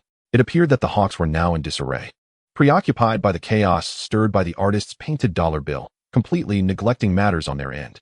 Indeed, I share your sentiments, Xiao Qingluan affirmed with a nod. Who could have imagined that our great Xia harbors such talent? So, it is indeed possible to create a dollar bill through painting? Guan Shanyu understood well the boundless possibilities inherent in art. He simply hadn't anticipated that someone could depict a genuine dollar bill that would pass inspection. Is this person even human? Surely, they cannot be the modern-day Ma Liang? Indeed, it is quite extraordinary that one individual could upheave the entire hawk faction. That alone is a considerable achievement. However, I am now quite concerned that the hawks may dispatch agents to target him. After all, their way of thinking is rather peculiar. When faced with an unsolvable problem, they tend to eliminate the one who creates the problem. After hearing Xiao Qingluan's words, Guan Shanyu chuckled. Fear not, such a prodigious talent will not go unnoticed by Kunlun. That is reassuring, Xiao Qingluan replied, feeling considerably more at ease. But speaking of which, why has our great Xia recently produced so many geniuses? Each one seems more extraordinary than the last. Guan Shanyu mused. Perhaps even heaven wishes for us to rise swiftly and become a dominant force, fostering a more peaceful world. Xiao Qingluan expressed her thoughts. Let us hope so. The following day, the production crew arrived even earlier than Chen Fan had anticipated. He had just started boiling water to prepare breakfast. Observing Lu Xinrui, Lin Han, Zhao Tianqing, and the others, Chen Fan jested, you all are truly dedicated, arriving an entire hour early. Surely you aren't here just to mooch breakfast? Feeling familiar with the group, he saw no need for formality. However, he noticed that upon hearing his words, Lu Xinrui and the others appeared somewhat guilty. You aren't really here just to mooch off me, are you? Chen Fan asked with a raised eyebrow. It's just that your culinary skills are simply exquisite, Mr. Chen. We thought we'd give it a try, hoping to catch a bite, Lu Xinrui confessed, a hint of embarrassment in her tone. The absurdity of showing up at a guest's home to eat was not lost on them, yet the thought of Chen Fan's remarkable cooking made their mouths water uncontrollably. If you want to eat, just tell me directly. It's just a meal. I can manage, Chen Fan chuckled, finding their antics amusing. He was genuinely entertained by their personalities and marveled at the prowess of the system. He then instructed Lu Xinrui and the others to take a seat and patiently await his decision on breakfast. Not 2 steps later, He heard Lu Xinrui's voice from behind. She raised her hand and suggested, I believe that showcasing your culinary skills could attract quite a few fans. It's a fantastic gimmick. Should we consider recording it? Indeed. In this day and age, being able to cook, especially with such skill, is certainly a significant advantage. Lin Han concurred. You all decide. I have no objections. Zhao Tianqing added. Feeling the collective gaze upon him, Chen Fan shrugged. I'm indifferent. Then it's settled. Lu Xinrui instructed the cameraman to quickly set up the equipment and commence the live stream. The cameraman promptly complied. Oh, starting the broadcast so early today? I didn't waste my early wake-up for nothing. A day without a live stream. Do you know how I passed the time? I rewatched the previous 2 episodes 10 times. 10 times. I look forward to seeing what remarkable treasures our experts uncover today. Good luck. The goddess looks stunning today, radiating charm. As the stream commenced, the viewer count soared into the tens of millions. Lu Xinrui, a second-tier celebrity on the cusp of stardom, couldn't help but envy Chen Fan. This is true popularity. Even among first-tier stars, there's a significant gap. Cough, cough, cough. Clearing my throat. Everyone. Today's early stream is primarily to showcase the male host's virtuous and multifaceted nature. I know he is talented, but virtuous? What does that mean? Indeed, he is quite the polymath, even producing a dollar bill. Has he not yet been visited for warmth? I don't see how that is an issue. Could it be that the lady of the house is silently suppressing everything? He's merely a businessman. Wealth does not equate to power. You might be overestimating her. Now, let us turn the camera toward the male host and see how he prepares a sumptuous breakfast. Lu Xinrui concluded, gracefully gesturing with her hand. The cameraman adeptly adjusted the focus, centering on Chen Fan before capturing his busy hands at the cutting board. May I ask, what do you plan to prepare for breakfast? Lu Xinrui inquired with curiosity. Well, as of now, I have decided on cheese and ham toast, yogurt pancakes, cumin potato sausage pies, fresh meat wontons, gnocchi soup, nutritious porridge, pan-fried buns, and toast with salad dressing, Chen Fan introduced while facing the camera. Oh, how lavish. I'm truly looking forward to it. Lu Xinrui's thoughts were vividly displayed on her face. He can cook? How can one person be so exceptional? Please, grant us mere mortals a chance. We are all men. Why must we challenge one another? Don't even mention cooking. I haven't even heard of most of these dishes. Host, please control your expressions. I might drool onto the floor. If you're considering divorce, please do inform me. Handsome and a culinary wizard. Perfection. Isn't the most crucial point that he can create exquisite art with a knife? This character setup feels a bit forced. I hope they don't cut the camera to pretend it's his cooking. The barrage of comments was not exclusively filled with praise. Chapter 63, Aircraft Carrier. Flash sale price, $9.99. Are you kidding? What do you mean by character setup? Are the beautiful knives not real? Huh. Do you mean to imply that cooking is harder than creating beautiful knives? Even if we set aside the knives, can you write songs for pop idols? Sour grapes. He doesn't need a character setup. He is genuinely multi-talented. Which entertainment company possesses such incredible capability? You overestimate them. True. If entertainment companies were that impressive, would we have to endure those dreadful shows daily? Chen Fan paid little heed to the voices of skepticism regarding the character setup. The reason for his broadcast was indeed to cultivate a persona. However, upon further reflection, that assertion seemed inaccurate. How could one refer to something already existent as a setup? It should be a demonstration of personal talent instead. So, let us begin with the preparation of cheese and ham toast. The ingredients required include toast, eggs, ham, cheese slices, and ground black pepper. The first step is to prepare 2 slices of toast, hollowing out a square in the center, then adding a suitable amount of butter, just enough. Crack an egg into the center of the toast, add ham and cheese slices. If cheese slices are unavailable, shredded cheese can serve as a substitute. Once the toast is golden brown, flip it over and sprinkle with ground black pepper. Chen Fan executed this sequence of operations with remarkable ease. His verbal instructions flowed in perfect harmony with his hands, without any delay. Although it appears quite simple, it indeed has its intricacies. It looks identical to what I would find in a restaurant. It may look easy, but the reality of cooking is entirely different. My first attempt ended in charred ruins due to improper heat control. Did I mistakenly enter the wrong live stream? Isn't this a show about finding hidden treasures? Why are they teaching cooking? You haven't gone astray. This is merely the prelude. Husband, you're amazing. You two are quite the odd pair. Appearing strangely mismatched. Now, let Lu Xinrui and the others have some of this toast to fill their stomachs, as Chen Fan moved on to prepare other dishes. Lu Xinrui took a bite of the toast, her face lit up with sheer happiness. So fragrant. How can it taste so good? I truly envy the lady who gets to enjoy such delectable meals daily. Chen Fan smiled faintly, saying nothing. Dang, you've made me hungry. It doesn't seem like an act. I can't take it anymore. I must order takeout. At this rate, I'm bound to starve in the live stream. Hey, don't die in my phone. You scoundrel. Under Chen Fan's meticulous time management, the 7 other breakfast items were successively presented, filling the table to the brim. There was enough to satiate everyone present. Encouraging them to eat heartily would give them the energy to uncover more hidden treasures and reap exponential rewards. Who was it that mentioned character setup earlier? This culinary skill would garner praise even from my father, a head chef at a 2-star restaurant. Are there really that many meat-filled dumplings? The nutritious porridge looks incredibly appetizing. The dumplings are so beautifully crafted. They resemble works of art rather than mere food. Suddenly, I crave pan-fried buns. At that moment, under the allure of the cuisine, the audience's opinions and comments faded into oblivion as they busied themselves with eating. Their compliments became a muddled chorus. Witnessing their ravenous consumption, Chen Fan grew concerned they might choke, so he had juice prepared in advance. Warm and attentive, he truly is exceptional. I'm in love, sisters. Without comparison, there's no harm. The person I know only knows how to eat and be lazy. No worries. Your husband isn't as handsome as mine. Hey, I came seeking comfort, not for you to stab my heart again. The goddess's eating style is far more wild than I imagined. Can it really be that delicious? In contrast, the god is a true gentleman, perfectly embodying the classical gentleman's image. If he wore a suit, he would be unbeatable. Chen Fan, cooking. Unbeknownst to him, this phrase suddenly ascended to the trending topics. Simultaneously trending was, what are your thoughts on the trending topics becoming a personal garden? Drawing US dollars, not a crime? The new generation of hawkish anti-counterfeiting currency plans faces numerous obstacles. Daxia currency appreciates. The atmosphere was exceptionally joyful. However, Chen Fan suddenly recalled that he had yet to explore the Daily Lucky Mall. With a mere thought, he opened the system panel and clicked on the Daily Lucky Mall. Oh, this time, 5 new items had appeared. Aircraft carrier, price, $9.99. The first item delivered a solid shock to Chen Fan. An aircraft carrier for $9.99. Surely, this was not a jest. When faced with Chen Fan's doubt, the system replied decisively, rest assured, host, it is a genuine aircraft carrier, not a model toy. He continued to browse downwards. Shares in the hawkish Advanced Pharmaceutical Research Company, 80 shares, price, 10,000. A high-end office building in the center of Jiang City. Price, 100. Divine level fishing skills, price, 100. Non-South Diamond Mine, price, 10,000.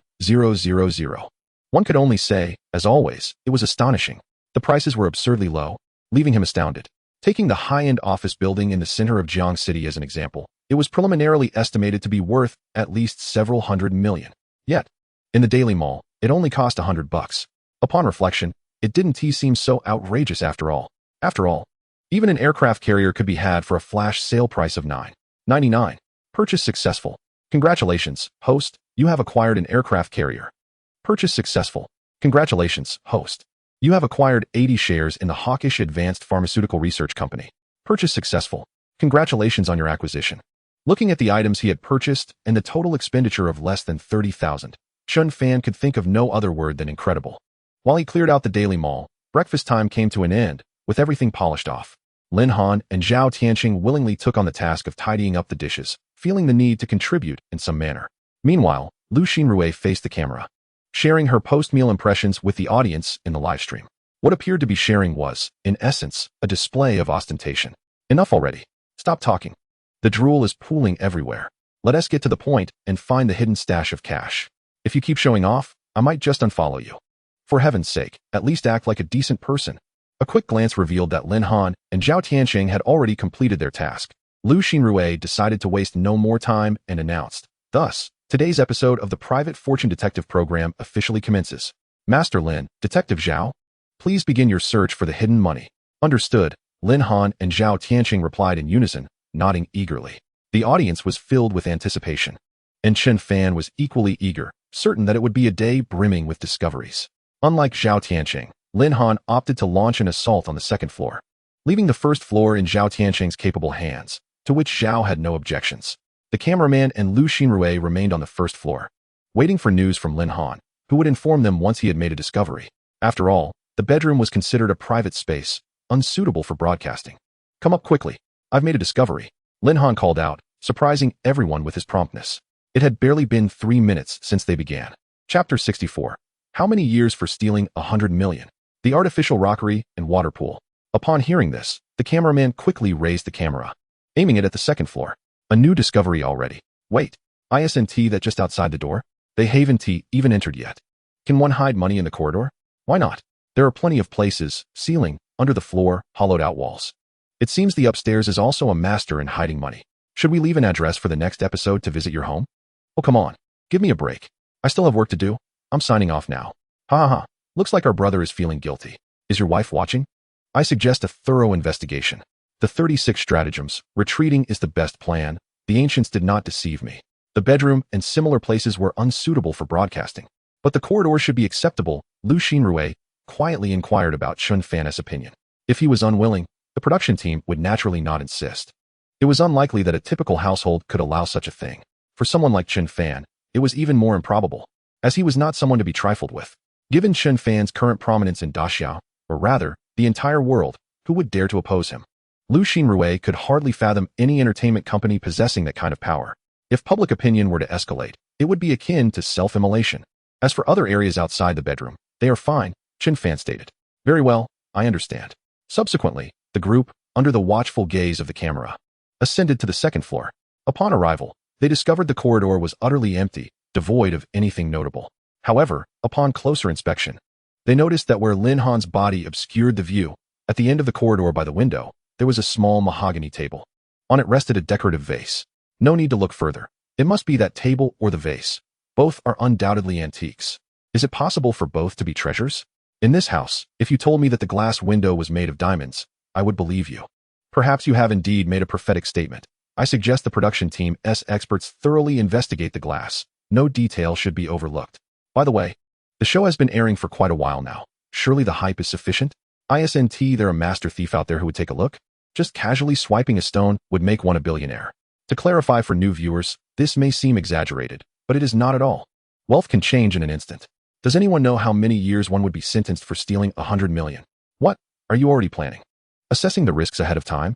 Looking at those 39 official law enforcement accounts in the front rows, I permit you to reorganize your words. Lu Xinrui approached, fulfilling her role as host, picking up the microphone. Could you tell us, Master Lin, which of these two items is the hidden treasure you discovered? Or perhaps both? Oh, those two. Both are treasures. One is a late Zhou dynasty Zeton chair, and the other is a Song dynasty white vase with entwined branch patterns. Their prices are not overly high. The chair is approximately over 10 million, while the vase can fetch around 23 million. Not overly high? Listening to her breezy tone, I feel I'm about to burst with envy. You're saying these two items, totaling over 30 million, are merely not overly high? Don't misunderstand. It's only relatively speaking compared to the other hidden treasures in this house, not in comparison to yours or mine. I find myself speechless. Does it seem to anyone else that Master Lin is somewhat distracted, with his gaze not fixated on those two antiques? Now that you mention it, it does seem that way. He has been staring at the window. Could it be that the brother from earlier guessed correctly, that this window's glass is actually diamond? No royal family abroad would indulge in such extravagance, would they? Rest assured, in this household, even royalty would receive a couple of slaps and be treated like beggars. Diamonds are reserved for adorning crowns and scepters. In this house, they are used as ashtrays. Who can distinguish between the two? In such a comparison, the disparity became glaringly apparent, leading to further intrigue. Could materials of this caliber truly be achieved by a publicly listed company, one among the top 500 in the world? The enigma surrounding Guan Shangyue's identity was once again cast into doubt, becoming a hot topic of discussion. Realizing that the crowd had misinterpreted his intent, Lin Han promptly clarified. Do not misunderstand. What I truly wish for you to see is not these two items, but rather those. After Lin Han stepped aside, Lu Xinrui and the cameraman advanced. What came into view was an exaggeratedly exquisite backyard, complete with a vast, azure, crystal-clear swimming pool, along with beach loungers and parasols. What a massive swimming pool. This could host a pool party. I attended a pool party once. It was quite sizable, slightly larger than this one. I dream of having a swimming pool at home. Just do it yourself. It doesn't require much cost, just a bit of effort. Brother, I live in the capital, where land is incredibly valuable. Can I really dig one? The advantages of the countryside are now evident. I'll go find my brothers and plan to dig a pool. How enviable. Detective Zhao, have you noticed anything? Lu Xinrui asked, having gazed for quite some time without seeing anything noteworthy. Nothing. Zhao Tianxing shook his head.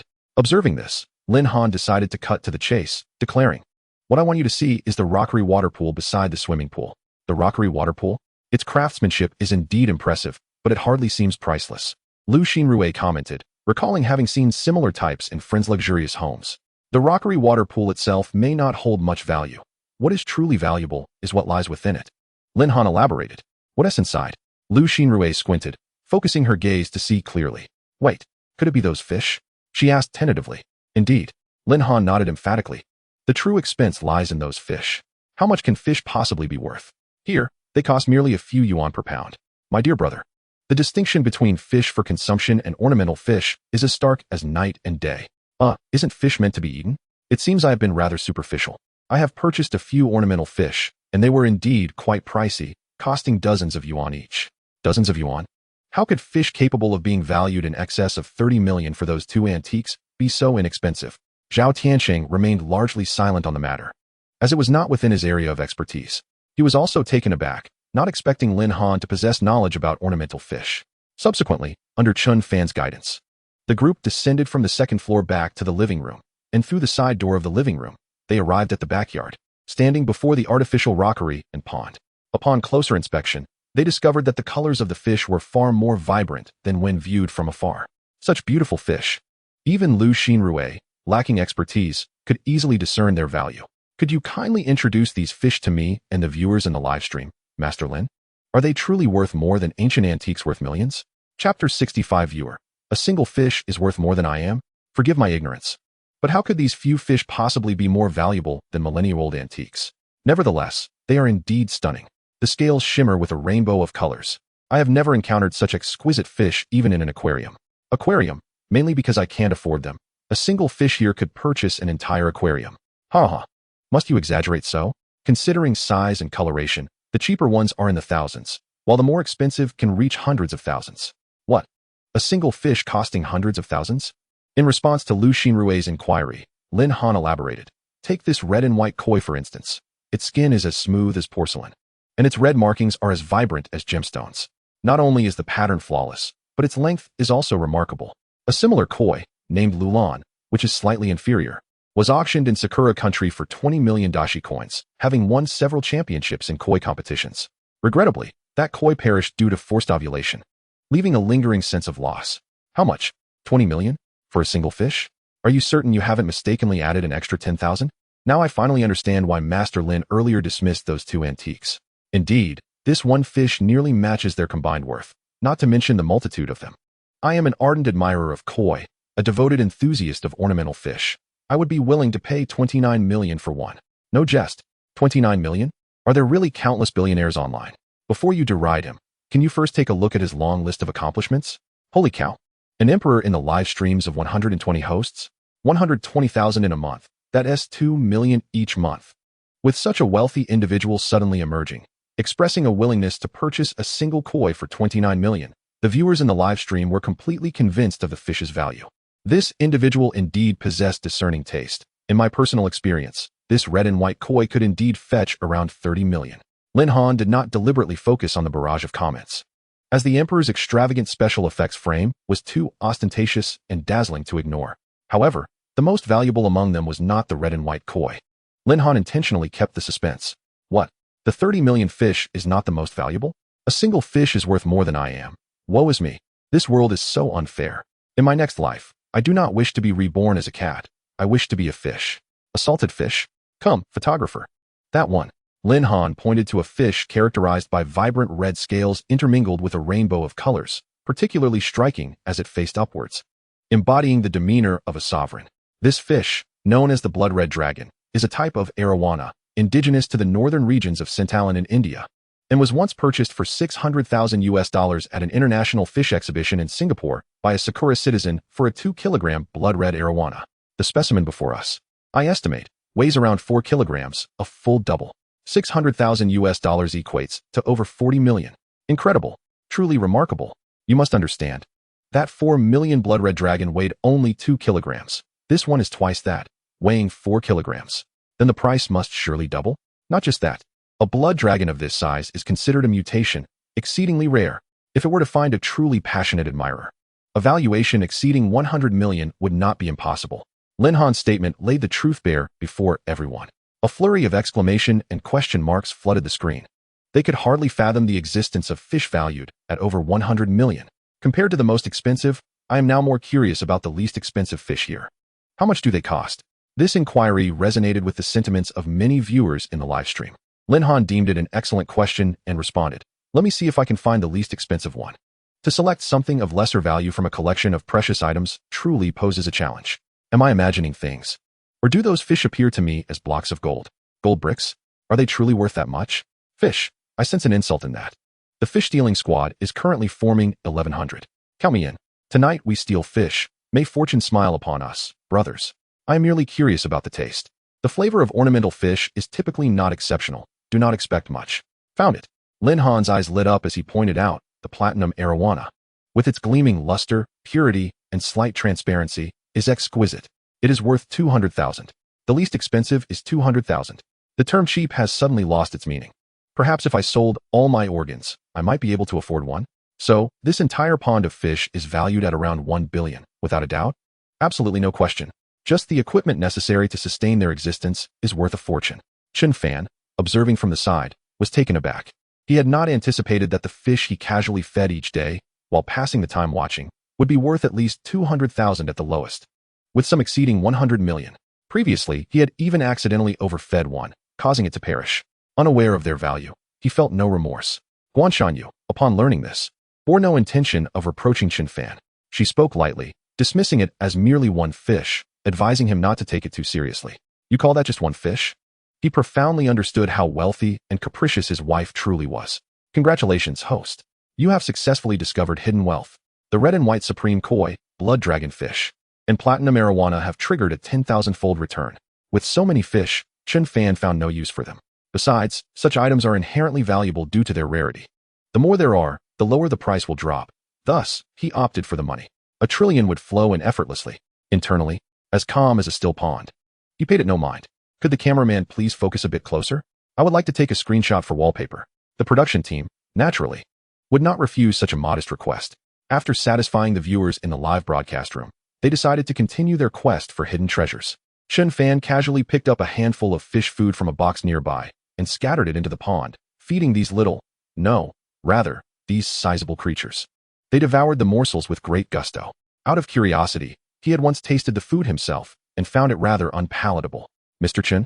Noticing that Chen Fan had lagged behind, Lu Xinrui called out to him. I'm coming. Chen Fan placed the fish food back into the storage box and turned to leave, unwilling to squander too much time on these fish.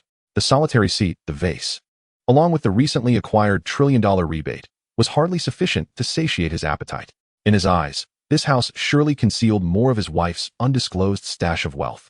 As he brushed past Detective Zhao, Chen Fan observed that Zhao Tiancheng was utterly still, fixated on a particular direction. What could he be gazing at? Approaching Zhao Tiancheng, Chen Fan followed his line of sight, which ultimately landed on a bicycle. During his leisure time, he often took to cycling for exercise, mainly due to Guan Shanyue's concern that his prolonged hours of live streaming might adversely affect his health. Therefore, she had specially purchased a bicycle for him to encourage more physical activity. The roads within Fushan residence were sparsely trafficked, spacious, and picturesque. Wait, Chen Fan inhaled sharply. Perhaps he had overlooked it in the past. However, now, he could not help but associate the bicycle that Guan Shanyue had gifted him with the notion of hidden wealth. Reflecting on his experiences, he recalled that whenever he rode this bicycle, it invariably attracted a considerable amount of attention and chatter. Even those driving luxury cars worth millions would take out their phones to capture the moment. It was quite perplexing. Yes. Zhao Tiancheng snapped back to reality, revealing his thoughts. I feel as though I've seen this bicycle somewhere before. Aren't most bicycle designs quite similar? No, this one is particularly striking. Especially with those butterfly patterns, it looks incredibly lifelike. The white frame, colorful patterns, paired with pink rims and black tires. Doesn't it seem a tad effeminate? Where's the effeminacy in that? It's replete with artistic flair. Just envisioning how handsome my idol would look riding it against the backdrop of scenic views sends shivers down my spine. Ha ha ha. Indeed, I share the same sentiment. Such a design surely doesn't come cheap. The flashier it is, the more exorbitantly it's priced. It must be worth at least tens of thousands. Upon hearing Zhao Tiancheng's remarks, Lin Han approached the bicycle, alternating between standing and squatting to examine it meticulously. After about 3 to 4 minutes, she took out her phone, conducted a search, and confirmed with certainty that it was the Trek Madun butterfly. Trek butterfly? What on earth is that? Never heard of it. Truly. You are a master at identification, Lin. You can even discern bicycles. The Trek butterfly, designed by the renowned artist Damien Hirst, consists entirely of carbon fiber, with all its patterns made from authentic butterfly wing specimens encased in a transparent coating. It had fetched an astounding $32 million at a Sotheby's auction to raise funds for cancer patients, making it the most expensive bicycle ever recorded. Lin Han, drawing from her research, detailed the bicycle to the camera. $32 million? Well, that is not too bad, but is it really worthy of being auctioned? Were you being intentional, or was it an oversight? Take a closer look. You missed a 10,000. A bicycle worth $32 million? Given that a single fish can sell for $40 million, I suddenly find $32 million for a bicycle quite acceptable. After all, neither of us can afford it, right? Ha. That reasoning holds true. $32 million. After Lin Han's explanation, Chen Fan finally comprehended why the owners of luxury cars had exhibited such peculiar expressions upon seeing him ride this bicycle. It turned out they were envious. Indeed. How could a $1 million luxury car compare to a $32 million bicycle? Even if they were of equal value, people would instinctively perceive the individual riding a $32 million bicycle as wealthier, for bicycles are not a necessity of life. The higher the expenditure on something non-essential, the more it reflects one's affluence. As the saying goes, the poor play with cars, while the rich play with watches. Congratulations, host, for successfully discovering hidden wealth. The Trek Butterfly bicycle has triggered a 10,000-fold rebate. $32 billion now in his possession. One bicycle suffices. Having more would only diminish its inherent value. Akin to fish, once there are too many, the worth of the original diminishes. Would the host truly dare to ride a bicycle worth over $30 million? To this inquiry, Chen Fan's response was that regardless of the price, it remained merely a mode of transport. His wife had gifted it to him with the hope that he would engage in more exercise and maintain his health. The finest wife in Daxia, am I right? No objections here, absolutely none. I beg to differ. Are you certain it's just Daxia and not the entire globe? I merely wish to inquire. Which husband receives a bicycle worth over $30 million from his wife? This man surely must have saved the galaxy in his past life. How enviable. I glanced in the mirror earlier, and my eyes are akin to a rabbit's. A $32 million bicycle had added a fresh layer of intrigue to the trending topics. Trek Butterfly. Have you ever seen a bicycle worth over $30 million? The nation's wife. Notice how this man must have saved the galaxy in his previous life. The most enviable husband. Each of these trending topics further solidified the notion that the trending list was merely a backyard affair for the Chen family. The brief interlude regarding the bicycle soon came to a close. The group returned indoors, with Zhao Tiancheng continuing his search for hidden wealth on the first floor, while Chen Fan and Lin Han ascended to the second floor. Mr. Chen, what is this room used for? Lin Han inquired. It's the study. A room I often utilize for my live streams, Chen Fan explained. May I take a look inside? Lin Han asked. Of course, Chen Fan nodded in agreement, assuring her that there was nothing improper within. After receiving his consent, Lin Han grasped the doorknob and pushed the door open. The towering bookshelves resembling walls, filled to the brim with books, instantly captivated her attention. Curiously, she asked, are all these books ones you purchased, Mr. Chen? Some are mine. Most were here before I moved into this house. My wife enjoys brewing a cup of red tea on pleasant days and leisurely reading on the balcony. Chen Fan gestured toward the outdoor balcony. What a lovely hobby, Lin Han remarked as she approached one of the bookshelves. Most of these books appeared to possess a certain vintage charm. Lin Han's fingers gently glided over the diverse textures of the book covers. Suddenly realizing something, Lin Han swiftly retraced his steps, ultimately halting before a tome entitled Mr. William Shakespeare's Comedies, Histories, and Tragedies. The first folio. He was astounded to encounter such a volume in the Grand Summer Palace. Lin Han's tone conveyed a sense of profound honor. Is this book truly valuable? Chen Fan inquired. Valuable hardly captures its worth, Lin Han began, hesitating momentarily before continuing. Perhaps we should allow them to join us first? Very well, Chen Fan acquiesced, recognizing that the event remained the primary focus. Their private conversation, however delightful, paled in comparison to the unfolding spectacle. Following Lin Han's call, Lu Xinrui, Zhao Tiancheng, and the cameraman ascended to the second floor, entering the study. Master Lin, have you uncovered something new so soon? Lu Xinrui was genuinely astonished by the rapidity of his discoveries. Chapter 67. $3 billion American dollars for a single book? Even in the midst of a royal tomb, the speed of unearthing historical artifacts could scarcely rival this. What treasures of unimaginable worth might this abode still conceal? Indeed, it was this very book, known as the First Folio. Lin Han donned white gloves, delicately retrieving it from the shelf. The First Folio? No way. Is this for real? Is this book truly remarkable? Remarkable? It's beyond extraordinary. It is the inaugural collection of Shakespeare's plays. Among the 36 dramas contained within, 18 had never before been published. Originally, only 750 copies were printed, and a mere 250 remain extant. Furthermore, fewer than 40 complete copies of the First Folio have survived, with Christie's deeming it the most significant work of gentlemanly literature. 2 decades ago, it was acquired by an anonymous buyer for $6.8 million. Goodness. Is this book worth nearly 50 million?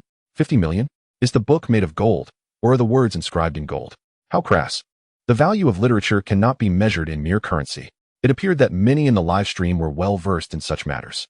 Indeed, this was the first collection of Shakespeare's plays, and its preservation was nearly flawless, exhibiting only minor wear. Compared to the copy previously auctioned by Christie's, it was in far superior condition, potentially worth several $100,000 more. A book holds a treasure trove of knowledge. Is that what they meant? Goodness. A book worth tens of millions. I wouldn't dare to flip through it. What if I damaged it even slightly, leading to financial ruin? Fear not. Neither of us will ever have the privilege, let alone the audacity, to touch it. What a ridiculous exaggeration. Shakespeare. Mr. Chen, may I take a photograph with that book? Lu Xinrui, a fervent admirer of Shakespeare's plays, eagerly sought this opportunity. Despite her busy schedule, she would manage to attend 7 or 8 performances each year. The phrase "the first collection of Shakespeare's plays" held monumental significance for a fan like her. Of course, Chen Fan replied, deeming a simple photograph acceptable. While the book was indeed costly, it was not overly delicate. In his idle moments, he had perused it more than once. Subsequently, Lu Xinrui borrowed white gloves from Lin Han, donning them with care. With Zhao Tianqing's assistance, she used her mobile phone to capture the moment. Her smile radiated brilliance. To the unknowing observer, it might have appeared as though she had just won a fortune in the millions. After completing her task, she gingerly returned the book to its rightful place, fearful of causing any damage that might tarnish its literary legacy, not to mention the financial repercussions. Wait, cameraman, don't shift the lens, rewind a bit. I think I just spotted the Magna Carta. No way, even the Leicester manuscript is present? Heavens, is that the Book of Mormon? The Book of Mormon? The most expensive book in the world? Goodness gracious, I had no idea. The 3 books you just mentioned are universally recognized as the most valuable in existence. The Book of Mormon is valued at a staggering $35 million. The Book of Mormon? If Lin Han's memory served him correctly, it was one of the 4 standard texts of the Church of Jesus Christ of Latter-day Saints, regarded by its adherents as a sacred literary work, considered even more authoritative than the Bible, carefully extracting it for confirmation. Lin Han was unequivocally certain that this was the original. Upon hearing this revelation, the live stream erupted with excitement. It seems we can now likely prove that the true identity of the proprietor behind the Tian-Du auction house is merely one of the lady's roles, not her entirety. Indeed, it would be impossible for someone solely identified as the boss of Tian-Du auction house to possess such a vast collection of literary masterpieces. Thus, do not merely speculate. What truly is the lady's identity?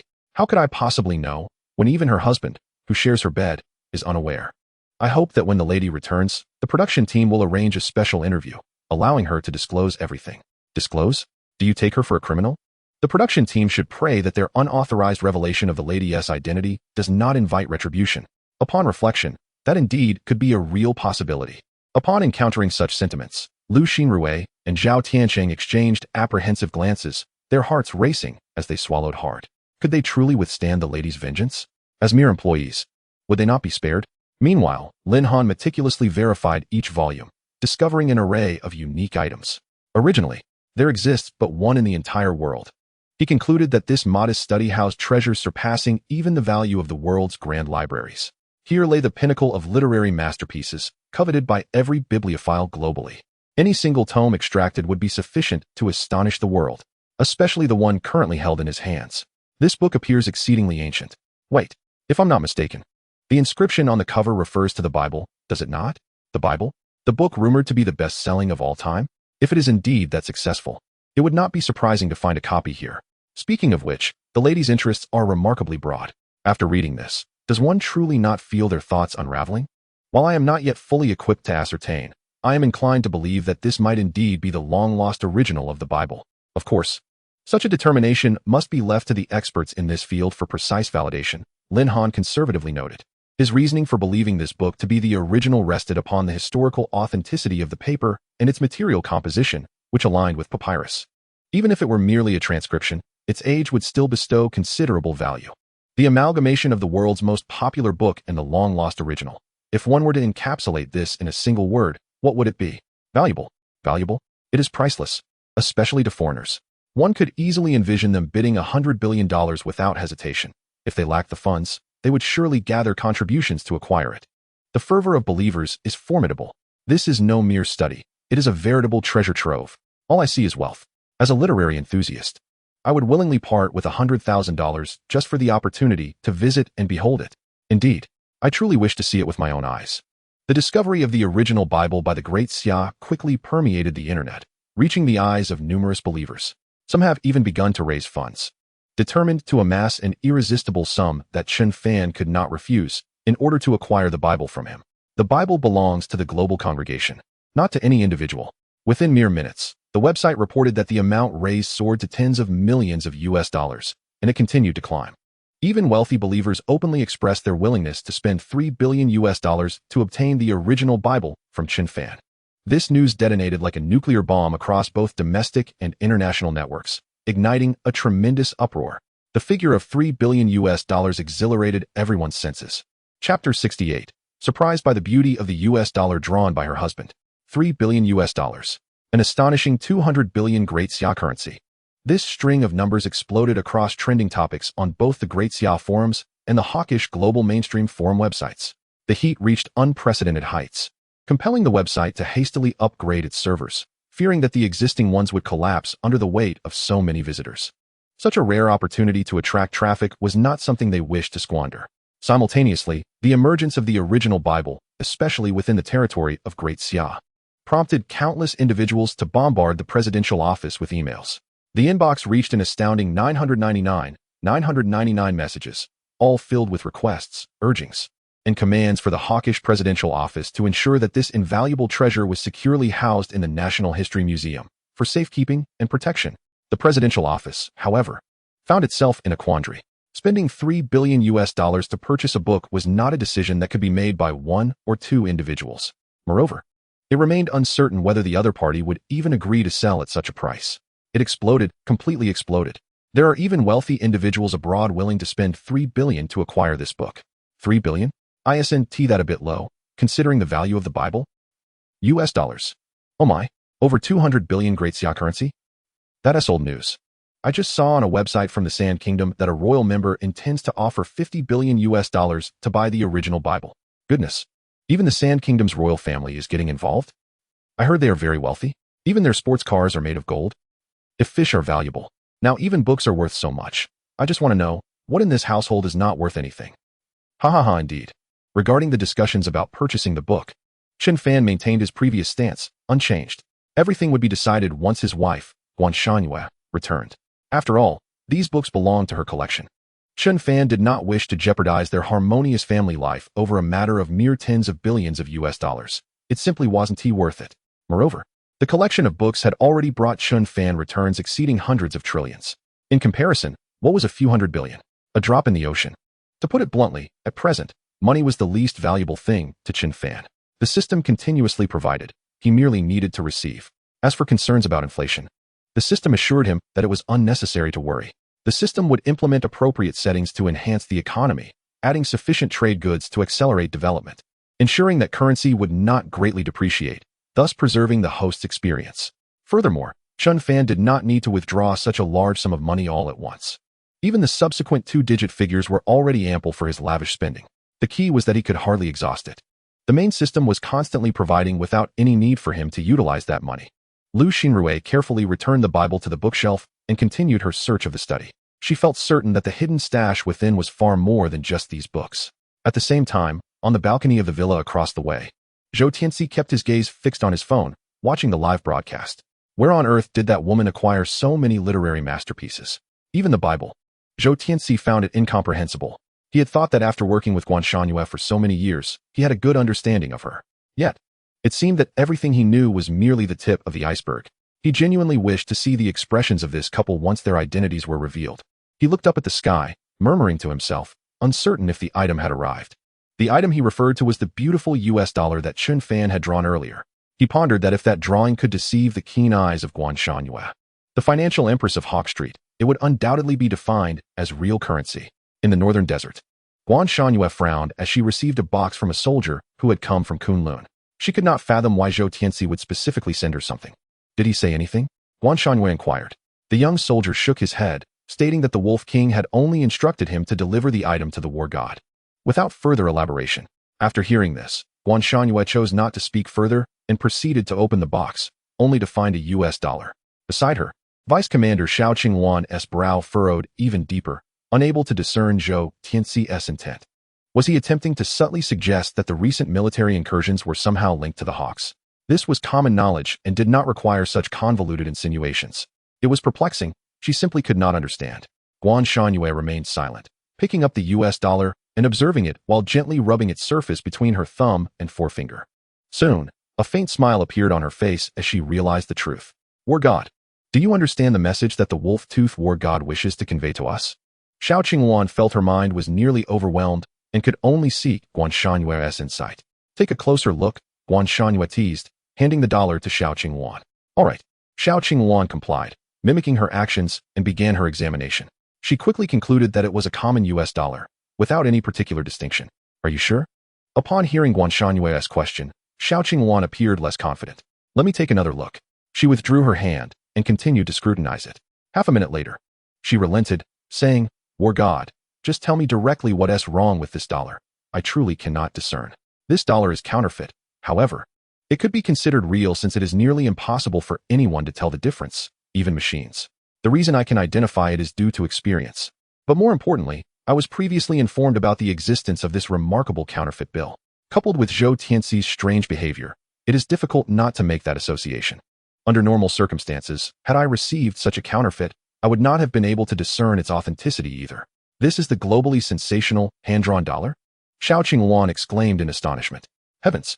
It looks completely indistinguishable from the real one. She examined it closely several more times, and even knowing it was fake, she could not tell the difference. Indeed, Great Xia is truly a place of hidden talents. Indeed, it is a pity that these individuals remain so concealed. If they were willing to step forward, their contributions to the advancement of Great Xia would undoubtedly be monumental. Guan Shanyue resolved that once this mission concluded, she must invite those individuals to emerge from the shadows. Such extraordinary talent should not go to waste. Qingwan, I shall return to my office. Notify me immediately should anything arise, Guan Shanyue instructed before departing. Understood, Xiao Qingwan replied, aware that Guan Shanyue intended to return and continue his research on the lithography machine's design schematics. Presently, this technology remains significantly constrained by a coalition of foreign powers. Guan Shanyue felt a sense of urgency. At that moment, in Fushan residence, Zhou Tianxi discovered a folded white sheet of paper tucked between two books. Chapter 69, Lithography Machine Blueprints? Hidden Savings? The meticulous arrangement of the bookshelf made it evident that both the male and female heads of the household were exceptionally tidy individuals. Thus, the appearance of this white sheet struck Zhou Tianxi as rather incongruous. Noticing Zhou Tianxi's cautious hand, he gently extracted the paper. The photographer quickly adjusted the camera, sensing it might capture something of great significance. Is something afoot? Could it possibly be a treasure map? Your treasure map appears remarkably pristine. A map of such nature would have yellowed over time. Perhaps it is a treasure map drawn by the lady herself, so she wouldn't forget where her hidden savings are stored. That is indeed a plausible possibility. If we have this treasure map, we wouldn't even need experts. We could find it with certainty.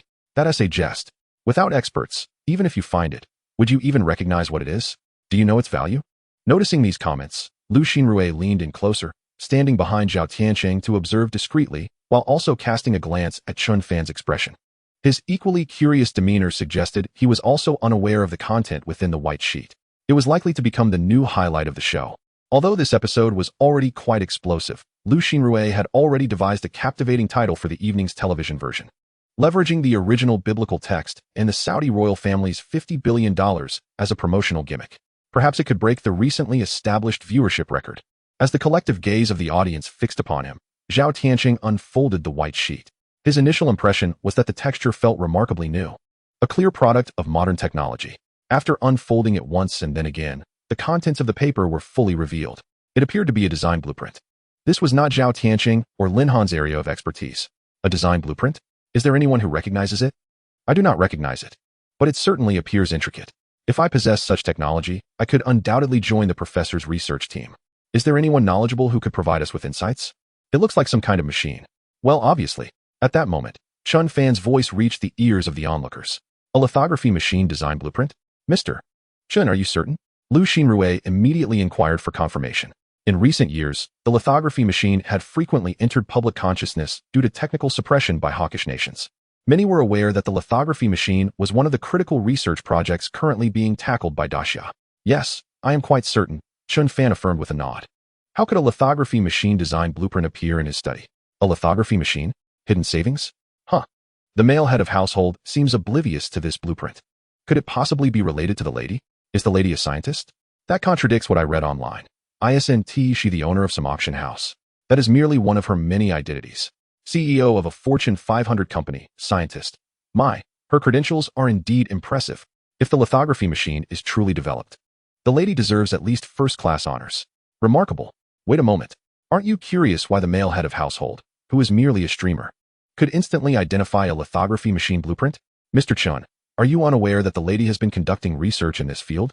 Lu Xinrui seized the opportunity to delve deeper, adopting a relentless inquisition. I am not aware. Chen Fan shook his head. Then how did you ascertain that this is a lithography machine blueprint? Lu Xinrui pressed on. With some idle time, he had conducted a bit of research.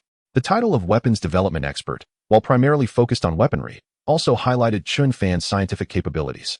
Understanding a lithography machine blueprint was, for him, a straightforward task. Moreover, in his view, this blueprint was still quite distant from actual development of the lithography machine. Of course, the direction was correct, it had not strayed. He couldn't help but feel curious about his wife's expertise. Could it be that she had also bound herself to a system before him? Just a lucky guess. Where did you conduct this research? Isn't this technology supposed to be top secret? Catching a glimpse of this comment, Chen Fan smiled nonchalantly, unfazed by the prospect of creating some programmatic drama. He requested the blueprint from Zhao Tiancheng, laid it flat on the table, and picked up a pencil to begin sketching. This startled everyone. Though it belongs to your wife, the lithography machine is the future hope of Daxia. How could you treat it so carelessly? Stop. Do you realize this is illegal conduct? You needn't be so agitated. P.S. Using a pencil, it can be erased. There are many ways to express oneself. Choosing this method is truly foolish. Have the trolls finally found a reason to speak out? Trolls? We are merely considering the future of Daxia. He is jeopardizing the future of Daxia. He is a national criminal.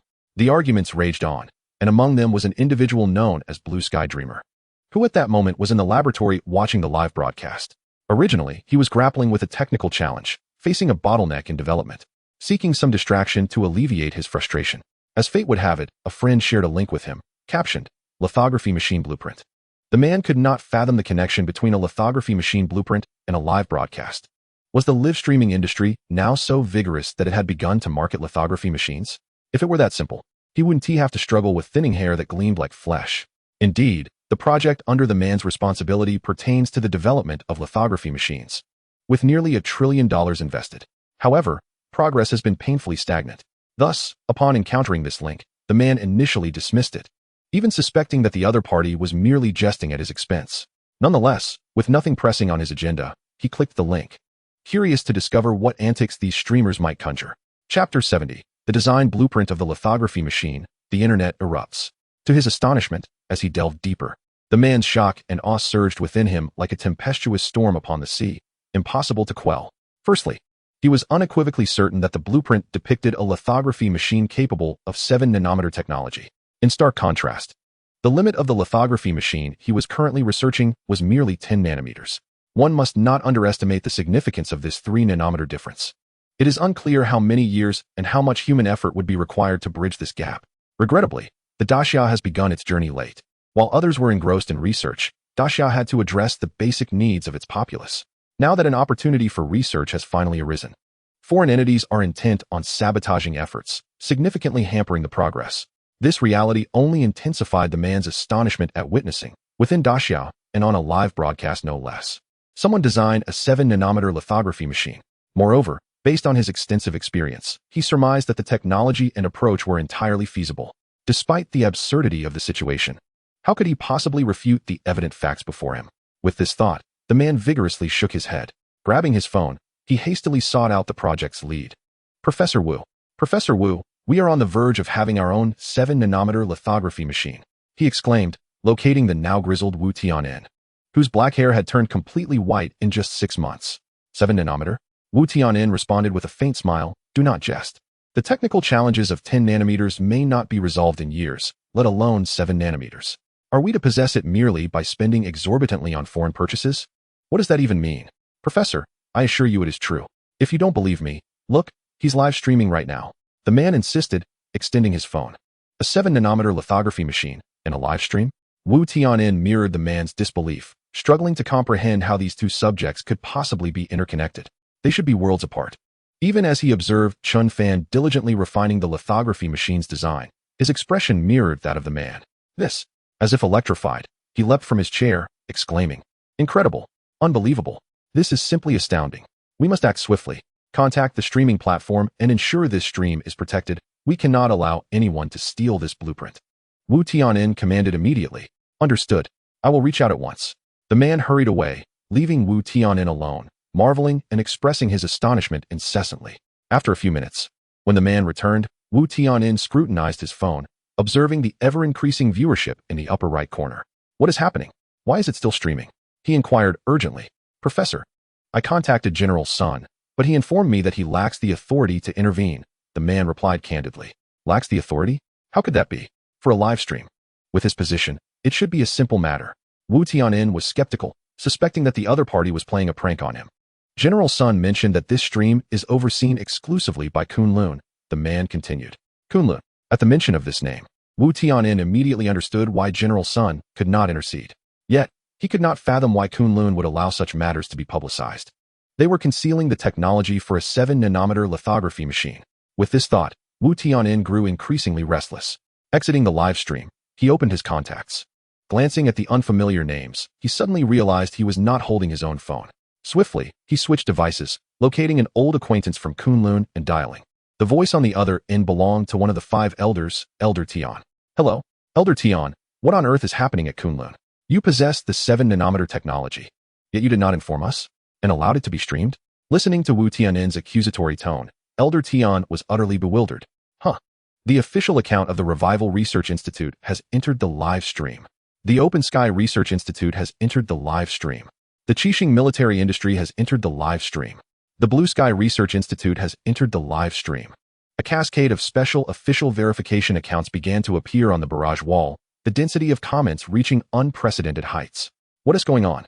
Why are so many official Research Institute accounts showing up? Moreover, they all followed. Could it be that the streamer is truly depicting a 7-nanometer lithography machine? Goodness, it's already outrageous to depict a beautiful knife, and now a lithography machine? Impressive. A lithography machine and a beautiful knife are entirely different concepts. Who are these two? If you say they are time travelers from a future civilization, I would believe it. This notion seems exaggerated for others. Yet it feels entirely plausible for this couple. Open Sky Research Institute. Please check private messages. Thank you. Blue Sky Research Institute. We have some inquiries for the streamer. May we view the private messages? Qixing Military Industry. Esteemed one, we urgently require your assistance. Please check private messages. Especially after this series of statements from official accounts, the astonishment of the crowd escalated. A group of big shots addressing another as esteemed. Just how formidable must this person be? The most distinguished among the distinguished. One can only imagine their prowess. Like a young heifer soaring through the skies. That level of prowess. Are we not eavesdropping on confidential information? This isn't illegal, right? Wow, the viewership just plummeted by several million. Are they that timid? What is the point in watching if we don't understand? Chen Fan suddenly halted his drawing. We should cease filming the following segments. I fear that if we continue, this program may face forced shutdown once again. After all, this was not their first encounter with such a situation. Chen Fan knew that Zhou Tianzi was watching, and undoubtedly, those from Kunlun were as well. All right. The cameraman quickly shifted the focus away. Subsequently, along with Lu Xinrui and the others, departed the study to avoid leaking national-level secrets that could jeopardize the program. They never expected to discover a lithography machine's design blueprint in the study. Even more astonishing was that Chen Fan, with a completion rate of less than 4, had managed to illustrate an additional 72 parts. The impact on countless domestic researchers was immeasurable. Tonight's television ratings would undoubtedly shatter records, leaving behind a legacy that future generations could scarcely hope to match. In this regard, Lu Xinrui and Lin Han brimmed with confidence. After about 10 minutes, Chen Fan emerged from the study, holding a roll of paper, announcing, "I'm finished with the drawing." These words were meant for those behind the screen, specifically for Zhou Tianzi to hear. Chapter 71. What truly constitutes a peerless genius? This is it. To be candid, Chen Fan found little utility in retaining this item. It would be far better to bestow it upon Zhou Tianzi, allowing Kunlun to bring the photolithography machine into existence, thereby accelerating the production of chips and enhancing the overall economic stature of Daxia. In doing so, there would inevitably be opportunities for personal gains or perhaps a stroke of fortune in the daily lucky marketplace. A roundabout benefit. Moreover, The development of the photolithography machine itself would yield a substantial buyout fee. Chen Fan was acutely aware that Kunlun would not, and could not, shortchange him. The external forces eyeing him covetously were no trifling matter. Indeed, when it was revealed that Chen Fan had live-streamed the design blueprint for a 7-nanometer photolithography machine, the hawkish factions, after fervent deliberation, arrived at a consensus. To stifle the technological advancement of Daxia, Chen Fan was an indispensable figure that could not be overlooked. A tide of intrigue surged beneath the surface. Bang, bang, bang. However, before that, the door of the villa was the first to be rapped upon. Chen Fan descended with the design blueprint in hand and opened the door. The camera captured a man clad in military garb, none other than Zhou Tianzi's trusted subordinate. After a respectful exchange, the soldier turned and departed. The cameraman dared not draw too close, hastily shifting the lens away after capturing just a single frame. Fearful of breaching confidentiality, continue filming. It won't disrupt the show, Chen Fan instructed, turning to glance at Lu Xinrui and Lin Han on the second floor, offering them a dose of reassurance. The live broadcast was poised for a resounding comeback. The critics are speaking. Even officials have arrived. What of those who just accused him of feigning knowledge? It seems that it won't be long before Daxia possesses its very first self-developed 7-nanometer photolithography machine. Self-developed? Wasn't it all his doing? What has 7 nanometers? The most advanced photolithography machines abroad are already breaking through the 3-nanometer barrier. Based on his nonchalant demeanor just now, 3 nanometers is a trivial matter? In truth, a 3-nanometer photolithography machine was indeed not a challenge for Chen Fan, though it would require some time. Despite both being 1 nanometer, the disparity between the numbers grows exponentially as they shrink. It represents a revolutionary leap in technology. The private funds program continued. Once the soldier confirmed there was no one following and his identity was secure, he entered the villa through the back door. Arriving at Zhou Tianzi's chamber, he handed over the paper, saying, "Wolf King, I have brought the item back." Zhou Tianzi received the scroll, unrolling it. As he beheld the intricately detailed designs, akin to microsculptures, his internal emotions were far too complex to be conveyed merely through facial expressions. To have hand-drawn the design of a 7-nanometer photolithography machine in such a short span of time, no wonder those old geezers were so agitated. If memory served, that woman, Guan Shangyue, had been studying photolithography machines for quite some time. The initial sections of this design were undoubtedly hers. How could he accomplish so effortlessly what even Guan Shangyue could not? Zhou Tianzi found it hard to fathom that there existed someone in this world capable of eclipsing Guan Shangyue. Truly, the adage "there is always a greater talent" applies to everyone. Guan Shangyue had indeed stumbled upon a significant treasure. This only added to the enviable nature of the situation. Zhou Tianzi carefully entrusted this paper, of profound significance to Daxia, into the hands of his confidant, instructing, "Handle it with utmost care and expedite its delivery to Kunlun." Yes. Shall we photograph and transmit it? Due to the intricate designs, capturing them clearly with a phone was quite challenging. It would be far more convenient to send it intact to Kunlun for their research. Zhou Tianzi mused at this pace. By the time that woman returns from the northern desert, my achievements and merits as her husband may very well surpass hers. He glanced towards the opposite villa, pondering. "I never expected, Mr. Chen, that you possess such extraordinary prowess in scientific research," Lu Xinrui remarked, taking the opportunity while Zhao Tianqing and Lin Han searched for private funds. She felt a pang of regret for initially viewing Chen Fan as merely an ordinary, inconspicuous streamer, oblivious to his wife's brilliance. Her judgment had indeed been narrow. The vast resources expended by Daxia had yet to yield breakthroughs, while Chen Fan had resolved them with such ease. No cheats? I have always been quite curious since childhood, so I enjoy learning a bit of everything.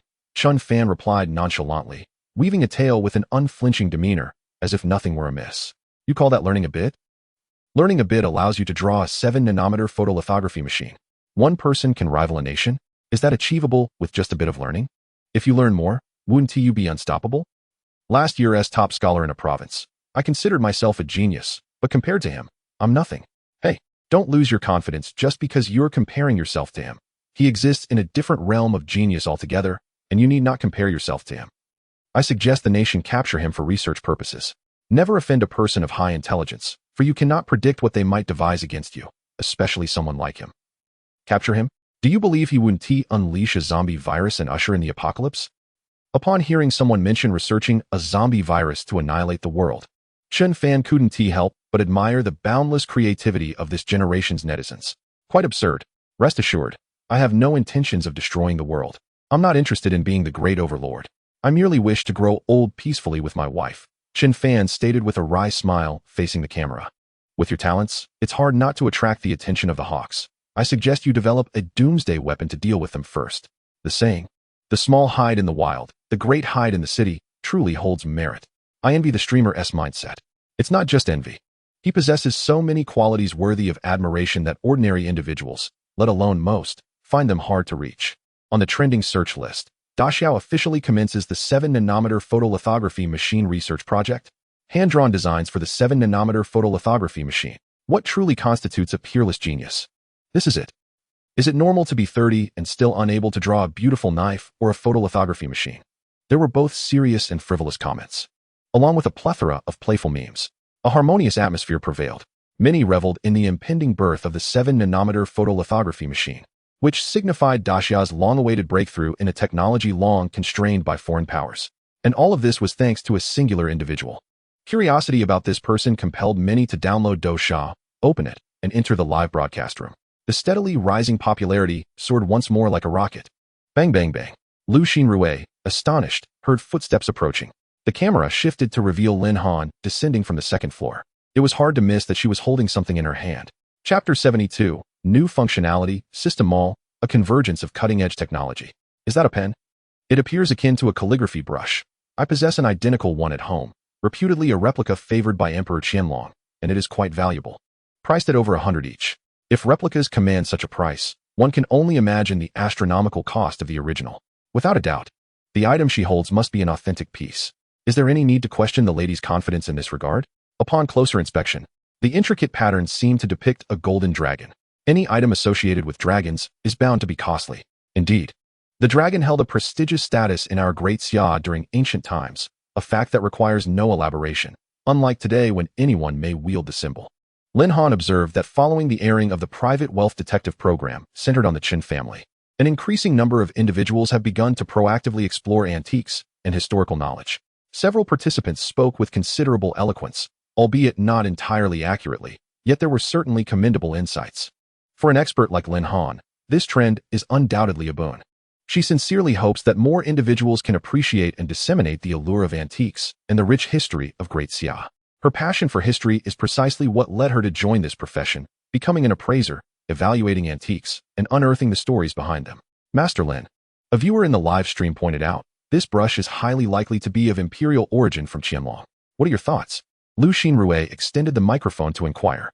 The brush is lacquered, featuring a slender body composed of a brush handle and cap, entirely coated in black lacquer adorned with golden cloud and bat motifs. With just a few strokes, it evokes a sense of boundless expanse, making it a truly rare treasure. Inscribed at the end of the brush handle are the characters Imperial Edict, while the shaft bears the golden script Qianlong Imperial Edict, leaving no doubt of its authenticity. Lin Han elaborated. Is it truly used by Qianlong? How remarkable. The old emperor certainly had a penchant for such items. Could this be considered a diversion from his duties? Fortunately, we live in modern times. Uttering such words in ancient times would undoubtedly result in a death sentence. If he were to rise from his coffin now, I wouldn't mind facing execution. A livestream beheading would be quite the spectacle. Enough with the banter. All this talk is pointless. Just tell me, how much is it worth? Are you on edge? Why the hostility in your tone? A similar brush, albeit with different inscriptions, fetched a staggering 510,000 at auction 13 years ago. Lin Han was no novice to live broadcasts and had grown accustomed to such aggressive comments. 10 years ago, this brush could command a price of 510,000. Imagine how much it could appreciate in a decade. At most, it might reach several hundred thousand. It feels rather distant compared to previous valuations.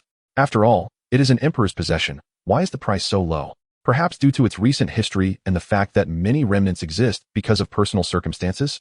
Just a guess. Qianlong, is it my fault? Qianlong, 6.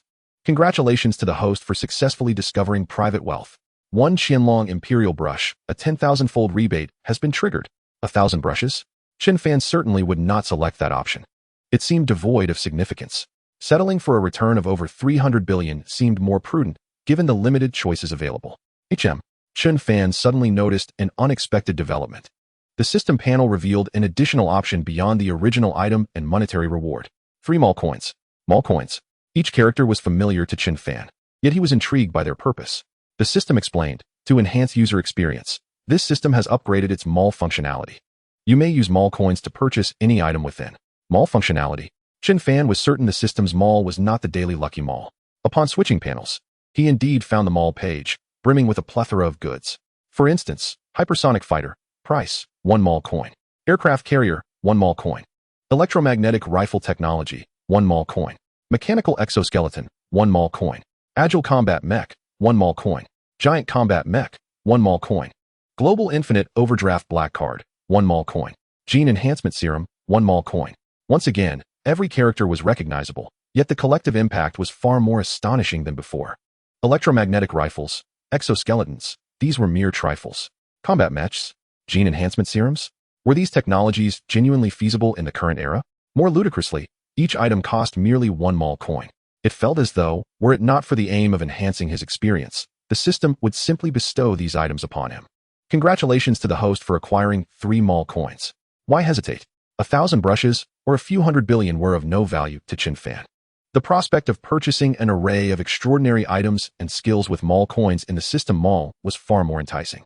It seemed plausible that with sufficient mall coins, not only would technology surpass the Hawks, but it might also crush them for millennia. This functionality was astounding. Mr. Chen? Mr. Chen? Noticing Chen Fan's unusual demeanor, Lu Xinrui called out several times, but to no avail. She raised her hand and waved it in front of him. Ah, yes. Chen Fan quickly closed the system panel, responding to avoid suspicion. Has he been rendered speechless? How could that be? 3 million is trivial for him. Exactly. He could effortlessly earn that by writing a few more songs. You don't understand. That 3 million is akin to the last straw that broke the camel's back. The host is likely feeling immense pressure with a wife possessing such formidable background. No worries. I'm willing to take the burden. I can handle it. I'm still young and need pressure to hone myself. Is that self-improvement you seek? Or are you simply lusting after someone? Disgraceful. Upon reading these comments, Chen Fan couldn't help but chuckle. The last straw that broke the camel's back? Me? Subsequently, when faced with Lu Xinrui's question, Chen Fan briefly recounted the origin of the brush. It was simple. Guanshan Yu had a fondness for practicing calligraphy, and it was entirely natural for her to possess a brush at home. Wouldn't you agree? After recording the segment about the brush, Lin Han returned to her study on the 2nd floor, placing the item back in its original position. The search for private wealth continued, while Chen Fan, citing fatigue in his legs, retreated to the living room and sat on the sofa. Ostensibly resting, he actually opened the system panel again and switched to the mall functionality. Electromagnetic railgun, 1 mall coin. Nuclear weapon, 1 mall coin. B miniature strike drone, 1 mall coin. Controlled nuclear fusion, 1 mall coin. Artificial sun, 1 mall coin. The absurdity only escalated. The items were outrageous, and the prices even more so, rendering any semblance of rationality utterly absent. Chapter 73, Golden Melon Tribute T, Free Mall Coins. Chen Fan scrolled rapidly, genuinely encountering not a single numeral 2. The sheer frequency of the numeral 1 left him nearly unrecognizable. Clutching 3 mall coins, he pondered what to purchase. Controlled nuclear fusion? An artificial sun? Such items were beyond his grasp. Presenting them to the great Xia seemed excessively avant-garde, potentially alarming them. Rather, he yearned to satiate his own curiosity first. Purchase successful. Congratulations, host. You have acquired a mechanical exoskeleton. Purchase successful. Congratulations, host. You have acquired an agile combat mech. Purchase successful. Congratulations, host. You have acquired a genetic enhancement serum. He decided to secure these items and place them in his system's backpack. Contemplating their use after the recording of the program concluded, the fantastical creations he had only glimpsed in science fiction films were now within his grasp. His excitement was palpable. A discovery. Zhao Tianqing's voice jolted Chen Fan back to reality. Turning his gaze, he observed Zhao cradling a pumpkin-shaped object, slightly smaller and easily grasped with both hands. What is this? Uncertain, but judging by the packaging, it seems to be quite old. It resembles a relic from the last century. On that white wrapper, I can vaguely discern the character for T. T. Thud, thud, thud. At this, Lin Han, who had been preoccupied with searching for hidden money, rushed down from the 2nd floor. Old Zhao, what have you discovered? She inquired with curiosity. Why don't you take a look for yourself? Zhao Tianqing handed her the pumpkin-shaped object, confident she would recognize it, given her expertise. All right, let me see. Lin Han accepted it with both hands, inspecting it closely and bringing it nearer to her nose. Could it be Jing Guogongcha? Initially, its appearance seemed familiar, but upon inhaling the rich aroma of tea emanating from it, Lin Han could not help but associate it with the words Jing Guogongcha. I've heard of Pu'er, Da Hong Pao, and Long Jing, but never of Jing Guogongcha. Regardless of your prior knowledge, the term Gongcha is certainly not ordinary. I did a quick search online. Some refer to this as the Supreme Emperor of Pu'er T. Supreme Emperor? Even T has a Supreme Emperor? That's hilarious. Just a regional term. Dear netizens, do not underestimate this Jin Guogong Cha. It is both tea and an antique. Antique tea? Indeed. To my knowledge, Jin Guogong Cha, also known as Ren Tu Gong Cha, is exclusively harvested by unmarried maidens, utilizing only first-grade buds. The buds are initially placed in the maiden's embrace until a sufficient quantity is gathered, at which point they are moved to a bamboo basket. Over time, these buds transform into a golden hue, hence the names Ren Tu Gong Cha, Jin Guogong Cha, or Jin Guo Ren Tu Gong Cha. Currently, there are only 2 genuine pieces of Jin Guogong Cha, preserved in a museum and a tea research institute. With expert assessments indicating they are over 200 years old, Lin Han elucidated. Only 2 genuine pieces, how could it possibly appear in their home? Perhaps it is a family heirloom. It surely cannot be counterfeit. Unmarried maidens? It seems the owner knows how to play the game better than us. This household's mistress has increasingly enigmatic credentials. Does she possess a 3rd genuine piece amidst just 2? Then the value of this tea must skyrocket. Obviously, given its rarity. How could the price be low? Priceless? No, invaluable. Congratulations, host. You have successfully discovered hidden assets. The Jin Guogong Cha has triggered a 10,000-fold return. Faced with these 3 options, Chen Fan found himself in a quandary. Such a rare tea versus 350 mall coins. Congratulations, host. You have earned 350 mall coins. Ultimately, Chen Fan opted for the latter. After careful consideration, he realized he did not possess a profound affection for tea. Moreover, the value of 350 mall coins was simply too significant to dismiss. He quickly calculated that 100 billion in returns equated to 1 mall coin. Thus, he was increasingly convinced that the system was generously bestowing upon him. Just a few formalities to go through. In the live broadcast room, various official accounts congregated, including that of the museum. The official account of the Shanghai Museum, which housed one of the genuine Jin Guogong Cha pieces, was currently present in the live stream. Upon learning that a 3rd piece had surfaced in Chen Fan's home, the staff hastened to the office to relay the news to the supervisor. Supervisor, the 3rd Jin Guogong Cha has appeared. He gasped, struggling for breath. That live stream? The supervisor confirmed. Yes. The man nodded emphatically. Just observe. Do not interfere. The supervisor replied calmly. But supervisor, this is Jin Guogong Cha. If it's genuine, shouldn't we reach out to him to acquire it for our museum? The man questioned in confusion. There's no need. We have been instructed not to intervene in any matters concerning their household. If you believe this is inappropriate, you may directly address it with higher-ups. Higher-ups? Upon hearing this, the man excused himself. It appeared that his wife's identity was indeed more complex than previously disclosed. Merely being the owner of Tiandu Auction House could not compel the Shanghai Museum to bow down. Curiosity mingled with fear. Time flew by swiftly. Before long, the program neared its conclusion. Huh, is it over already? That was too quick. Can I extend it for a minute by sending a rocket? A rocket for a minute? Then I'll send 100. I'll go straight for 1,000. If that were the case, they might never need to clock out. Calm down. Once this program concludes, there's still the male lead's live stream to watch tonight. Which country are we preparing to surprise tonight? While the viewers felt somewhat unsatisfied, Lu Xinrui remained undeterred by their reactions. Hadn't they always been this way? After delivering her closing remarks and waving goodbye, she ended the live stream. Chen Fan bid farewell with a smile to Lin Han, Zhao Tianqing, and the others. It had been a long-awaited moment. He promptly opened his system backpack. The mechanical exoskeleton appeared somewhat different from his expectations. It resembled a standing figure, albeit merely a skeletal robot, currently in an open state. Following the system's instructions, Chen Fan approached, turned his back, spread his limbs, and tilted his head slightly backward. At that moment, he could hear the exquisite sound of mechanical operation nearby. Furthermore, he could see the mechanical exoskeleton enveloping his arms, thighs, calves, waist, and the sides of his head. The mechanical exoskeleton has been successfully donned. Would you like to download the usage instructions with one click? Yes. Downloading in progress. Download complete. In the next instant, a surge of unfamiliar yet vast memories flooded Chen Fan's mind, allowing him to fully comprehend how to utilize the mechanical exoskeleton after donning it. Thus, he exited through the living room door and made his way to the backyard, a space ample for demonstrating his newfound abilities. Chapter 74, War God. The little cow flies the plane, a marvel in the sky. Chen Fan conducted a search online regarding existing concepts of mechanical exoskeletons.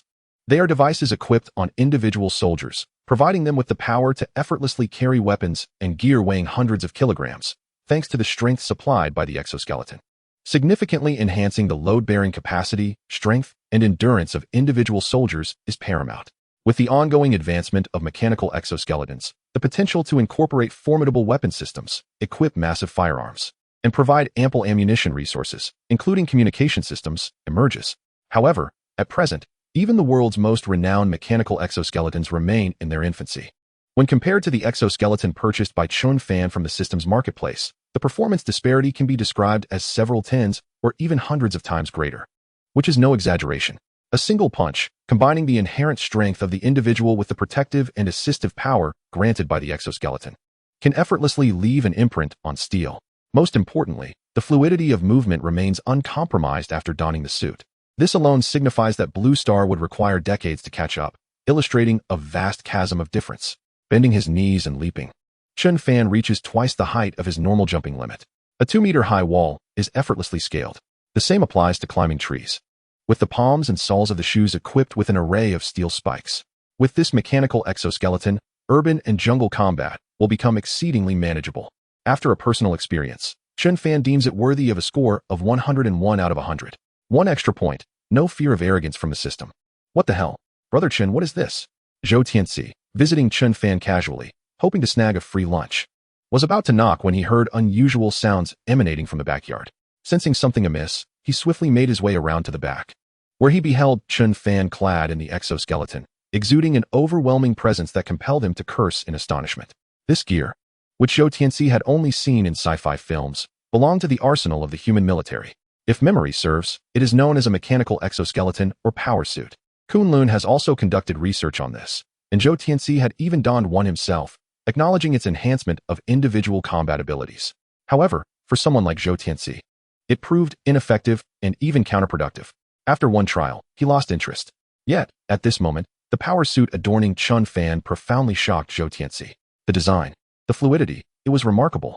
Zhou Tianxi surveyed the surroundings, ensuring there were no cameras recording. Once he confirmed there were no hidden cameras, he realized this was not a film shoot.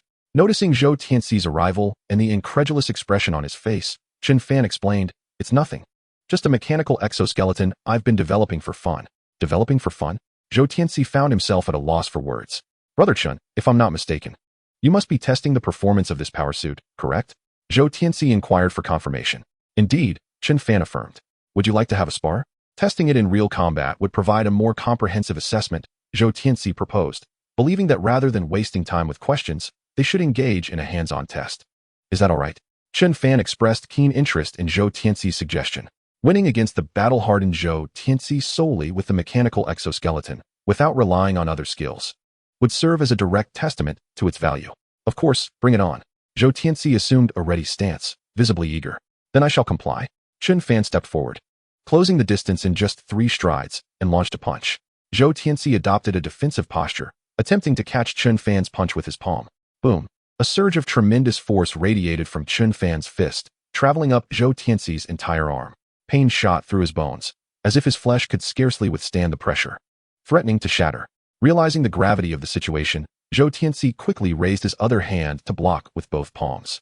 Nevertheless, he was forcefully pushed back 7 or 8 steps, his arms numb and unresponsive for several seconds, trembling violently, staring at his hands as if they were not his own.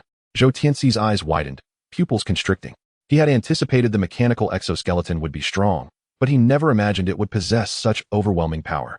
It enabled an ordinary person to rival a war god. If mass production were achievable, wouldn't everyone be capable of becoming a war god? After undergoing systematic special forces training, deploying them onto the battlefield, 100,000? No, give Zhou Tianxi 10,000 such soldiers, and he would confidently reshape the entirety of Blue Star. Brother Zhou, are you alright? Chen Fan was taken aback that he had only utilized less than 1/10 of the suit's performance, yet it had resulted in such an impact. I'm fine. Zhou Tianxi waved his hand dismissively, urging Chen Fan not to concern himself. He then inquired, "You must have exerted your full strength with that punch, right?" "No." Chen Fan shook his head. That was merely 1/10 of the suit's capabilities. What? 1/10? Zhou Tianxi, who prided himself on his experience, nearly dropped his jaw in disbelief. Fearing dislocation. That level of power, and you tell me it's only 1/10? If you were to unleash the full potential, wouldn't my hands explode into a mist of blood and shattered bones? Brother Chen, you must be joking. Zhou Tianxi was not doubting Chen Fan. He simply found it overwhelmingly exaggerated. Chen Fan opened his mouth to speak, but then fell silent. His gaze shifted to a nearby tree. one that would require 2 hands to encircle fully. Approaching it, he took a deep breath, raised his right arm, and clenched his fist. Boom. Crash. With a single punch, Chen Fan struck. Holy crap. Zhou Tianxi could not help but exclaim once more. He witnessed Chen Fan's entire arm sink halfway into the tree trunk. Retrieving his arm and turning around, Chen Fan calmly remarked to himself, that was probably only half of its performance. He had no desire to destroy the tree, as it might damage the pool or villa. Such a scenario would be untenable upon Guanshan return. Zhou Tianxi was utterly stunned. His legs weakened, and he collapsed onto the ground, bitterly laughing at himself. To the outside world, he had always been perceived as a near monster, but next to Chen Fan, he felt like nothing at all. He truly wished for others to witness what a real monster looked like. There was no hint of derogation in this term. Rather, at this moment, Zhou Tianxi's respect for Chen Fan reached its zenith. To envision crafting a series of blueprints that could be deemed black technology was already beyond Zhou Tianxi's expectations. What astonished him further was that Chen Fan not only designed these concepts, but also transformed them into reality. Chapter 75. You say you wish to dominate the world. And I believe you. Chen Fan smiled faintly, saying nothing more. He teased, shall we continue? No. I concede. Upon hearing Chen Fan's words, Zhou Tianxi instinctively raised his hands in front of him, retreating rapidly while shaking his head in refusal. In the past, even when facing the monster Guanshan, Zhou Tianxi had not been so decisive in admitting defeat. But confronting Chen Fan, equipped with such an extraordinary power suit, he dared not hesitate. Continuing would surely lead to his downfall at Chen Fan's hands. I'm not joking. Witnessing Zhou Tianxi's unreserved and sincere fear, Chen Fan had fully grasped the performance capabilities of this mechanical exoskeleton. It was truly extraordinary. Such a remarkable item, and it only costs a mere mall coin? Truly, this is an act of conscience, exceedingly commendable. Subsequently, at Zhou Tianxi's earnest request, Chen Fan elaborated on the intricacies of this mechanical exoskeleton. It possesses the capability to equip combat resources weighing nearly 1,000 kilograms. These shoulders can mount 2 machine guns, intricately connected to the neural system of the exoskeleton for precise maneuvers. Armor-piercing rounds are utterly ineffective against its defenses. What material is it made from? Zhou Tianxi felt as though he were spinning in circles from the information. This is black technology, undeniably black technology. Brother Chen, don't say you're merely toying with it. I would believe you if you claimed you intended to dominate the world with this. To be honest, faced with such an opponent, Zhou Tianxi found himself lacking in confidence regarding victory. He could only hope that, should Chen Fan truly aspire to global supremacy, he might show leniency towards this land, considering they were all subjects of the Great Xia. Otherwise, his only hope lay in his wife, Guanshan, managing to keep this formidable overlord in check. Guanshan, oh Guanshan, from where did you find such an extraordinary husband? One genuinely feels that the vast online community should not merely envy Chen Fan for marrying Guanshan, but rather, they should envy her for securing a union with him. Such a prodigy, what more could one desire? By the way, regarding the buyout fee for those design blueprints, I heard it has already been transferred to you. Please confirm. Zhou Tianxi hastily changed the subject, needing a moment to collect himself. His heart was on the verge of bursting. All right. Chen Fan took out his phone, casually opening the system panel to check his balance. Hiss. He inhaled sharply. Speaking of which, how much did he have last time? The funds have indeed arrived. Chen Fan, disinterested in delving deeper, closed the system panel and set his phone down. I personally find the sum of 100 billion quite modest. If you are dissatisfied, feel free to inform me, and I may address it. Zhou Tianxi was anxious that Chen Fan might not be content. No worries, it's merely a token gesture. I'm not in dire need of funds. Chen Fan understood Zhou Tianxi's concerns.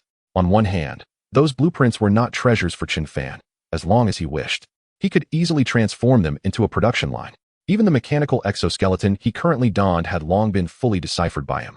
On the other hand, Chen Fan merely desired to maintain peace in the Great Xia and enjoy tranquil days with his wife, Guanshan, hoping for a lifetime of harmony together. Very well. Zhou Tianxi held Chen Fan in even higher regard. This marked the first time he had such admiration for someone, given Chen Fan's talents.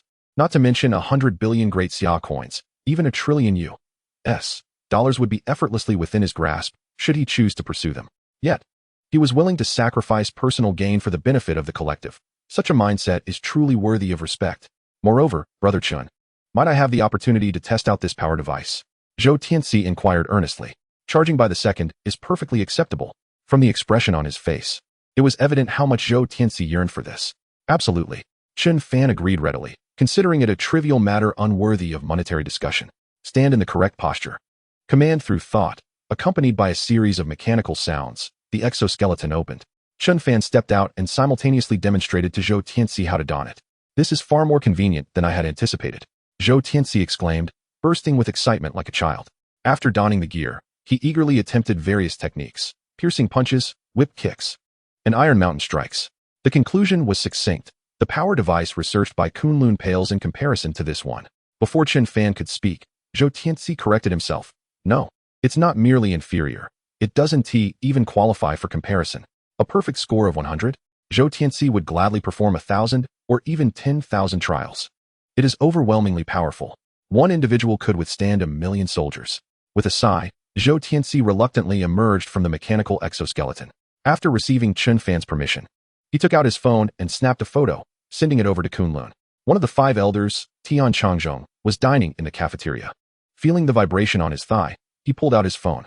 Upon confirming it was a message from Zhou Tianxi, an inexplicable anxiety gripped him. Why was he anxious? Because every time Zhou Tianxi sent a message, it was always something astonishing. Or rather, every update from Zhou Tianxi regarding Chen Fan consistently left him in awe. However, this time, Tian Changzhong was more concerned about whether Chen Fan would be dissatisfied with the buyout price of 100 billion. Why does your expression seem so troubled? Whose message did you receive? Noticing Tian Changzhong's unusual demeanor, someone inquired with concern. It's nothing. Tian Changzhong smiled faintly, signaling for the others not to worry. Then he opened the message. A photo. Confirmed download. 55595100. Download successful. The moment the image appeared, the chair slid back as Tian Changzhong sprang to his feet in shock. What is this? Old Tian, what on earth has happened? Yes. We've known each other for so many years. If there is a problem, just speak up, and we'll solve it together. Tian Changzhong hesitated, placing his phone on the table for everyone to see clearly. This. Power armor. Are we certain it's not a film prop? Absolutely impossible. The level of detail and craftsmanship is beyond what an ordinary person could achieve. Moreover, look closely at the sender's name. Zhou Tianxi would never joke with us about such matters. How do you think it compares to the power devices we are currently developing at Kunlun? Old Wei, I've noticed you're becoming increasingly brazen. How can we even consider ourselves in a position to compare? This is purely a one-sided defeat. Old Tian, you must quickly ask Zhou Tianxi what is going on. Handing his phone to Tian Changzhong. All right. Tian Changzhong took back the phone, composed a message, and sent it to Zhou Tianxi. Power device? Where did this come from? Buzz, buzz, buzz. In less than 10 seconds, he received a reply from Zhou Tianxi. Seeing Tian Changzhong freeze up again, Old Wei urged. What did he say? He said it was Guan Shanyue's husband, just playing around. Chapter 76. He wants to sell an aircraft carrier? Wait, an aircraft carrier? Her husband, just playing around? Are you joking with me? Or is he joking with me? This thought almost escaped his lips. But upon reconsideration, neither of them were the type to jest about such matters. Furthermore, Chen Fan had proven his extraordinary abilities time and again. Even disregarding those weaponry discussions, the fact that he could produce a design undetectable by machines is unparalleled worldwide. Who could rival him? Thus, even if this statement appeared to be a jest, none of them felt confident enough to refute it. He indeed possesses the capital to be audacious. What do you think? If this device were equipped to Special Operations Forces, how significantly would their overall strength be enhanced? Old Wei inquired curiously. Buzz, buzz, buzz. Just as Tian Changzhong was about to share his thoughts, Zhou Tianxi seemed to predict it and immediately sent a message. After reading it, Tian Changzhong struggled to calm his racing heart once more. Regarding this issue, Zhou Tianxi has already conducted experiments for us. Experiments? How were they conducted? What were the results? As soon as Tian Changzhong finished speaking, a barrage of questions ensued. In a rather straightforward manner, Zhou Tianxi equipped Xiao Chun with the power suit and engaged him in a sparring match. Tian Changzhong, without any preamble, responded, "What kind of experiment is this? It's merely a one-sided annihilation. Even with the aid of a power suit, how could an ordinary person possibly contend with a war god?" This sentiment was unanimously echoed by Wei Lao and the others, who did not believe that a mere suit could bridge, let alone eliminate, the chasm between an ordinary individual and a war god. Otherwise, would the undefeated myth of the title war god not become a farce? This was a combat evaluation standard painstakingly crafted by the great Xia, stemming from countless failures, rigorous eliminations, and stringent training that had nurtured talents like Guan Shanyu and Zhou Tianxi. Would a single device suffice to surpass that? Absolutely not. It was indeed a unilateral massacre. Tian Changzhong nodded in agreement. Upon hearing the earlier statement, the crowd displayed reactions that were entirely predictable, merely acknowledging that Xiao Chun had decisively outclassed Zhou Tianxi. However, they were left dumbfounded when Tian Changzhong uttered the latter part of his statement. To defeat the war god Zhou Tianxi is a bit exaggerated, isn't it? Someone inquired. Exaggerated? Tian Changzheng chuckled. After donning that suit, Brother Chen exerted only a tenth of his strength, yet Zhou Tianxi was forced to retreat time and again, unable to withstand the onslaught. With merely half his strength, he could drive an arm deep into the trunk of a tree, a force far beyond human endurance. After his explanation, silence enveloped the room once more. They exchanged wide-eyed glances, teetering on the brink of speech, yet unable to articulate their thoughts. Their perceptions had been forcibly reshaped. There was no way Zhou Tianxi would deceive us, but compared to the power suit, what Brother Chen had developed ought to be termed light mech. Its performance was astonishingly exceptional. As Tian Changzheng spoke, he relayed the data compiled by Zhou Tianxi to the others. To achieve these metrics, we would need to toil day and night for at least 50 years, provided everything proceeds smoothly. Indeed, it's astonishing. I concur with old Tian. Rather than calling it a mechanical exoskeleton, it would be more fitting to rename it as light mech. Wearing this, 100 individuals would be equivalent to 1,000 troops. Just what kind of background does this Guanshan you have? Old Ming, do you have any updates from your Heavenly Secrets Pavilion? Old Ming appeared somewhat embarrassed. Having spent a lifetime gathering intelligence, he had stumbled when it came to Chen Fan. It wasn't he that he had gleaned no information. Rather, the details he had acquired were wholly mismatched with the prowess exhibited by Chen Fan. Far from being a mere drop in the bucket, he was exceedingly elusive. Buzz, buzz, buzz. Oh, more news from Zhou Tianxi. Tian Changzheng withdrew his gaze to check his phone. Upon reading, he slumped back into his chair, as if his bones had turned to jelly, feeble and unable to support him. What now? Observing Tian Changzheng's demeanor, someone jokingly asked, could there possibly be something even more outrageous than this light mech? Just as someone was about to retort that it was impossible, they recalled the recent slap in the face and opted for silence to avoid further embarrassment. After Tian Changzheng regained his composure, he slowly articulated. Zhou Tianxi mentioned that Brother Chen has an aircraft carrier for sale and inquired if we are interested. Wei Lao, Meng Lao, and everyone else were astounded. An aircraft carrier for sale? They briefly questioned if they had misheard. Old Tian, are your eyes deceiving you? An aircraft carrier? Where on earth did that come from? They were aware that Great Xia had only 4 aircraft carriers, and the hawkish faction possessed merely 12. How could an ordinary person possibly own one?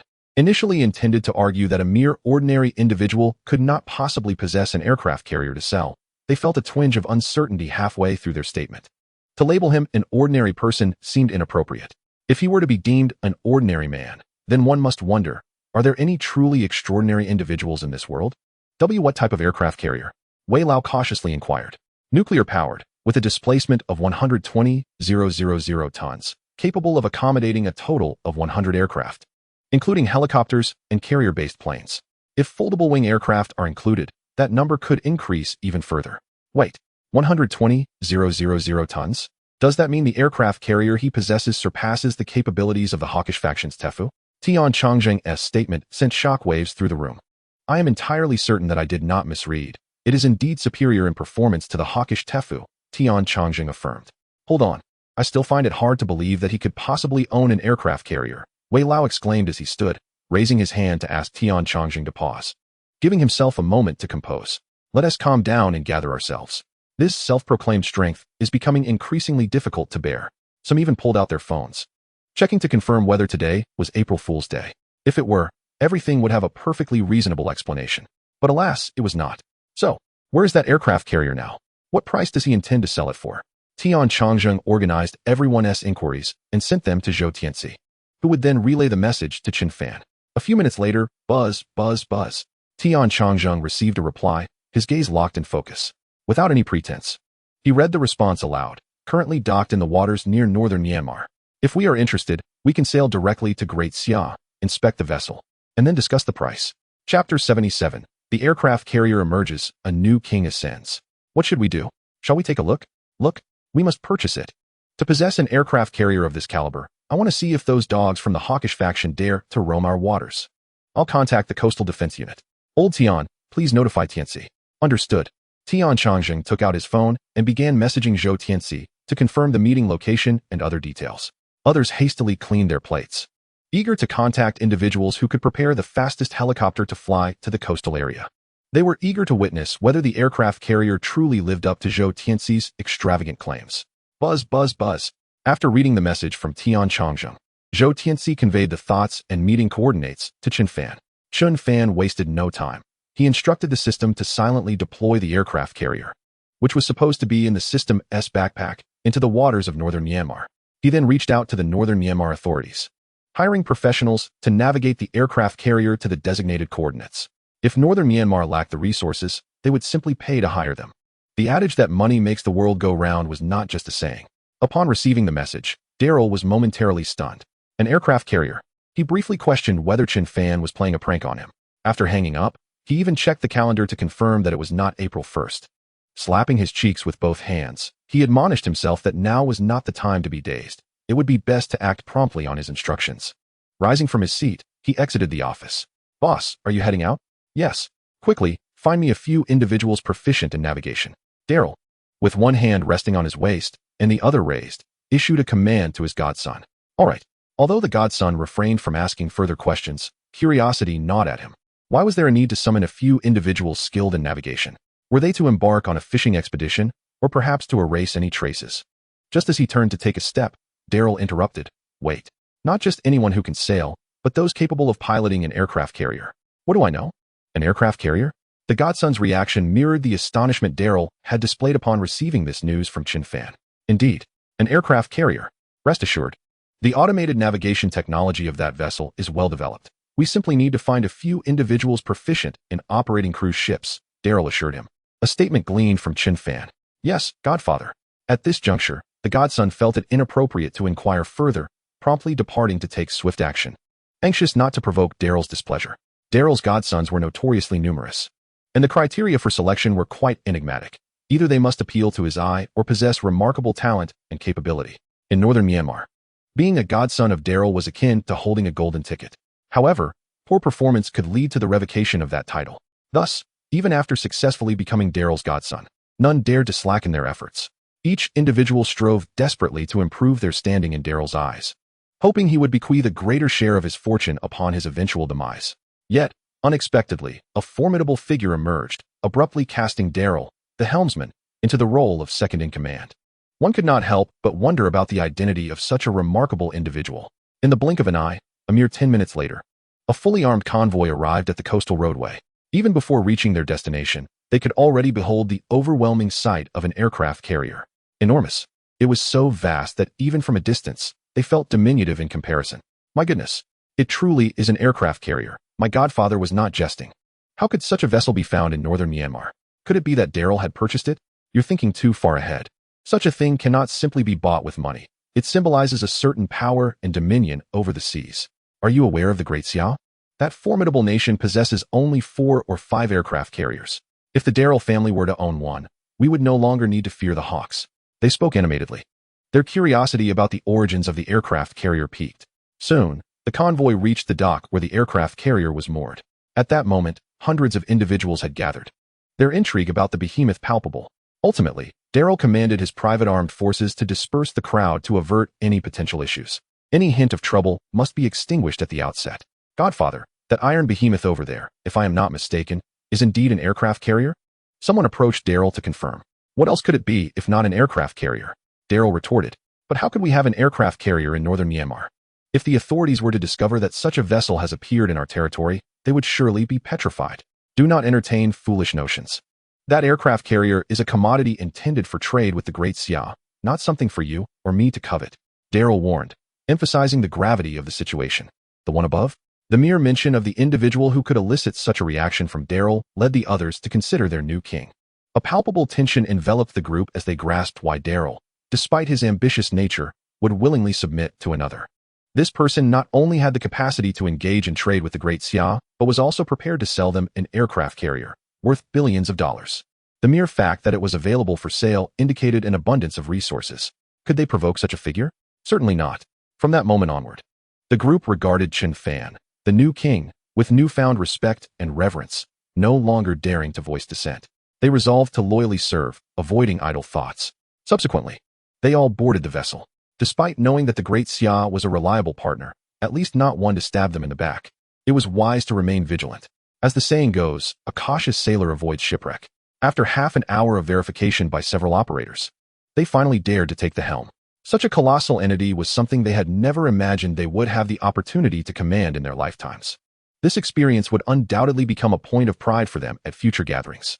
Soon enough, the aircraft carrier smoothly departed the dock. A group of individuals ascended to the deck, marveling at the expansive view before them, including the hundreds of aircraft and helicopters stationed nearby. Their astonishment was beyond words. Having lived for decades, they had never witnessed such a grand spectacle. Their loyalty to Chen Fan surged to unprecedented heights.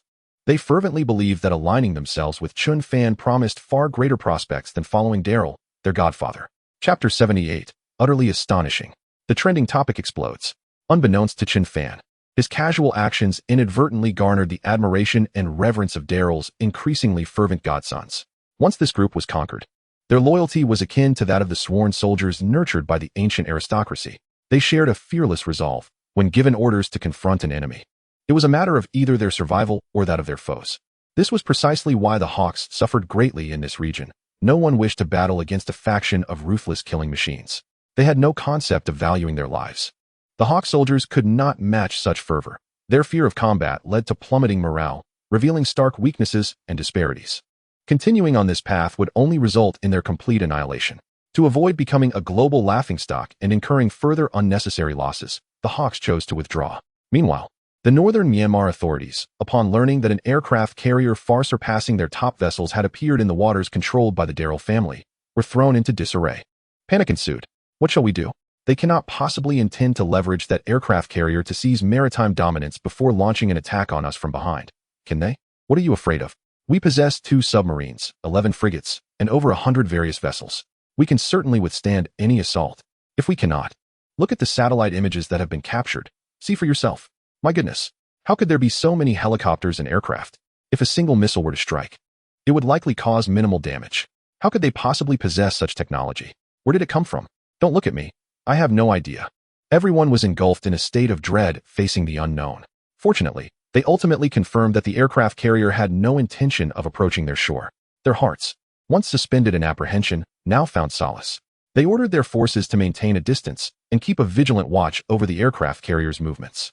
As dusk fell, Tian Changzheng and his team, stationed at their designated coordinates, finally saw, illuminated by the setting sun, a monstrous figure advancing across the orange-hued sea. It was drawing ever closer, growing larger by the moment. From a level gaze to an upward glance at this colossal entity, merely a few minutes elapsed. The escort ship carrying Tian Changzheng and his companions was, in comparison to the aircraft carrier before them, woefully inadequate. The hawkish experts must surely be seething with rage upon witnessing this marvel. Their so-called maritime hegemony is destined to crumble effortlessly, at a price of 50 billion. Do you truly think it will be sold? Setting aside such concerns, let us ascend and behold the spectacle. Once aboard the aircraft carrier, they were once again profoundly awed by what lay before them. It was entirely populated by 6th-generation fighter jets, and these did not belong to the Great Xia, nor to the Eagle or Bear factions. Could it be that within this world, there exists a technological powerhouse of which we are entirely unaware? In comparison, I would sooner believe that Brother Chen hails from an extraterrestrial realm. It is simply too extravagant. The sheer number of 6th-generation fighter jets on this carrier far exceeds 3 times the amount currently in service with us. Surely, the hawkish faction does not possess such wealth. Initially, Tian Changzheng and the Elder Wei had presumed that Chen Fan was merely selling the aircraft carrier itself. They never anticipated that it would be a fully equipped carrier. Moreover, upon meticulously examining the configurations of this vessel, they arrived at a terrifying conclusion. This aircraft carrier alone could decisively outclass the entire fleet of hawkish carriers. Should they manage to secure this aircraft carrier, Great Xia would undoubtedly ascend to the status of a true maritime hegemon. Purchase it, regardless of the cost. This aircraft carrier must be acquired. I concur. I too am in agreement.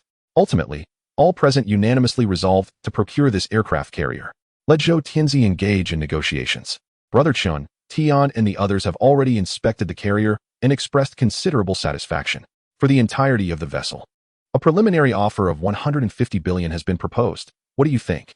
The price for a single aircraft carrier is around 90 billion. With the remaining funds allocated for the 106th-generation fighter jets and attack helicopters.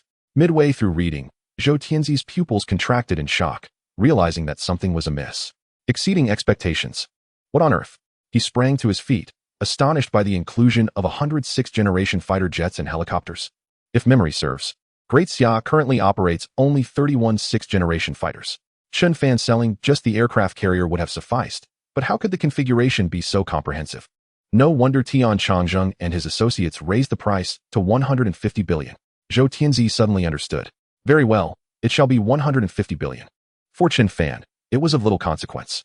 Surprised by Zhou Tianzi's prompt agreement, Chen Fan gazed at him, remaining silent. Is there something on my face? Chen Fan, feeling a bit unnerved under Zhou Tianzi's unblinking stare, inquired. No, there is nothing at all. Zhou Tianzi quickly regained his composure, shaking his head and hands. He then explained, I've heard many people tout the phrase that money is but dirt, yet in my opinion, the only person in the world who can genuinely embody that sentiment is Brother Chen. Truly, you regard money as mere refuse. Is that so? Chen Fan chuckled in agreement. Choosing not to pursue the topic further, he instructed Zhou Tianzi to convey his thoughts to Tian Changzheng. A transaction could proceed. One hand holds the cash, while the other delivers the goods. Once the 150 billion is transferred to the black card account, simultaneously contact Daryl to arrange for the carrier's return to its origin, ensuring it does not cause any disruption. Meanwhile, Tian Changzheng and his companions, elated, piloted the aircraft carrier towards the waters near Kunlun. They sought to conduct further technological research and verification regarding this extraordinary vessel, believing it could play a decisive role in the future construction and upgrading of Great Xia's aircraft carriers. To draw a comparison, the highest grade carrier currently in service with Great Xia is at version 10, while this vessel stands at a minimum of version 35, nearing 40. One can only imagine the enormity of such advancement. The appearance of this superlative aircraft carrier within Great Xia's territorial waters soon caught the attention of ordinary citizens venturing out to sea, who promptly shared their findings online. Instantly, it sent shockwaves through the community. The topic surged to the top of trending searches. What is this aircraft carrier? It surely cannot belong to Great Xia? It cannot be. I have seen all 4 of Great Xia's carriers and even collected models. None are that advanced. What is happening? Are the hawkish carriers now entering our Great Xia? Is war imminent? Let us annihilate them without a trace. It does not seem to be a hawkish carrier either, as the information from the photos suggests that this carrier surpasses even the best of their flagship, the Tefu. Could it be from the Bear Nation? Have they unearthed some ancestral treasure? The Bear Nation? Even less likely. If it is neither the hawkish faction nor the Bear Nation, then who could it be? Chapter 79. The rabbit indeed conceals a masterstroke. A mysterious seller. The fervor continued to escalate. After all, the advent of an unfamiliar aircraft carrier within Great Xia's waters was profoundly unsettling. Concerns mounted regarding the potential for conflict, directly impacting their lives and safety. Coupled with the rampant fabrications from mindless marketing accounts, a pervasive sense of impending war permeated the internet. The primary culprits were swiftly identified as the hawkish faction. A multitude of individuals flocked to external forums, demanding answers. This forced officials to publicly clarify, asserting that the aircraft carrier bore no connection to the hawkish faction and urging the cessation of rumors. If it were possible, they would prefer that the carrier belonged to them. Within the Pentagon office of the hawkish faction, a group of individuals gathered around a round table, gazing at photographs in extreme anxiety and confusion. Where on earth did this aircraft carrier emerge from? Judging by the images, it appears to outperform our Tefu. Could it be from the Bear Nation? Unlikely, as previous photos revealed their vessels to be rusted relics. As for the Gentleman's Nation, that is even more implausible. They are currently preoccupied with internal issues and have no time to construct aircraft carriers, not to mention that they have heard no whispers of such endeavors. Considering another angle, might this aircraft carrier be a product of Great Xia's own research and development? Surely, they would not permit foreign carriers to penetrate so deeply into their waters. These damned rabbits have indeed concealed a masterstroke. On the Great Xia side, observing the growing uproar, officials felt compelled to release a statement, permanently banning all accounts that spread false rumors. The more severe offenders faced visits to verify their circumstances and potential detention. Soon, the official statement ascended to the top of trending searches. Yet even without such measures, it would have easily made the list. Purchased? From whom was it acquired? Data analysts have already confirmed that in terms of performance, that aircraft carrier significantly outmatches the hawkish faction's strongest Tefu. So, was it purchased from the hawkish faction? What an absurd international jest. If the hawkish faction possessed such a vessel, would they sell it to you? Exactly. Given their attitude towards us, how could they possibly sell us their strongest while retaining the weaker ones? I am more inclined to believe it was not concealed well and has been exposed. Too outdated to conceal? There are also reports suggesting that the aircraft carrier seemingly came from northern Myanmar. Northern Myanmar? How could such a place possess the capability to construct an aircraft carrier? It is undoubtedly the rabbits engaging in secretive operations there. The notion of it being bought was met with skepticism. The primary challenge was simply imagining who possessed the capability to sell such an aircraft carrier. Brother Chen, The internet is currently abuzz with news regarding that aircraft carrier. Although the official explanation claims it was purchased, rest assured, they will never divulge a single detail about you that could encroach upon your private life. Moreover, I believe that, despite its veracity, few would truly believe it if spoken aloud, had it not been for witnessing it firsthand and acting as an intermediary to facilitate this collaboration. Zhou Tianxi would also struggle to accept it. The idea of selling an aircraft carrier as a personal venture is simply outrageous. It is unfathomable how Chen Fan managed to construct such a vessel in the remote region of northern Myanmar. Furthermore, it is equipped with numerous advanced technologies that even established superpowers have yet to master. Zhou Tianxi feels immensely fortunate that Chen Fan hails from Xia and is married to Guan Shanyue, their relationship evidently affectionate. Otherwise, if such an adversary existed, even a formidable warrior like Zhou Tianxi would find himself in a precarious situation. Zhou Tianxi refrained from probing into further details to avoid unsettling Chen Fan. Noticing the time, he took his leave. As for the mechanical exoskeleton, truth be told, Zhou Tianxi certainly wished to procure it, but after this whirlwind of purchases, he felt it prudent to allow the higher-ups a moment to breathe. Should they genuinely require it, they would undoubtedly inform him, and he could then engage Chen Fan for a detailed discussion. "I shall not see you off," Chen Fan remarked as he escorted Zhou Tianxi to the door. "Oh, it's merely a door apart. There's no need to see me off. You may return." Zhou Tianxi waved his hand and turned to walk away. Upon seeing him exit the courtyard, Chen Fan closed the door and returned to the living room. He activated the system's virtual panel, switching to the system backpack function, and stored the mechanical exoskeleton within. Gazing at the agile combat mech, he realized that one mechanical exoskeleton was already astonishing enough. He glanced at the data parameters provided by the system, especially the height, and discarded the idea of taking it out, fearing it might breach the ceiling. His attention then shifted to the gene-enhancing serum. System, does this substance merely require injection to comprehensively enhance various attributes? Will the process be painful? Chen Fan inquired. The system responded, "Please rest assured, host. The entire process is painless. Once injected, all attributes will be multiplied several times, breaking the shackles of human limits. With growth potential no longer constrained." Breaking the shackles of human limits? Unconstrained growth potential. Chen Fan was astounded upon hearing this. If a batch of individuals were to receive injections and then don the mechanical exoskeleton, it was unfathomable. Glancing at the wall clock, he noted that there was still some time before the live broadcast. Chen Fan switched back to the system mall, curious to see if there were other intriguing items available. Meanwhile, in northern desert, boom, boom, boom. Hearing the continuous sound of sonic booms overhead, Guan Shanyue, who had just returned to the city after a skirmish with enemy forces, found it peculiar and asked Xiao Qingluan why so many fighter jets had suddenly arrived in northern desert.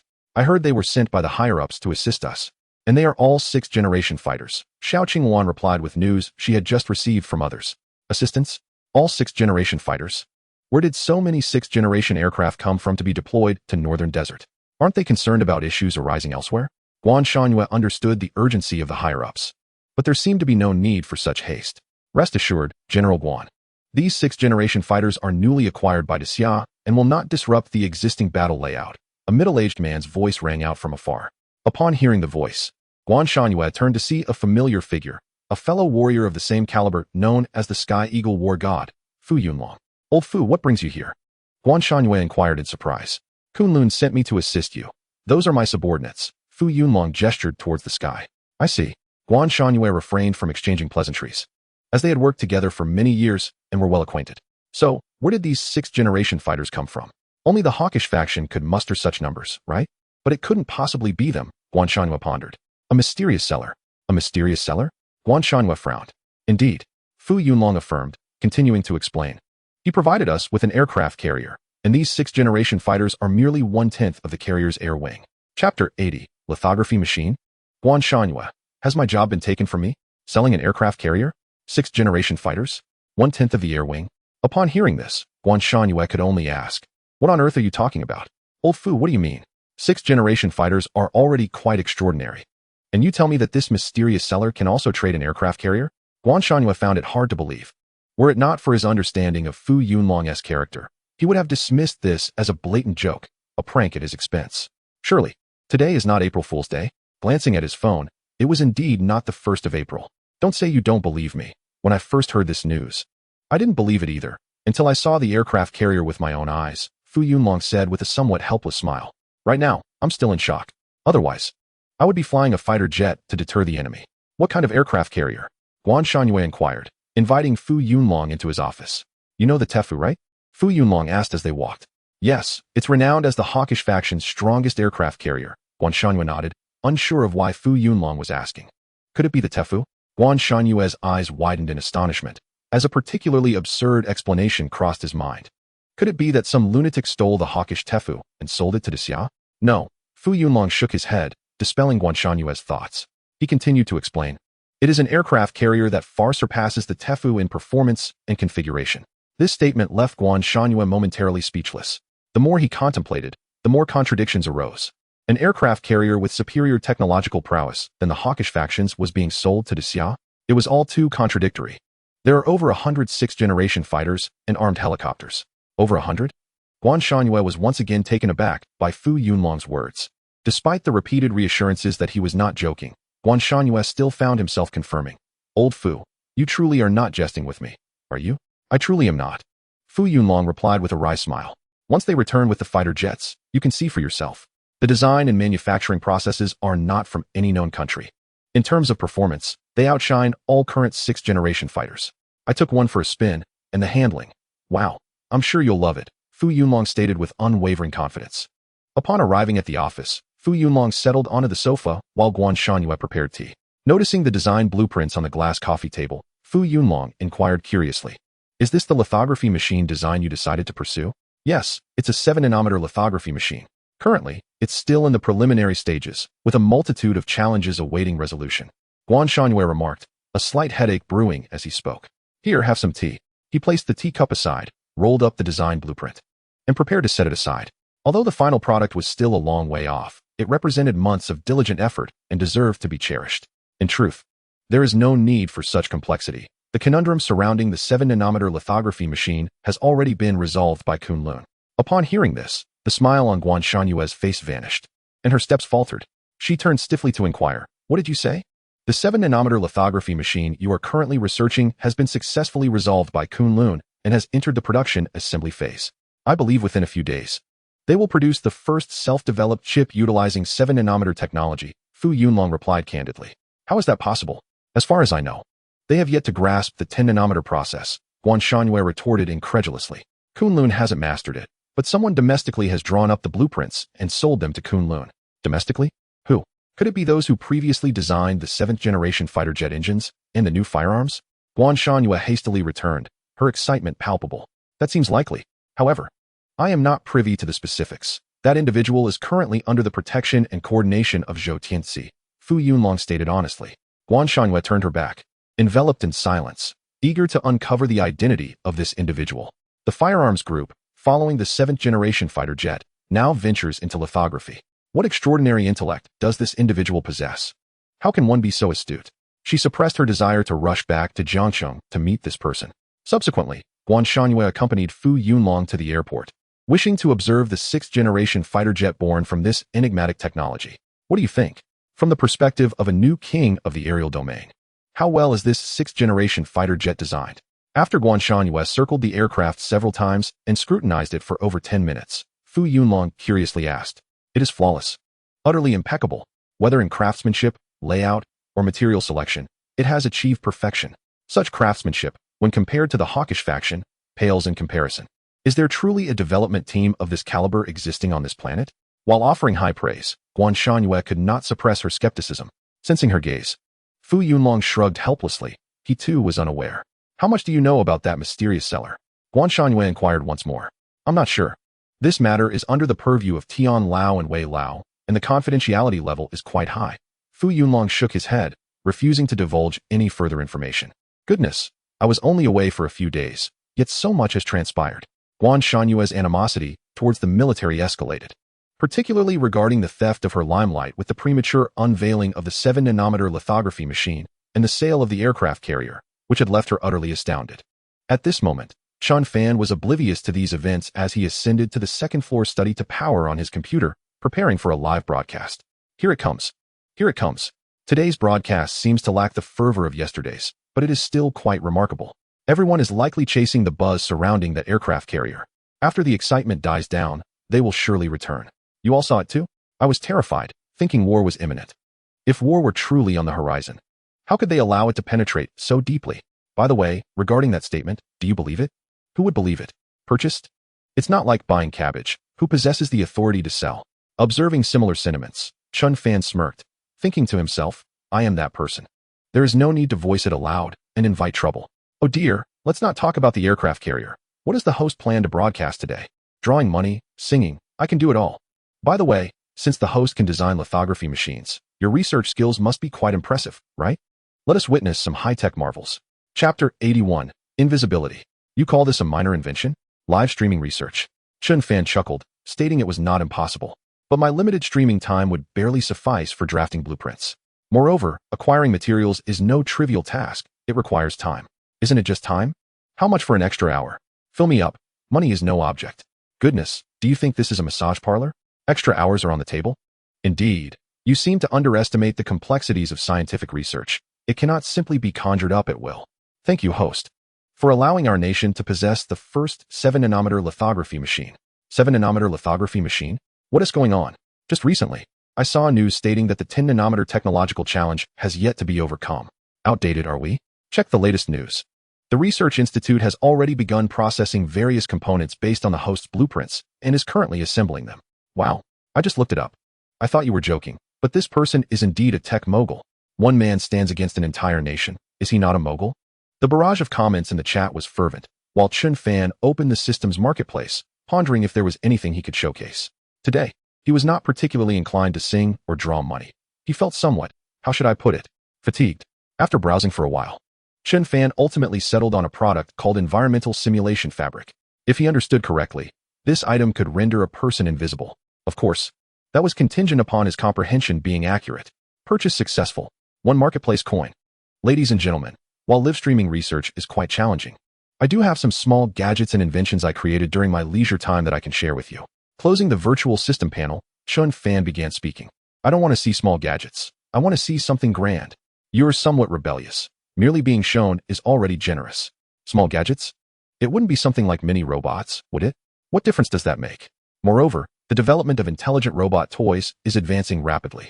Indeed, I have a palm-sized robot at home that cost over 20,000. It can chat and execute numerous commands. Robots? Chen Fan shook his head, explaining, what I intend to show you is not that sort of thing, but rather this.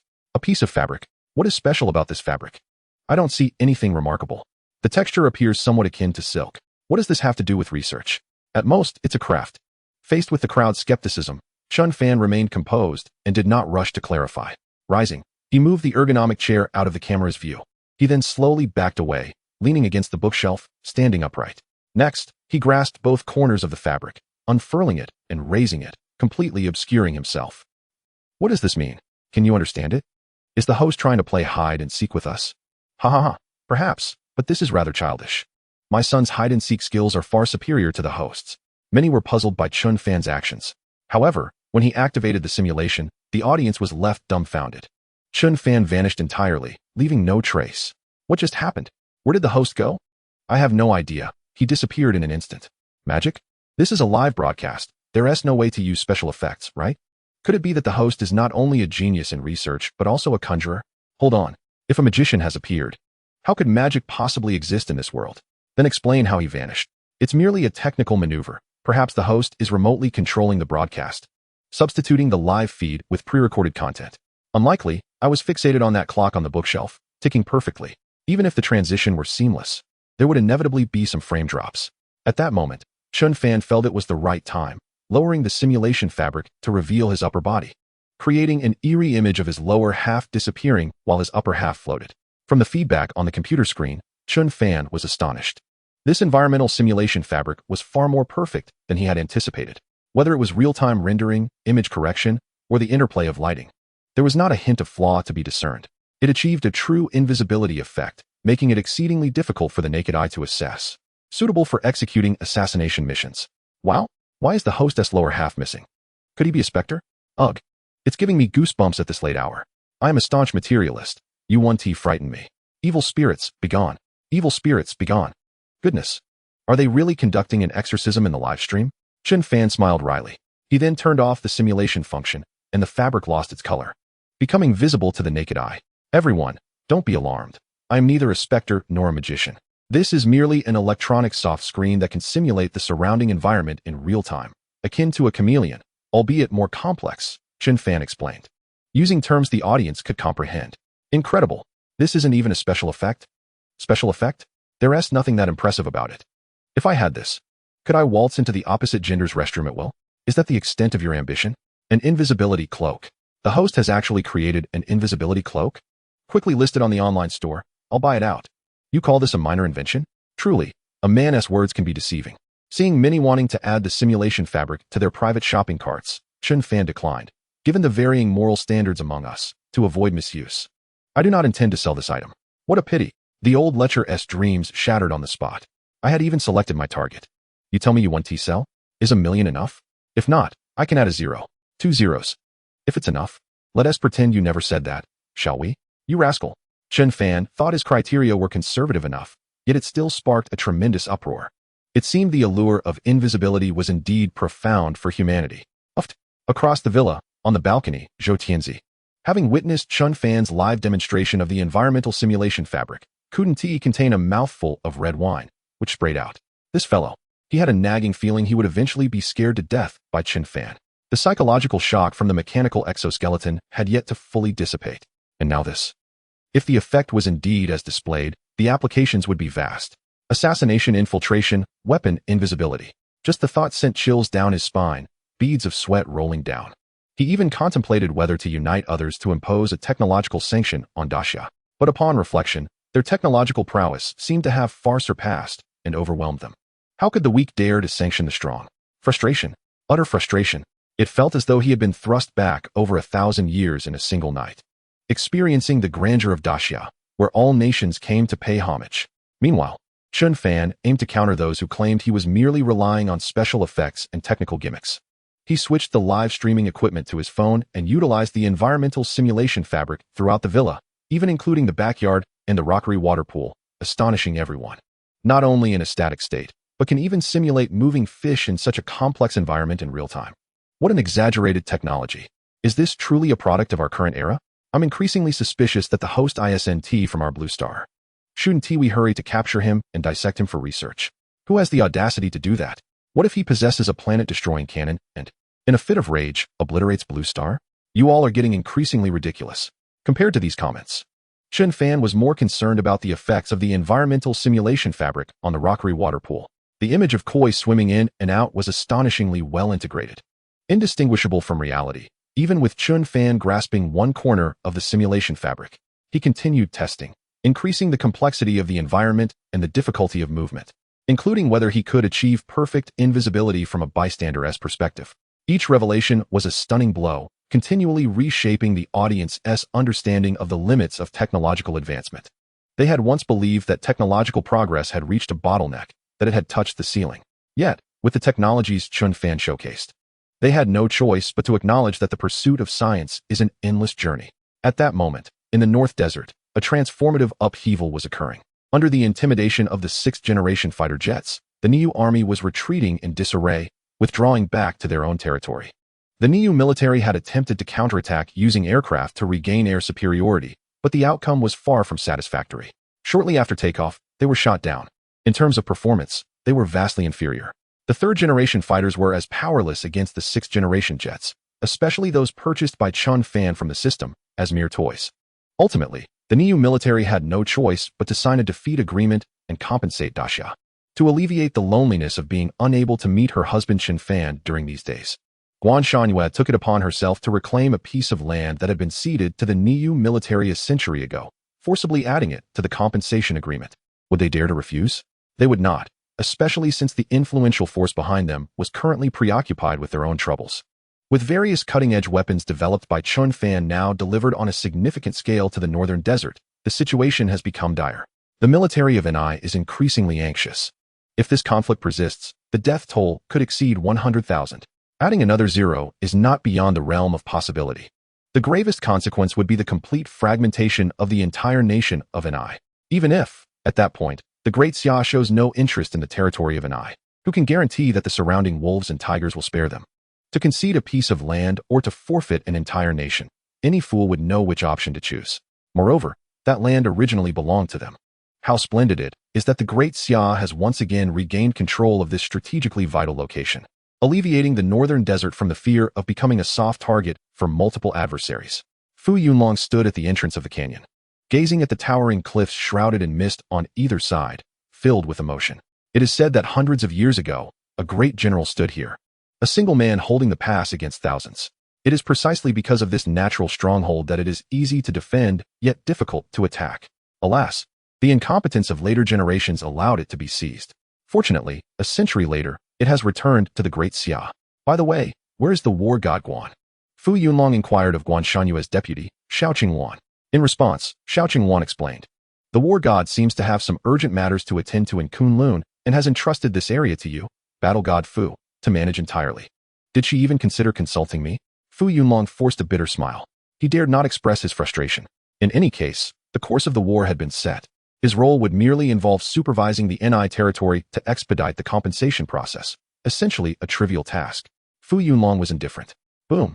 In contrast, Guan Shanyue was soaring at 10,000 meters in a sixth-generation fighter jet, racing toward Kunlun. Her beautiful face could hardly conceal her joy. "Darling, wait for me. I shall return shortly." Half an hour later, the fighter jet arrived at Kunlun and successfully landed at the airport. War god Guan, thank you for your hard work regarding the northern desert matter, a young soldier who was there to greet her said. "It's my duty, nothing more. By the way, where are Elder Tian and Elder Wei now?" Guan Shanwei asked. "They should be in Laboratory 6, where they are currently working overtime to assemble the 7-nanometer photolithography machine." The young soldier replied. "Good. Please handle the subsequent matters." Chen Fan gestured toward the 6th-generation fighter jet. "Understood," the young soldier replied, watching as Guan Shanyue quickly walked away. Before long, Guan Shanyue arrived at Laboratory 6. Hearing footsteps, Tian Changzheng turned around in surprise. "Shanyue, what brings you back? Shouldn't you be in the northern desert right now?" The NI military can no longer withstand the pressure. They have retreated and signed a surrender agreement. "I have entrusted the follow-up matters to old Fu," Guan Shanyue disclosed candidly. She then approached the newly assembled 7-nanometer photolithography machine. Without waiting for Tian Changzheng to speak, she immediately inquired, "Is this the 7-nanometer photolithography machine designed by that person from Jiangxing?" "That person from Jiangxing?" Sensing Guan Shanyue's intense curiosity, Tian Changzheng nodded affirmatively. "Yes, indeed. How does it look? Is it feasible?" Guan Shanyue asked eagerly. "All component tests have revealed no issues." "Shanyue, you've arrived just in time. We were about to produce the first Dragon Heart chip developed by our Great Xia. This chip is likely to be used in the 7th-generation fighter jet." Tian Changzheng excitedly explained. "Really? Then we must not delay. Let us get started immediately," Guan Shanyue replied, equally impatient, her anticipation evident on her face. This was of monumental significance to her. Chapter 83. Guan Shanyue, that genius is my husband? The technology of photolithography has long been dominated by hawkish factions in the Great Xia, collaborating globally to impose restrictions. As the guardian war god of the Great Xia, and with some expertise in this field, Guan Shanyue participated in the entire development of the 12-nanometer photolithography machine. She had spent 2 entire months confined in the laboratory, cut off from communication, nearly driving Chen Fan to despair. Her explanation was that while attending an exchange, she encountered a maritime storm and drifted to a deserted island. Due to delayed rescue and subsequent recovery, she was unable to return promptly. The reason Guan Shanyue chose to tackle the 7-nanometer photolithography machine before the 10-nanometer one was that she had studied an abandoned 7-nanometer photolithography machine from abroad, which had inspired her with the belief that it might be feasible. However, the actual implementation proved far more complex than she had anticipated, leading to slow progress. Little did she expect that this conundrum would be solved ahead of her. Moreover, the physical machine now lay before her. Had she not witnessed it with her own eyes, she would never have dared to believe it. She was eager to meet that rare genius. In the eyes of others, Guan Shanyue was an extraordinary talent of her era. Yet, in her perspective, the true genius was the one who could design a photolithography machine solely through personal capability in such extreme circumstances. It was impossible not to be curious about who this remarkable individual was. Suddenly, the sound of the machine starting up pulled Guan Shanyue back from her reverie. The high-powered EUV light source, the precision work table, and the lens module began to operate. The speed of chip production was significantly faster than Guan Shanyue had anticipated, at least a third quicker than the most advanced photolithography machines currently available on the market. Of course, the actual data may well surpass that. "What do you think?" Tian Changzheng asked, handing over a test chip to Guan Shanyue for her professional evaluation. After inspecting it, Guan Shanyue offered a singular appraisal, a masterpiece, worthy of being displayed in a technology museum for permanent preservation. For the Great Xiao, this represented a milestone in breaking the hegemony of the hawkish factions in the chip domain. I believe so as well. Tian Changzheng concurred with Guan Shangyue. By the way, do you have the design blueprints created by that individual? I would like to see them. Yes, I will fetch them for you, Tian Changzheng replied, turning to retrieve the documents. When he returned, he held a rolled-up set of blueprints. Here they are. Guan Shangyue accepted them with the utmost care, as if handling a priceless treasure. Upon unfolding them, she gasped in astonishment, quickly overtaken by disbelief. The upper right corner of the blueprint looked incredibly familiar. Wasn't this the design she had folded away in her study when she encountered a creative block, tucking it into a book to avoid seeing it? Why did it appear in Kunlun? Moreover, in its complete form, Guan Shangyue could not recall when she had experienced a surge of inspiration to complete this design. Wait, Jiangqing. The blueprint her mind began to connect various pieces of information. Could it be? Guan Shangyue arrived at a terrifying conclusion, one she had never envisioned. Suppressing the tumultuous emotions within her, she raised her gaze to Tian Changzheng and directly asked, Elder Tian, who is the author of this design? Tian Changzheng hesitated momentarily, unsure whether to disclose the information. Let me rephrase my question. Is this person named Chen, and do they have any relation to me? Tian Changzheng could only feel speechless. What do you mean by rephrasing? You already know, don't you? It seems I can't hide it from you any longer. Tian Changzheng nodded thoughtfully, affirming that the design of this blueprint, along with the previous new gun family and various weapons, was all conceived by your husband, Chen Fan. How do you know about our relationship? Why would he? As one question received an answer, a torrent of additional inquiries surged into Guan Shanyue's mind. The matter, it seemed, began with a particular program.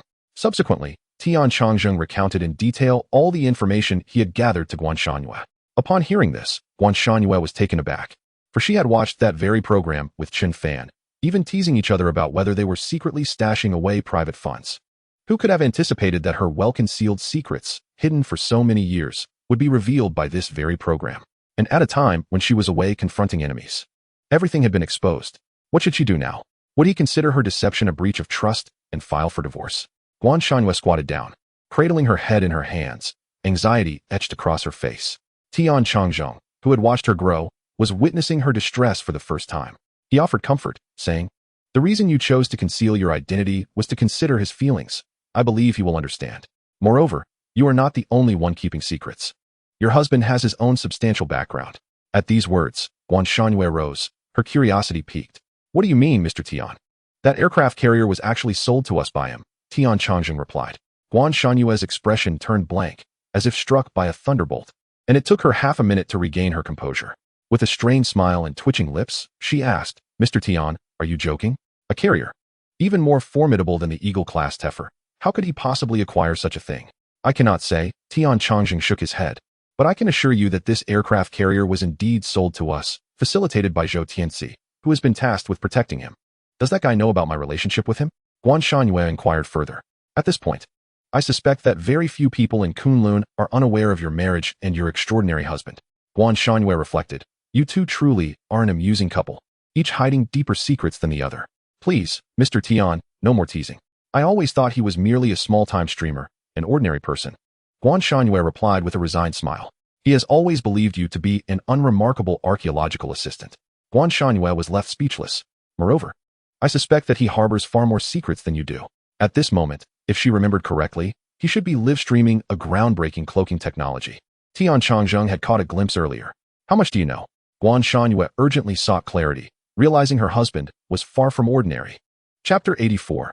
Guan Shanyue shocked by Chen Fan's identity. "Are you familiar with the Daryl family from northern Myanmar?" Given the gravity of the situation, Guan Shanyue asked directly. Tian Changzheng deemed it unnecessary to withhold any further information, recognizing that, regardless of his silence, Guan Shanyue's abilities would inevitably lead her to the truth. Her intelligence-gathering skills were, without exaggeration, equivalent to that of half the Tiangong Pavilion. Attempting to keep secrets from her was futile. Tian Changzheng possessed enough self-awareness to know that although there was no direct connection to Daxia, they appeared to be the true power behind northern Myanmar. Even the Eagle and Gentleman factions had suffered under their influence. Guan Shanyue had heard much about the Daryl family. In summary, for words sufficed, insidious and ruthless. They were a force many wished to avoid. However, they maintained a neutral stance towards Daxia, always treating journalists from Daxia with courtesy. In contrast, journalists from the Gentleman and Eagle factions faced armed resistance, with dozens of machine guns trained on them. In other places, this might merely be intimidation. But they were genuinely prepared to fire. Guan Shangyue disagreed, asserting that it was understandable for individuals to refuse interviews from those who distort facts. As a journalist, should one not be held accountable for misrepresenting the truth? Guan Shangyue once acquired a news agency that relentlessly slandered daxia, dismissing the entire group of them. Lawsuits. Resistance. The following day, Guan Shangyue applied for bankruptcy, leaving them unable to even deliver a lawyer's letter. For her, such a minor agency was inconsequential. It was merely an outlet for her frustrations. Indeed, they are the ones, Tian Changzhen confirmed, stating that prior to this, the consensus was that Daryl was the true manager and ruler of the Daryl family. However, based on our recent investigations, Daryl was merely the second in command. The true power holder was, in fact, Tian Changzhen trailed off, leaving the statement unfinished. Guan Shanyue's pupils constricted in shock. Mr. Tian, you can't be suggesting that my husband is the true power holder of the Daryl family? Tian Changzhen did not deny it, affirming with conviction. At least from what I know, this is indeed the case. Moreover, the individual responsible for transporting the aircraft carrier for our transaction was Daryl. A young soldier overheard him refer to someone on the phone as BOSS. Guan Shanyue fell silent, feeling disoriented. She had thought her husband was a simple, kind-hearted, warm, and handsome ordinary streamer, only to discover that he was a ruler of a vast power. The contrast was indeed staggering. Oh, by the way, take a look at this. Tian Changzhen suddenly recalled something, retrieving his phone, inputting a password, and displaying a photograph. Is this some kind of film prop? Guan Shangyue asked, puzzled, as she gazed at the exoskeleton resembling a mech in the photo. This was also developed by Brother Chen. It's called a mechanical exoskeleton.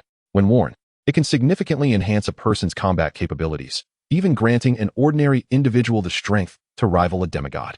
Hearing Tian Changzhen's words, Guan Shangyue furrowed her brow slightly, saying, "You must be joking. An ordinary person can contend with a demigod?" To clarify, my wording was somewhat misleading.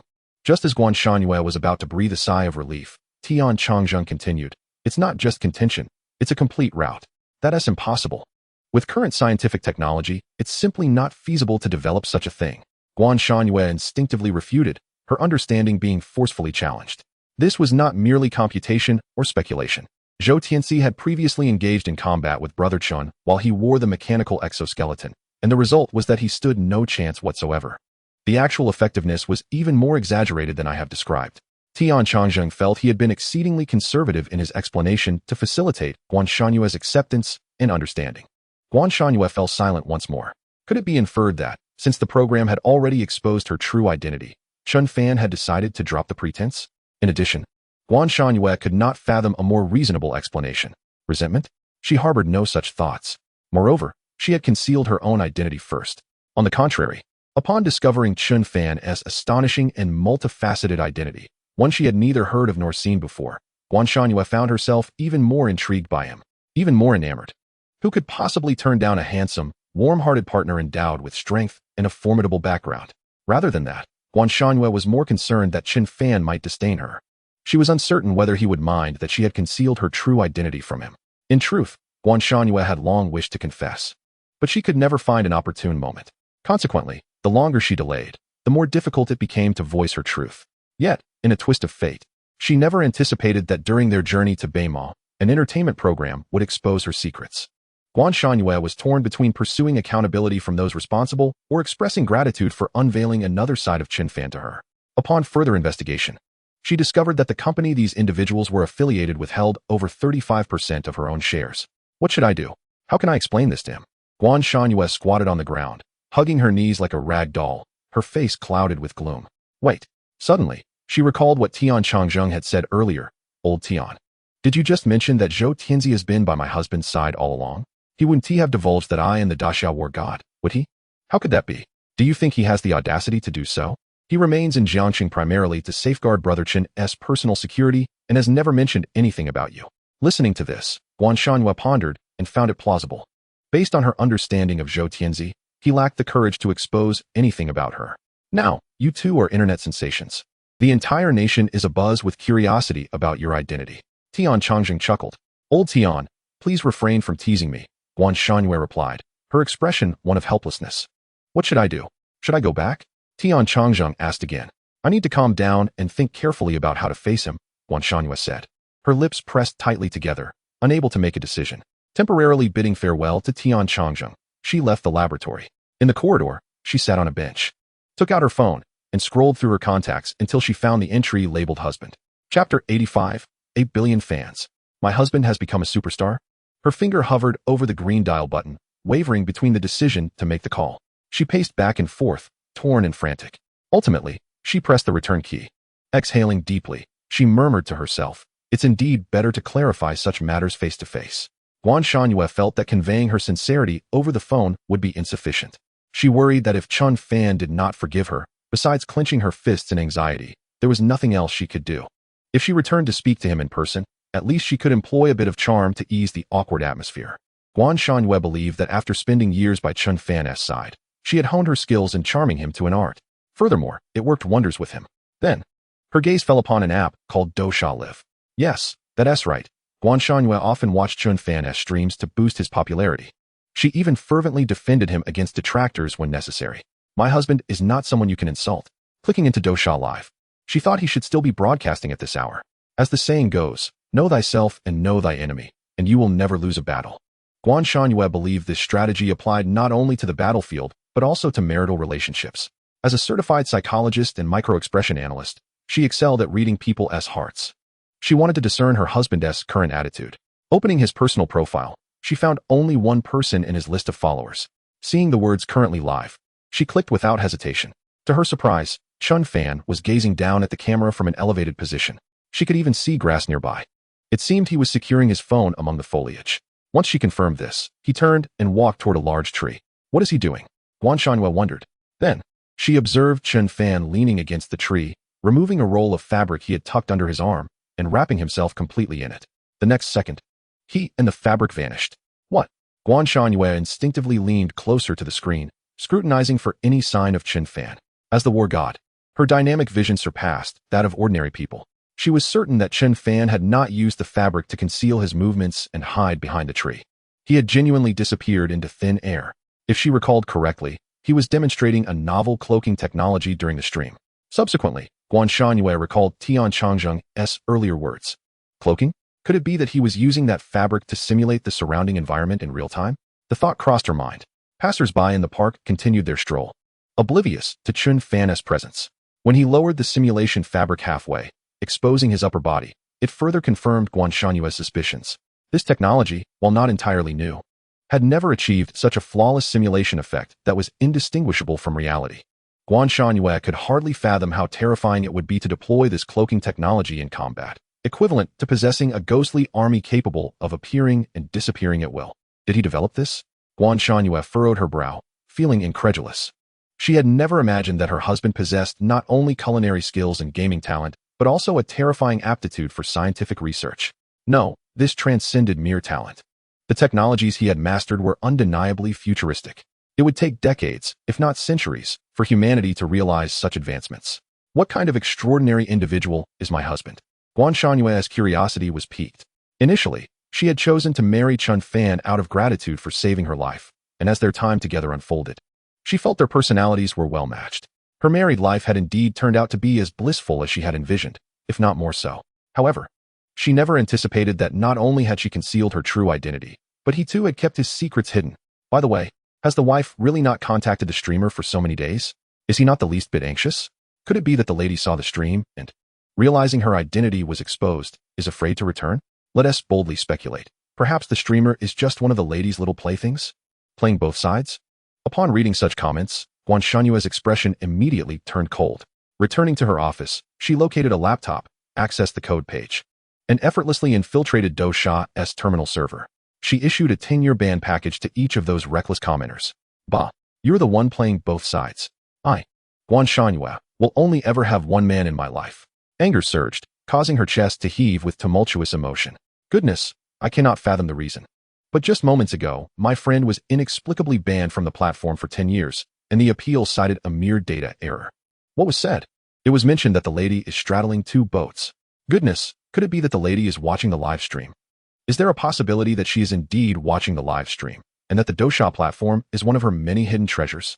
At this point, Guan Shanyue suddenly recalled that she had indeed invested in the Dousha platform. Her shares accounted for the second largest portion of the company, differing from the first by a mere 1%. Guan Shanyue held no particular interest in the live streaming industry.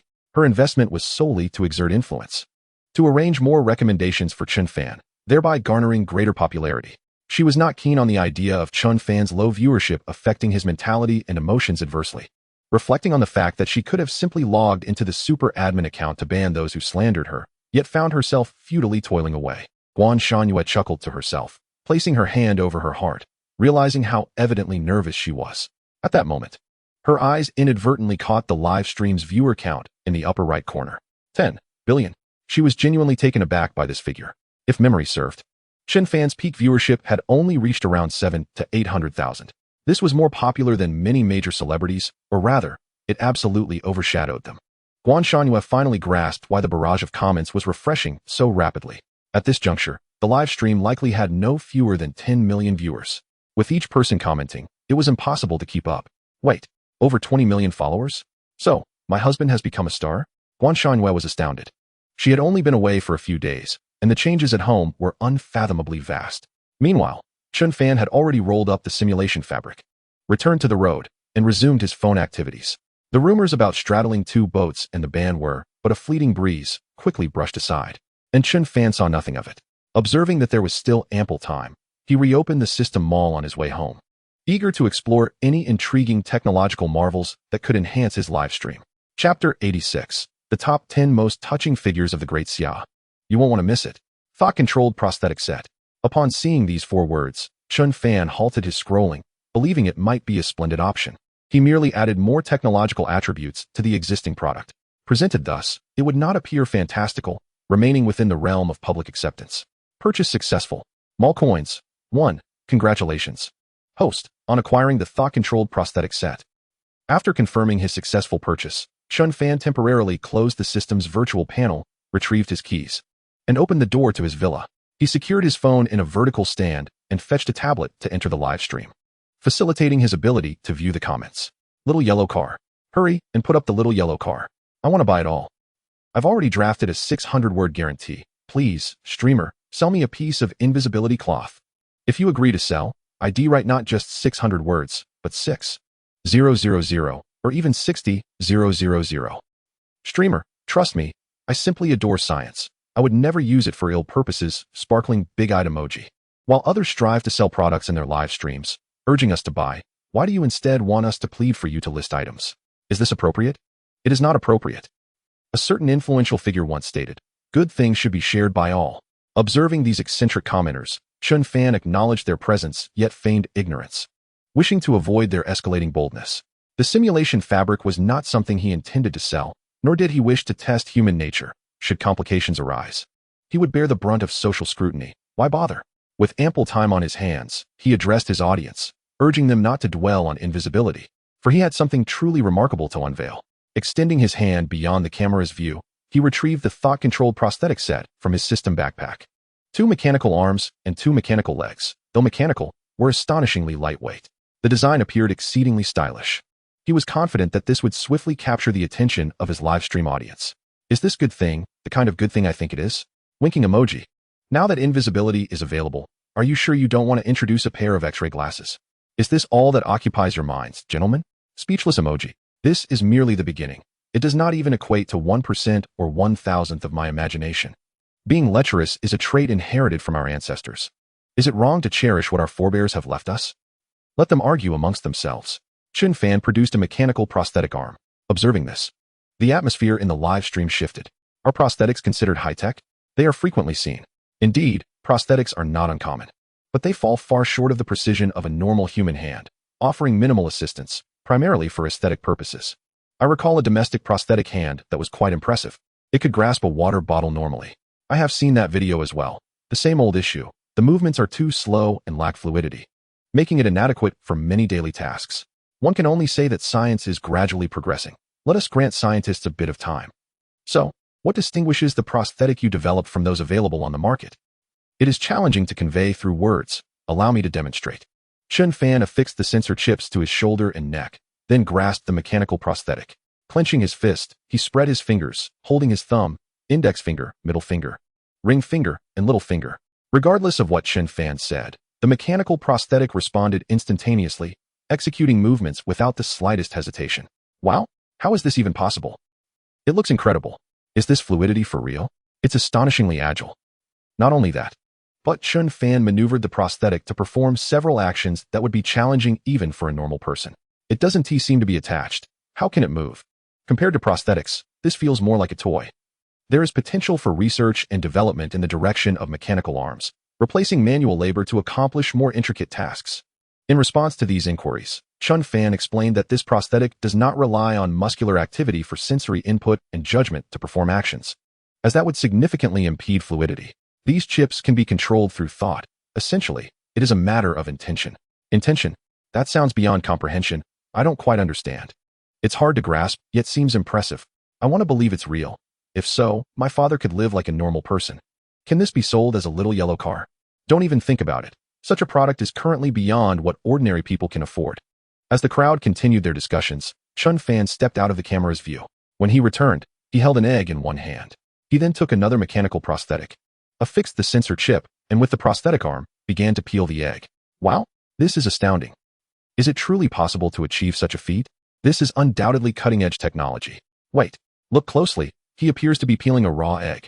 What do you mean appears to be? It is indeed a raw egg. Not only is the fluidity remarkable, but the control of force is also executed to perfection. Greetings, I am the founder of Dytion Technology. I would like to discuss the details of this prosthetic with you. Could we converse privately? This comment is a paid message, pinned at the top, valued at 100,000. The sincerity is palpable. 100,000 for a single remark. How generous. A true magnate. Impressive, I am in awe. To some, this sum is merely a trifling amount. Dytion Technology commands over 90% of the market share in the prosthetics domain. I just checked. And they hold over 50% of the market share internationally as well. It seems the host's work is indeed substantial. Of course, peeling a raw egg? I couldn't accomplish that even with my own hands. If we could collaborate with a major company for mass production and reduce the cost, it would undoubtedly benefit society greatly. How cool. A mechanical ascendance for all. Before long, the entire raw egg was completely shelled, leaving only a thin membrane encasing the yolk and egg white. Chen Fan adjusted the camera angle and aligned the peeled egg with the light. It was translucent. He then produced a leg prosthetic and assured everyone that he would strive to ensure that those in need could access and afford it. Upon uttering these words, within a mere 10 minutes, Chen Fan received over 1 million in donations. Various accolades poured in. Capable and compassionate. I won't watch the top 10 most touching figures of the year without you. Great job, host. Keep it up. I've never donated before, but I'm making an exception this time. Support. I thank you on behalf of my father. Behind the screen, all of this was observed by Guan Shanyu. Chapter 87. The pressure of having such a capable husband.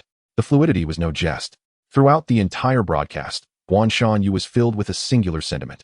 She believed that if she could master the top-notch technology that allowed mechanical fingers and arms to move so seamlessly, she could pioneer the development of true war robots ahead of other nations, heralding the dawn of a robotic warfare era. If this technology were to be developed, its mere deterrent effect could usher in a prolonged period of peace across the globe. In today's world, most weapons are not created for actual combat, but rather to warn others against initiating conflict, lest they face consequences too severe to bear. If we could mass-produce such highly agile war robots, creating an army of machines while simultaneously reducing costs, even the hawks with their typically aggressive international stance would have to concede and retreat from the limelight.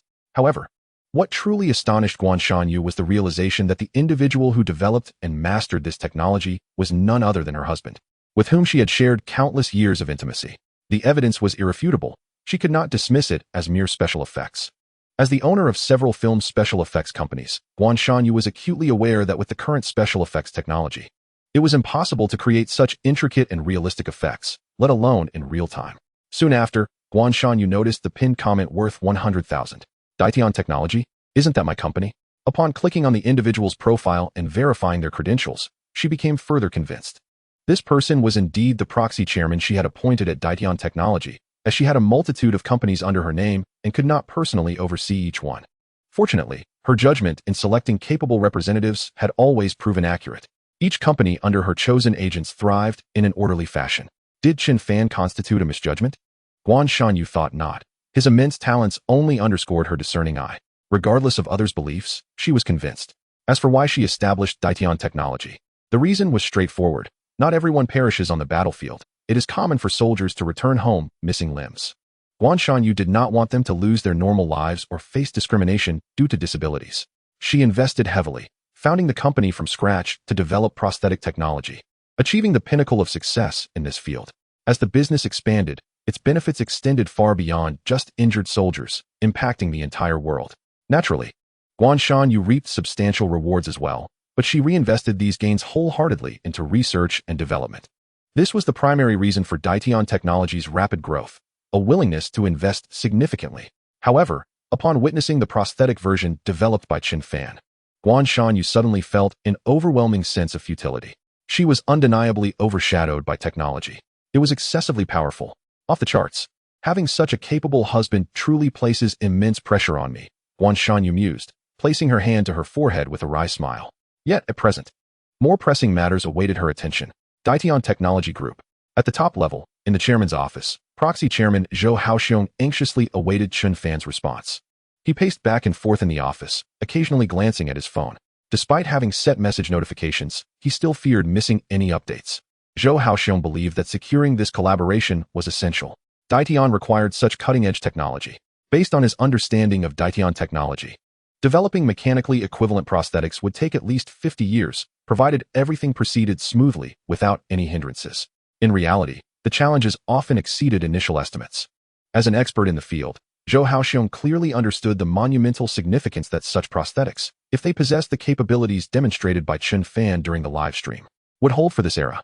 However, Zhou Haoxiong's greatest concern at present was financial. Daition was not lacking in funds, nor was the owner behind it. Yet, as the proxy chairman, Zhou Haoxiong worried that the resources at his disposal might fall short of Chen Fan's expectations. Should he notify the owner and request additional funds? He took out his phone, opened his contacts list, and located the entry for Manager Guan. He hesitated, a frown crossing his face. The line to Manager Guan was notoriously difficult to connect. This time, it had to work. Before he could finish his thought, his phone rang. The caller ID displaying Manager Guan. Why is she calling me at this moment? He wondered, pressing the answer button. Hello, Manager Guan. How may I assist you? What? You watched that live stream too? What? You transferred 10 billion to the company account. All right, understood. Rest assured, I will ensure this deal is secured. After hanging up, Zhou Haoxiong transformed into a different person. With that 10 billion, no challenge would be insurmountable. He felt emboldened. As Guanshan hung up the phone, a sense of apprehension lingered. She pondered whether the proposed price would be sufficient to sway Chen Fan. Should she perhaps consider adding an extra zero? If all else failed, she might resort to a charmingly coy appeal. Dear husband, please. Ultimately, such advanced technology must not fall into foreign hands. Upon further reflection, Guanshan suddenly realized what truly troubled her. After so many years living with Chen Fan, was it not clear that he would never be the kind to assist in malevolent deeds? Setting aside her worries, she decided to entrust the matter entirely to Zhou Haoxiong.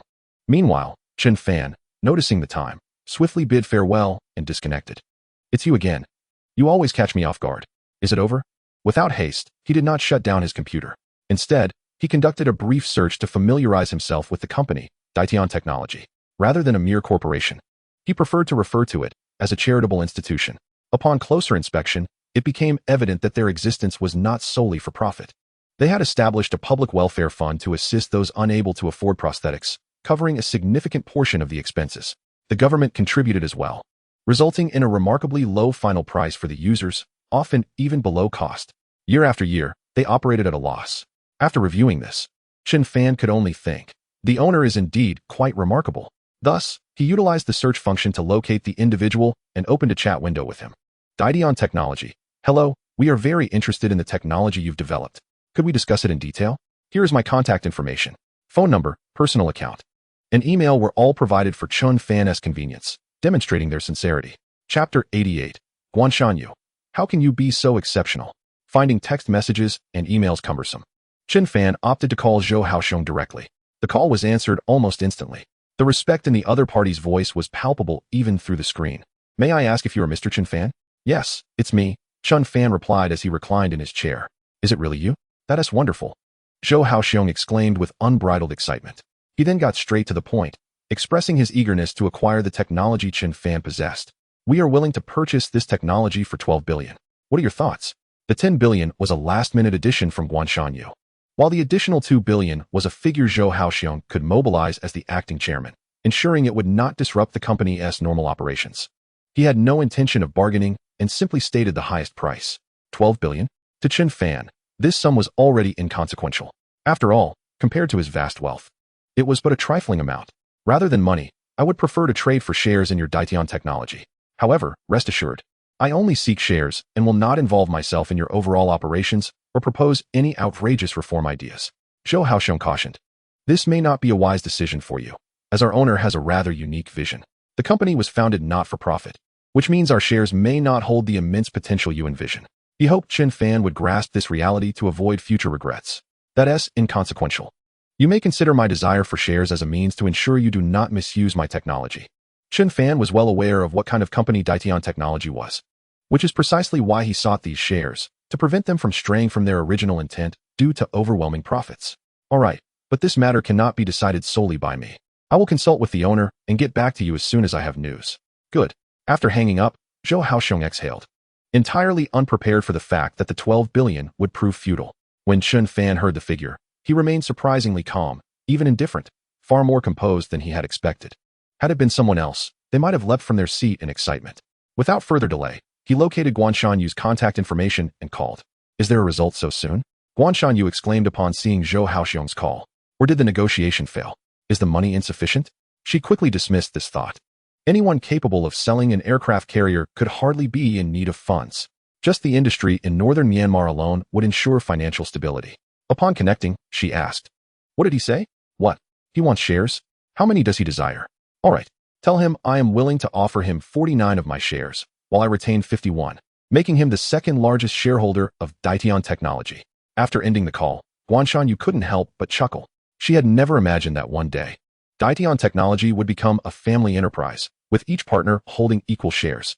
However, more than that, she was genuinely intrigued by the extraordinary technology Chen Fan possessed, allowing machinery to achieve such remarkable agility and fluidity. Half an hour later, her phone buzzed.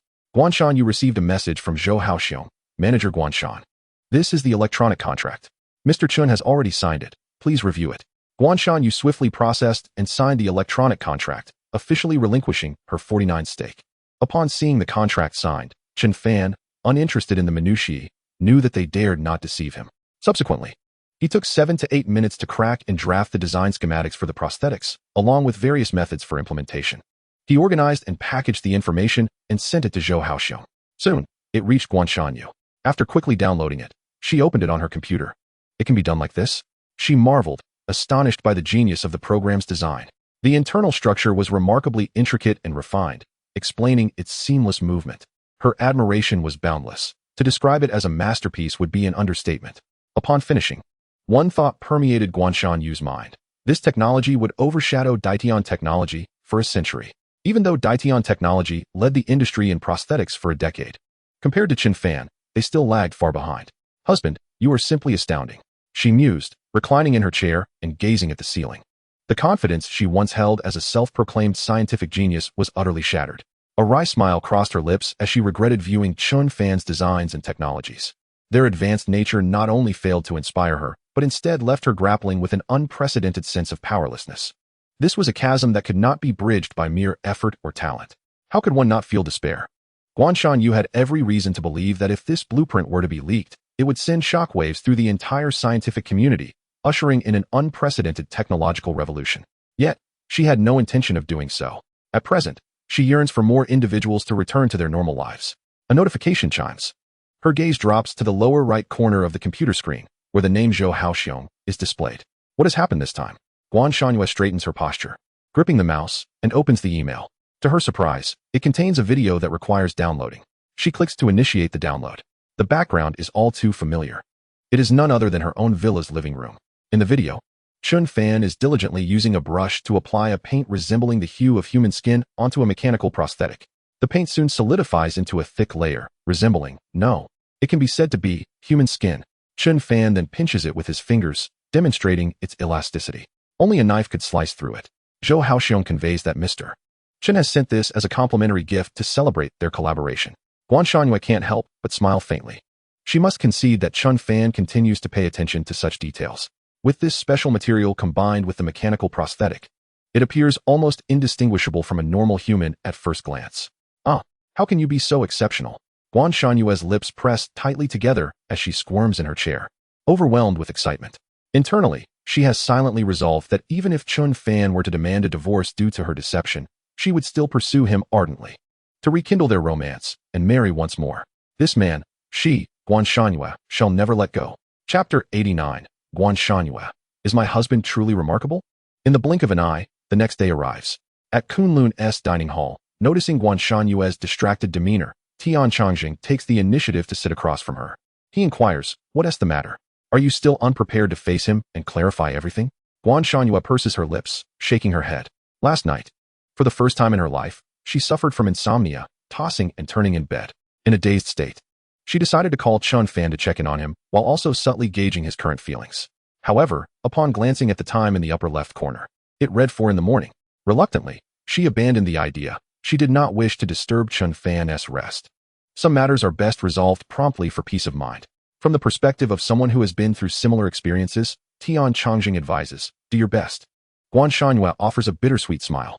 She understands these truths, yet she cannot help but feel a sense of retreat brewing within her. It is worth noting that she once faced an army of 100,000 without flinching. Yet now, when confronting the decision to reveal her identity to Chen Fan, she finds herself gripped by fear. Thankfully, she is in the presence of Tian Lao. Had Zhou Tianxi been there, he would have laughed uproariously, disregarding her entirely. And Guan Shanyue would not hesitate to land a punch on him. Buzzing. Just as these thoughts swirl in her mind, Zhou Tianxi makes his entrance. Guan Shanyue picks up her phone to find a message from him. "Zhou Tianxi, now that the matter in the northern desert is resolved, hurry back. Your husband needs your protection." Zhou Tianxi. However, on a side note, your husband is truly impressive. I must admit, I'm a bit reluctant to part with him. My husband is truly impressive? Although she understands that Zhou Tianxi is complimenting Chen Fan, Guan Shanyue finds the phrase rather peculiar. Her brows furrow slightly. "Zhou Tianxi, not to mention, your husband's culinary skills are exceptional. I've traveled to numerous countries and tasted the creations of many 5-star chefs, yet compared to him, they seem bland." 5-star chefs? At home, it is Chen Fan who cooks while Guan Shanyue handles the dishes. Yes, she concedes that Chen Fan's culinary skills are indeed commendable, but only in relation to the average cook. It's hard to believe that even a chef from a regular restaurant could not surpass him, right? Yet, she can't shake the feeling that Zhou Tianxi would not fabricate compliments just to please her. Could it be? Guan Shanyue suddenly realizes that he might have intentionally downplayed his culinary prowess to conceal his identity. Beyond that, she struggles to conceive of any other possibility. With this thought, everything begins to make a certain sense. It seems that when it comes to concealment, I must commend him as a master. Guan Shanyue cannot help but chuckle, poking fun at herself. Tian Changjing, accustomed to her antics, has long since shattered his preconceived notions. In his eyes, Guan Shanyue is no longer that frigid, merciless killing machine. He has come to realize that she is, indeed, a woman. Guan Shanyue remains oblivious to the transformation in Tian Changjing's expression as she types a response to Zhou Tianxi. "Ensure his safety. If even a single hair is harmed, I shall hold you accountable." Zhou Tianxi, shivering emoji. Guan Shanyue is not in the mood to engage in a meme war with Zhou Tianxi. Instead, she inquires about the progress at the Tian Technology regarding Zhou Haoxiu. The reply indicates that everything is proceeding smoothly, with an integrated production line being established. They simply need to pass a few review processes before it can be launched normally. Seeing this, Guan Shanyue's heart, which had been suspended in anxiety, can finally relax somewhat. As she sets her phone down, Tian Changjing tidies up the dishes and, as he prepares to leave, casually mentions, "By the way, it seems that program will start again shortly. Aren't you going to watch?" "Program? Are you referring to that show that investigates people's hidden assets?" Guan Shanyue queries, puzzled. "Indeed." Tian Changjing affirms with a nod. "But doesn't that show change guests every episode?" Guan Shanyue asks, confused. "I heard that the program's popularity was so great due to the abundance of hidden assets that they became a regular guest," Tian Changjing recalls. "Abundance of hidden assets?" Guan Shanyue's lips twitch as she forces a smile. "All right, Tian Lao, I understand. Thank you for the information."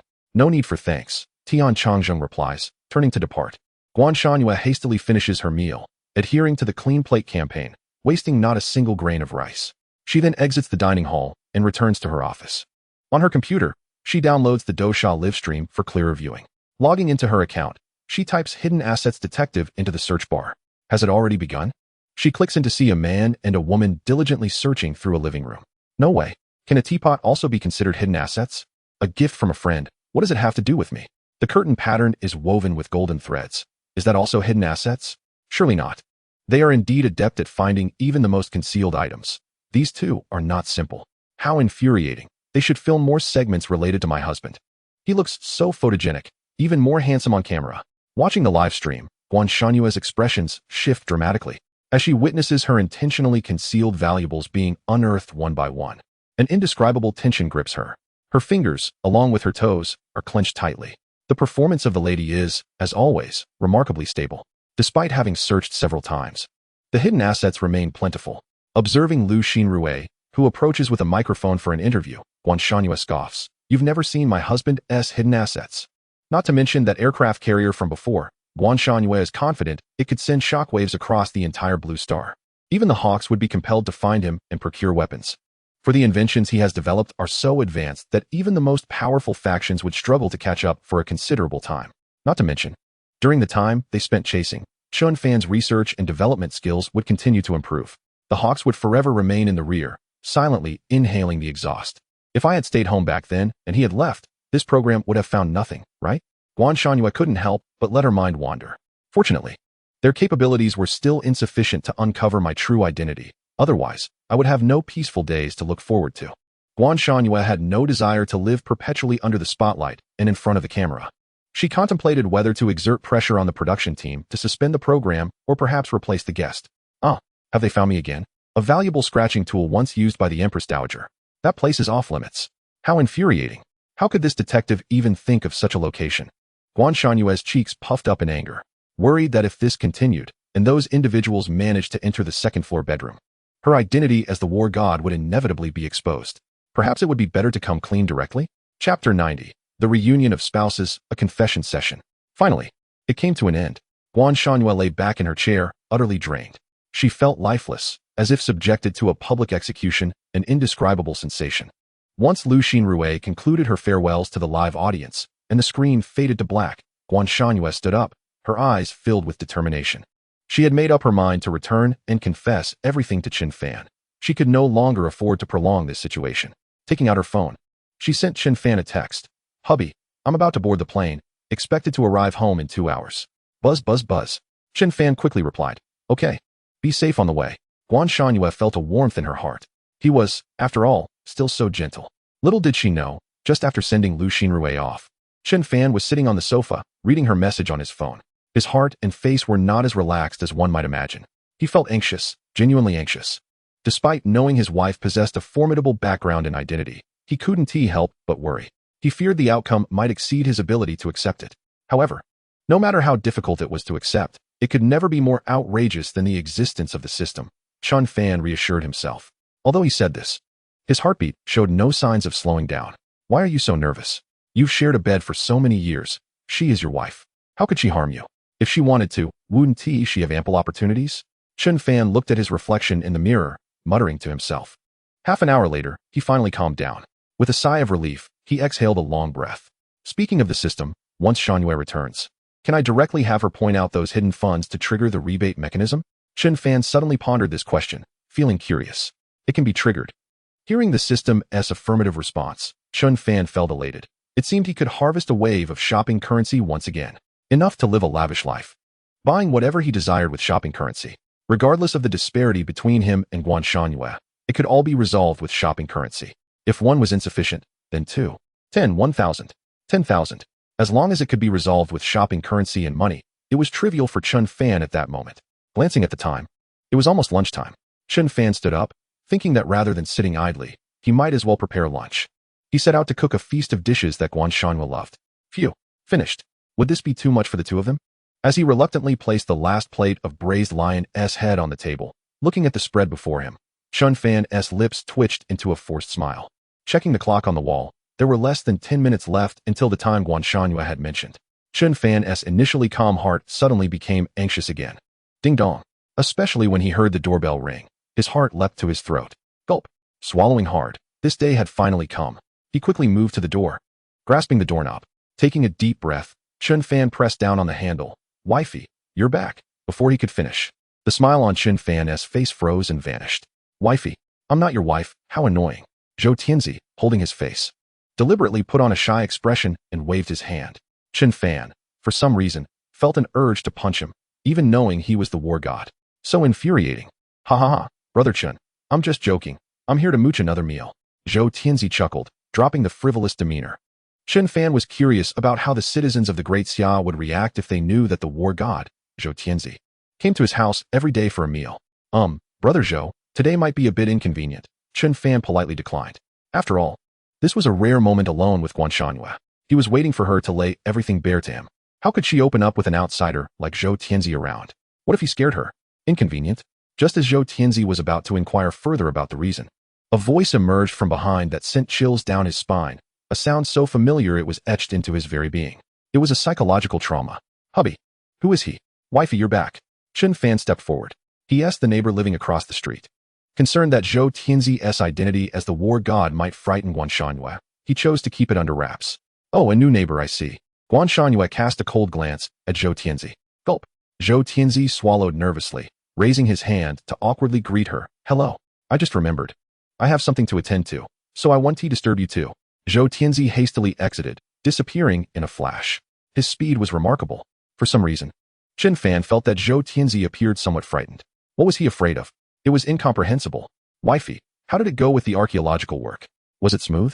Chen Fan decided to maintain the usual rhythm of their conversation until Guanshanhua chose to reveal the truth. Pretty smooth, Guanshanhua replied, her eyes betraying a hint of guilt. Oh, I see. Let us head inside. I've prepared lunch. Okay, Guanshanhua replied, hesitantly following Chen Fan into the villa. The moment they entered, the delectable aroma of a feast, akin to a Manchu Han imperial feast, captivated her senses. The colors, fragrance, and taste were all present. Wifey, let us eat. Chen Fan served the food, sitting across from her, gesturing for her to begin. All right. Guanshanhua's every action appeared remarkably stiff. Sitting opposite Chen Fan, she picked up her chopsticks, lifted a piece of fish-flavored shredded pork, and brought it to her mouth. Her beautiful eyes widened, filled with disbelief. This food is unbelievably delicious. With each bite, she found herself unable to stop. At this moment, Guanshanhua finally understood why Zhou Tianzi had said those words in his message. This culinary skill truly eclipsed all the chefs she had ever encountered. Perfect. It could even be referred to as celestial cuisine. The sensation it evokes is such that other foods now taste like mere wax in comparison. This inevitably heightens Guanshanhua's concern. What if Chen Fan insists on divorcing her? Such an exceptional husband is not someone Guanshanhua wishes to relinquish. Darling, there is something I wish to confess to you. Go ahead, I'm listening, Chen Fan replied, setting down his utensils and taking out a napkin to wipe his mouth. Adopting a serious demeanor. I have been concealing my true identity from you all this time.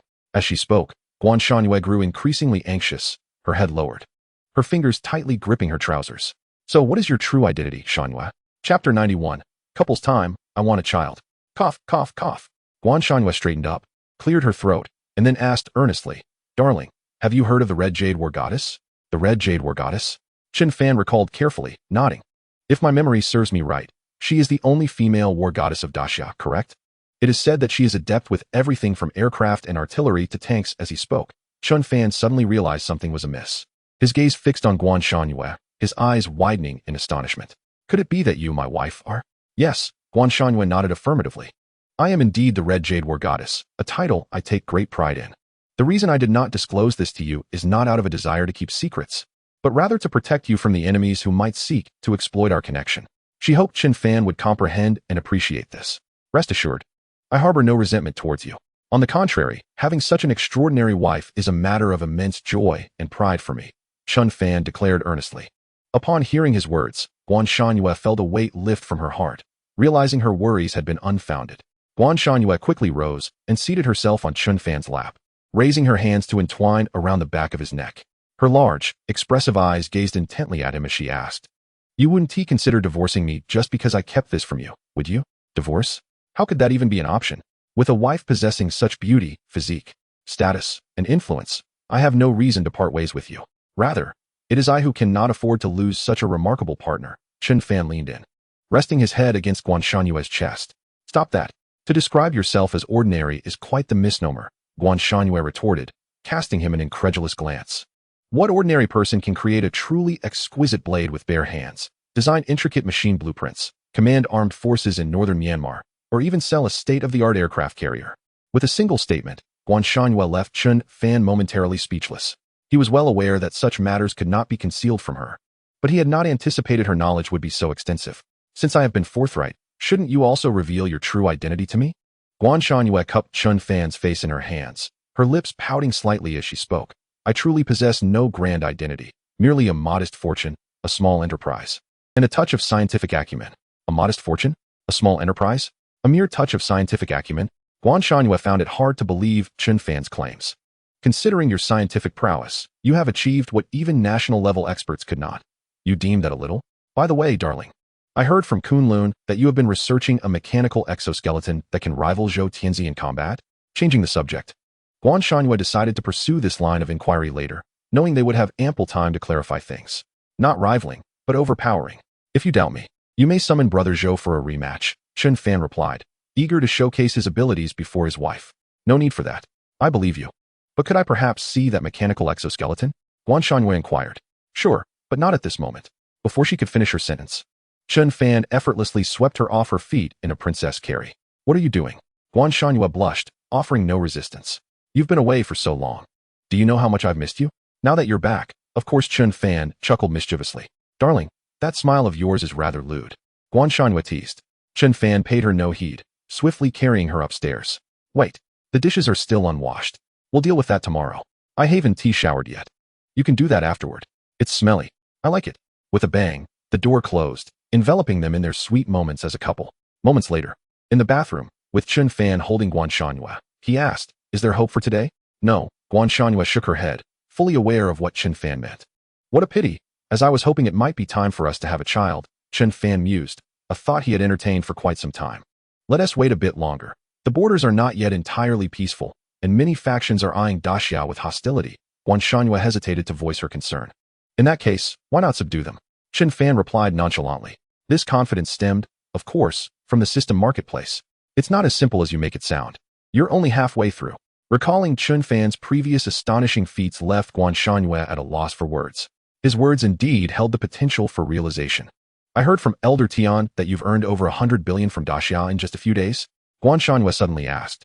In consideration of your status, I could offer them a 99% discount in the future. 99%? Ha ha ha, I was just joking. As they bantered, Guan Shangyue prepared to rise. I've soaked long enough. I'll head downstairs to clean the dishes, you take your time. Just as she began to stand, Chen Fan wrapped his arms around her waist. What's wrong? Guan Shanyue's cheeks flushed, likely guessing his intentions. After all, they had been so close just moments ago, their bodies pressed together. I'm thinking you really are something. Guan Shanyue smiled helplessly, yet obediently. Sit down. Emerging from the bathroom, even though Guan Shanyue was a war goddess, her stamina was quickly depleted.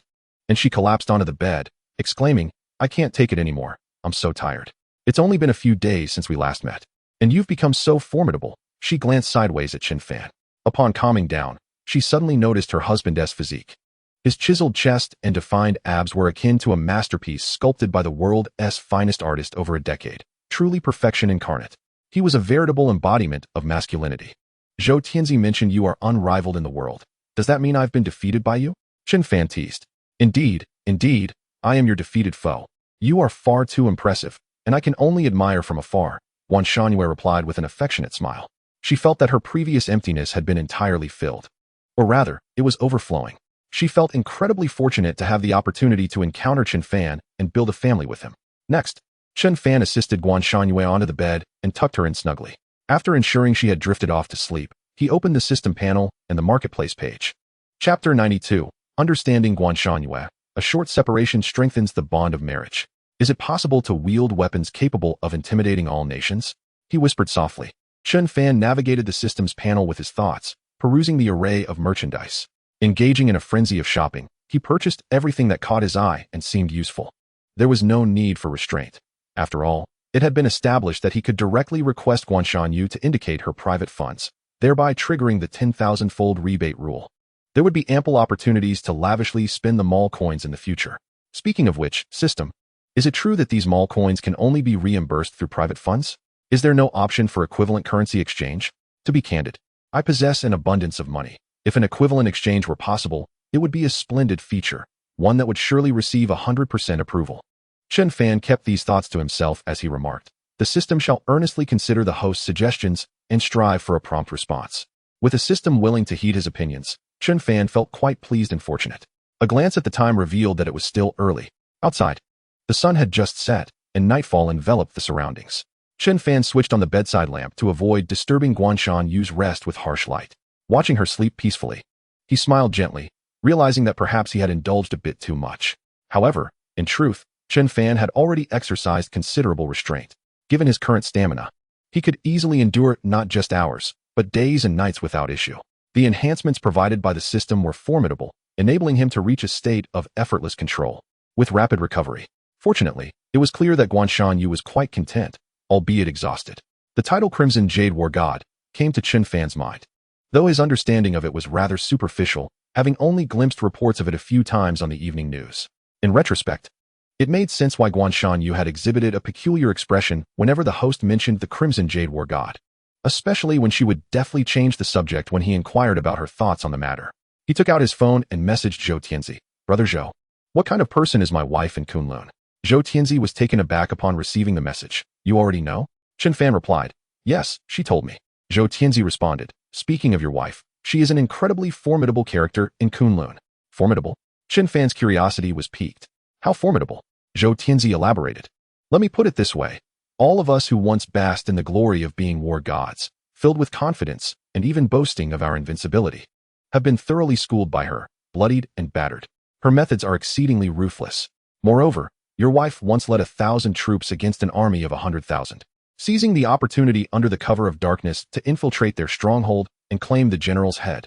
Having read Zhou Tianzi's response, Chen Fan glanced once more at Guanshan Yu, who lay beside him, seemingly harmless. He was genuinely astonished to discover such a fierce and unhinged side to his wife. 1,000 against 100,000. What ordinary person would dare to undertake such a challenge? Is she truly that invincible? Chen Fan inquired. Zhou Tianzi answered decisively. Indeed, she is invincible. As of now, I have yet to witness anyone who could defeat her. The most terrifying aspect is that her invincibility spans all domains. She excels in every field and masters them flawlessly. Even I cannot help but feel the disparity of the world. Zhou Tianzi lamented, accompanied by a sigh emoji. However, in all fairness, considering your abilities, you and she are quite suited for each other. Chen Fan replied with a simple thank you. Beyond that, Zhou Tianzi had little more to offer. Yet, Chen Fan remained insatiably curious. Since Guanshan Yu hailed from Kunlun, he surmised that there must be records of her within that realm. He yearned to uncover more. Unfortunately, Guanshan Yu had fallen asleep again. It would be rather inconsiderate to awaken her with inquiries. Chen Fan initially contemplated utilizing his super hacker title to infiltrate Kunlun's internal records, but eventually decided against it. There was no need. He would instead ask Zhou Tianzi to inquire with Tian Changzheng to access Guanshan Yu's confidential dossier. SSSS grade. Zhou Tianzi's own file was merely SSS grade.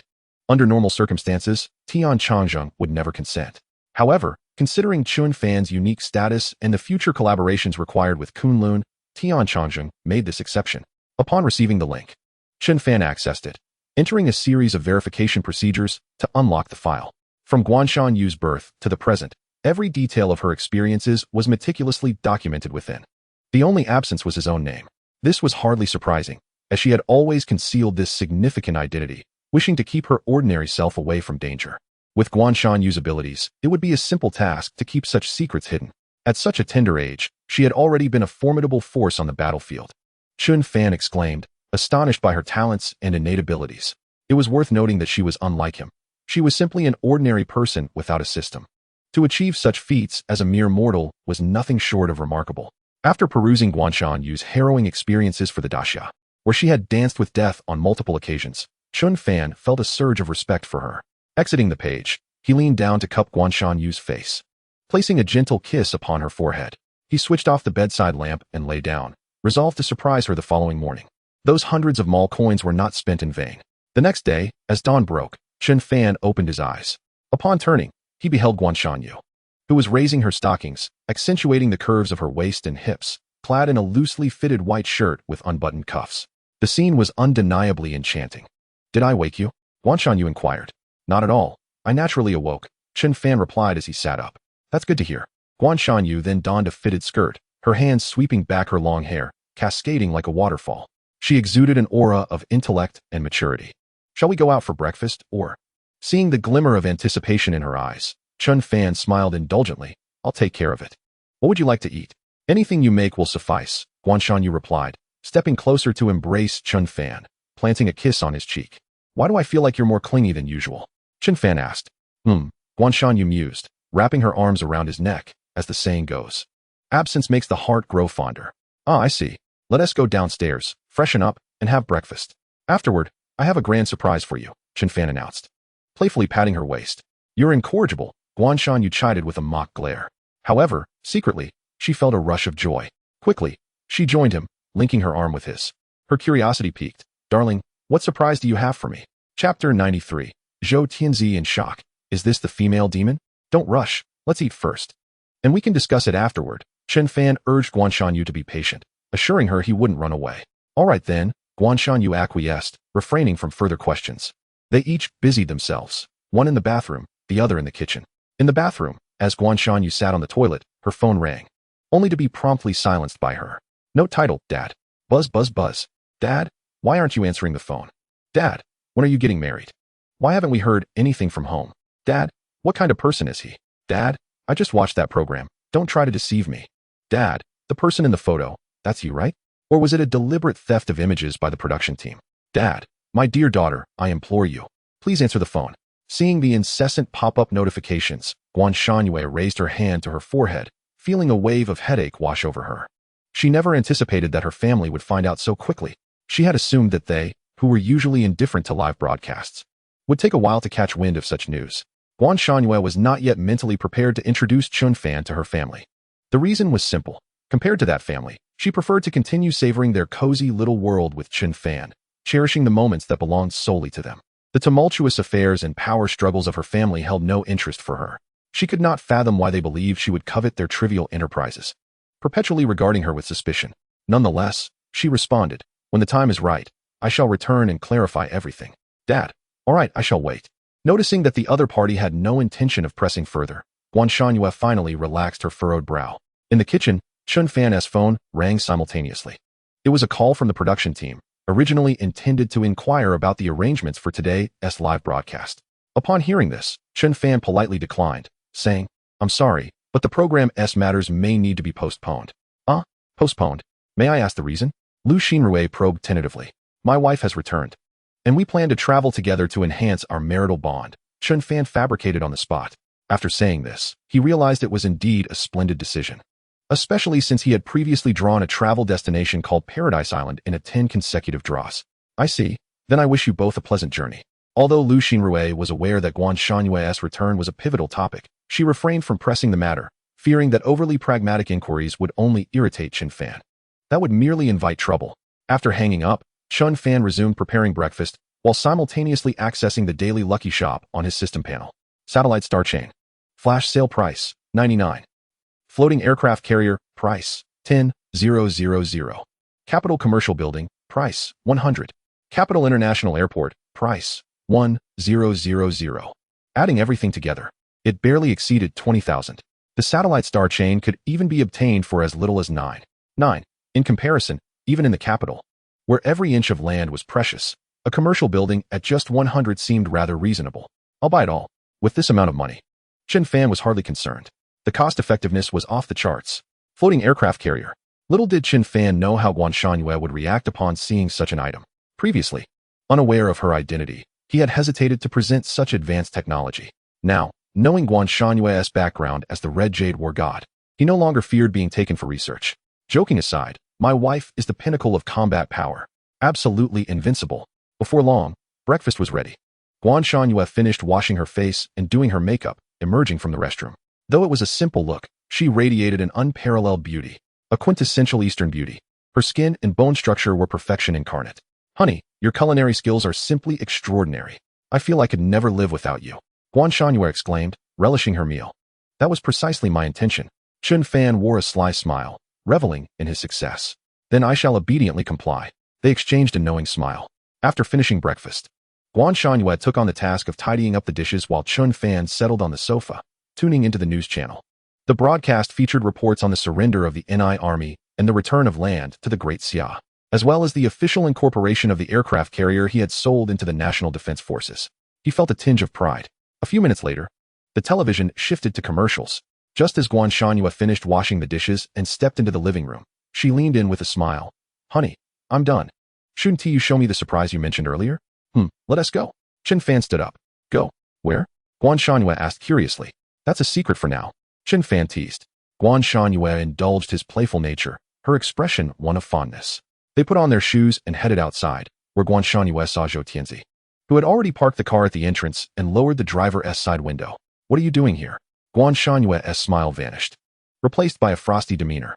Hey, don't misunderstand. It was Brother Chen who asked me for help. I had no ulterior motives. Zhou Tianzi hastily clarified.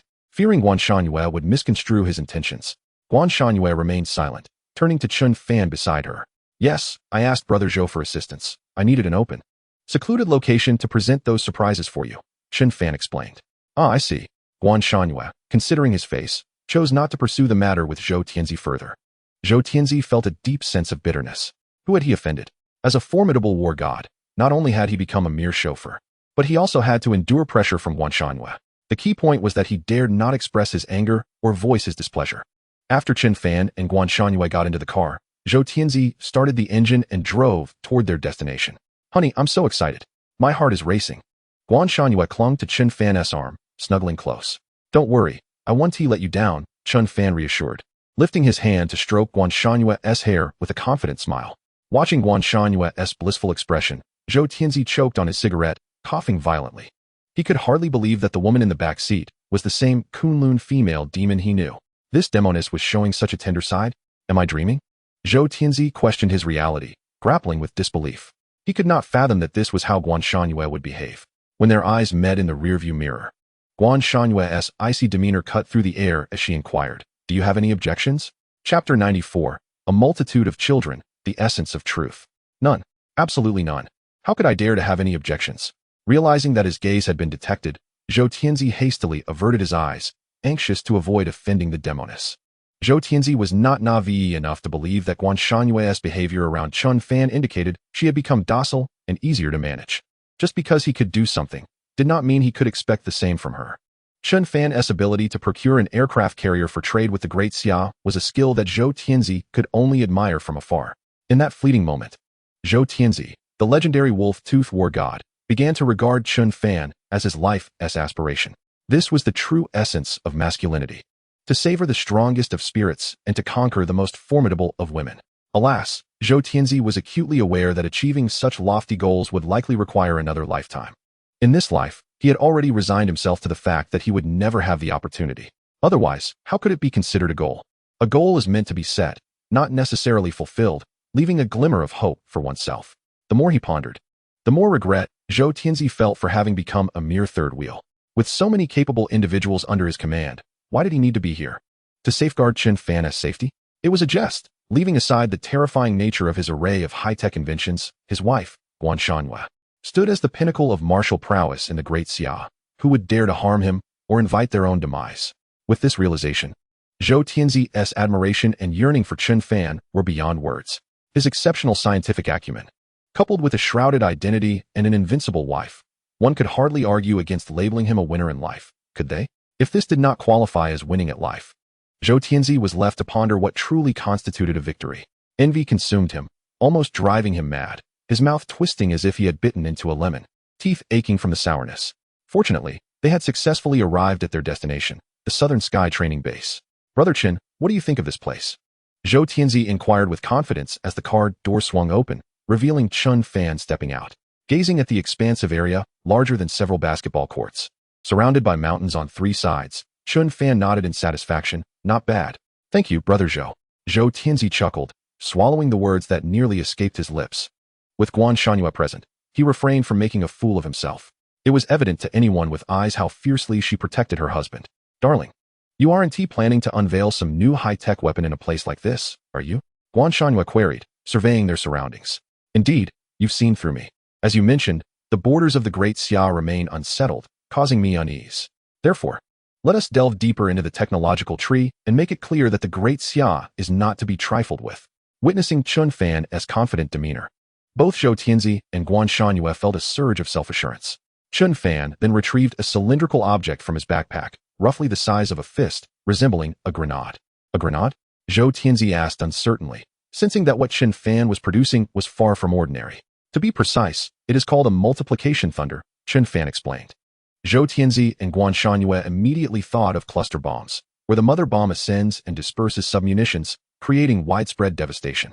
Rather than verbal explanations, Chen Fan preferred to demonstrate the power of the multiplication thunder through action. Please step back, he instructed, activating the device. It emitted a series of soft, beeping red lights. Inaudible to anyone but the user, designed to alert them that the bomb had been activated and should be thrown promptly to avoid self-destruction. With effortless strength, Chen Fan hurled it several hundred meters away. Watching the parabolic arc of the seemingly insignificant multiplication thunder, Zhou Tianzi and Guan Shangyue were left agape in astonishment. What kind of strength is this? Soon, the mother bomb separated, releasing a torrential downpour of submunitions. Boom, boom, boom. The explosions erupted in rapid succession, sending plumes of smoke into the air and covering an extensive area. The sheer power of the device left both Guan Shangyue and Zhou Tianzi in shock.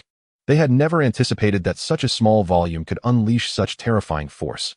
One single device capable of annihilating thousands. The intensity of the explosions reverberated beneath their feet, akin to a seismic event. This is utterly outrageous, Zhou Tianzi exclaimed in awe. However, before he could finish his sentence, a gust of wind swept through, dispersing the smoke, revealing a massive crater where the ground had once been level, a depth of over 10 meters. Brother Chen, are you certain this is a grenade? Even 100 rocket launchers couldn't achieve this effect. Zhou Tianzi was left dumbfounded, questioning the authenticity of the battlefields he had previously encountered. With such a device, even a war god would be rendered impotent. It is indeed a grenade, and it possesses a strong magnetic effect, automatically attracting enemies, leaving them no chance of escape. Chen Fan clarified. Zhou Tianzi could not help but exclaim, "Heaven is empty, and demons roam the earth. Brother Chen, I would gladly bestow upon you the title of the living king of hell." Upon hearing this, Chen Fan felt a mixture of pride and an indescribable sense of discomfort. The creation of this device was purely intended to intimidate foes, not to take lives. As the saying goes, dignity resides solely at the edge of a sword, and truth lies within the range of artillery. You may choose to forego it, but it must never be absent. Brother Chen, you make a valid point. I was indeed narrow-minded, Zhou Tianzi conceded, having never doubted Chen Fan's intentions. Darling, you are simply extraordinary. To achieve such an impressive power from such a small capacity. And the magnetic effect is the cherry on top. Guan Shangyue approached, her demeanor akin to that of an enamored admirer. This is due to my application of a special compression technique. If you wish, my dear wife, I can provide you with the structural principles and blueprints later. Thank you. My husband. Guan Shangyue believed that once the world learned of the great Xia's terrifying hidden weapon, their adversaries would undoubtedly think twice before acting, lest they risk their own lives and the fate of their nation, with no sympathy to be found. Now, let us set aside the multiplication thunder for the moment and proceed to the next item, Chen Fan stated as he approached his backpack once more. Guan Shangyue and Zhou Tianzi exchanged wide-eyed glances, astonished that there was even more. Chapter 95, Laser Weapon, a shot to pierce a tank. The multiplication thunder had already thrilled Guan Shangyue and Zhou Tianzi, igniting their curiosity about the other groundbreaking high-tech weapons that might be concealed within Chen Fan's small backpack. Zhou Tianzi felt as if, armed with this bag, he could single-handedly eradicate a small nation. Confidence surged through him, even more so than in Chen Fan himself. He felt no regret for having accompanied them, but rather, gratitude for the chance to be among the first in the Great Xia to witness these marvels of technology, a moment worth cherishing. Next, Chen Fan extracted a futuristic-looking rifle from the bag, its sleek design predominantly white, complemented by an optical sight. Guan Shangyue gazed intently at the weapon. Had the space not been so expansive, she would have believed she had been transported to the set of a sci-fi film. The previously demonstrated multiplication thunder and the rifle now in Chen Fan's hands felt as if they belonged to the realm of cinematic props. Otherwise, it would be exceedingly difficult to elucidate. Even the phrase "the unparalleled genius among geniuses" falls woefully short in describing Chen Fan, a sentiment echoed by Guan Shangyue, who feels it is utterly inadequate, merely scratching the surface of his brilliance. Brother Zhou, do you possess any steel plates or similar materials? The thicker, the better. Something I can destroy without remorse, Chen Fan inquired of Zhou Tianzi. Indeed, I shall arrange for that immediately, Zhou Tianzi responded, retrieving his mobile device to contact his subordinates. Soon, the thunderous roar of a truck engine resonated in the air. The trio turned to see a dilapidated, rusted tank being towed behind the vehicle. A tank? Chen Fan was taken aback that Zhou Tianzi had summoned such a formidable piece of machinery for him. Nonetheless, he found it quite satisfactory. It was an ideal specimen for experimentation. Yes, it has been out of commission for quite some time. It was originally intended for armor-piercing projectile tests. But since you require it, Brother Chen, Feel free to utilize it, Zhou Tianxi stated, acknowledging the need to honor Chen Fan and Guan Shangyue. Primarily, he dared not refuse. Thank you very much, Chen Fan replied courteously. Subsequently, Zhou Tianxi instructed his special forces to position the tank according to Chen Fan's specifications. As they disembarked from the vehicle, the curious soldiers asked, Wolf King, may we stay and observe? Upon witnessing the previously non-existent pit in the ground, their curiosity intensified, no matter how one looked at it. Chen Fan, Zhou Tianxi, and Guan Shangyue did not appear to be individuals capable of wielding such devastating weaponry. To possess such power, one would expect a corresponding scale. The more they pondered, the more puzzled they became. The more they sought answers, the more determined they were to uncover the truth. Brother Chen, what do you think?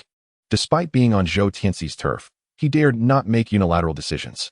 His gaze turned to Chen Fan, seeking his opinion. What? The illustrious Wolf King of the Wolf Fang, renowned as a war deity, was seeking the counsel of someone he had never met?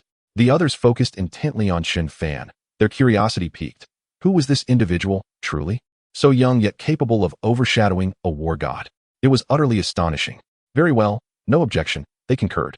As subordinates of Zhou Tianxi, Chen Fan had no reason to doubt them. He trusted his judgment in discerning character. Thank you, they echoed in unison. Chen Fan then instructed Guan Shangyue and Zhou Tianxi to step back, maintaining a safe distance to avoid any accidental injuries. Although the weapon had been procured from the system's marketplace, the adage caution is the mother of safety rang true. It was prudent to proceed with care. Chen Fan raised the weighty long gun, its heft palpable in his hands, and single-eyed, he aimed through the optical sight at the tank 100 meters away. He then pulled the trigger. A sharp sound pierced the air, though not as thunderous as Guan Shangyue and Zhou Tianxi had imagined. Instead, it was remarkably subdued. Akin to a silenced pistol, this sound was more than adequate for executing covert operations. However, what captivated their attention most was the crimson beam that erupted from the gun's muzzle. They were far too astute to believe it was merely a fluorescent effect. A laser? Even Guan Shangyue, with her scientific acumen, found herself at a loss, unable to arrive at a definitive conclusion, adopting a cautious stance. Then, they watched in astonishment as a steel plate, a good fist's thickness, melted effortlessly under the laser's intensity, molten metal cascading down. Moreover, it was not just one plate, but the entire tank that was instantly perforated. Brother Chen, may I inquire if this is a laser weapon? Zhou Tianxi, having indulged in science fiction films during his leisure, was familiar with such concepts, often regarded as overused tropes. Given what lay before them, he surmised it was highly probable that they were witnessing a laser weapon in action. Little did he expect that effects once confined to the realm of cinema were now manifesting before his very eyes, brought to life by Chen Fan. This individual was indeed extraordinary. Yes, indeed, this is a laser weapon, capable of reaching ranges of several kilometers, although it consumes considerable energy. Based on my understanding of the materials currently available, it seems that no substance on Blue Star can withstand it. One can only rely on stacking materials to dissipate energy. Every word Chen Fan uttered reverberated profoundly within Guan Shangyue, Zhou Tianxi, and the accompanying soldiers, instilling a sense of awe. It felt as though humanity had scarcely entered the era of firearms when they were on the brink of a new epoch, a black technology era heralded by Chen Fan. Guan Shangyue, no longer inclined to inquire how Chen Fan managed to contain such immense energy within a compact firearm, interjected, "Darling, how does one recharge this gun? Darling." The three young soldiers turned their wide-eyed gaze toward Guan Shangyue, astonished, questioning if they had misheard. The legendary Red Jade War God, calling this man darling? They exchanged glances, their expressions revealing their incredulity. It would be one thing for an individual to mishear, but three people? That was simply implausible. Chen Fan pondered, then explained. By utilizing the output power of an electric vehicle charging station, one can achieve rapid recharging. The mention of an electric vehicle charging station left Guan Shangyue and Zhou Tianxi momentarily speechless, struggling to comprehend where to even begin. The only descriptors that came to their minds for this weapon were two words: heaven-defying. If mass-produced and equipped to the military, they could hardly fathom the caliber of the enemy that would be formidable enough to contend with them. It would be a complete dimensional strike. They were operating on an entirely different level. Not to mention hawkish factions, even the global arsenal, which once prided itself on possessing black technology, was now rendered obsolete in comparison to Chen Fan's weapon. In truth, it paled in significance. Chapter 96, The Godfather of Black Technology, Adoration from His Wife. So, based on the power you just mentioned, how many shots can be taken with a full recharge? Guan Shangyue inquired with curiosity. Approximately 10 shots, Chen Fan replied earnestly. 10 shots. Guan Shangyue felt a torrent of emotions surge within her, an excitement that was undeniably difficult to contain. Noticing the myriad expressions flitting across her face, Zhou Tianxi lightly thumped his chest in understanding. I get it. I get it. Can we utilize the remaining energy to deliver the most powerful blow? Guan Shangyue implored. At that moment, Chen Fan had transformed in her eyes from a mere husband into a revered figure in the realm of black technology. Every word and action exuded a profound respect and admiration. Of course, Chen Fan thumbed and forefinger adjusted the dial on the side of the gun. Switching to maximum output power, he then steadied the weapon once more, lifting it to aim at the tank, which now bore a gaping hole. He pulled the trigger. Boom. This time, the sound was significantly louder. The beam of light, no, it was more fitting to call it a pillar of light, was so rapid that only an afterimage could be perceived. One could easily lose sight of it with a moment's distraction, even with the dynamic vision of a war god. As their gaze followed the trajectory to the tank, in the blink of an eye, his eyes widened and his pupils constricted. The sight before him was astonishing. A tank had been utterly melted through the center, severed. Only a fragment of the front and a tail so thin it could barely stand remained. Bang! The sound echoed, crashing to the ground and stirring up a cloud of dust. Guan Shangyue, Zhou Tianxi, and the young soldiers were all witnesses. Though it was merely a discarded tank, slated for decommissioning, its intrinsic quality had not suffered much. Could it truly be shattered by a single shot? Such a feat could hardly be termed destruction. It was as if it had been vaporized by a laser. The myth of the tank on the battlefield was obliterated by this singular laser weapon. They understood well that, once this laser weapon became known, it wouldn't even need to be mass-produced to send ripples across the globe. They were not jesting. Their confidence was palpable. There was no energy left, not a trace. Chen Fan turned and walked back, folding the gun and placing it back in his backpack. Just as Guan Shangyue and Zhou Tianxi anticipated Chen Fan would produce other extraordinary weapons from within, he stopped and zipped up the bag. A glance exchanged between Zhou Tianxi and Guan Shangyue revealed a shared sense of unfulfilled curiosity. Yet, witnessing the birth of such cutting-edge technology was, for them, an honor to be deeply imprinted in their memories. Ding ding ding. Chen Fan's phone rang in quick succession. Hello, what's the matter? All right, I understand. He did not hang up, but maintained the call as he approached Zhou Tianxi. Brother Zhou, the people I arranged are being held at the gate and cannot enter. Could you please let them through? Let them through? Zhou Tianxi took the phone, his face etched with confusion. Yes, it's a truck. It's too large for me to move alone, so I found a driver, Chen Fan explained. All right, I understand. Zhou Tianxi took the phone again and addressed the soldier on the other end. This is Zhou Tianxi. Let them in. He hung up, confident in his men. After all these years, how could they fail to recognize his voice? Minutes later, the sound of a large truck engine reached them. It moved slowly, yet the noise was anything but insignificant. The vibrations beneath their feet and the small stones shifting beside them made it clear that something colossal lay within that massive cargo hold. Gulp.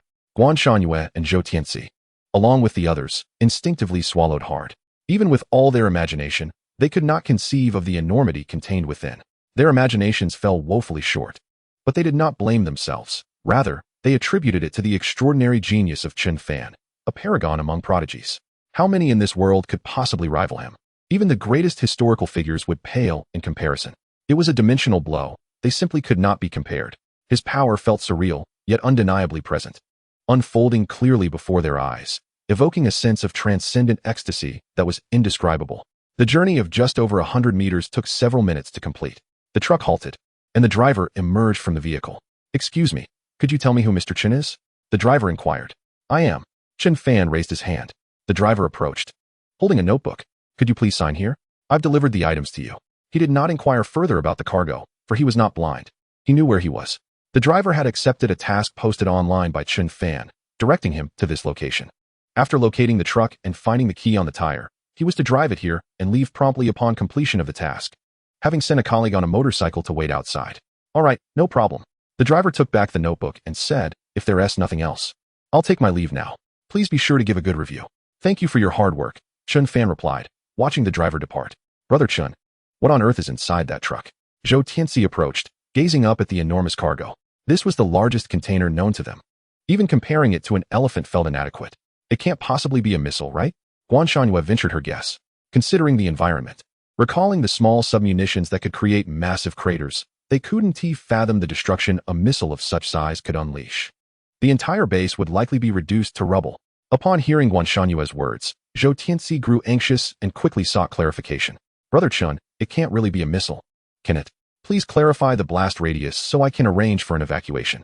And this missile, it won't release harmful substances upon detonation, right? As the commander of this location, Zhou Tianxi bore the responsibility for everyone's safety, and there was no room for negligence.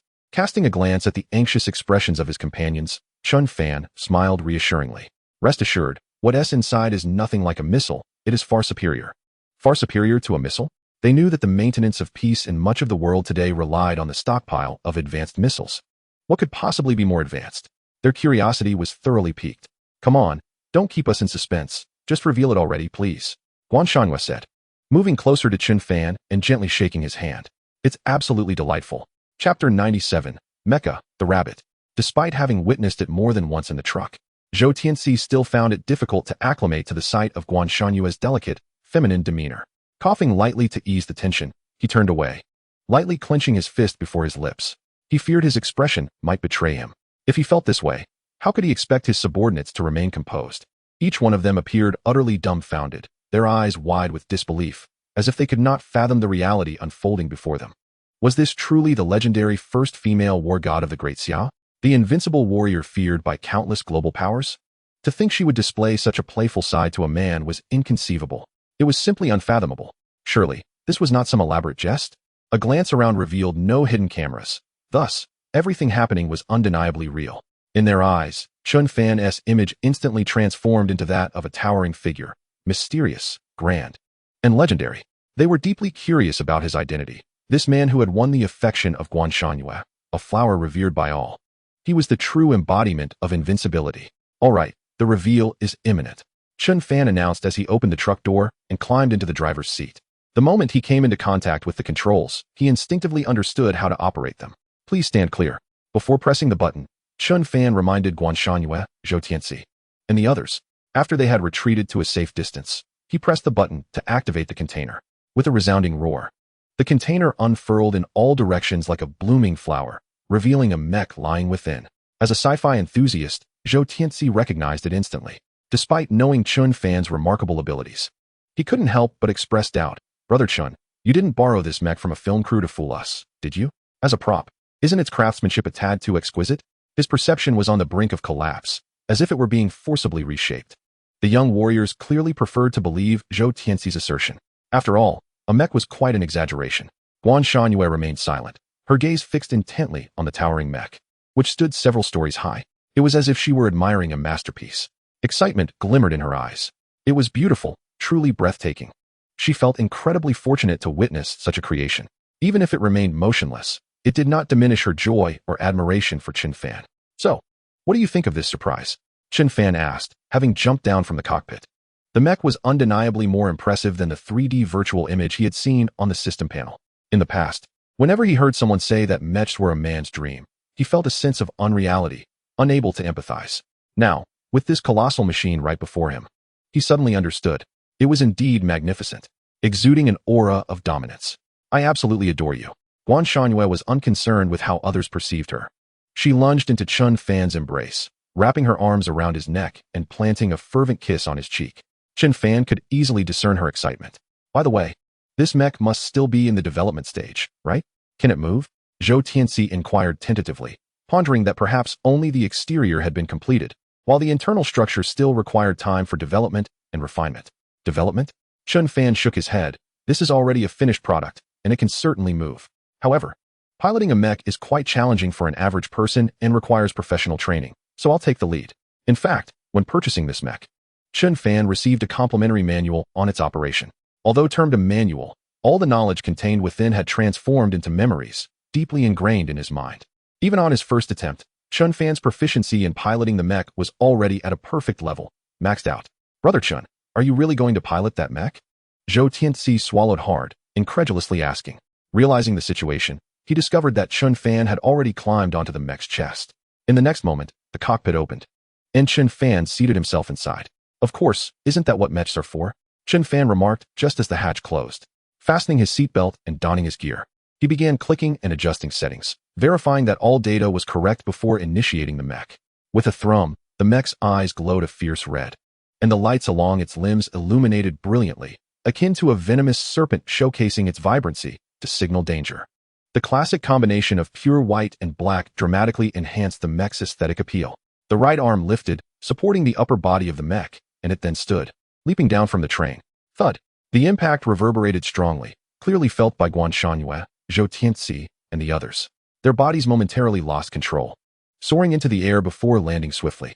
They gazed up at the mech, which bore a hint of a rabbit's visage, unable to mask their trepidation. Confronted with such advanced technology, their hearts were undoubtedly unsettled. It really moved. My goodness. If this behemoth were deployed on the battlefield, I cannot imagine the sheer brutality of it. A true war machine. Do you think too highly of those foreign nations? If they knew we had already mastered mech technology, would they still dare to wage war? Indeed, they'd be cowering in submission. If they refuse to comply, we shall force them to. The young warriors grew increasingly animated. So, what do you think, my love? Is my rabbit mech up to par? Chen Fan chose to name it after the Chinese zodiac. As he bent down, extending his hand palm up, Guan Shangyue stepped onto it without hesitation. Darling, you are simply too handsome. I take immense pride in you, Guan Shangyue confided. Pressing against the mech's chest, the hatch opened, and in a moment of distraction, Guan Shangyue tumbled down. Chen Fan swiftly caught her in his arms, teasing. If someone saw us, they might question whether I am your husband or if this mech is your husband. I would tell them that the one piloting the mech is my husband, Guan Shangyue replied, entwining her arms around Chen Fan's neck, gazing at him with adoration. Taking another glance at their surroundings, Guan Shangyue was astonished by the level of technology, which seemed entirely out of place for this era. It was outrageous, unbelievable, astonishing. Darling, will you teach me how to pilot this mech? Guan Shangyue implored. Darling? Chen Fan assumed a stern expression. Teacher, a wise teacher, please instruct me. I, Guan Shangyue, promised to learn diligently. No problem. Chen Fan chuckled. Chapter 98, Mech.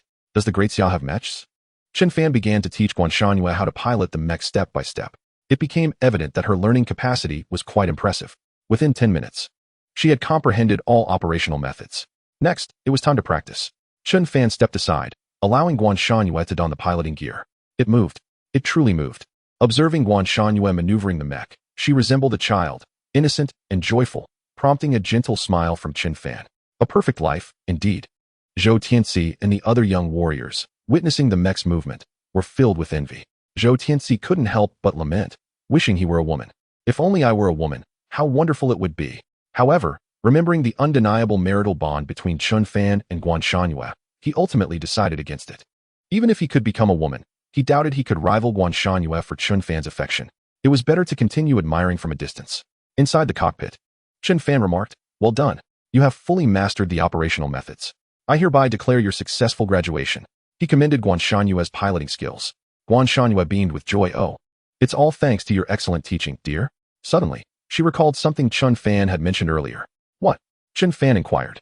Darling, you said this mech can switch to flight mode? Guan Shangyue confirmed eagerly. Yes, by pressing that button, you can switch to flight mode. The operation is similar to that of a fighter jet, so it shouldn't be too difficult for you, Chen Fan explained. Then, may I give it a try? Guan Shangyue asked with hopeful anticipation. Certainly. Chen Fan nodded affirmatively, unable to bear the thought of refusal. Thank you, my husband, Xieshan, said, pressing the button without hesitation. Outside, Zhou Tianxi and the others observed keenly as the mecha began to transform. The most striking change was the unfolding of a pair of wings at the back. Boom, boom, boom. Immediately, blue flames erupted from its feet and back, soaring into the heavens. My goodness, this thing can fly. It feels as though even the most advanced fighter jets could not compare. A true paragon of national prowess. Zhou Tianxi swallowed hard, nearly overwhelmed with envy. He even contemplated whether to emulate the encounter between Xieshan Yu and Chen Fan, thinking perhaps he might attract a powerful wife himself. After all, he met the basic criteria of being a warrior. Of course, such thoughts were merely fanciful. Zhou Tianxi knew well that turning them into reality was akin to finding a needle in a haystack. Meanwhile, Xieshan Yu piloted the mecha, soaring at breathtaking speeds hundreds of meters above the ground. The driving experience was simply magnificent. Xieshan Yu adored this exhilarating sensation. Boom, boom, boom. The sonic booms echoed as the mecha flew past, making it nearly impossible for passers-by in the city to ignore. They looked up in awe. Good heavens, what is that? It appears to be a mecha. No way. A mecha? Are you joking? Is it a balloon? Can your balloon fly that fast? My goodness. The rabbit has indeed kept a grand secret. Amidst their astonishment, they hastily pulled out their phones to capture the moment. Soon, it surged onto trending lists, creating a tremendous uproar. Nationally, no, globally, the words daxia and mecha became inextricably linked. At that moment, daxia became the focal point of attention for billions. Mecha. They actually possess mecha. Indeed, Daxia is a formidable adversary not to be trifled with. Adversary? You are mistaken. We lack the qualifications to contend with them. Faced with such mecha, anyone is left with nothing but slaughter. Are we certain this isn't just an animated effect? As someone who has worked in special effects for 30 years, I can assure you, this is absolutely not an effect. Absurd. This is utterly outrageous. Shouldn't such technology emerge after centuries? Who on earth has opened Pandora's box? On international forums, discussions erupted incessantly. Those who had previously eyed Daxia with covetous intent found their resolve instantly waning. This was precisely the outcome Chen Fan and Xiaoshan had aimed to achieve. I believe this should be sufficiently intimidating, don't you think? Chen Fan inquired with a smile. Certainly. They must be thinking that since Daxia dares to reveal itself, it surely has mass-produced a mecha army, now likely hiding in corners, trembling in fear, Xiaoshan responded, drawing from her understanding of those who prey on the weak and fear the strong. My dear husband, you are simply marvelous. How fortunate I am to have encountered you. To marry you, and to become part of this family, Xiaoshan gazed affectionately. For me, it is no different, Chen Fan replied with a smile. In the capital, at the Guan family residence. So, Lao Guan, is Shan Yu still unwilling to return? A bystander asked Guan Chongqing. She cannot possibly come back. I have watched her grow. As her father, I know her temperament all too well, Guan Chongqing sighed. He lamented his own lack of strength to keep the household in order. Day after day, squabbles over family assets, even trivial matters, could cause uproar and discord. If possible, Guan Chongqing would wish to escape this family. However, he could not do so, for he understood better than anyone that if he were to leave, the household would truly fall to pieces. It's better she doesn't return. That way, we can avoid splitting the family fortune. Just then, a sharp voice pierced Guan Chongqing's ears.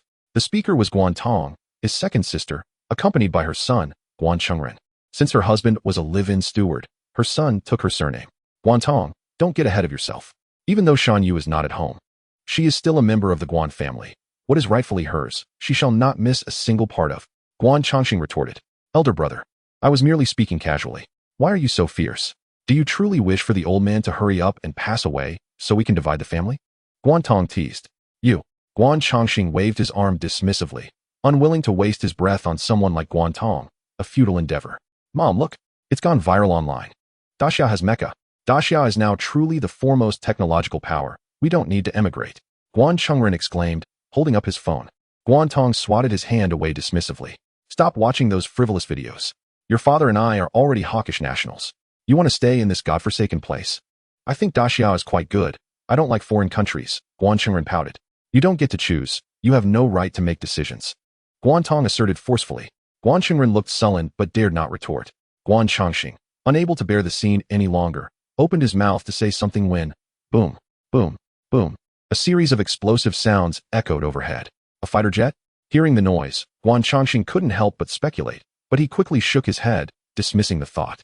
This was the heart of the imperial city. How could a fighter jet be present? It was likely just thunder. Just then, Guan Chengren's voice, filled with excitement, broke through. The mecha. It's really a mecha. Good heavens. Am I seeing things? The videos online are true. If Guan Tong hadn't been present, Guan Chongqing felt that his son might have jumped out of sheer excitement. He believed that Guan Tong's parenting was indeed excessively strict. Such high-pressure methods would ultimately backfire. Unfortunately, it was a family matter, and Guan Chongqing could say little about it. Even if he did, it would only earn him disdainful looks. How could he expect them to take it to heart? Better to say nothing. He looked up, eager to see if such mecha truly existed. If memory served him right. Guan Shanyu had once discussed the feasibility of combat mecha. The specific details eluded him, as so much time had passed, and his recollection had grown hazy. However, as a colossal steel giant came into view, drawing closer and closer, he was profoundly shaken. What on earth was that? Was it here to kill us? Guan Tong's legs turned to jelly, and she fell to the ground in terror. Mom, see, I told you our Daxia's technological strength is formidable. We don't need to emigrate and live under the scrutiny of those foreigners. With this, Daxia is invincible. 1,000 troops would be helpless against it. Guan Qingren's exuberance stood in stark contrast to Guan Tong's fear. The more he spoke, the more excited he became, unable to contain himself. He was the type to readily believe in Daxia's hidden weaponry. What a revelation. He never anticipated that the demonstration would showcase mecha, real, tangible mecha. The truth is, Guan Qingren's perspective was remarkably broadened, compelling him to take out his phone and capture various snapshots. Each photograph resonated deeply with him, igniting a desire to use them as wallpapers or profile pictures. In the past, had Guan Qingren made such remarks, Guantong would have been unable to contain her frustration and would have reacted vehemently. However, at this moment, she was so startled that her spirit felt utterly adrift, leaving her with neither the energy nor the inclination to reprimand Guanxing Ren. All she wished for was to flee this wretched place, yet her body felt utterly powerless. A profound sense of helplessness enveloped her. Suddenly, with a resounding thud, the mech descended, shaking the ground intensely, a sensation distinctly felt by the three of them. The hatch then opened, and Chen Fan, guided by his thoughts and mediated through the system, maneuvered the mech, lifting his arm to assist Guanshan Yu in disembarking. He then lowered his hand, ensuring it was close to the ground. Chen Fan leaped down and turned to Guanshan Yu, cheerfully raising his hand with a smile. "Darling, be careful not to fall. Here, let me help you." "Thank you, my husband," Guanshan Yu replied, placing her hand in his as she carefully stepped down. Wife, Guanchangsing, Guantong, and Guanxing Ren were all taken aback. Who would have anticipated that the one piloting the mech was, in fact, Guanshan Yu? Even more astonishing was the revelation that she had truly brought back the rumored husband. As Guantong contemplated this, her cheeks unexpectedly flushed with a delicate pink hue upon catching sight of Chen Fan's handsome visage. Such a striking figure stirred emotions long dormant within her heart. Damn it! Why must this family monopolize all the advantages?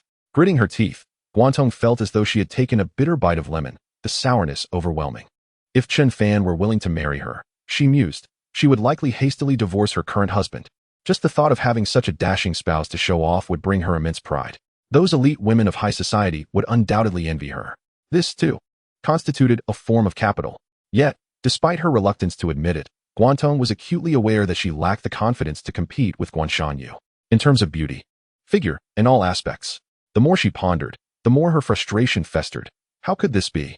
However, given Guanshan Yu's status in Daxia, Guantong refrained from speaking too directly, instead adopting a sarcastic tone. "Oh, is that not Shan Yu? After being away for so long, what brings you back home with such a grand spectacle? I thought you had completely forgotten about this family. Dad, let me introduce you. This is my husband, Chen Fan." Guanshan Yu's response to Guantong's attitude was simple and forceful. She ignored her entirely, taking Chen Fan's hand and presenting him before Guanchangsing with immense pride. Guanchangsing scrutinized Chen Fan, observing his tall stature. His presence akin to that of a stately pine, his brows and eyes sharp, his face sculpted like a masterpiece, exuding an aura of refinement and talent. Such a visage was indeed breathtaking. Guanchangsing found himself compelled to describe Chen Fan as beautiful. Previously, he had not paid much attention to him during the livestream, but witnessing him in person filled him with astonishment. For Guanchangsing understood better than anyone else that his daughter was not the type to judge solely by appearances. This indicated that beneath Chen Fan's stunning exterior lay even more remarkable talents. Overall, Guanchangsing's first impression of his son-in-law was exceedingly favorable. Guantong frowned, feeling disregarded. "Hello, uncle." Chen Fan greeted politely. "Hello, you must be tired from your journey. Come, let's sit inside." Guanchangsing gestured invitingly. "Very well." Chen Fan commanded the system to close the hatch, preventing Guantong from causing any disruption. The system complied, and the hatch closed as the mech stood upright, resembling a guardian at the entrance. "How handsome. Absolutely stunning." Guanxing Ren exclaimed in surprise. "Hey, Cheng Ren, where are you going?" Guantong called out as she noticed Guanxing Ren following Chen Fan and Guanshan Yu, growing distant. I'm just going to the restroom. I'll be right back," Guanxing Ren stammered, his gaze evasive, clearly lying. The next moment, he slipped away, not granting Guantong the chance to say a word. Guantong hesitated, wanting to rise and stop Guanxing Ren to regain some dignity. However, as she attempted to stand, she found her legs weak as cotton, unable to support her. Damn it! Clenching her fists, she struck the ground in frustration, but ultimately, she only hurt herself, scraping her skin and causing tears to well up in her eyes. Upon entering the reception hall, which spanned over 100 square meters and was lavishly decorated, Chen Fan quickly discerned the formidable background of his wife in the imperial capital, clearly a family of great affluence, possibly among the most elite. "By the way, Shan Yu, was that mech your research achievement?" Guanchangsing inquired curiously. Upon hearing this, Guanshan Yu's face subtly revealed a hint of delight. This was precisely the question she had been waiting for. She stepped closer to Chen Fan, linking her arm with his, leaning slightly against him, and smiled. "Not me, but him. Is it Xiao Chen?" Guanchangsing's expression shifted to one of surprise, clearly a response he had not anticipated. He had to concede that he had judged based on appearances.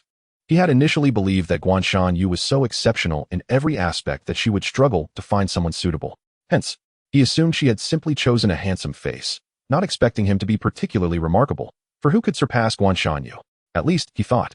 he would be pleasing to the eye. Yet, the reality was that this man surpassed his extraordinary daughter in certain fields, leaving Guan Changxing utterly astonished.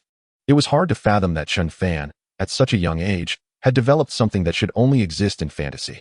His future prospects were bound to be extraordinary. This son-in-law, or rather, this golden son-in-law, was immensely satisfactory to Guan Changxing. Little did he know, he had been overly conservative in his assessments. Meanwhile, Guan Qingren, who had been silent beside them, looked at his brother-in-law with admiration, struggling to find the right words to contribute to the conversation. As they entered the hall, they encountered a butler hastily ascending the stairs, holding a bowl of medicinal soup. Guan Shanyu turned her attention back to Guan Changxing and asked, "Is Grandpa's illness worsening?" "Indeed." Guan Changxing nodded affirmatively. "We've consulted all the hospitals, and the prognosis is rather grim. It seems unlikely he will survive this summer." With a heavy sigh, Guan Shanyu's expression darkened at the news. Memories of joyful moments shared with her grandfather during her upbringing flashed through her mind like scenes from a film. Seeing her distress, Chen Fan, as her husband and someone possessing the hereditary medical skills, could not simply turn a blind eye and remain silent. "I have some knowledge of medicine. May I take a look?" he offered. "Darling, you can actually practice medicine?" Guan Shanyu exclaimed, taken aback. While it was possible, Guan Changxing wanted to express that this illness was not something that could be resolved merely with medical skills. It was akin to a decree from the King of Hell. As mere mortals, how could they dare to defy such an edict? However, before the words could be fully spoken, they were interrupted by Guan Shanyu. "Dad, just let him give it a try. He is not the sort of person who would boast or act out of bravado." She was resolute in her conviction, firmly believing that since Chen Fan dared to speak, he must possess a confidence that is genuine rather than mere arrogance. As his wife, Guan Shanyu was willing to bestow her unwavering trust. Very well. Despite harboring little hope, Guan Changxing ultimately nodded in agreement, swayed by Guan Shanyu's demeanor. Soon after, the group entered the old man's room. Upon crossing the threshold, they were met with a plethora of intricate medical instruments, their rhythmic beeping resonating in a stable and orderly manner. In this space, one could witness the pinnacle of modern Western medicine while also inhaling the potent aroma of traditional herbal remedies. It was evident that Guan Changxing had invested considerable resources in an effort to prolong the old man's life. Approaching the bedside, Guan Shanyu gazed at her frail father, whose sunken cheeks revealed little more than skin and bone, devoid of any substantial flesh. A frown creased her brow as she turned to Chen Fan and inquired, "Darling, what do you think? Is there a way to help him?" "Simple. Under the legacy of traditional Chinese medicine." Chen Fan instantly discerned the nature of the ailment and how to treat it. "Simple?" Guan Changxing's brow furrowed deeper upon hearing this. Although he held a favorable impression of his son-in-law, such a statement seemed rather presumptuous. Without hesitation, Chen Fan reached into his pocket and retrieved a needle pouch. He then instructed Guan Shanyu to uncover the old man's chest, facilitating the acupuncture process. Traditional medicine? Guan Changxing was taken aback, realizing that Chen Fan's so-called medical expertise was rooted in ancient healing practices. With little more to say, he thought it better to attempt a treatment rather than let the old man languish in silence. Who knows, there might be a glimmer of hope. While Guan Changxing was skeptical of miracles, he nonetheless hoped for one to unfold. Chen Fan deftly extracted silver needles from the pouch, administering them with precision and speed, executing each movement with an elegance that left no room for superfluous gestures. His technique was so swift that it appeared as though he left behind a fleeting shadow. If Guan Shanyu did not concentrate fully, she might very well lose track of his actions. Witnessing such mastery, Guan Changxing felt a profound sense of astonishment. This young man certainly possessed remarkable skills. Guan Changxing held a deep respect for traditional medicine, given its millennia of history. Although Western medicine currently dominated the field, there were times when ancient practices could indeed work wonders. Suddenly, the old man coughed, the sound piercing the air and causing Guan Changxing's eyes to widen in shock. To his astonishment, a miracle truly seemed to be occurring. The old man, previously akin to a vegetative state, began to regain consciousness, slowly opening his eyes. The once vacant gaze gradually regained clarity. "My dear, you are incredible." Guan Shanyu expressed her genuine admiration, almost transforming into a besotted admirer. Subsequently, Chen Fan penned another prescription, advising Guan Changxing, "Uncle, please prepare this concoction twice daily, once in the morning and once in the evening, for a duration of 6 months. And I can guarantee your father will live for another decade. 10 years. Guan Changxing's jaw nearly dropped in disbelief. He felt an overwhelming sense of gratitude towards Chen Fan. Almost immediately, his expression turned serious. "What do I call you?" Chen Fan's mind raced, and he promptly replied, "Dad." "Ah," Guan Changxing responded with excitement. He considered himself fortunate to have such a capable and astute son-in-law. Fast forward 7 days. After a regimen of medicinal nourishment and Chen Fan's continuous acupuncture, the old man could now move about normally. Guantong's plans for inheritance were abruptly thwarted. Filled with resentment towards Chen Fan's family, she dared not voice her feelings. In merely 7 days, Chen Fan's inventions, floating aircraft carriers, mech armies, swarms of drones, artificial organs, and virtual smartphone interfaces, had shaken the world to its core, establishing him as a globally recognized genius in scientific research. The technological prowess of Great Xia was soaring to unprecedented heights, akin to a rocket launch, solidifying its position as the foremost power. Meanwhile, Guantong was tirelessly contemplating how to return to Great Xia. However, the journey outward was deceptively simple, while returning proved far more challenging than she had anticipated. As many sought to join or return to Great Xia, pushing her down the waiting list to the bottom of the million. Simultaneously, the wedding between Chen Fan and Guanshan was unfolding. 3 days later, a sea of people gathered below, an assembly of influential figures from both the underworld and the business realm. Each individual was a force to be reckoned with, capable of causing tremors across their respective domains with a mere cough. On stage, Chen Fan and Guanshan exchanged heartfelt glances. When posed with the host's question, they responded in unison, "I do." As they donned their rings, they embraced and shared a kiss. Let us proceed. The main event awaits. Chen Fan took Guanshan hand, aware of her desire for a traditional Chinese wedding, which had been meticulously arranged as a delightful surprise. Wait. Guanshan grasped Chen Fan's arm. What is it? Chen Fan turned back, puzzled. I have wonderful news to share with you. What news? Chen Fan swallowed hard. You are going to be a father. Guanshan placed her hand on her belly, beaming with joy.